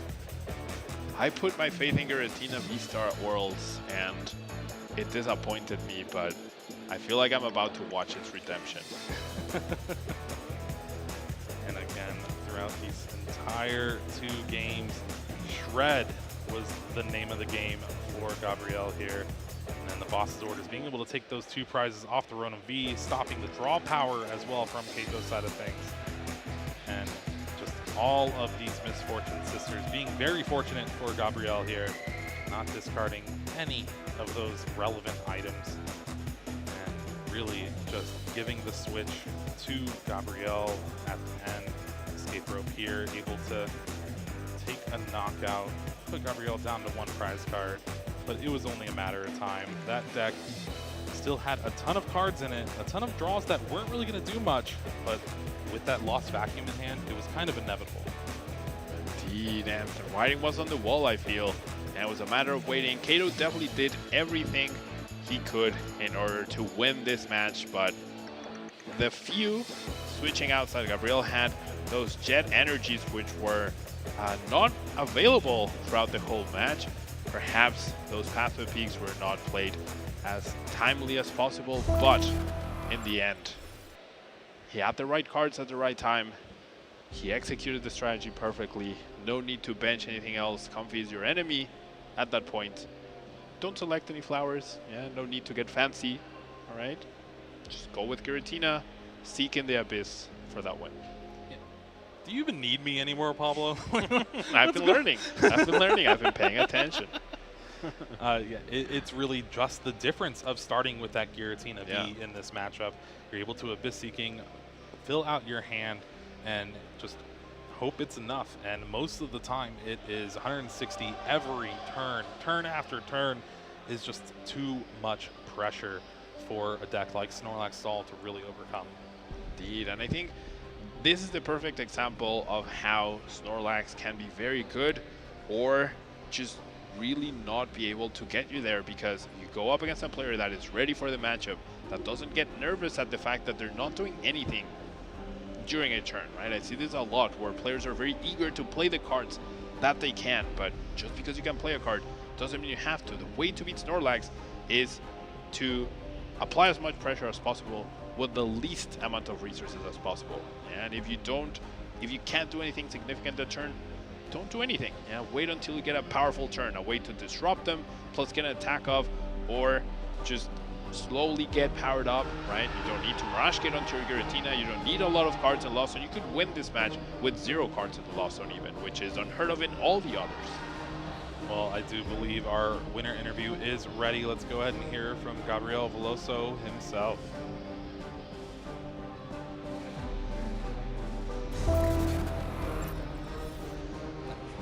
Okay, so I am now joined with our top 4 placer, Gabriel. My first question for you, Gabriel. How do you feel? You have a massive smile on your face. Yeah, I feel really, really good. It's amazing to have the opportunity to experience something like this. That's really good, really good. Oh, I love to hear that. And Gabriel, does it mean any more to you considering this is your home region here in Brazil? Yeah. That's like, I live around here, so yeah. So I'm very happy that you're performing well here in your home region. Now, Gabriel, I'll be honest, I'm really intrigued. Did you test much against Snorlax in the lead up to this event? No, not really, but on Swiss rounds, I played against one, and a few friends told me what to do. Yeah, that shred came in very helpful, I can see. So, Gabriel, I've got a question for you. So, you've done really well. How did you prepare for this event? Training a lot with friends, getting a deck that could be good in almost all the matchups, and yeah, that's it. That's also a little bit of luck involved as well, but yeah, that turned out really fine. Okay, I love that. So another question I have for you is, you are playing Giratina V-Star, one of the older archetypes, not many cards from Paradox Rift apart from Countercatcher. What made you pick Giratina? Because it had all kind of outs to almost all the matchups. Like, you can use Sableye, you can go Greninja, you have Path to the Peak that helps a lot in almost all the matchups. And yeah, you still have the V-Star for Sealstone that I really enjoy playing, and what else? Yeah, that's it. Just an all-round good, strong deck, right? Are there any decks that you're looking to avoid as you have your top 4 game and maybe even your finals as well? I don't know. To be honest, I think if I can do a really good setup, the game will be fair, Fair enough, can't argue with that. Do you have any tips for anyone that have seen you on stream and want to play Giratina themselves? Do you have any tips for them? It's hard in the beginning, but if you keep playing and keep trying, you can eventually know how the deck works and start winning. There we go, sounds good to me. Now, Gabriel, while you were playing, I heard many cheers from I'm guessing your fans or your friends there. Is there anyone you want to shout out? Yeah, I want to shout out to all of my friends that are here supporting me. All these guys, they play with me like every day, and I really love all of them, because without them, there wouldn't be anything. There would be nothing, Yeah, I love that. Pokemon's all about the community and friends, and I'm so happy to see that you and your friends are doing so well here. I'm sure everyone's cheering for you, Gabriel. I know I will be. So that's our winners interview. Good luck in top 4. I'm going to kick it back to casters. Thank you, Shay. I think we're going to have to update Gabriel's accomplishments for the next round. Yep. Now, top 4 LAIC Very nice. 2024. Live update. I do want to go over some of the match history that both of these players had leading into the top 8. Kato with the Snorlax went on quite a run for day 2. Played 2 Charizard EX and then 4 Gardevoir EX, going 4-0-2 to make this top 8. Wow. That's pretty crazy to think about. And even crazier, Gabriel played 5 Gardevoir EX day 2, ended the round 15 against the Arceus superior Giratina. It's a pretty good matchup for your Giratina V-Star deck too, and that is just insane to think about. So much Gardevoir in this field. So much Gardevoir. Both players played against so much. Even on day 1 they played a few, so wow. And I mean, Gardevoir is powerful, right? But it does have some weaknesses that both of these decks prey on, right? Snorlax can trap those Manaphy's, can trap those Greninjas, can even trap Ralts, as long as it's not the one that can Teleportation Blast to the bench. And there's also different situations that can arise during the game that could maybe lead to players making mistakes. And then if you don't have that Professor Turo, what's the scenario? Professor Turo scenario, yeah, then can't pick up that Manaphy, can't pick up that Greninja. That could be problematic. And there's also Echoing Horn plays, and then you have Giratina against Gardevoir. Roxanne plus Path and Counter Catcher, pretty darn good. Yeah, pretty amazing, if I say so myself. Being able to maybe bring up something like that Gardevoir EX, take a knockout with Star Requiem along with that ability lock and hand disruption is something that Giratina, it's its bread and butter. It's definitely its bread and butter. And another play it has is you can Counter Catcher the Shining Arcana Gardevoir if it doesn't have any energies. You go Sableye, place 12 damage counters on it, and then even if there's, whether there's a path or no, the Gardevoir has 20 HP left, and therefore Gardevoir EX can attach energy to it to help it retreat, and it could get stuck there for a couple turns, and then all of a sudden you're using Lost Mine for 2 or 3 turns without losing a prize card. That's a lot of damage on Gardevoir's side of the field. And with the way the top 8 has shaken up already for our top 4, the Gardevoir lost already to the Maridon, and then we have that Gardevoir mirror match. I think that's what we're still waiting on. They're in game 3, and that's probably going to be the one that takes the longest. It is a slugfest for sure. It is indeed. Those back and forths, like Gardevoir EX is of course a rule box Pokemon, but every other attacker is a single prize attacker, so it almost always feels like a single prize deck that you're playing against and with, and therefore every prize has to be very meticulous. Every attack has to be very, very worth it, and setups can also play a big role in the deck. And if you can get that Mirage Step out or not, if you are able to find your rare candies for those Ralts that have been sitting for a little bit. And honestly, one of the most important cards in that mirror match is the Cresselia with its Moonglow reverse. Yep, Cresselia not only lets you target that Kirlia very easily, but it is not stopped by Manaphy, because you could argue Screamtail is just as good. However, it does require less energies in play and less like resource spread, which can sometimes be a hindrance for the Gardevoir decks, but just bench a Manaphy, you don't need to worry about your opponent's Screamtail anymore. But Cresselia, there's nothing stopping the Cresselia other than Jirachi, but we haven't seen Jirachi in too many of these lists. Yeah, for sure not. Well, we are going to be going on a quick break, but don't go anywhere. When we come back, we're going to be starting our top 4, so stay tuned. Grab a snack, grab a water. We'll be here.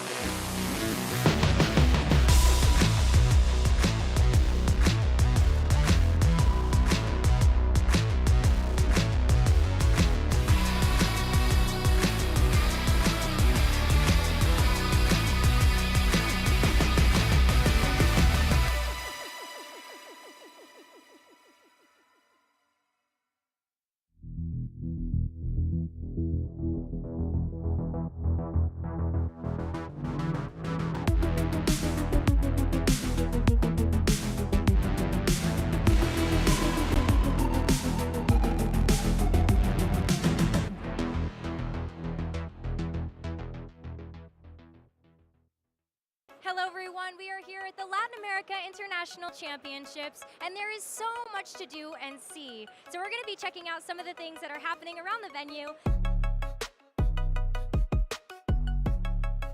And we're here checking out one thing right now. I was hoping that you could introduce yourself and tell everybody what you're doing here at LAIC. Hello, I'm Sarah, and for this event, I'm the side events lead. So what are side events, and why should people come play? So, not everyone on the Pokemon community are competitive or being able to register for the events. So they always have this thing that it's called side events.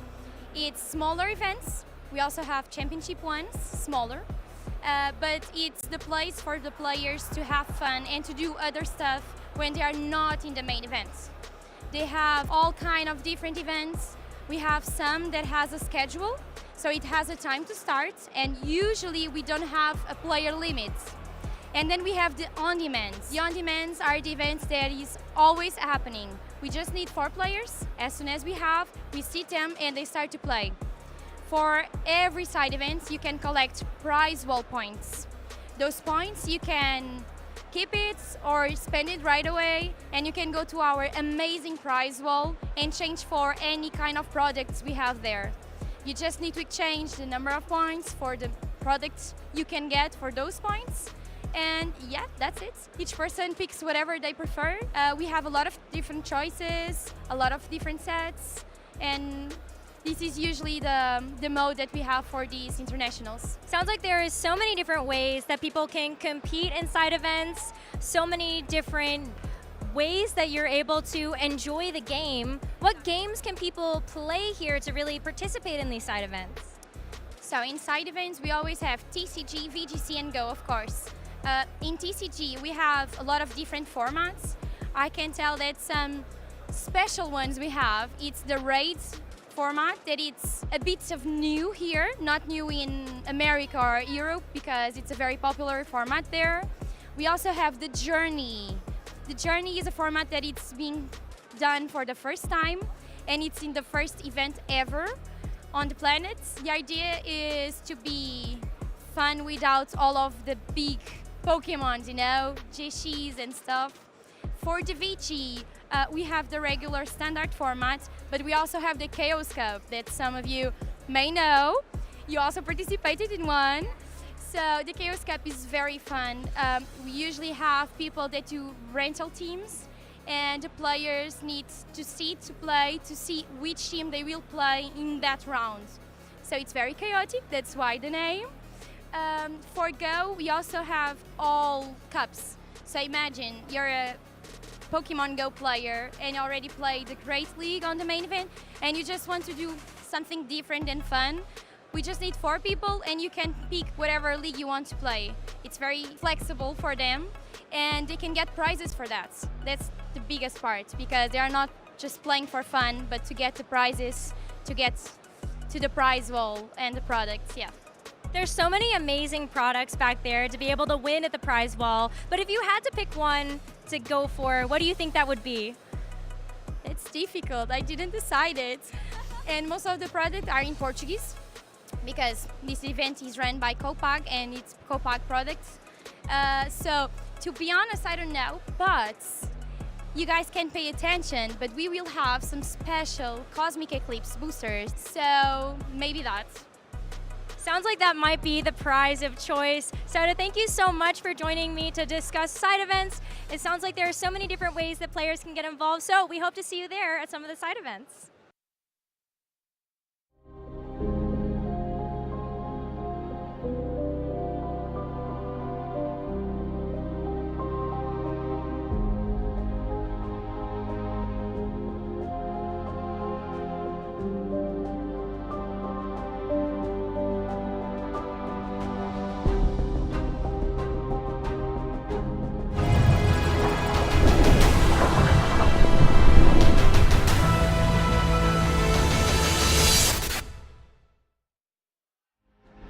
Welcome back, Pokemon fans. Sao Paulo, Brazil, home of the 2024 LAIC.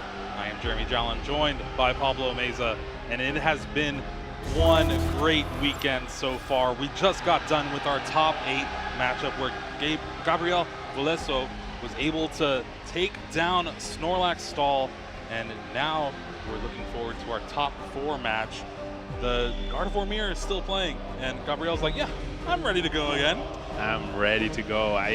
Like we talked about, yeah, you're already there, the adrenaline, looking to be champion. Let's get to it. And that's why we have our top 4 match getting ready right now, featuring Gabriel once again. Now we do want to mention yet again, free stuff, giveaways for this entire weekend. And we're going to be seeing one of those on our top 4 match, Iron Valiant EX, that special illustration rare. Use that code Paradox LAIC. You can get this card on a Pokemon TCG Live. Be sure to use this before November 27th to be able to get that free card. It's free stuff. Who doesn't like free stuff? Free stuff is dope, for sure. And you can also get this Phantom Ace from Alex Gomez. He was able to use this Pokemon to win NAIC, took everyone by surprise with a choice build. Fantastic item, doing a lot of damage, terastallizing into that incredible ghost type. How about we get a card of this as well? Oh, I wish. In the meantime, make sure you use that code, use the passcode by November 20th to get your Dragapults. And then, of course, there has been a ton of Pokemon drops on Twitch. You'll be able to get packs and items in Pokemon Go and TCG Live.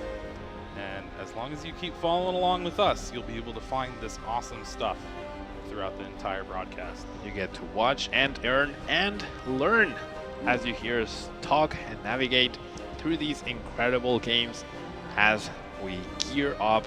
And we're about to find out our first participant from Championship Sunday after this top 4. So I'm very excited. And Gabriel, the fan favorite here, the Brazilian representative, and Noah Sawyer from NA, bubbled out the last time he was this close to a top 8 of an international championship, and now already earning himself at least a trophy, potentially a championship. Yeah, and it's maybe even an invite already. A lot of these players have been grinding throughout the weekend. Meanwhile, Juho awaiting that match between Kieran and Jeremy, knowing he's going to be facing down a Gardevoir. Just depends who it's going to be. But honestly, already winning 2-0 up against Matthew Burris, who is one amazing player from Australia in that group with Natalie Miller and Brent Tonneson, all playing the same 60. And it just seems like Maridon has a pretty good matchup against Gardevoir now. Who would have thought? Iron Hands EX. Iron Hands EX, a big deal. It used to be that you would have to rely on Judge and Path to really help you out, slow down that Gardevoir, because the prize trade was really in their favor. But now, with Iron Hands, you take 2 prizes, amp you very much, I will take 2 prizes now. Yeah, that's how it goes. And we thought we would see a lot more of it, but we're finally maybe going to be able to see it in our top 4 match. And with we're going to have to wait a little bit on that for that top match of the bracket to finish. But Iron Valiant up against Lost Zone Giratina. This is a little scary. It is a little scary. Now, Giratina definitely has the resources to defeat Iron Valiant. I feel like all the other like Turbo Lost Box certainly has a difficult time. It has so much focus on Comfey, but Giratina V, I think we're gonna see a lot of B seeking here, limiting your bench, preventing from Iron Valiant's Tachyon beats to be very effective, preventing Giratina V to be taken down in one hit by Entei. All of that is gonna factor into this semi-final match. I honestly cannot wait to see. Our players are still getting wrangled up, getting ready, and maybe a bathroom break here and there. Let's take a look at the top 8 decks that we had. It was a lot of Gardevoir throughout the entire day. We were just going over the match history of Gabriel playing 5 Gardevoir. Day 2 has a pretty good matchup against it, and it's hoping to maybe eye one down in the finals. Maridon won the latest regional championship. Can it go back-to-back wins with a brand new set? Is Iron Hands EX that powerful and that good? I think it can be if you believe the online discourse. then it Yep. definitely is. If you believe the online discourse, Iron Hands already won this tournament like 3 weeks ago. Yeah. It is going to be pretty great to see. And with Brennan getting taken down by Noah, that means your Roaring Moon out of top 8. See, so in top 8, my predictions, half of them are now not available. But you started the tournament with a single prediction, so I'm going to give props to myself a little bit, just a little bit. But I will say, you had 2 copies of Radiant Greninja, I had 1 copy of Iron Hands and Roaring Moon. Shay had 3 decks featured, right? Also had half of his prediction knocked out. And now we are all down to 1. 1 Radiant Greninja, 1 Iron Hands, and 2 copies of Gardevoir EX, but 1 Gardevoir EX deck. Yeah, it's going to be pretty interesting to see how things shake up in our top 4. Remember, we're playing both of our top 4 matches on stream for y'all today, so you're not going to miss any of this last bit before Championship Sunday, where we're going to actually crown, what is it, 7 champions tomorrow? 7 champions, 1 Go champion, 3 TCG champions, and 3 VG champions in Championship Sunday. And I wanted to talk a little bit about the championship points that you were mentioning earlier. Yeah, top 4 gets 320 championship points. That's 90% of a LATAM invite. That's over 50% of a NA invite, and that's 70% of an EU invite. So all of these players, I'm sure they've already had championship points before. I would be very surprised if all of them were now qualified to the World Championships, but not to mention that if they win 2 more games, they are definitely 100% qualified for the World Championships. Yeah, there's no doubt we're going to be seeing a lot of these players at the end of the season in Honolulu, Hawaii. And it is one of the biggest accomplishments, I think, in our card game, to be able to say, yeah, I competed in the World Championships. Absolutely. Competing in the World Championships has a very special feeling, right? It's the one tournament that requires an invite.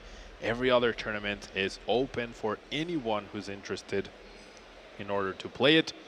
But the World Championships, definitely something we all look forward to year in, year out. It's what draws people to the international championships, to the regional championships, and to their local stores as well, to play in those League Cups and League Challenges. That end goal of the World Championships is so important and so cool to achieve. There is a ton of money on the line, as well as all those invites. These players are playing for a lot, and you honestly can't tell. Nerves of steel for these players here, and they're not even playing any steel Pokemon. Indeed. No steel Pokemon, no Caesar, unfortunately. I feel like Caesar definitely had a good run, right? There was a Zorobox, and Amy's prediction was very bold, right? It was very out there, it was very bold, and I mean, a Day 2 Zorobox was not on my bingo card. Yeah, and I believe they ended up finishing in the money. Oh, depending on, nice. I don't know how the last round went, but they were possibly in contention. Certainly. Now, will we ever see a Zorobox top 8 an event? I feel like Zorobox's worst enemy is Sableye. If this tournament tells us anything, it's that Sableye is as good as it's ever been. However, I feel like we might enter a cycle similar to Mew VMAX and Drapion V and Spiritomb, where Sableye did quite well. There's the possibility of Cresselia being countered as well. There's the possibility of Yoga Loop stopped in case Iron Valiant goes all the way. Yoga Loop from HMV is a very important strategy, so we could see a lot more Jirachi next weekend. Yeah, we definitely can. We're going to see some potential Yoga Loops in the future as our match is ready. So let's let's go ahead and take it down to the stage. We have our first top 4 match of the 2024 LAIC. Both players are ready and waiting to start setting up. Gabriel definitely seems like he has the home advantage. You can hear the crowd rooting for the Brazilian player. Home court advantage up against the new hotness on the block in Iron Valiant EX, paired with that NTV and all of those fire energies. Magma Basin going to be putting in a ton of work throughout the entire weekend for Noah. I think it's going to be a war of attrition precisely between the stadiums, right? Because Path to a Peak shuts down Noah's deck basically completely. So the other important question here is, do you choose to go first or second as Gabriel? And at this point, both players definitely know what sort of deck they are up against, even if they don't know the exact list that they are using. However, as you mentioned, yeah, LAIC top 4 now, the biggest achievement for Gabriel. Yeah, good job. All right. Meanwhile, Noah Sawyer, top 16 NAIC 2019, like you were saying, just shy of that top 8, top 16 Pittsburgh Regional just this year. Fort Wayne Regional finalists, hoping for that big win. Iron Valiant EX, one of the best new cards to come out of Paradox Rift up against Lost Zone, Giratina V-Star, utilizing the best card in the set, Counter Catcher. Best card in the set, Counter Catcher. Indeed, I'm glad we've finally come to an agreement, Jeremy. And you've reivindicated yourself in my eyes. Yeah. Earthen Vessel, pretty powerful, but also a little too specific. Counter Catcher, though, that's the real big winner from Paradox Rift, I feel. Yeah, coming back from the ashes of expanded. Yeah. It was a card we had access to before, and it was just as impactful before as it has been this weekend. Maybe a little less so. Maybe it's like the brand new shiny toy, and that's why I have a soft spot for it. Maybe it's because I was right, but I'm not so sure. I feel like Counter Catcher has felt more impactful right now than it used to be. Now, with that flip before the start of the game, it does look like Gabriel's going to go first.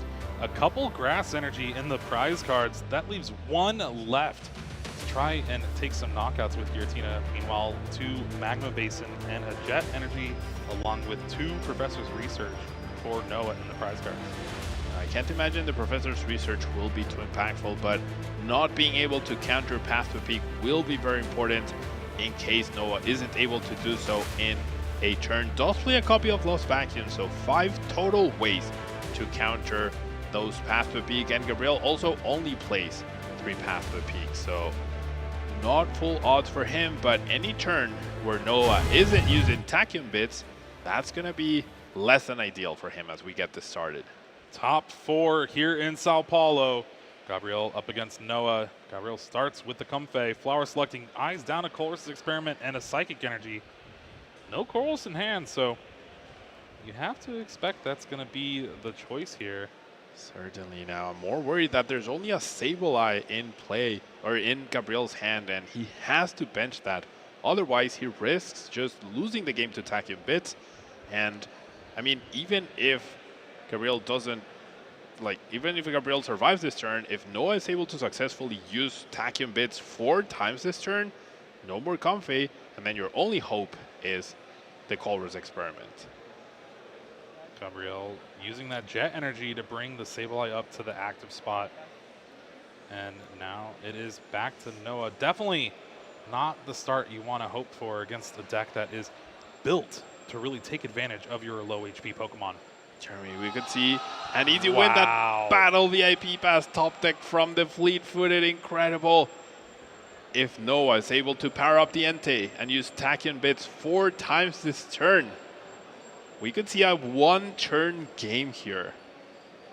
Eyeing down that Metacham V as well. Who needs to use 4 Tachyon Bits? We can use 3 and a Yoga Loop. And we know in the hand there is a Forest Sealstone, so that's another card that can help extend this turn. You have that Squawk ability EX with its Squawk and Seize, being able to discard your hand, draw 6. This is going to be an electrifying turn, and Maridon's on the other side of the bracket. I'm not liking this position for Gabriel. Definitely less than ideal. Needs one more Tachyon bit. Needs to research away the fires which lead themselves to the Magma Basin, which is fantastic. 7 cards, couple switch cards. That's going to help a lot. Nest Ball. Uh-oh. I think Noah is very close. He can Force Seal Stone for the double turbo. Get the knockout on the bench. Sableye has his 2 switch cards. Only really missing the Magma Basin, which he'll have an immediate next turn and a research in hand to dig for that, along with the attachment as well. There's the switch card. Tachyon bits yet again. Again, when it's brought to the active during your turn, you get to place 2 damage counters on one of your opponent's Pokemon. There is another switch card, and just like that, Sableye has 6 damage on it, and we're going to Squawk and Seize here. Discard that hand, draw 6. Needs a way to switch, and, well, no, he needs to switch or double turbo. Finds both. Escape Rope brings the Medicham V to the active spot. Double turbo energy.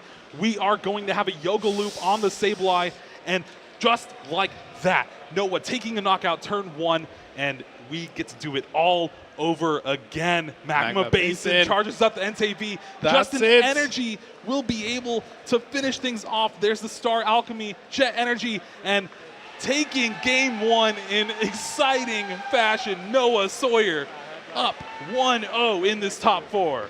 Iron Hands, move over. Yeah, Roaring Moon, move over. Iron Valiant is where it's at. Turn 1 win after that underwhelming start for Gabriel. Managed to find another basic Pokemon, but that was not good enough. You need those Giratina Vs to withstand those hits. And Noah, I mean, this is what his deck is built for. Yeah. This turbo start.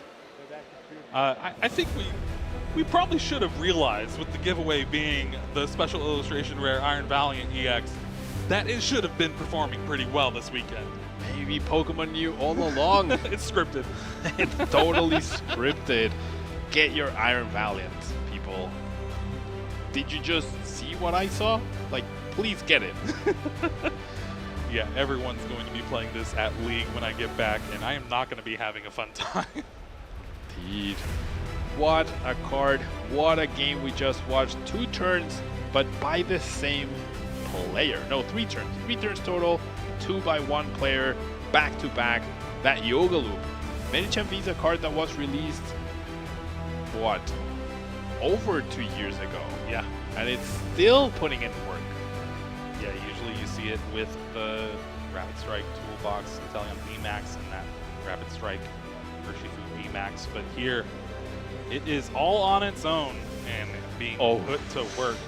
Okay, so not on screen yet. Gabriel did choose to go first and did top deck Battle VIP Pass. Otherwise, he had nothing else in his hand. We could have seen another turn 1 game. Eyeing up the Comfey and the Greninja, I really fancy a Giratina V here.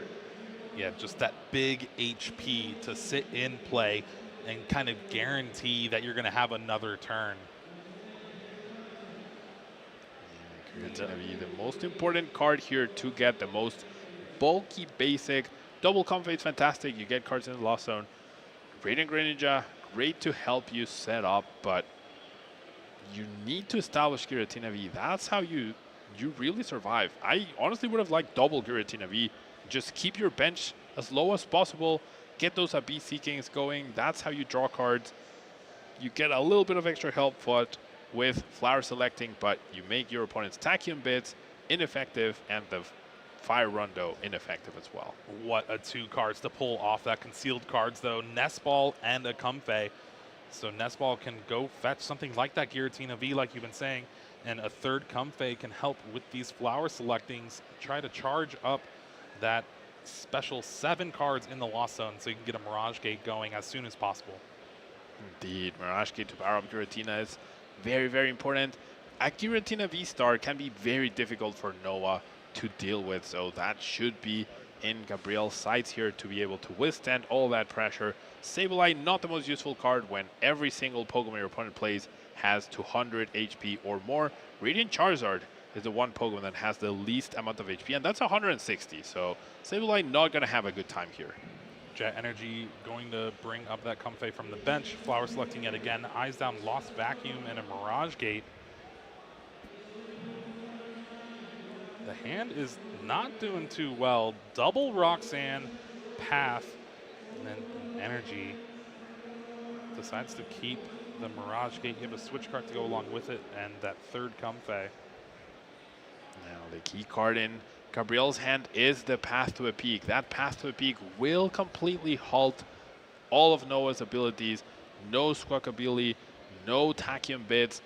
So will Noah be able to counter that immediately? And will Gabriel play it immediately? That's another question, as we find a very difficult decision.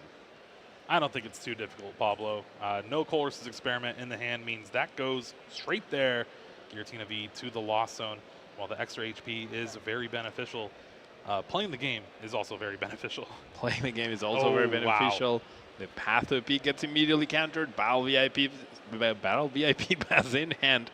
So we're about to see a very, very impactful turn by Noah here. Might even see back-to-back attacks or back-to-back turns through the Yoga Loop, right? But every Pokemon that Noah knocks out is less damage that Entei will do to the Giratina V. So it definitely is important to balance between damaging those Comfeys and getting those easy prizes, whilst slowly but surely damaging the Giratina V in order to make sure that Burning Rondo can get to those numbers. Well, here we see a Nest Ball finding that Entei V to go along with the Battle VIP Pass that found the second Iron Valiant EX and the Squawkabilly EX.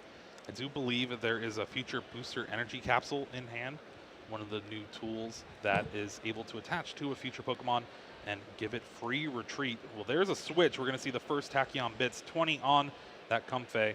There's that Future Booster Energy Capsule. And the Squawk and Seas discarding the Fire. This is turning out pretty crazy. Double Switch Cart, another Iron Valiant, and then you have a double Turbo Energy. So we could still see some fireworks. Indeed, a lot of switching cards, though this fleet-footed could be very important because Noah did not find a draw supporter in order to continue finding more resources. So I think Noah recognizes that he's not going to be able to do much, so eliminating the Giratina now just leaves those low HP Pokemon available for the taking. And with the escape rope here, I do like Gabriel bringing up that Comfey. But the third Iron Valiant will target down that Giratina V yet again. Double Turbo Energy on Entei V. And I do believe there's a Boss's Orders in hand. And with all the bench Pokemon, that will be enough for the Entei to take a knockout. Fleet-footed here. Big Seal Stone for next card. turn. Oh my gosh. Can't do anything he wants next turn. Noah takes this knockout, compensating for the double turbo damage reduction. It's 200 damage right now with the Pokemon in play. Minus 20 from the double turbo. It's 180 damage exactly to knock out this Giratina V. So you can see how Noah knows these numbers, knows the perfect math. And now, no more Giratina. No big deal, and this is precisely why you want to keep your bench low. All those Comfeys are great to draw cards, but you need to focus a lot more on Giratina V and Beast Seeking so that you're out of range of this, and precisely this doesn't happen. And now getting rid of that Giratina V is looking worse and worse. Granted, it was for Colress's Experiment, which I think without it, Gabriel wasn't really going to be playing this second turn much at all. Eyeing down a Cramorant, a Colress's Experiment, and then I think a Jet and a Psychic Energy. Yep, Colress. Interesting decision here, losing the Jet, keeping valuable resources, but this is why what I meant with the difficult decision between the Colress and the Giratina. Doesn't seem like Gabriel was considering this low bench Giratina V strategy. Being one game down, there's no more room to help with that. But unless there's another path to a peak found, which Noah could immediately counter through the Forest Seal Stone, things are not looking good here for our Brazilian player. Concealed cards finds, I believe, an escape rope, and a jet energy. Flower selecting, gonna grab that Sableye, get rid of that battle VIP pass. 6 in the loss zone now. Sableye might as well be a battle VIP pass in this matchup, honestly. Like, it's as useful as a battle VIP pass here.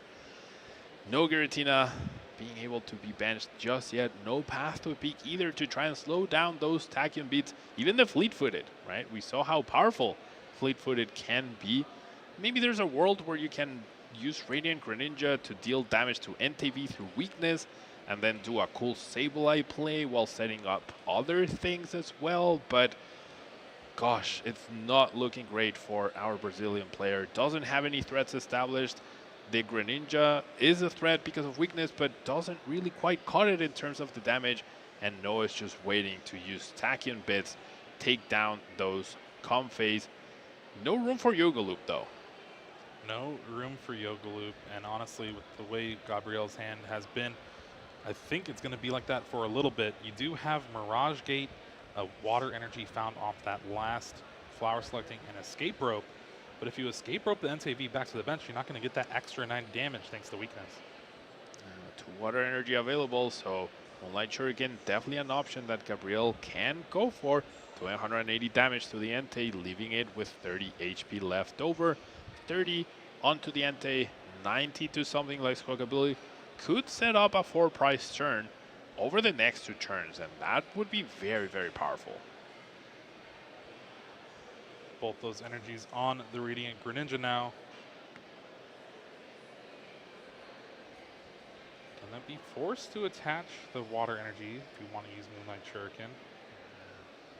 The issue is that there's only an escape rope in Gabriel's hand, so by using that, and if that's your plan, then probably don't want to play the Mirage Gate before you escape rope, as now the Entei will not be in the active.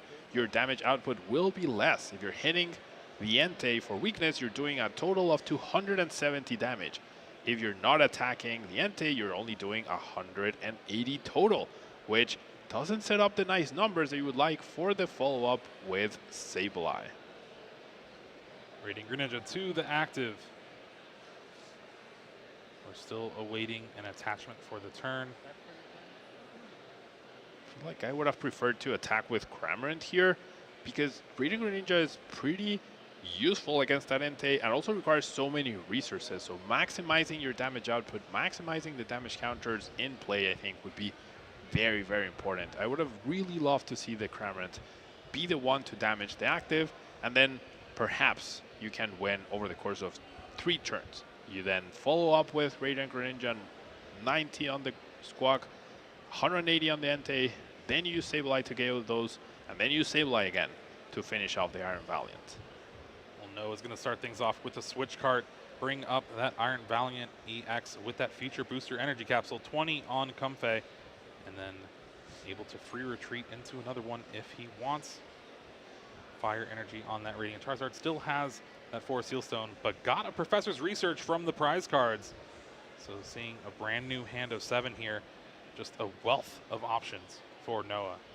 Indeed, finds a lot of supporters though, not much else, not a lot of switching cards, so we're not going to see maximum Tachyon bits damage this turn. I'm also a little scared about that other Magma basing hitting the discard pile, as Path to a Peak is still a threat for Noah. Path to a Peak does completely eliminate Tachyon bits and also makes it so Radiant Charizard could have a really, really difficult time attacking. Fleet-footed finds, I believe, Jet Energy. And we're going to have a knockout here on the Radiant Greninja. And just like that, 2 turns, 3 prizes for Noah.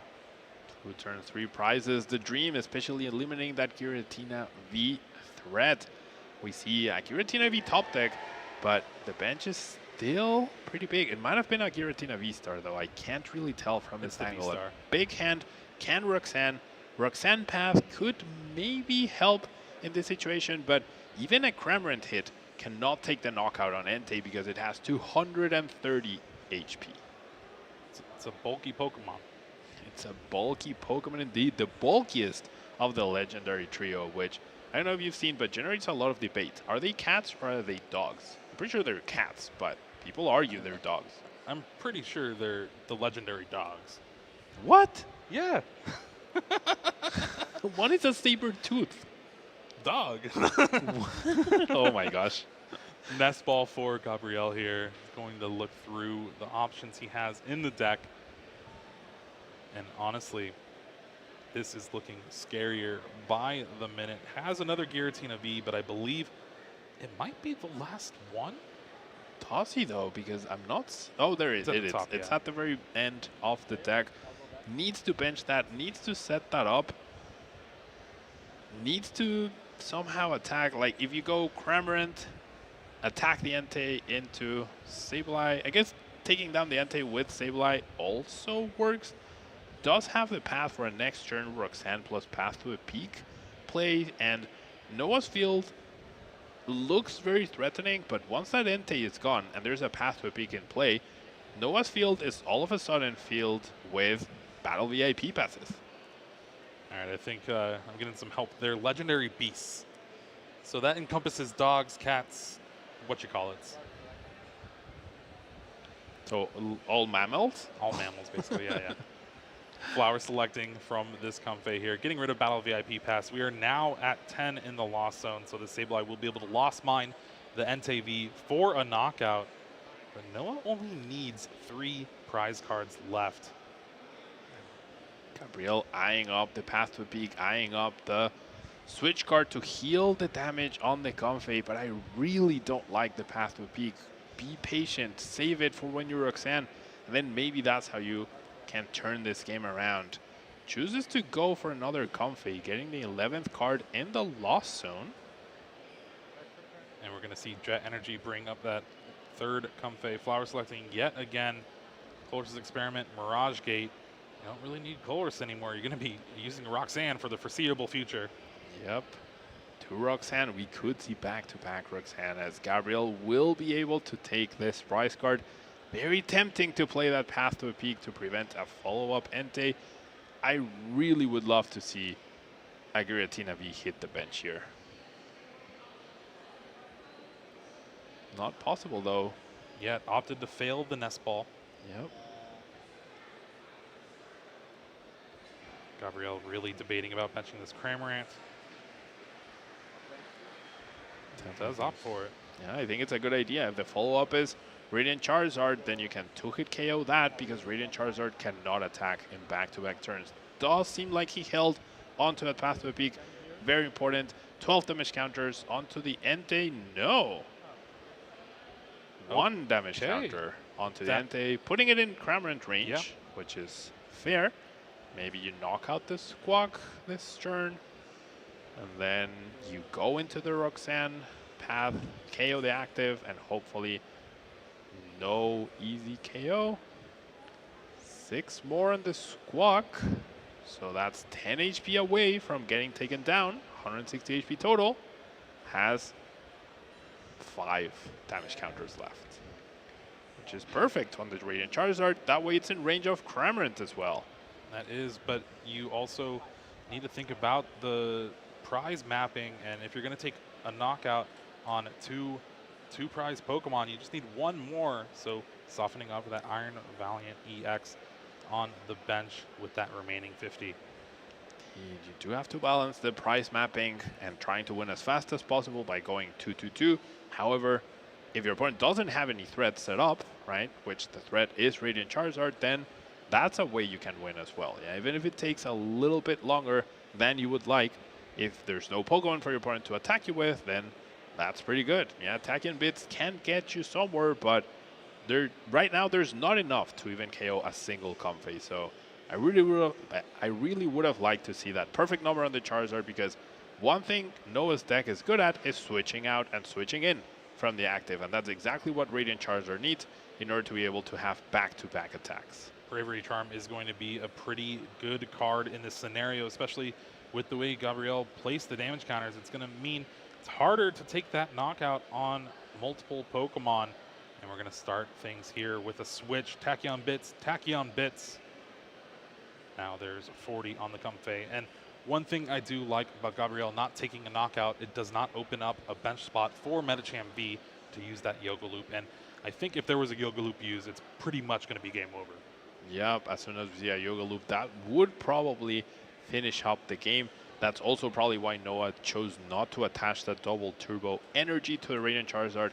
I would have also loved to see that just to get closer to attacking, even if there is a path to a peak in play. There is the Burning Rondo knocking out the Sableye.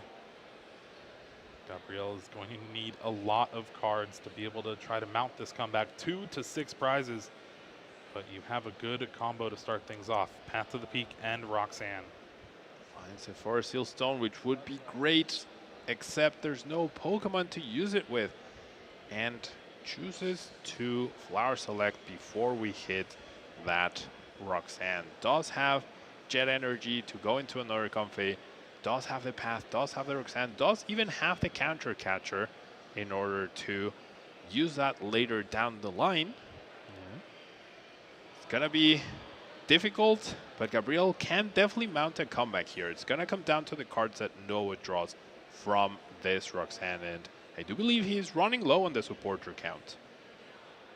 Yeah, has gone through a ton of discards with Professor's Research and Colress's Experiment, the like. Here is Jet Energy bringing up a Comfey to use Flower Selecting yet again if Gabriel wants to. And we see Path to the Peak, that powerful Stadium card hit the board, shutting off all those Iron Valiant, EX, Entei Vs, Fleet-Footed, and the Radiant Charizard's Excited Heart ability. Counter Catcher does bring up that Iron Valiant EX with 50 damage. And I think we might be seeing a Roxanne and Prey here, maybe finding another Sableye. I don't like that Counter Catcher. You need to eliminate threats. You knock out the Entei. Noah has 2 cards. What are they doing? But now that you've sent that Entei to the bench, all Noah needs is to find a single switching card, a Jet Energy, even a double turbo, and he will be able to continue applying the pressure and taking knockouts. Not a big fan of that Counter Catcher. Combined with Sableye knockout on the Entei on the bench, fair. Definitely would have liked that, but wow. That is a hand. Professor's Research and Battle VIP Pass. Meanwhile, Gabriel is not so fortunate, staring a hand of 2 Giratina V-Stars, another Roxanne, Mirage Gate. No way to get Sableye out. We're going to have to maybe Flower Selecting it again. No, we're going to get that Cramorant in the active. Spit instantly, 110 damage on that Iron Valiant EX. Gonna see that Research. Top deck Colress. I would have loved to see the Colress before the Research. Yes, you can win this turn, but do you need to? You have such a big advantage. We see the switching card. We see the Stadium. Is that enough? I don't think so. The Stadium will be able to bump that Path to the Peak. Noah's going to look at the resources left available to him. Seems like 3 switch, 2 switch cart, and an escape rope are gone, and he is playing the full 12. So still plenty of resources left in the deck. Magma Basin bumps that Stadium. We do have that future booster energy capsule. Can attach it to the active, give it free retreat. But we still haven't even used Star Alchemy. Searching the deck for what looks like an escape rope here. I guess switch cart could also be pretty beneficial, heal off some of that damage. Indeed.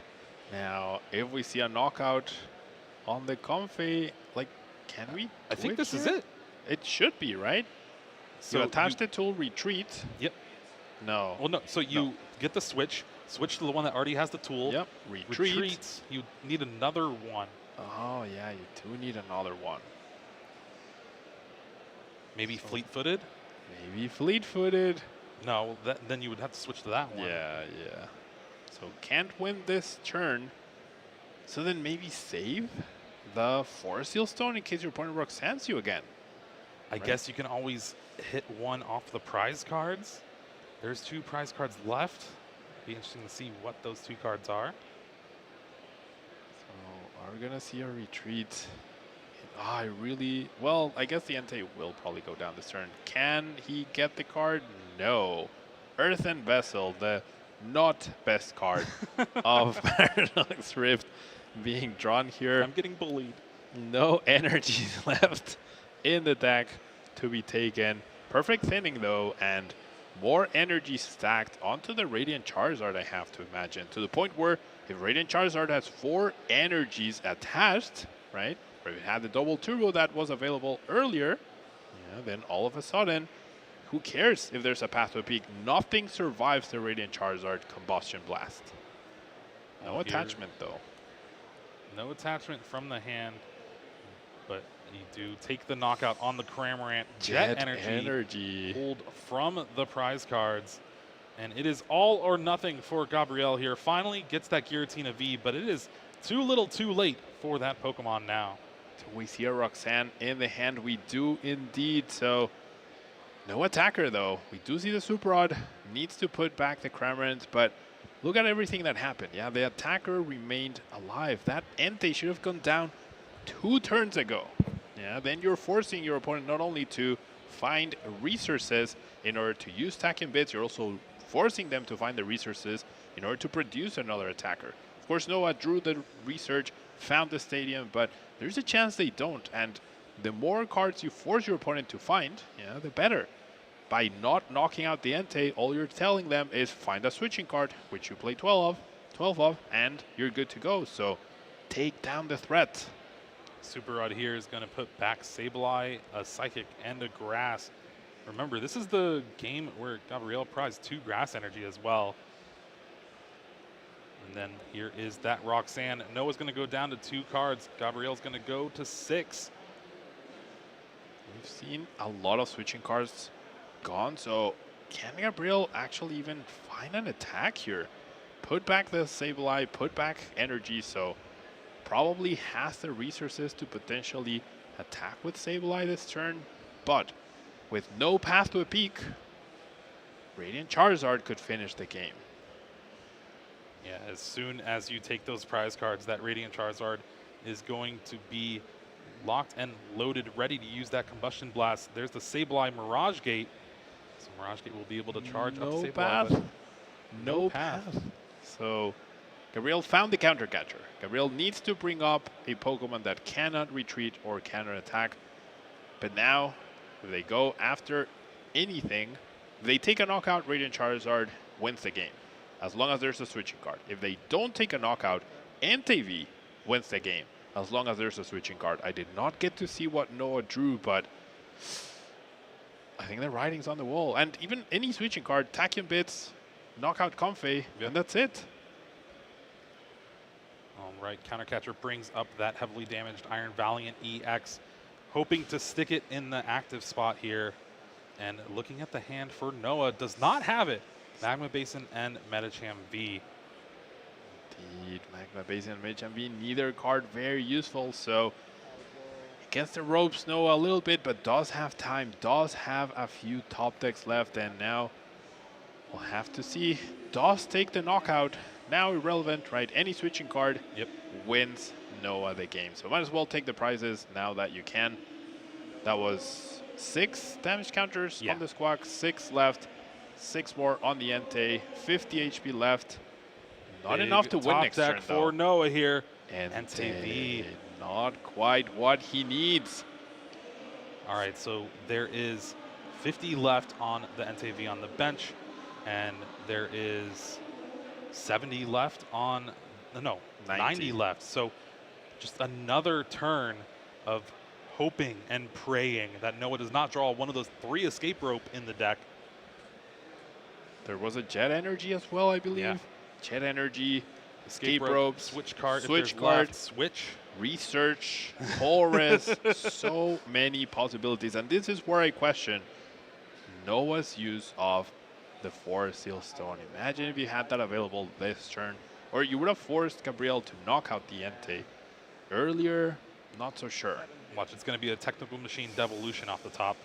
And switch card. And that's there you go. Tachyon Bits taking the knockout on the Comfey on the bench, and then retreating to that Radiant Charizard, taking the knockout on the active. And just like that, Noah Sawyer punches his ticket to Championship Sunday. Indeed, what a game we just saw. Gabriel played excellently, found the way to try and come back, put Noah on a clock. Noah had been down to some resources, actually showing on camera how many outs he had left. Probably less than half his deck though, so yeah. I think it was very close at the end there. It was definitely very close. Gabriel had a very good chance going for a different strategy than the Giratina V. Still just as good and almost pulled it off. One turn away. This is exciting to see. Iron Valiant EX in the finals for LAIC here in this 2024 season for Play Pokemon. Paradox Rift finally showing up. It just took a while. It really did.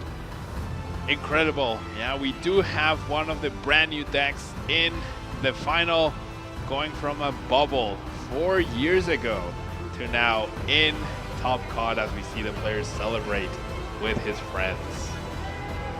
It is US in the finals now, trying to battle it out and see if he's going to battle against Finland or Canada.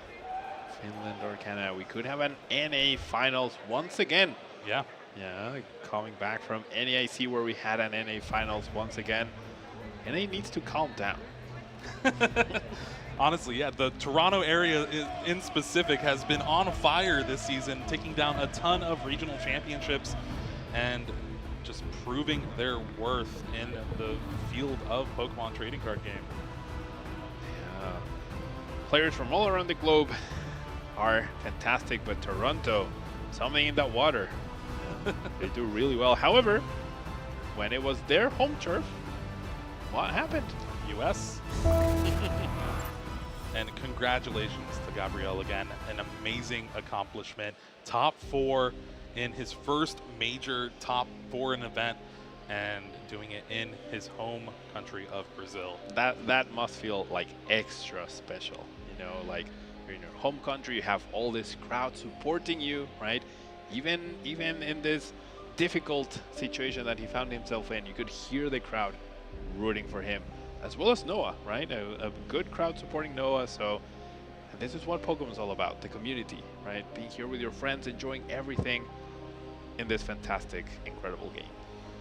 We have one of our finalists set for Championship Sunday. We are still going to be awaiting our next one, and top 4 is coming up soon, and I cannot wait. Looking at the bracket yet again, Noah Sawyer 2-0, moving on to the finals, going to face either Juho or Kieran, Maridon or Gardevoir. It's been a weekend for sure, and I am so excited to see how this will culminate to the end. Now, if you're Noah, do you want to face Gardevoir or do you want to face Maridon? I definitely think it's Gardevoir, right? Yeah, well, let's take a look. He has played 3 Gardevoir EX in day 2 and won against all of them. Noah actually going 6-2-1 to make it into day 2. Took a tie on the last round and went 5-0-1 and now sees himself in the finals, staring down the last 2 players. Actually took a tie against Juho from Finland. So that was the last round pairing. They both ID'd into top 8, and now there's a chance they face off for real in the final. However, Kieran stands in the way of Maridon making another final. But can they get through the Iron Hands EX? It is going to be a match for sure.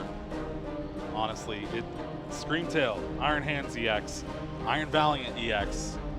Which Pokemon is going to be able to say they are LAIC champion? Seems like the ancient Pokemon are in dire need of help. Yeah, Screamtail is there, but there are 2 future Pokemon vying for success in what is their first appearance in their trading card game. We've seen them cause havoc in VGC, but they're finally here in TCG. We don't talk about the ancient Donphan and Iron Threads, but here we are, brand new Pokemon from Paradox Rift, and they're putting in the work. It is just crazy to think about, and honestly, there is going to be so many new decks and different ideas to try as this metagame keeps shaping forward. in these next few regionals that we're going to have. And honestly, it's going to really depend on how this top 4 and finals go. Indeed. I don't know. Brandon versus Gardevoir has timely, like, all the time has been pretty favored, I want to say, to Gardevoir. Yeah, if you manage to set up, you manage to stabilize, you get to a point where you're trading single price Pokemon for 2 price Pokemon. However, now with Iron Hands EX, that could be problematic. All right, well, we are going to take a break, swap out for Shay and Amy, but when we come back, you can already see there we have our next top 4 match, so stay tuned.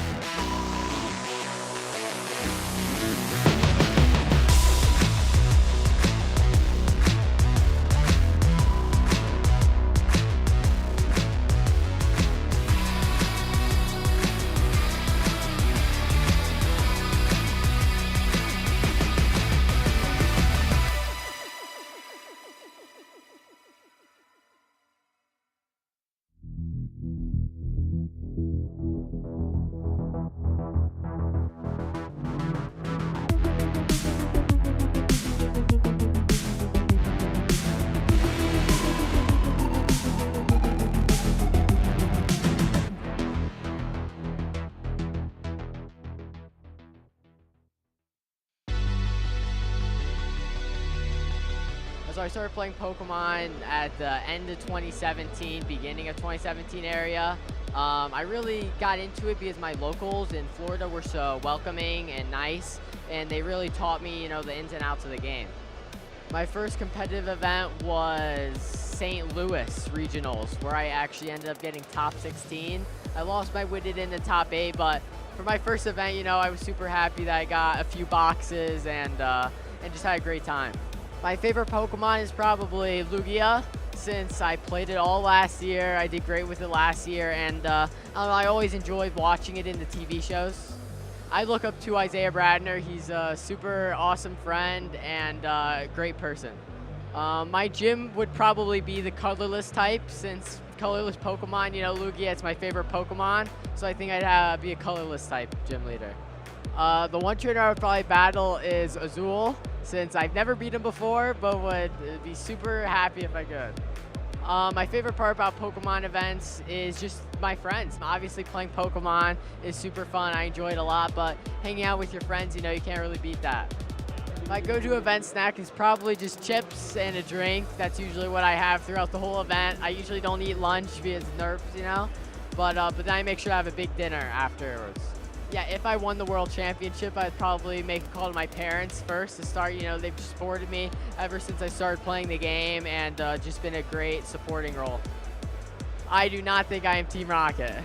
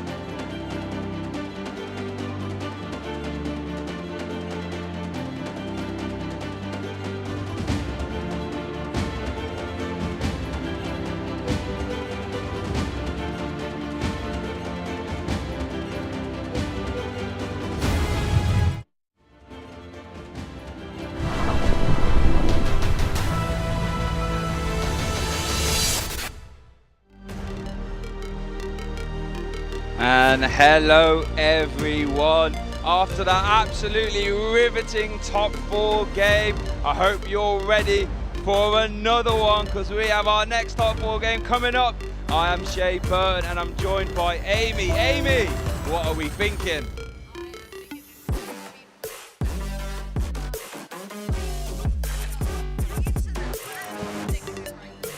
We are into the thick of it right now, and finally we are ready to rumble. I'm really excited. How are you feeling about the whole top 4 God, LAIC 2024. I'm feeling very excited. After that last round, seeing that Entei Iron Valiant, it was poetry in motion, quite honestly. I was chatting to some of the people who was watching the stream there, who were some of the friends of Noah, and they were saying, yep, that's what the deck's built to do. And it's honestly, it's been working so well. So we've got one more round to see if we can take it all home. Before then, though, we have our next top 4 match, which features a Gardevoir deck versus Maridon. Maridon, yes, and not just that, but a Maridon player who has knocked out a few Gardevoir already from this competition, so the stakes are high. Can they do it another time? Can they repeat history?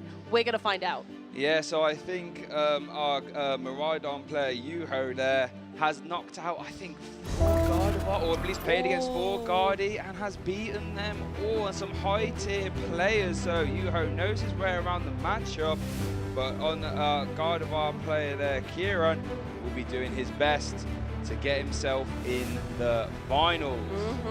How are you feeling about your pick of Gardevoir now? I'm having very mixed emotions about my pick. I have been quiet about my thinking that Gardevoir will win this event out of 3 in top 8, but they have been faltering a little bit, with Kieran being my last bastion of hope. And look at these accomplishments of both our players there. Kieran, plenty there, and Yuho with a limitless page, very long, and a whole list of achievements there. And I just cannot wait to get this started. Absolutely, and although Yuho has fantastic accolades, they have not been on a Top Cut stream before, so welcome to the stream, Yuho. You're gonna have to think of a different fun fact next time, because now you have been on the stream.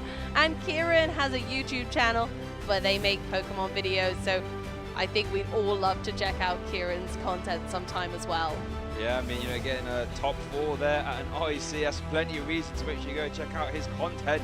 And it might even be better than the top 4. Could win this one, be in the final. Remember that increased cash prizing this season. There's a lot to play for, as well as that guaranteed invitation to the World Championships. Indeed, so we have all to play for, and even if you get knocked out at this stage, you get so much to take home, not just championship points, but also so much more. You get the fame and the fortune.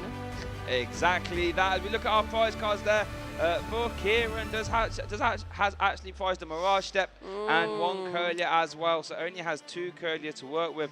And there for Yuho has prized a copy of Squawkabilly and Zapdos as well. Yeah, it's not looking great in the prize cards. The Zapdos is essential for kind of upping the damage output of Maridon. Not that I think it matters too much into Gardevoir, but prove me wrong, friends. Now, one of the cards that I really love in this Maridon list specifically is the Zeraora. And not everyone respects the Zeraora, but I do. I love this single prize attacker. It is really strong into lots of different matchups. It is, and it's a free retreater, and there's so much to be said for that. But it looks like our players are getting started here in our top 4 game at the LAIC 2024 top 4. The winner will advance to the finals. Ooh. And it is Kieran who is starting us off here with an Ultra Ball. Here we are, already 2 Psychic type energy into the discard pile. That is a great start for Gardevoir, flinging as much energy into the discard pile as humanly possible. He doesn't look too chuffed. I'm imagining he's done the prize check there and is now contemplating what's the best choice of the Ultra Ball. I imagine there's a lack of ball search in the hand otherwise. I'm imagining Kieran worked out, oh, I've only got 2 Curlier to play with for at least for the foreseeable future. And worth noting that Kieran is playing the non-VIP version of Gardevoir. So there is no Battle VIP pass to be hunting out this turn. We'll just be looking to try and find as many Fog Crystals, Ultra Balls and Level Balls to try and get those Rolts in play. I think what I'm learning from this whole competition is that the no Battle Pass variant of Gardevoir feels really high risk, high reward, right? So Kieran's got all this way. No matter what, they're going to be a top 4 finalist, right? But is it enough? Is the consistency there? Are we going to see a board that is fluid enough to stop Yuho? as we do see Radiant Greninja using that concealed card. Oh no, I don't think there's any more ball search there. We're going to see attached to the active to pay retreat. Oh, and I think it might be a pass. And Yuho plays one of the most explosive decks in the meta that gets going quickly and has a reputation for possibly being able to get those really early game attackers. So Yuho might be in a really solid position here to just ride the lightning and zap their way to victory. Of course, we're seeing the Maridon's ability come into play, tandem unit, which feels a bit like a battle VIP, a pass in and of itself, allowing you to search your deck for up to 2 basic lightning Pokemon, put them on your bench, and then shuffle. And of course, we can combo those off one another, Maridon into whatever you would like to fill your bench with. Yeah, Yuho has a lot of utility right now. Can search out for that Mareep and that Raikou V. Raikou V has a really good attack, Lightning Rondo, which will be perfect in this scenario to try and take the KO. It's a little bit easier because it does require 2 energy instead of 3. So those Lightning Generators, which let you look at the top 5 cards of your deck and attach up to 2 energy you find there to your bench. Lightning Pokemon can be easily fulfilled if you want to attack with that Raikou. As we are going to see, it looks like a free retreat from that Mew EX into the Fleet-footed. Let's see what that card is. Here we go. Oh, Professor's Research. Okay, Wow. not bad. And we know that, you know, we're no stranger to energy in the discard pile. So though Yuho does have a handful of energy, or almost full of energy, those being in the discard pile, not a bad thing. I think there might be one Flaffy in the discard pile already, though, which is one of the ways to clamber them back onto their benched Pokemon. We see the Zoroark benched as well. The Zoroark has Battle Claw, which is very effective against the 60 HP Rolts, but without the Zapdos, can't target the 70 HP ones. Okay, as we do, looks like we're going to see that Professor's Research there from Yuho and opting not to play anything. Didn't actually draw any electric generators. That could give Kieran a little window to get back in this game. Looks like we are going to potentially see, yep, the Iono. Going to shuffle that hand to the bottom and reset both players' hands to 6. And I think both players will actually probably appreciate that, because it didn't seem like anyone had a particularly great start. No, sometimes that's the drawback of Iono, is that you might help your opponent out as well, but Kieran really needs to get off the ground with this one. They need to be able to keep up with Yuho's deck, because Maridon doesn't wait around for anyone. Maridon does not. Let's see what Kieran has drawn into that. I see a Level Ball, I see a Curlier, I see 1 Volt as well. So we do see some ways of getting those Gardevoir into play. Refinement, oh, we're going to see. Oh, now this Luminion could be interesting, because I don't know if Kieran is to know, but Yuho does play Iron Hands EX, I should say, which have no problems taking 3 prize cards if it swings into the Luminion via Ampu very much. The Luminion's really scary to play on a bench where you aren't able to get it back into your hand or in the discard pile at this moment in time. Yuho with their lightning types are going to be able to take advantage of the weakness there if Kieran decides to bench it. So it looks like Kieran is going to play that Level Ball to grab himself another Volt, pop it into play. Does have another Curlier as well. Does have access to that Refinement. Really good ability, letting you discard 1 card from your hand to draw 2 more. Sort of the backbone of that Gardevoir deck, because you want to get as many Psychic Energies into discard as possible. So when you get the Gardevoir EX into play, you can accelerate as many as you like to your Psychic Pokemon via the ability Psychic Embrace. As we do just see a pass there from Kieran. Let's see how that Iono treated Yuho. Looks like a slightly better hand than before. I can see it. And there is at least 1 Ball Search. I can't quite tell what kind, but it also looks like a Path to the Peak might be in hand, which is one of Maridon's strongest cards against the Gardevoir matchup, preventing them from using that ability on the EX. So I think placing those Path to the Peaks at the crucial moments could see Yuho into a sleek victory here. As Yuho does activate the ability Tandem Unit, so can grab any basic light and put it straight onto his bench. We can see what he's eyeing up. The big, the bad, the scary Iron Hands EX. That amp you very much for 4 energy, 120 damage. If you knock out an opponent's Pokemon by damage from this attack, you take 1 extra prize card. It's actually worth noting, Maridon's probably one of the only decks in format that can actually use Arm Press as well for 160. Yeah, time to get those Iron Hands dirty and make sure that we are able to take some multi-prize knockouts on those 4 little single prizes on Kieran's bench there. Oh, going for the escape rope. Wow. Oh, no. As we do see the escape rope forcing a Volt into the active from Kieran, as Yuho does promote the Zero Aura. Does have a free retreat cost, so Yuho can play the rest of his turn out and then decide what he would like to do with his active afterwards. And looks like Yuho's going to consult his discard pile. Has got a few basic energy in there. Does play 13 basic. Ooh. So does have quite a few to work with. Hasn't found any electric generators yet, though, which is really interesting to me. No, not yet. And I suppose the more energy that's used up throughout the game, the slightly weaker those generators become. Okay, brilliant. Wow. A bravery charm on Iron Hands. Iron Hands, as far as I'm concerned, didn't need to get more brave, but apparently Yuho's like, no, no. No, no. Wow, the extra HP is huge, and the path, and then Iono for the disruption to Kieran as well. Yuho is using every trick in the book to stop Gardevoir in its tracks. Tell you what, that Iono didn't treat Yuho very well. I see a lot of basic energy and not a lot else. As we do see the free retreat from that Zero Aura, so we're going to see a Lightning Rondo, 20 plus 20 for each bench Pokemon in play, more than enough to KO that Rolls. Now, let's see how that Iono has treated Kieran. Obviously, that Path to the Peak has turned off the Radiant Greninja's ability, so we cannot use concealed cards, at least until we see a staging replacement. And let's see what Kieran has. Oh, I don't see a great deal. No, and they're not. Well, they've got refinements, but they're unable to utilize Greninja at the moment as Path to the Peak is in play, and any Pokemon with a rule box has no abilities. So unfortunately, in the essence of attempting to turn off the Gardevoir's ability, it also procs Greninja, and unfortunately, it will not be able to conceal any cards at this moment. As we do see Kieran play the Super shuffling in that one, rolls back into the deck. Now, Kieran does have a one refinement available to him as of right now. Does have another Curlier in the hand, so we'll be able to potentially evolve that and then use refinement, but might be wanting to try and keep that vault open for potential rare candy plays, maybe.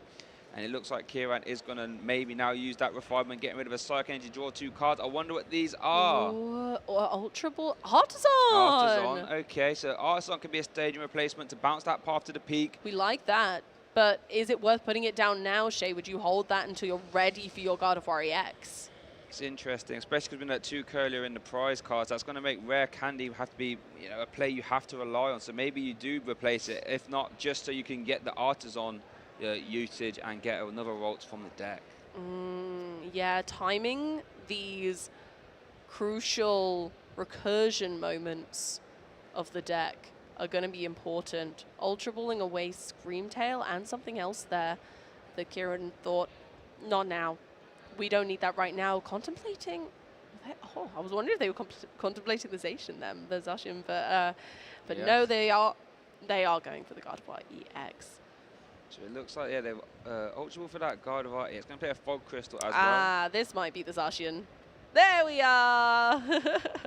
Zacian's fantastic attacker with that Storm Slash attack, 60 plus 30 for each Psychic Energy attached to the Zacian. And a Roar Sword letting you end your turn and attach a Psychic Energy from your deck to any one of your Pokemon.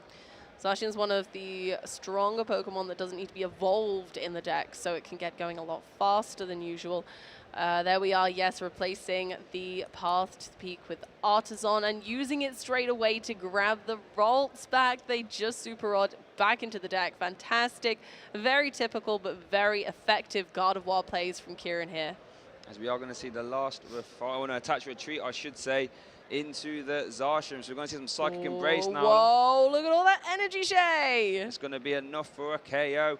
Now, the scary thing is, though, you got to be careful how much damage you put on, because Maridon has no problems in reaching these numbers to KO this Zacian. But I guess you could argue there's not a lot of energy in play on Yuho's side of the board. So maybe you can sort of run the gambit there. I think my concern, if I'm Kieran here, is actually the Zero Aura, because Yuho can put Mew in the active for free retreat, get some energy on Zero Aura, maybe with a Flaffy, and then Battle Claw with Artisan in play could knock out the Zacian if you leave it on 2 fewer HP. Well, the Battle Claw only does extra damage if it's an evolution Pokemon, so maybe the Max Bolt could be used. That would actually get a KO, I believe. Mark Bolt would, yeah, but 3 energy might be a bit of a stretch. Yeah, you're quite right. I thought it was the Stadium one, but it's not. It's evolution. So again, it will work on Curliers, but not Zacian at this time. Tell a lie, MacBot would actually be 10 damage off taking a KO right now. We are going to see an electric generator though. The first one for Yuho. And we do see hit the 2. a double hitter. Oh no. No, I tell you what, Kieran does not want to see. He does not want to see an Ampu very much here, because that would be for 3 prize cards, and that Iron Hands has that bravery charm. That means it has an effective 280 HP. Oh my goodness. They don't have a lot of energy left to be able to have that Iron Hands ready to rumble. Could even see a Flaffy to get involved with a Dynamotor as well, if you can draw into it. We see a third attachment from hand, so that means Arm Press will be a guaranteed KO. Lost Vacuum. Lost Vacuum away to Artisan. So Arm Press at a bare minimum will be a KO, but can Yuho somehow get the 4th energy for the Ampu very much? We see a Professor's Research drawing 7 cards. Amy, will we see an electric generator? I hope so, or maybe a Flaffy. This one! Oh! This one! And an Ultra Ball. Oh no, it doesn't even matter. We can just grab the Flaffy to use Dynamotor. Oh, incredible. We could see a legendary play. Oh my goodness. Here we Let me go. Just make sure that there's a Flaffy in deck. I think one was prized, but does play 2. No, one went into the discard pile. One went in the discard pile, I should say. Is there a Flaffy in the deck? The answer is yes. Here we go. No, Amy, I think we're about to see a 3 prize Ampu very much. Oh, now that prize trade is going to start getting out of Iron Hands. Oh wow, this is a terrifying scenario, right? A 280 HP Pokemon that is taking 1 extra prize card. We are even going to see the electric generator. We're going to see that hit. Ooh, no, not quite. That would have been the icing on the cake there, I feel. That really would have, but I think it's been too little too late. I think those Iron Generators are better used when the deck is in its prime and there's much more energy to be seen, but unfortunately we're slightly late game for that. But then instead they'll go for the Dynamotor, taking an energy from their discard pile, lightning energy, and putting it onto one of your benched Pokemon, giving Iron Hands its last energy. Here we go! And there it is. Ampu very much. Thank you very much. 3 prize cards for Yuho, going down to 2 prize cards left. Yuho is really ironing out the details of this matchup with Iron Hands now. Honestly, taking 3 prize cards, taking them down to 2 prizes remaining. And if Kieran cannot respond to this Iron Hands with a Bravery Charm too, then I think we're going to be onto a swift game 2. How do you respond to 280 HP once your Zacian has gone? That'd be the easiest way right now. I guess in theory you could go Screamtail plus, was it Luxurious Cape? We didn't actually play that. So we are going to see Kieran start off a turn there with a Worker, drawing 3. We do see Reversal Energy. Now, that could be one way. That is one way to increase Gardevoir's potential, but they're going to need a lot to make this work. We need a Rare Candy to make the bench Ralts into a Gardevoir EX to be able... Is that one on the bench? Oh, it's just really far away. I thought it was the discard pile. No, we're okay. So yeah, no, honestly, I think that's the only route I think that I can see. But the problem is, even if he was just going to go for a Brainwave KO here, Yuho can just essentially tap that Gardevoir with any attack. That Zero Aura springs to mind for 1 energy would be enough to KO that. Then Yuho goes down to 1 prize. And then at any point, Yuho could just take 1 more prize and then go to and win this game and go to game 2. But it looks that's what Kieran is opting to do, Ultra Balling out for that Shredding Arcana Gardevoir. It might be the only option right now. Ultimately, if Yuho can't respond with a second Iron Hands, which they don't play, they would have to have some sort of recursion. They do play a Super Rod, but I think we saw it earlier in the game. So I think Iron Hands can only be used once if it has an appropriate response, meaning that in theory, Kieran is relatively safe because Yuho does need to take 2 full prizes. Kieran can take 2 prizes and then a second lot of 2 prizes. Yeah, he definitely can, but it's going to be an uphill struggle as Kieran does level ball out for a Ralt as well. Here we do see the Reversal Energy. Oh, not getting attached yet. We're going to see the Shining Arcana being used. Let you look at the top 2 cards. You can attach any energy you find there if you like. It's like Kieran's going to consult his hand first by deciding what to do. Opts not to attach that, as we are going to see it being used for concealed cards instead. That's a lot of energy in Kieran's discard pile now, so as long as they can find a way to utilize it in their favor and make sure that none of it kind of gets trapped on a Pokemon, then we might we might see a line out of this situation. I think Kieran has actually navigated this incredibly well, considering the back foot situation after an Iron Hands. This Gardevoir might be able to handle it. I think so. So we're going to do that reversal energy, which is going to count as 3 psychic energy while it's attached because Kieran is behind on prizes. We are going to see the 5 psychic energies being attached via psychic embrace. So that'll be 100 damage there, I was about to say, off the psychic embrace. But that will be a clean 280 damage for the KO for Kieran. I'm going to go down to 2 prize cards as well. And it's going to be all tied up. There we go. We're looking strong for Kieran again now. Yuho would have to target and take down the Gardevoir if they wanted to take a victory this turn. But the Gardevoir EX is no easy feat when Yuho doesn't have any energy on the board as of late. It looks like Yuho's going to start the turn off with the Arven, iron up that Super Rod. I mean, there is a world in which this Iron Hands does get shuffled back in, found again via tandem unit, and, you know, 1 energy from hand, 1 energy from the Dynamotor Flaffy, and then 2 from Electric Generator. It is an avenue. It's an unlikely one, but it's a very explosive one and a very entertaining one at the very least. Yeah, it definitely leads to possibilities. That Super Rod was not used up yet, which is fantastic. Gives Yuho that line. Is a lot to ask for, though, right, Shay? Yeah, I mean, Yuho does actually play 1 copy of double turbo energy as well, so that could make it slightly easier. That would mean your Electric Generator, you would only have to hit 1 instead of 2 off that if you were to attach that from for turn from your hand. But at the very least, Yuho has a very easy KO, right? He can just KO with that Zero Aura. You can use that for the KO. Yeah, but then that does open the door for Kieran to try and get that Zacian back, Storm Sword plus any boss's orders or boss's orders to gust up any other 2 prize and win the game. So this is actually why it might look like Yuho was off to a flying start, and he was. Kieran has navigated himself back to a very good scenario. Yeah, honestly, they've brought this back with exceptional flair, and it's great to see these two. They absolutely deserve these spaces in the top 4.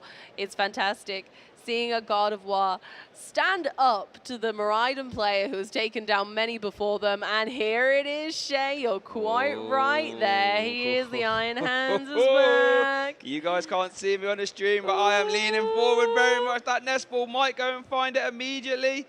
It looks like Yuho might be going for it here. Are we going to see the 0 energy Iron Hands going all the way up to 4 and amp you very much? Are we going to see that? Oh, here I think. Oh, is he? He's debating Come on.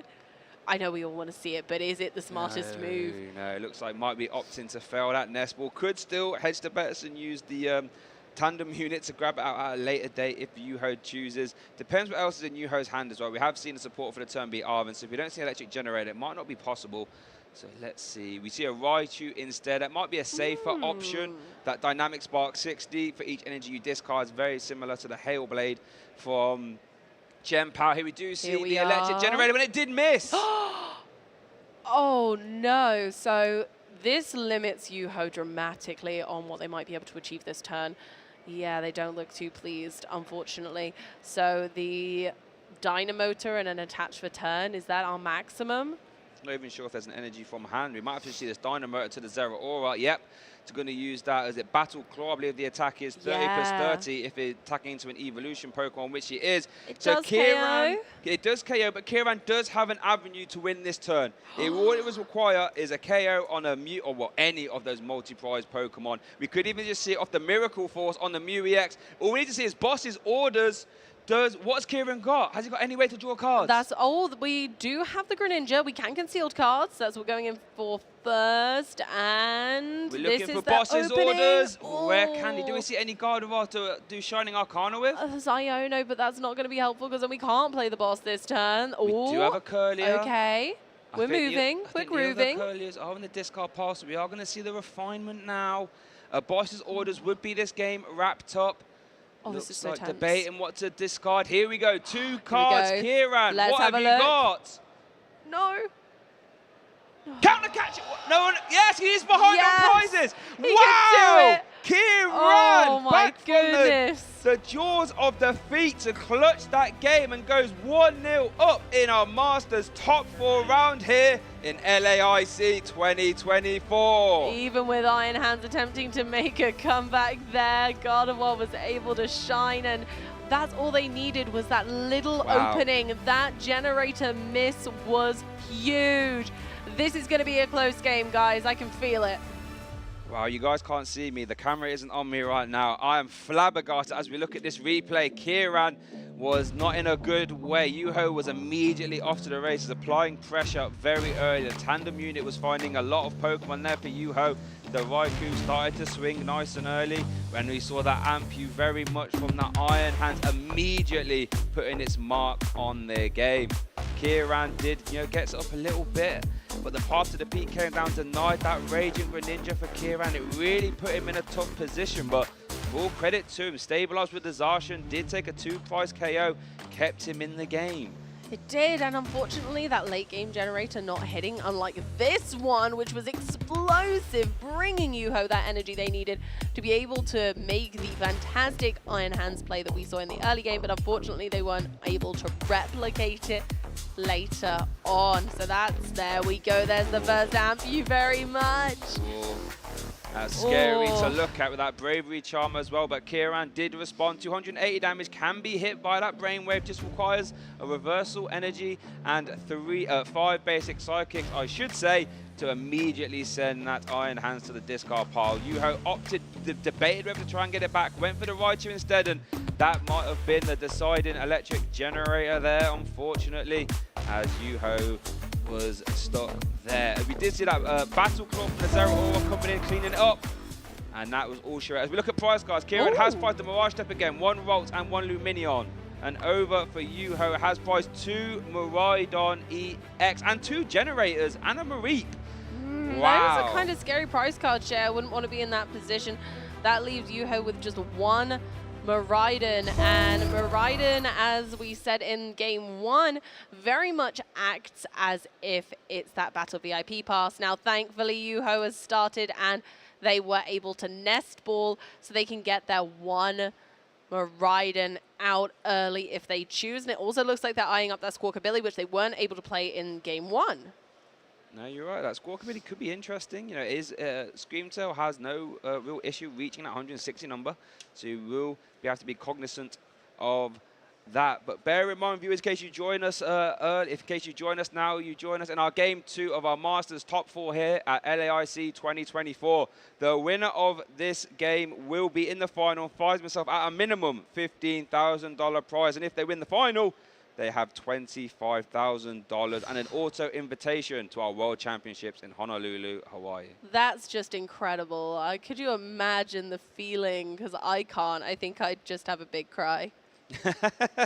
I'd be absolutely ecstatic. I'd feel electrified, Oh, as it were. I like it. I like it. Oh, going for the early Iron Hands this time. What are we feeling about that, Shay?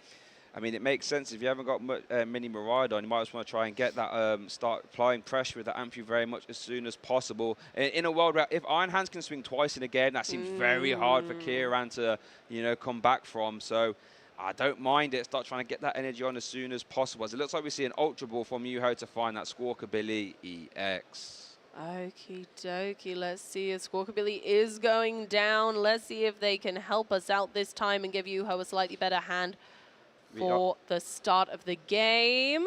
So it looks like we're going to see that Squawk and Seize, that you discard your hand and draw 6 card only on your first turn. We see a Raikou, we see Electric Generator, we see some basic energy as well.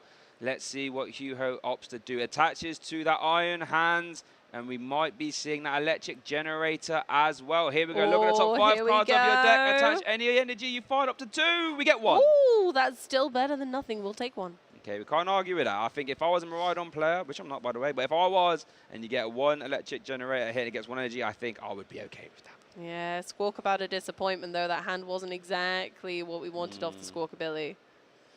Yeah, Squawkabilly not coming in super. Does it have a... I guess we could see a retreat from that Zero Aura into a fleet-footed next turn, as it is over to Kieran, currently 1-0 up here. If he wins this game, we'll get himself in a place in the finals. And if Yuho's going to try his best to stop that from happening and force a game 3. Looks like Kieran has led that Cresselia. Not a card you would imagine to use too much in this matchup, as he does open up the turn with a level ball. Yeah, Kieran's hand looks okay, actually. We definitely have one roll, so going for another off the level ball by the looks of it. Just having a flick through to assess the prize cards once again. Doesn't look like anything too dangerous is in there this time, so probably a much nicer sight. And considering they managed to win game 1 with the slightly not so favorable prizes, actually this one might go pretty smooth.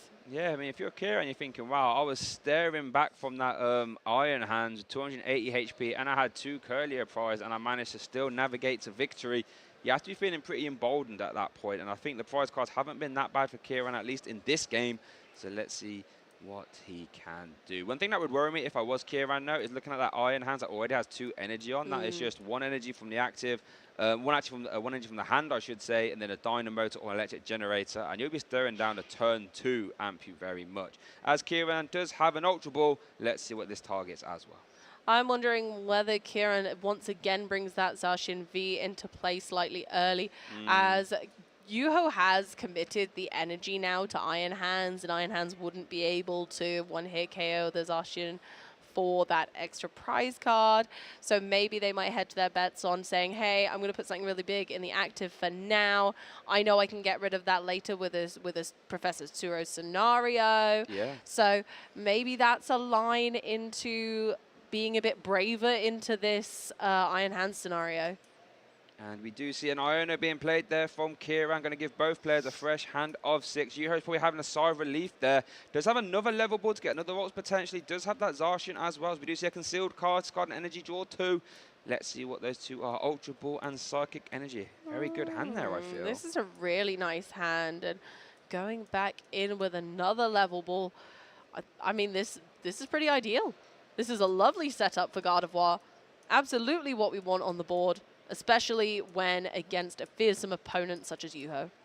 Yeah, and a fearsome opponent that has a fearsome card, that Iron Hands, it is very possible that Iron Hands comes swinging out turn 2. And if that is the case, Kieran will have to immediately deal with it, because you can't let that Iron Hands swing twice. That's 4 prize cards, and the game could get out of hand very quick. So let's see what Kieran can manufacture here.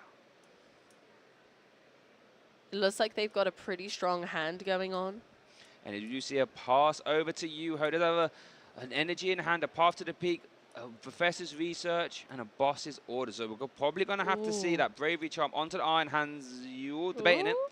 Seeing how many energy are in the discard pile. It's something that you do when you play against Gardevoir. How many Psychics do you have in the discard pile? How likely is it for you to have that massive explosion? Path to the peak comes down, Amy, and a Professor's Research. Here we go. We might have it now.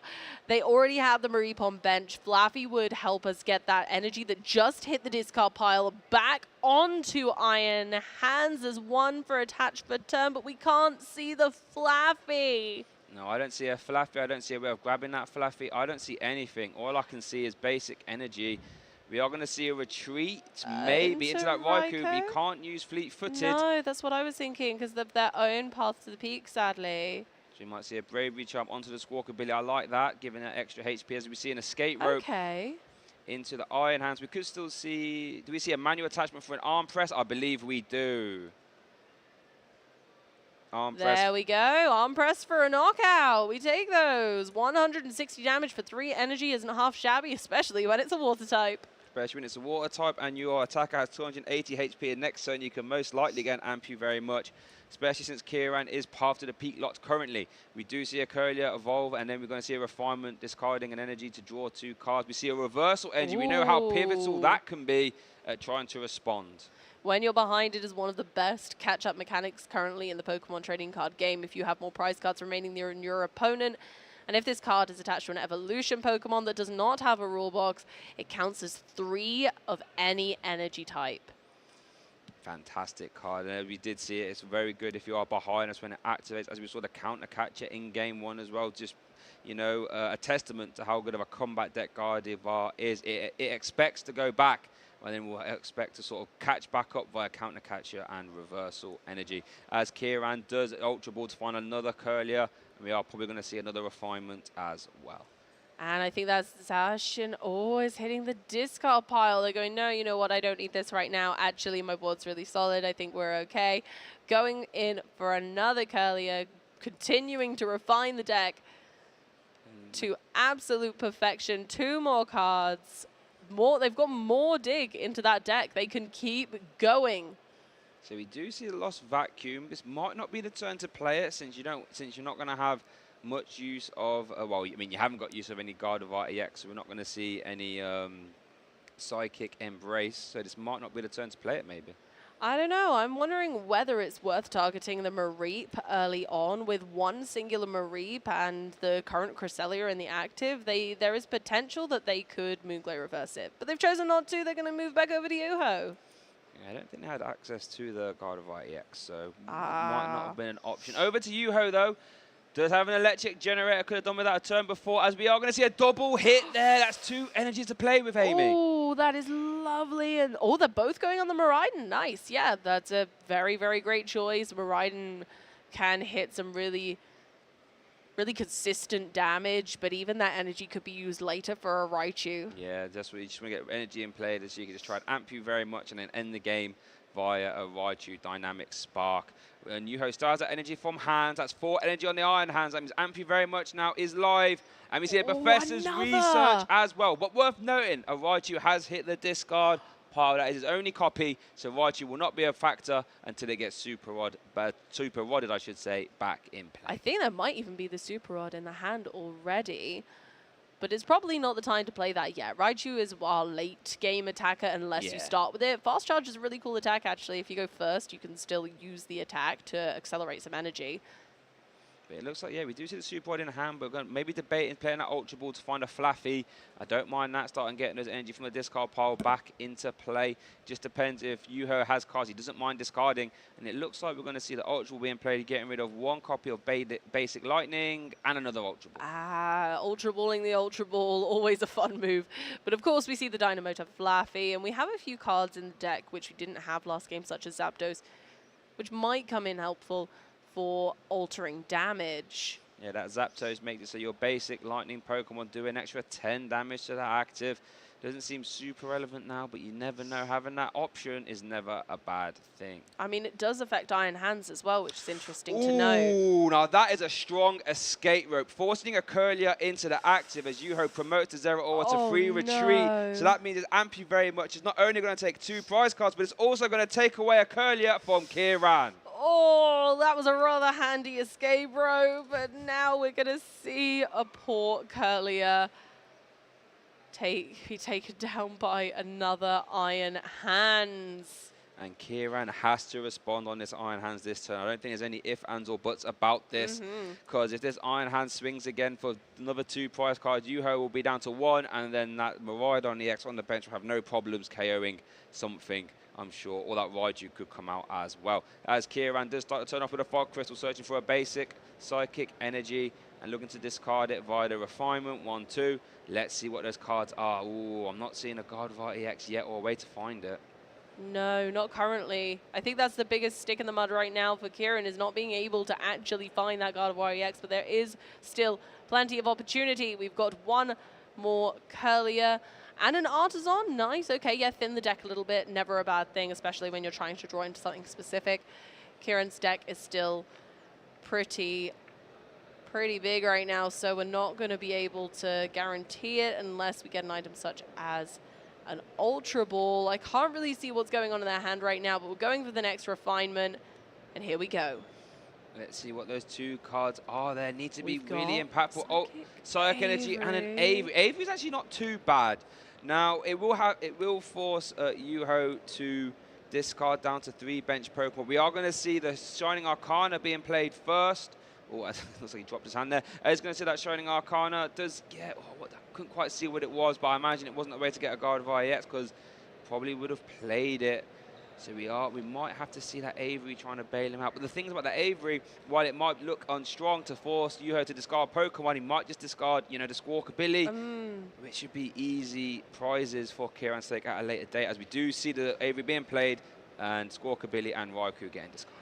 I think that's a really solid play. I think those are the right decisions from Yuho right now. Kieran still hasn't found a way to get the Gardevoir EX. Not even off the my Avery draws as goodness. well.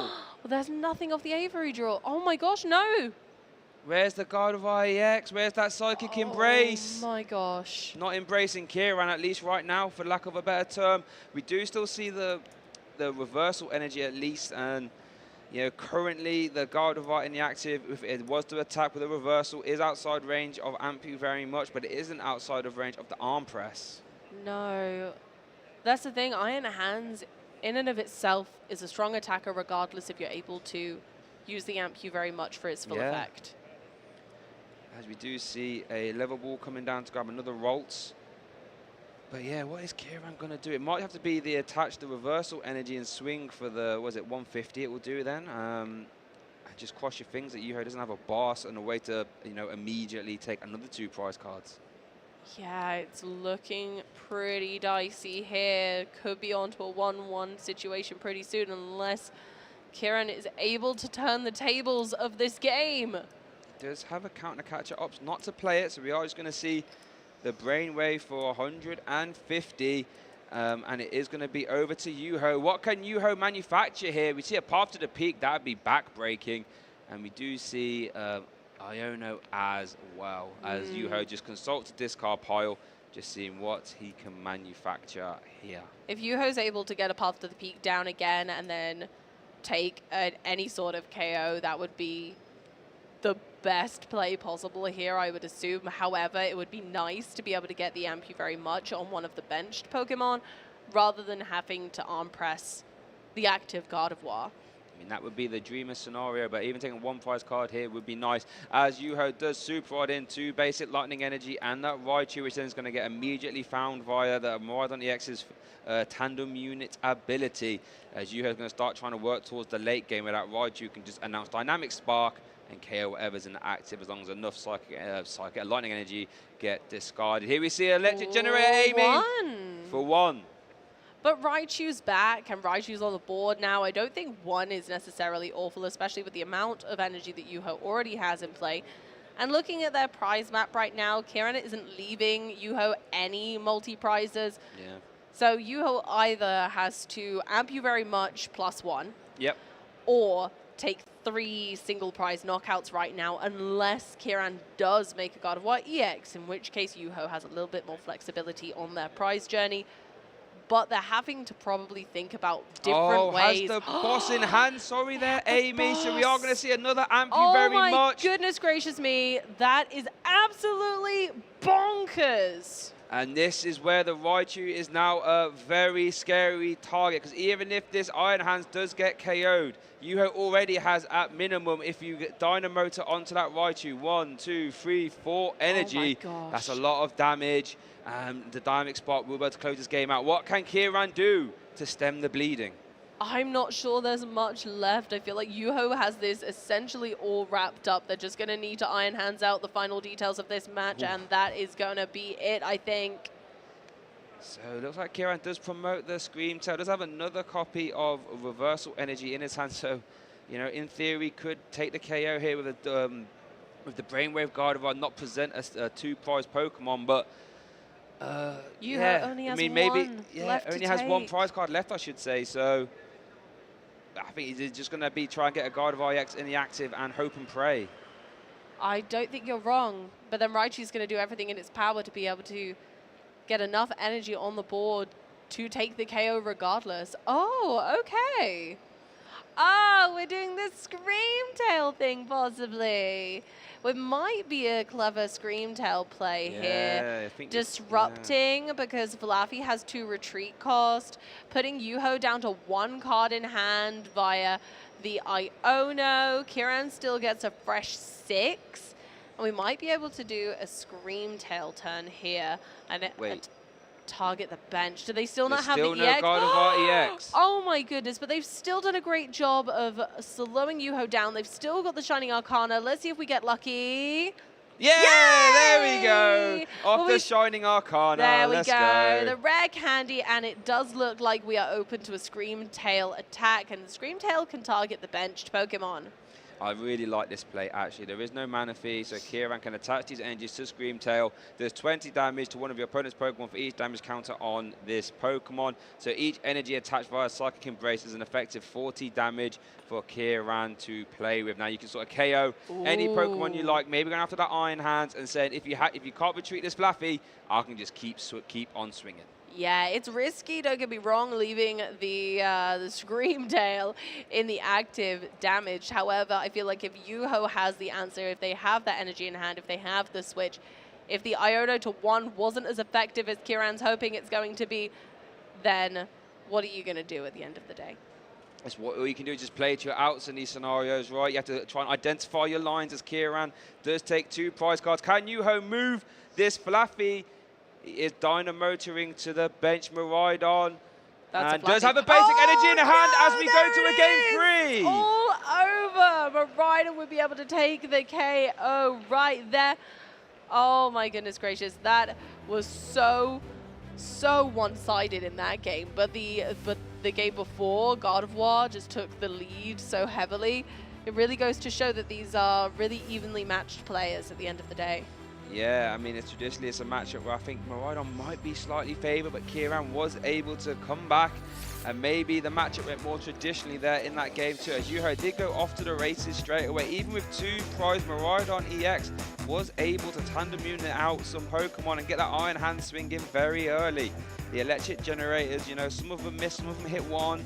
Can't really argue with that law of averages. The path to the peak did come up, but, you know, Kieran wasn't able to find the Gardevoir EX for very late anyway. It took a really long time. I could honestly write you a book as to all the skillful ways that they attempted to handle the matchup, but Yuho ended up having the speed of lightning on their side. Write you a book, that's fantastic, I must say. That is a good one. As we do see, there's electric generator. As we did see the double hit there, and all of a sudden, you know, we see all this energy around. You know, Raichu was going to be a threat. The Ampy very much swinging, and it really just puts you on a clock if you are a 1-prize, predominantly attacking deck, and just really accelerating Yuho's win condition. And unfortunately, because Kieran wasn't able to immediately respond, that Iron Hands could swing again. Yeah, and bringing that Raichu back to threaten the large attack as well, being able to say, right, okay, look at all the energy I've got on board. I can keep it relatively secure because of my Marie and Flaffies, but it still wasn't quite enough. And the Screamtail play was fantastic. I really enjoyed that moment, but unfortunately, Yuho did have the energy in hand, even though they were disrupted down to 1. Yeah, and had a lot of energy in play already via attached to the Maridon and being attached by the Dynamo, but did get Iono'd back. So that means now it's all down to a game 3. The winner of this game will find themselves in the finals of LAIC 2024 and the chance to win $25,000 and an auto invitation to the World Championships in Honolulu, Hawaii. Oh my goodness, they'll be ready to say Alola when they hit the ground. And let's have a look at these prize cards, Shay. Looking not too impactful. I think having the 2 copies of Bravery Charm there for Yuho could be quite bad, considering he only plays 2 copies. Kieran did prize 1 Curlier and 1 Volt. But here we go, game 3, win or go home. Kieran starting us off, winning in action. Oh, here we go. We love a good winning in, and it's a winning in for the ages because it's into the finals with our winner. We love going into a game 3 on these. I always think it's really tense. And these players have played these decks to the best of their ability. And although they must be incredibly tired, they're still showing us that they are masters of their art. Yeah, both players fantastic. And it looks like Kieran has started off, has led 1 copy of Volts in the active, has benched 1, and is now playing a Fog Crystal and just consulting the deck, trying to work out what's being prized. There is no 2 Curlier in the prizes this game, Kieran, so, you know, can't get much worse than that. No, indeed, unfortunately. It's not a super strong start yet, but we don't know what might happen next. We know that there's been a slow start on Kieran's board before, and so, you know, 3 volts. 3 I don't think volts. anyone's mad at that. No, 3 volts. That's can't argue with that. No. But let's not forget, Yuho's deck is capable of attacking turn 1, going second. Electric Generator can flood the board with energy, as Yuho does start to turn off with a Nest Ball. And you know what that means, Amy? Nest Ball becomes Maridon EX, which then becomes any 2 basic lightning Pokemon of your choice. Yeah, Maridon EX's ability tandem unit lets you take any 2 basic lightning Pokemon, put them on your bench. It works just like a Battle VIP pass, so there's no need to include them in the deck, right? You save a lot of space in Maridon just by going, I've got my built-in ball search, it's fine. Yeah, I think that's one reason why Maridon EX continues to see success at the highest tier of competitive play, because it's one of the best abilities in the game, all things considered, right? How one Nest Ball can just do this, look, bang, and there's your whole setup there and then. Yuho's watching Kira and say, look, you need to lead some Pokemon and have a Fog Crystal. I actually did 1 Nest Ball, and I'm pretty much set up and good to go now. Yeah, exactly. And following the formula from the last game, Maridon, Rayao, Mareep, Iron Hands, like this is feeling like a very familiar board. The gang, getting the gang back together as such. Getting the gang back together, trying their best to get Yuho into this final of our first international of the 2024 season. Yuho is and has actually led that Zero Auras, which has a free retreat cost, by the way. So Yuho can sort of try and get energy attached via electric generators. As we see an Iono being played and a bench Squawkabilly as well. So Yuho has plenty of dig, Amy, to try and find some electric generators and get an attack off this turn. Oh my goodness, they're really going for it. This is the speed of lightning that we see through Maridon. Absolutely going for it. Think about how many cards they've seen this turn. It is phenomenal. Here we do see electric generator. If this hits 1 energy, but it's hit 2. Actually had 3. Can only take 2 though. Oh my goodness. Yuho might be going for a turn 1 Ampu very much. At the very least, we will see an arm press, as there isn't energy to be attached from hand, but does still have the Squawk and Seize as well. As we see an Ultra Ball being played, Yuho is going for it here in this game 3. I gotta say, Maridon is one of those decks that really does show how ferocious it is and how much it can pop off when given the right tools. When those generators hit, they hit hard. So if Yuho can Squawk and Seize into either his 1 copy of Double Turbo Energy or an electric generator to hit 1 more, we could see a turn 1 Ampu very much. Here we go. That's what we're squawking about. Let's have a look. I don't think I saw a generator order DTE. Oh, no, wait. That's a boss's order. No, that's a boss's orders. Oh, okay. Let's compose ourselves now. We're not quite going to see the turn 1 Ampu very much, but we will see a turn 1 arm press. And it's still really scary having that Iron Hands EX in the active with Kieran. We know Gardevoir takes a little while to get going. I don't think they're going to be able to respond to this Iron Hands right away. And with, of course, seeing the Mirage Step earlier, Kieran's deciding to take a step back and take a literal Mirage Step onto the bench, allowing them to set up properly and leave Yuho to play their own game for a minute. Yeah, so let's just compose ourselves now. We've got dangerously close to that turn 1 Ampu very much, but like you said, Kieran now just going to slow that tempo down, go for the Mirage Step. Perfectly fine, valid play, right? Absolutely. If your opponent can't take 2 prize cards on a traditionally 1 prize Pokemon. So it looks like we are going to see a second energy attached to the active. We might see a retreat, I believe. Oh no, its retreat cost is 1, so yes, it's the other Curlier that has the retreat cost of 2. Maybe the reasoning Kieran's thinking, right, well, chances of this Curlier surviving are pretty low, so how about if you KO it, I'll get 2 energies in the discard pile. That is very true. So I can try and immediately have more to work with next turn if I do get my Gardevoir EX looks into like play. we're going for the Mirage Step there, searching for the Curlier to put on the bench and start getting a bit more consistency, a little bit more flow, and then hopefully next turn an answer to this Iron Hands. And yeah, all Yuho does need is 1 copy of Basic Lightning, or DTG would actually get there as well to start swinging with that Ampu very much. Yuho had a lot of cards in his hand before. Let's see what Yuho can do. We already see the Basic Lightning energy already. We see Professor's Research, we see Switch Card, we see all manner of options, and that is what you want to see in a Game 3 scenario, win and in. Here we go. That Iron Hands is all ready now. Yeah, we are going to see the Ultra Ball. I imagine this might target to Flaffy, so you get the Dynamotor online. And this is where the Maridon deck starts to get terrifying, because you're going to be pummeled in the active by this Iron Hands, just taking multiple prize cards. And that Flaffy is going to start powering up benched Pokemon. Maridon, Raikou, even Zeraora is useful in this matchup. And Yuho can have his way and pick any one of them and say, right, I want to use this turn, and let's go and do it. Yeah, Flaffy here loves to share the electricity between the benched Pokemon from the discard pile, allowing you to attach one lightning energy from your discard pile to the bench once per turn per Flaffy. So in some matchups, the Maridon likes to get 2 Flaffy, but in this instance, 1 is proving plenty. As we do see Yuho playing the Iono there, giving Yuho a hand of 5 and Kieran a fresh hand of 6. Let's see what Yuho has drawn. I see some Lightning Energy, a Switch card, a Maridon, and a Researcher. Not a great deal that can be done there off that hand. So I think we're just going to see, a Dynamotor first. That's very good. Yeah. And then an Ampu very much for 2 prize cards.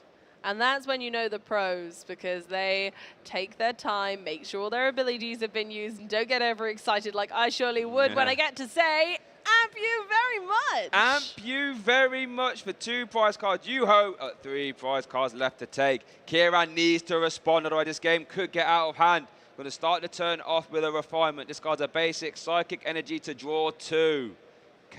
We do see a counter catch it, but you kind of have to deal with what's in the active. Yeah, the Iron Hands is going to keep running away with this, and they're going to kind of Iron Hands out the win at this point, unless Kieran is able to do something about it. Now, it doesn't have that Bravery Charm attached this time, because we know they're both in the prize cards.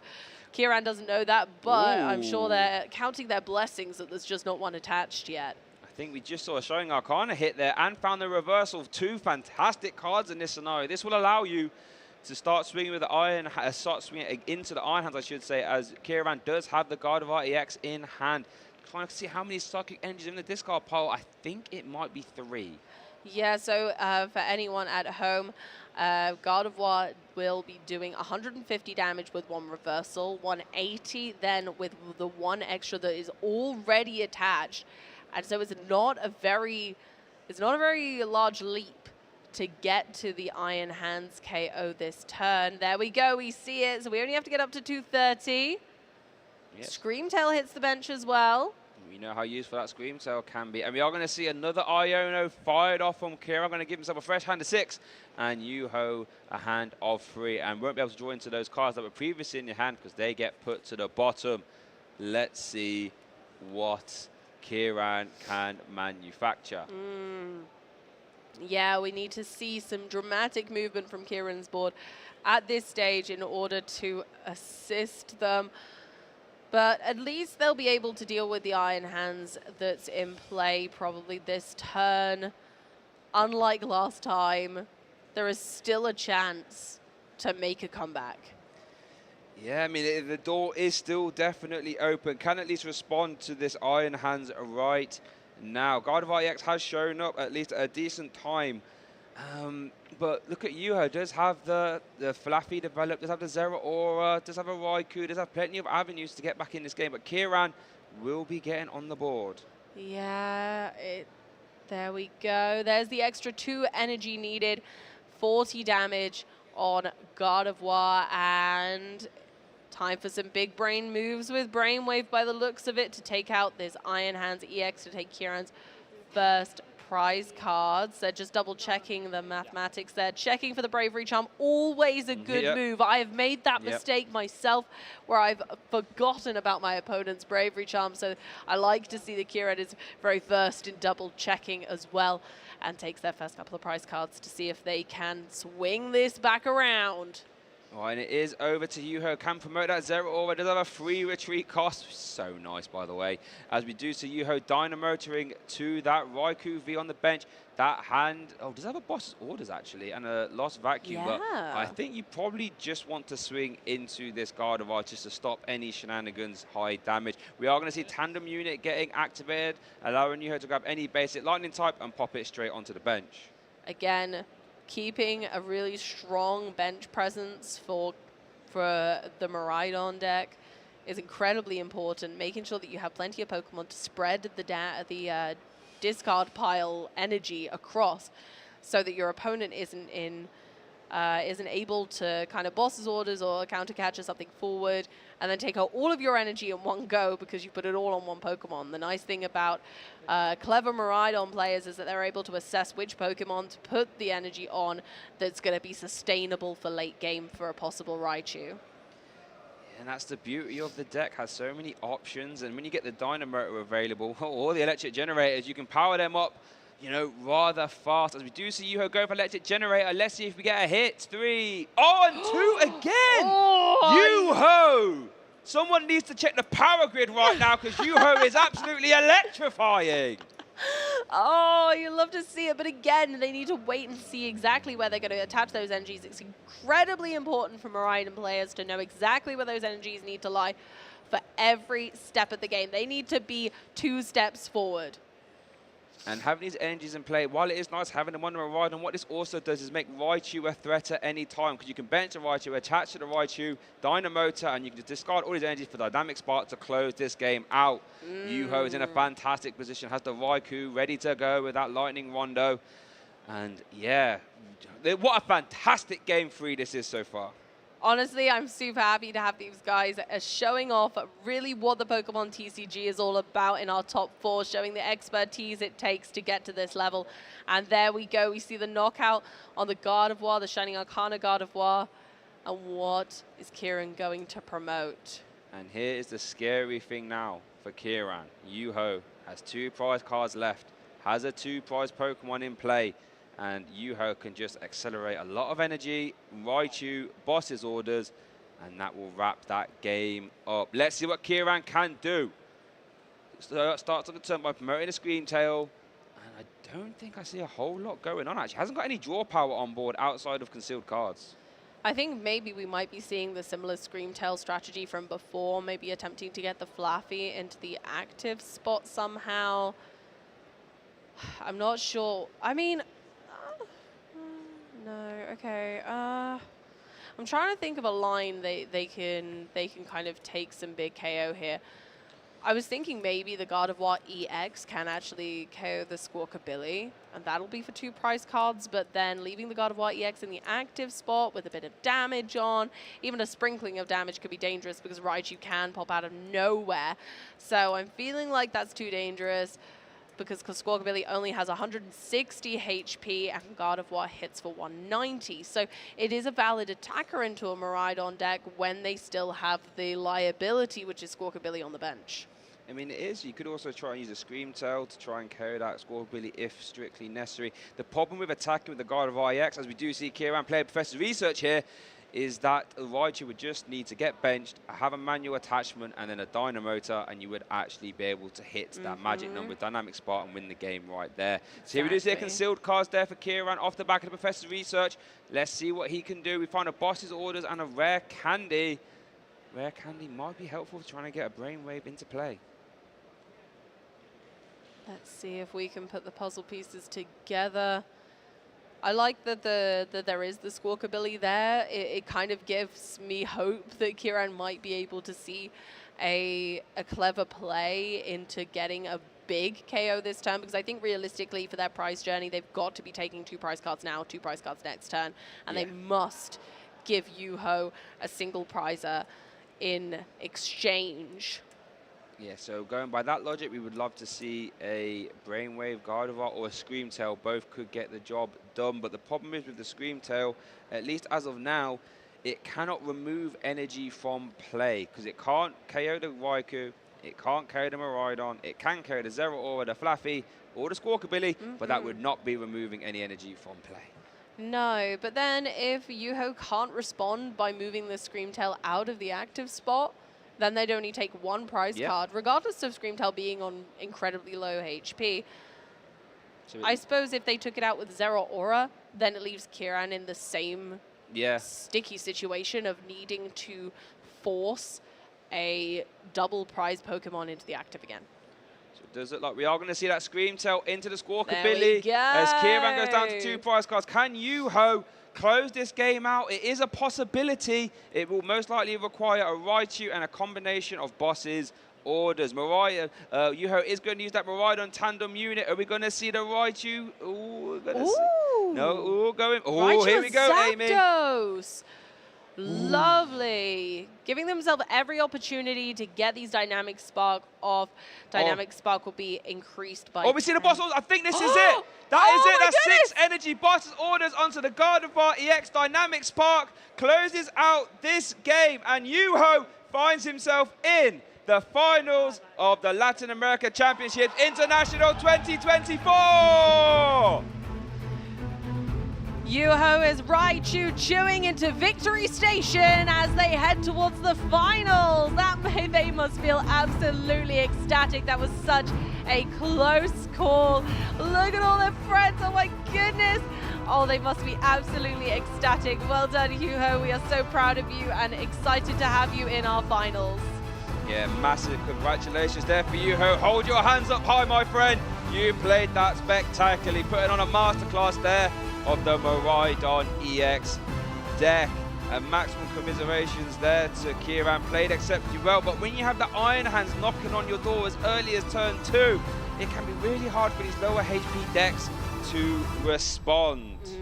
Indeed, and unfortunately we just didn't see the Gardevoir EX early enough in that first game where it all went wrong. So there we go. See you. Oh, look at them. They must be absolutely exhausted. They've both done spectacularly, and you could only see this kind of high-level play at these events, my friends. Did you see Yuho there giving it the old little Iron Hands? I saw that. Yes, there we go, baby. Iron Hands, left, right, and center. Yuho, congratulations, my friend. You've done extremely well. And now you have you find yourself in a place in the final to win a potential prize of $25,000. What a top 4 game that was. Absolutely spectacular. I hope you guys all enjoyed it at home. Make sure you show your friends and family just what Iron Hands has in store for us now. Iron Hands believer. And you know what? Speaking of believers, you know what? I was a Gardevoir believer. I made that very clear. I put myself out there. I confidently said the Gardevoir EX will win. Unfortunately, I was wrong. So, yeah, I came close. 3 in top 8, 1 in top 4.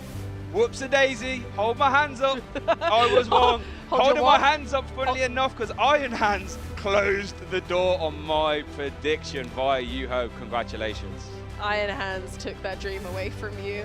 It did. I came close. You know, I felt emboldened off my prediction in Lille, saying that Mew VMAX with an Avery would win, and it did. It did. And I thought 3 Gardevoirs in top 8. I thought I could be 2 for 2, but Yuho said, not today, not today. Maridon is going to have its chance to shine. Yeah, Yuho decided that they were going to Iron Hands that to victory and say goodbye to your Gardevoir dreams, among others, sadly. Yeah, but let's just think about for a second what this final is going to look like. Maridon Iron Hands versus Entei Iron Valiant. Damage counters being thrown everywhere. Extra prize cards being taken everywhere. Yoga Loop stealing turns. Oh my goodness gracious, that is going to be such an explosive final. And I am very excited to get it started. Do you know what else I'm excited for though, Amy? I believe Yuho is ready for our interview. So let's hear from him how he feels to be in the finals of the Latin International Championships 2024. Thank you very much. I'm here with Yuho. Congratulations once again. Now, people have been talking about your run so far. Have you destroyed every Gardevoir you've played? Has Kieran been the hardest Gardevoir you've played against yet? Probably has been, yeah. I don't think I've dropped another game without pricking. Like, he's the only one I've lost, like, actually lost. Okay, so quite the run with Gardevoir being the most popular deck in the room. Now, tell us a little bit about your journey here, all the way from Finland. What tournaments have you been playing this season so far? How have you been doing here or at previous internationals? Is this your best finish yet? I've played only Lille this far on Myers, and I played some locals, and Lille was like, I didn't have a good deck for Lille, so I played Arceus, and I nearly made day 2, but otherwise I've like done quite badly in after the Worlds. And then my best IC finish has been top 32 with one Frankfurt. And like they've been decent runs, but not like the best of the best runs. This one has been like the absolute best I've ever done anywhere. Like I've like nearly ever, like I don't think I've missed relevant generators once. Like there's one game I lost because I missed generators too much, but otherwise I've hit every single one of them. So that's been really good for me, and that's why I've like so far good to this far. That's amazing. We all know that Maridon lives and dies by the electric generators, and now you know you're up against Iron Valiant. What do you do against Iron Valiant? Are you ready for that? Have you played against that before? What do you expect for this final match? Well, I played round 1 today against Iron Valiant and I lost. And my feeling about that matchup was like I have to ear no path and hope they break. So I'll do that and hope for the best. All right. I mean, path always a good strategy. And now tell me, last question. How do you prep right now? Are you going to pull an all-nighter, try to figure out the matchup? Or are we going to go back to bed, snooze it out, and wake up ready for the final and refreshed? Well, I'll try to sleep as my best, but my hotel doesn't have an air conditioning, so that might be pretty hard. Wow, yeah, with this heat, that definitely doesn't sound ideal, but thank you so much and congratulations once again. Let's get back to the casters as we close this day out. Back to you.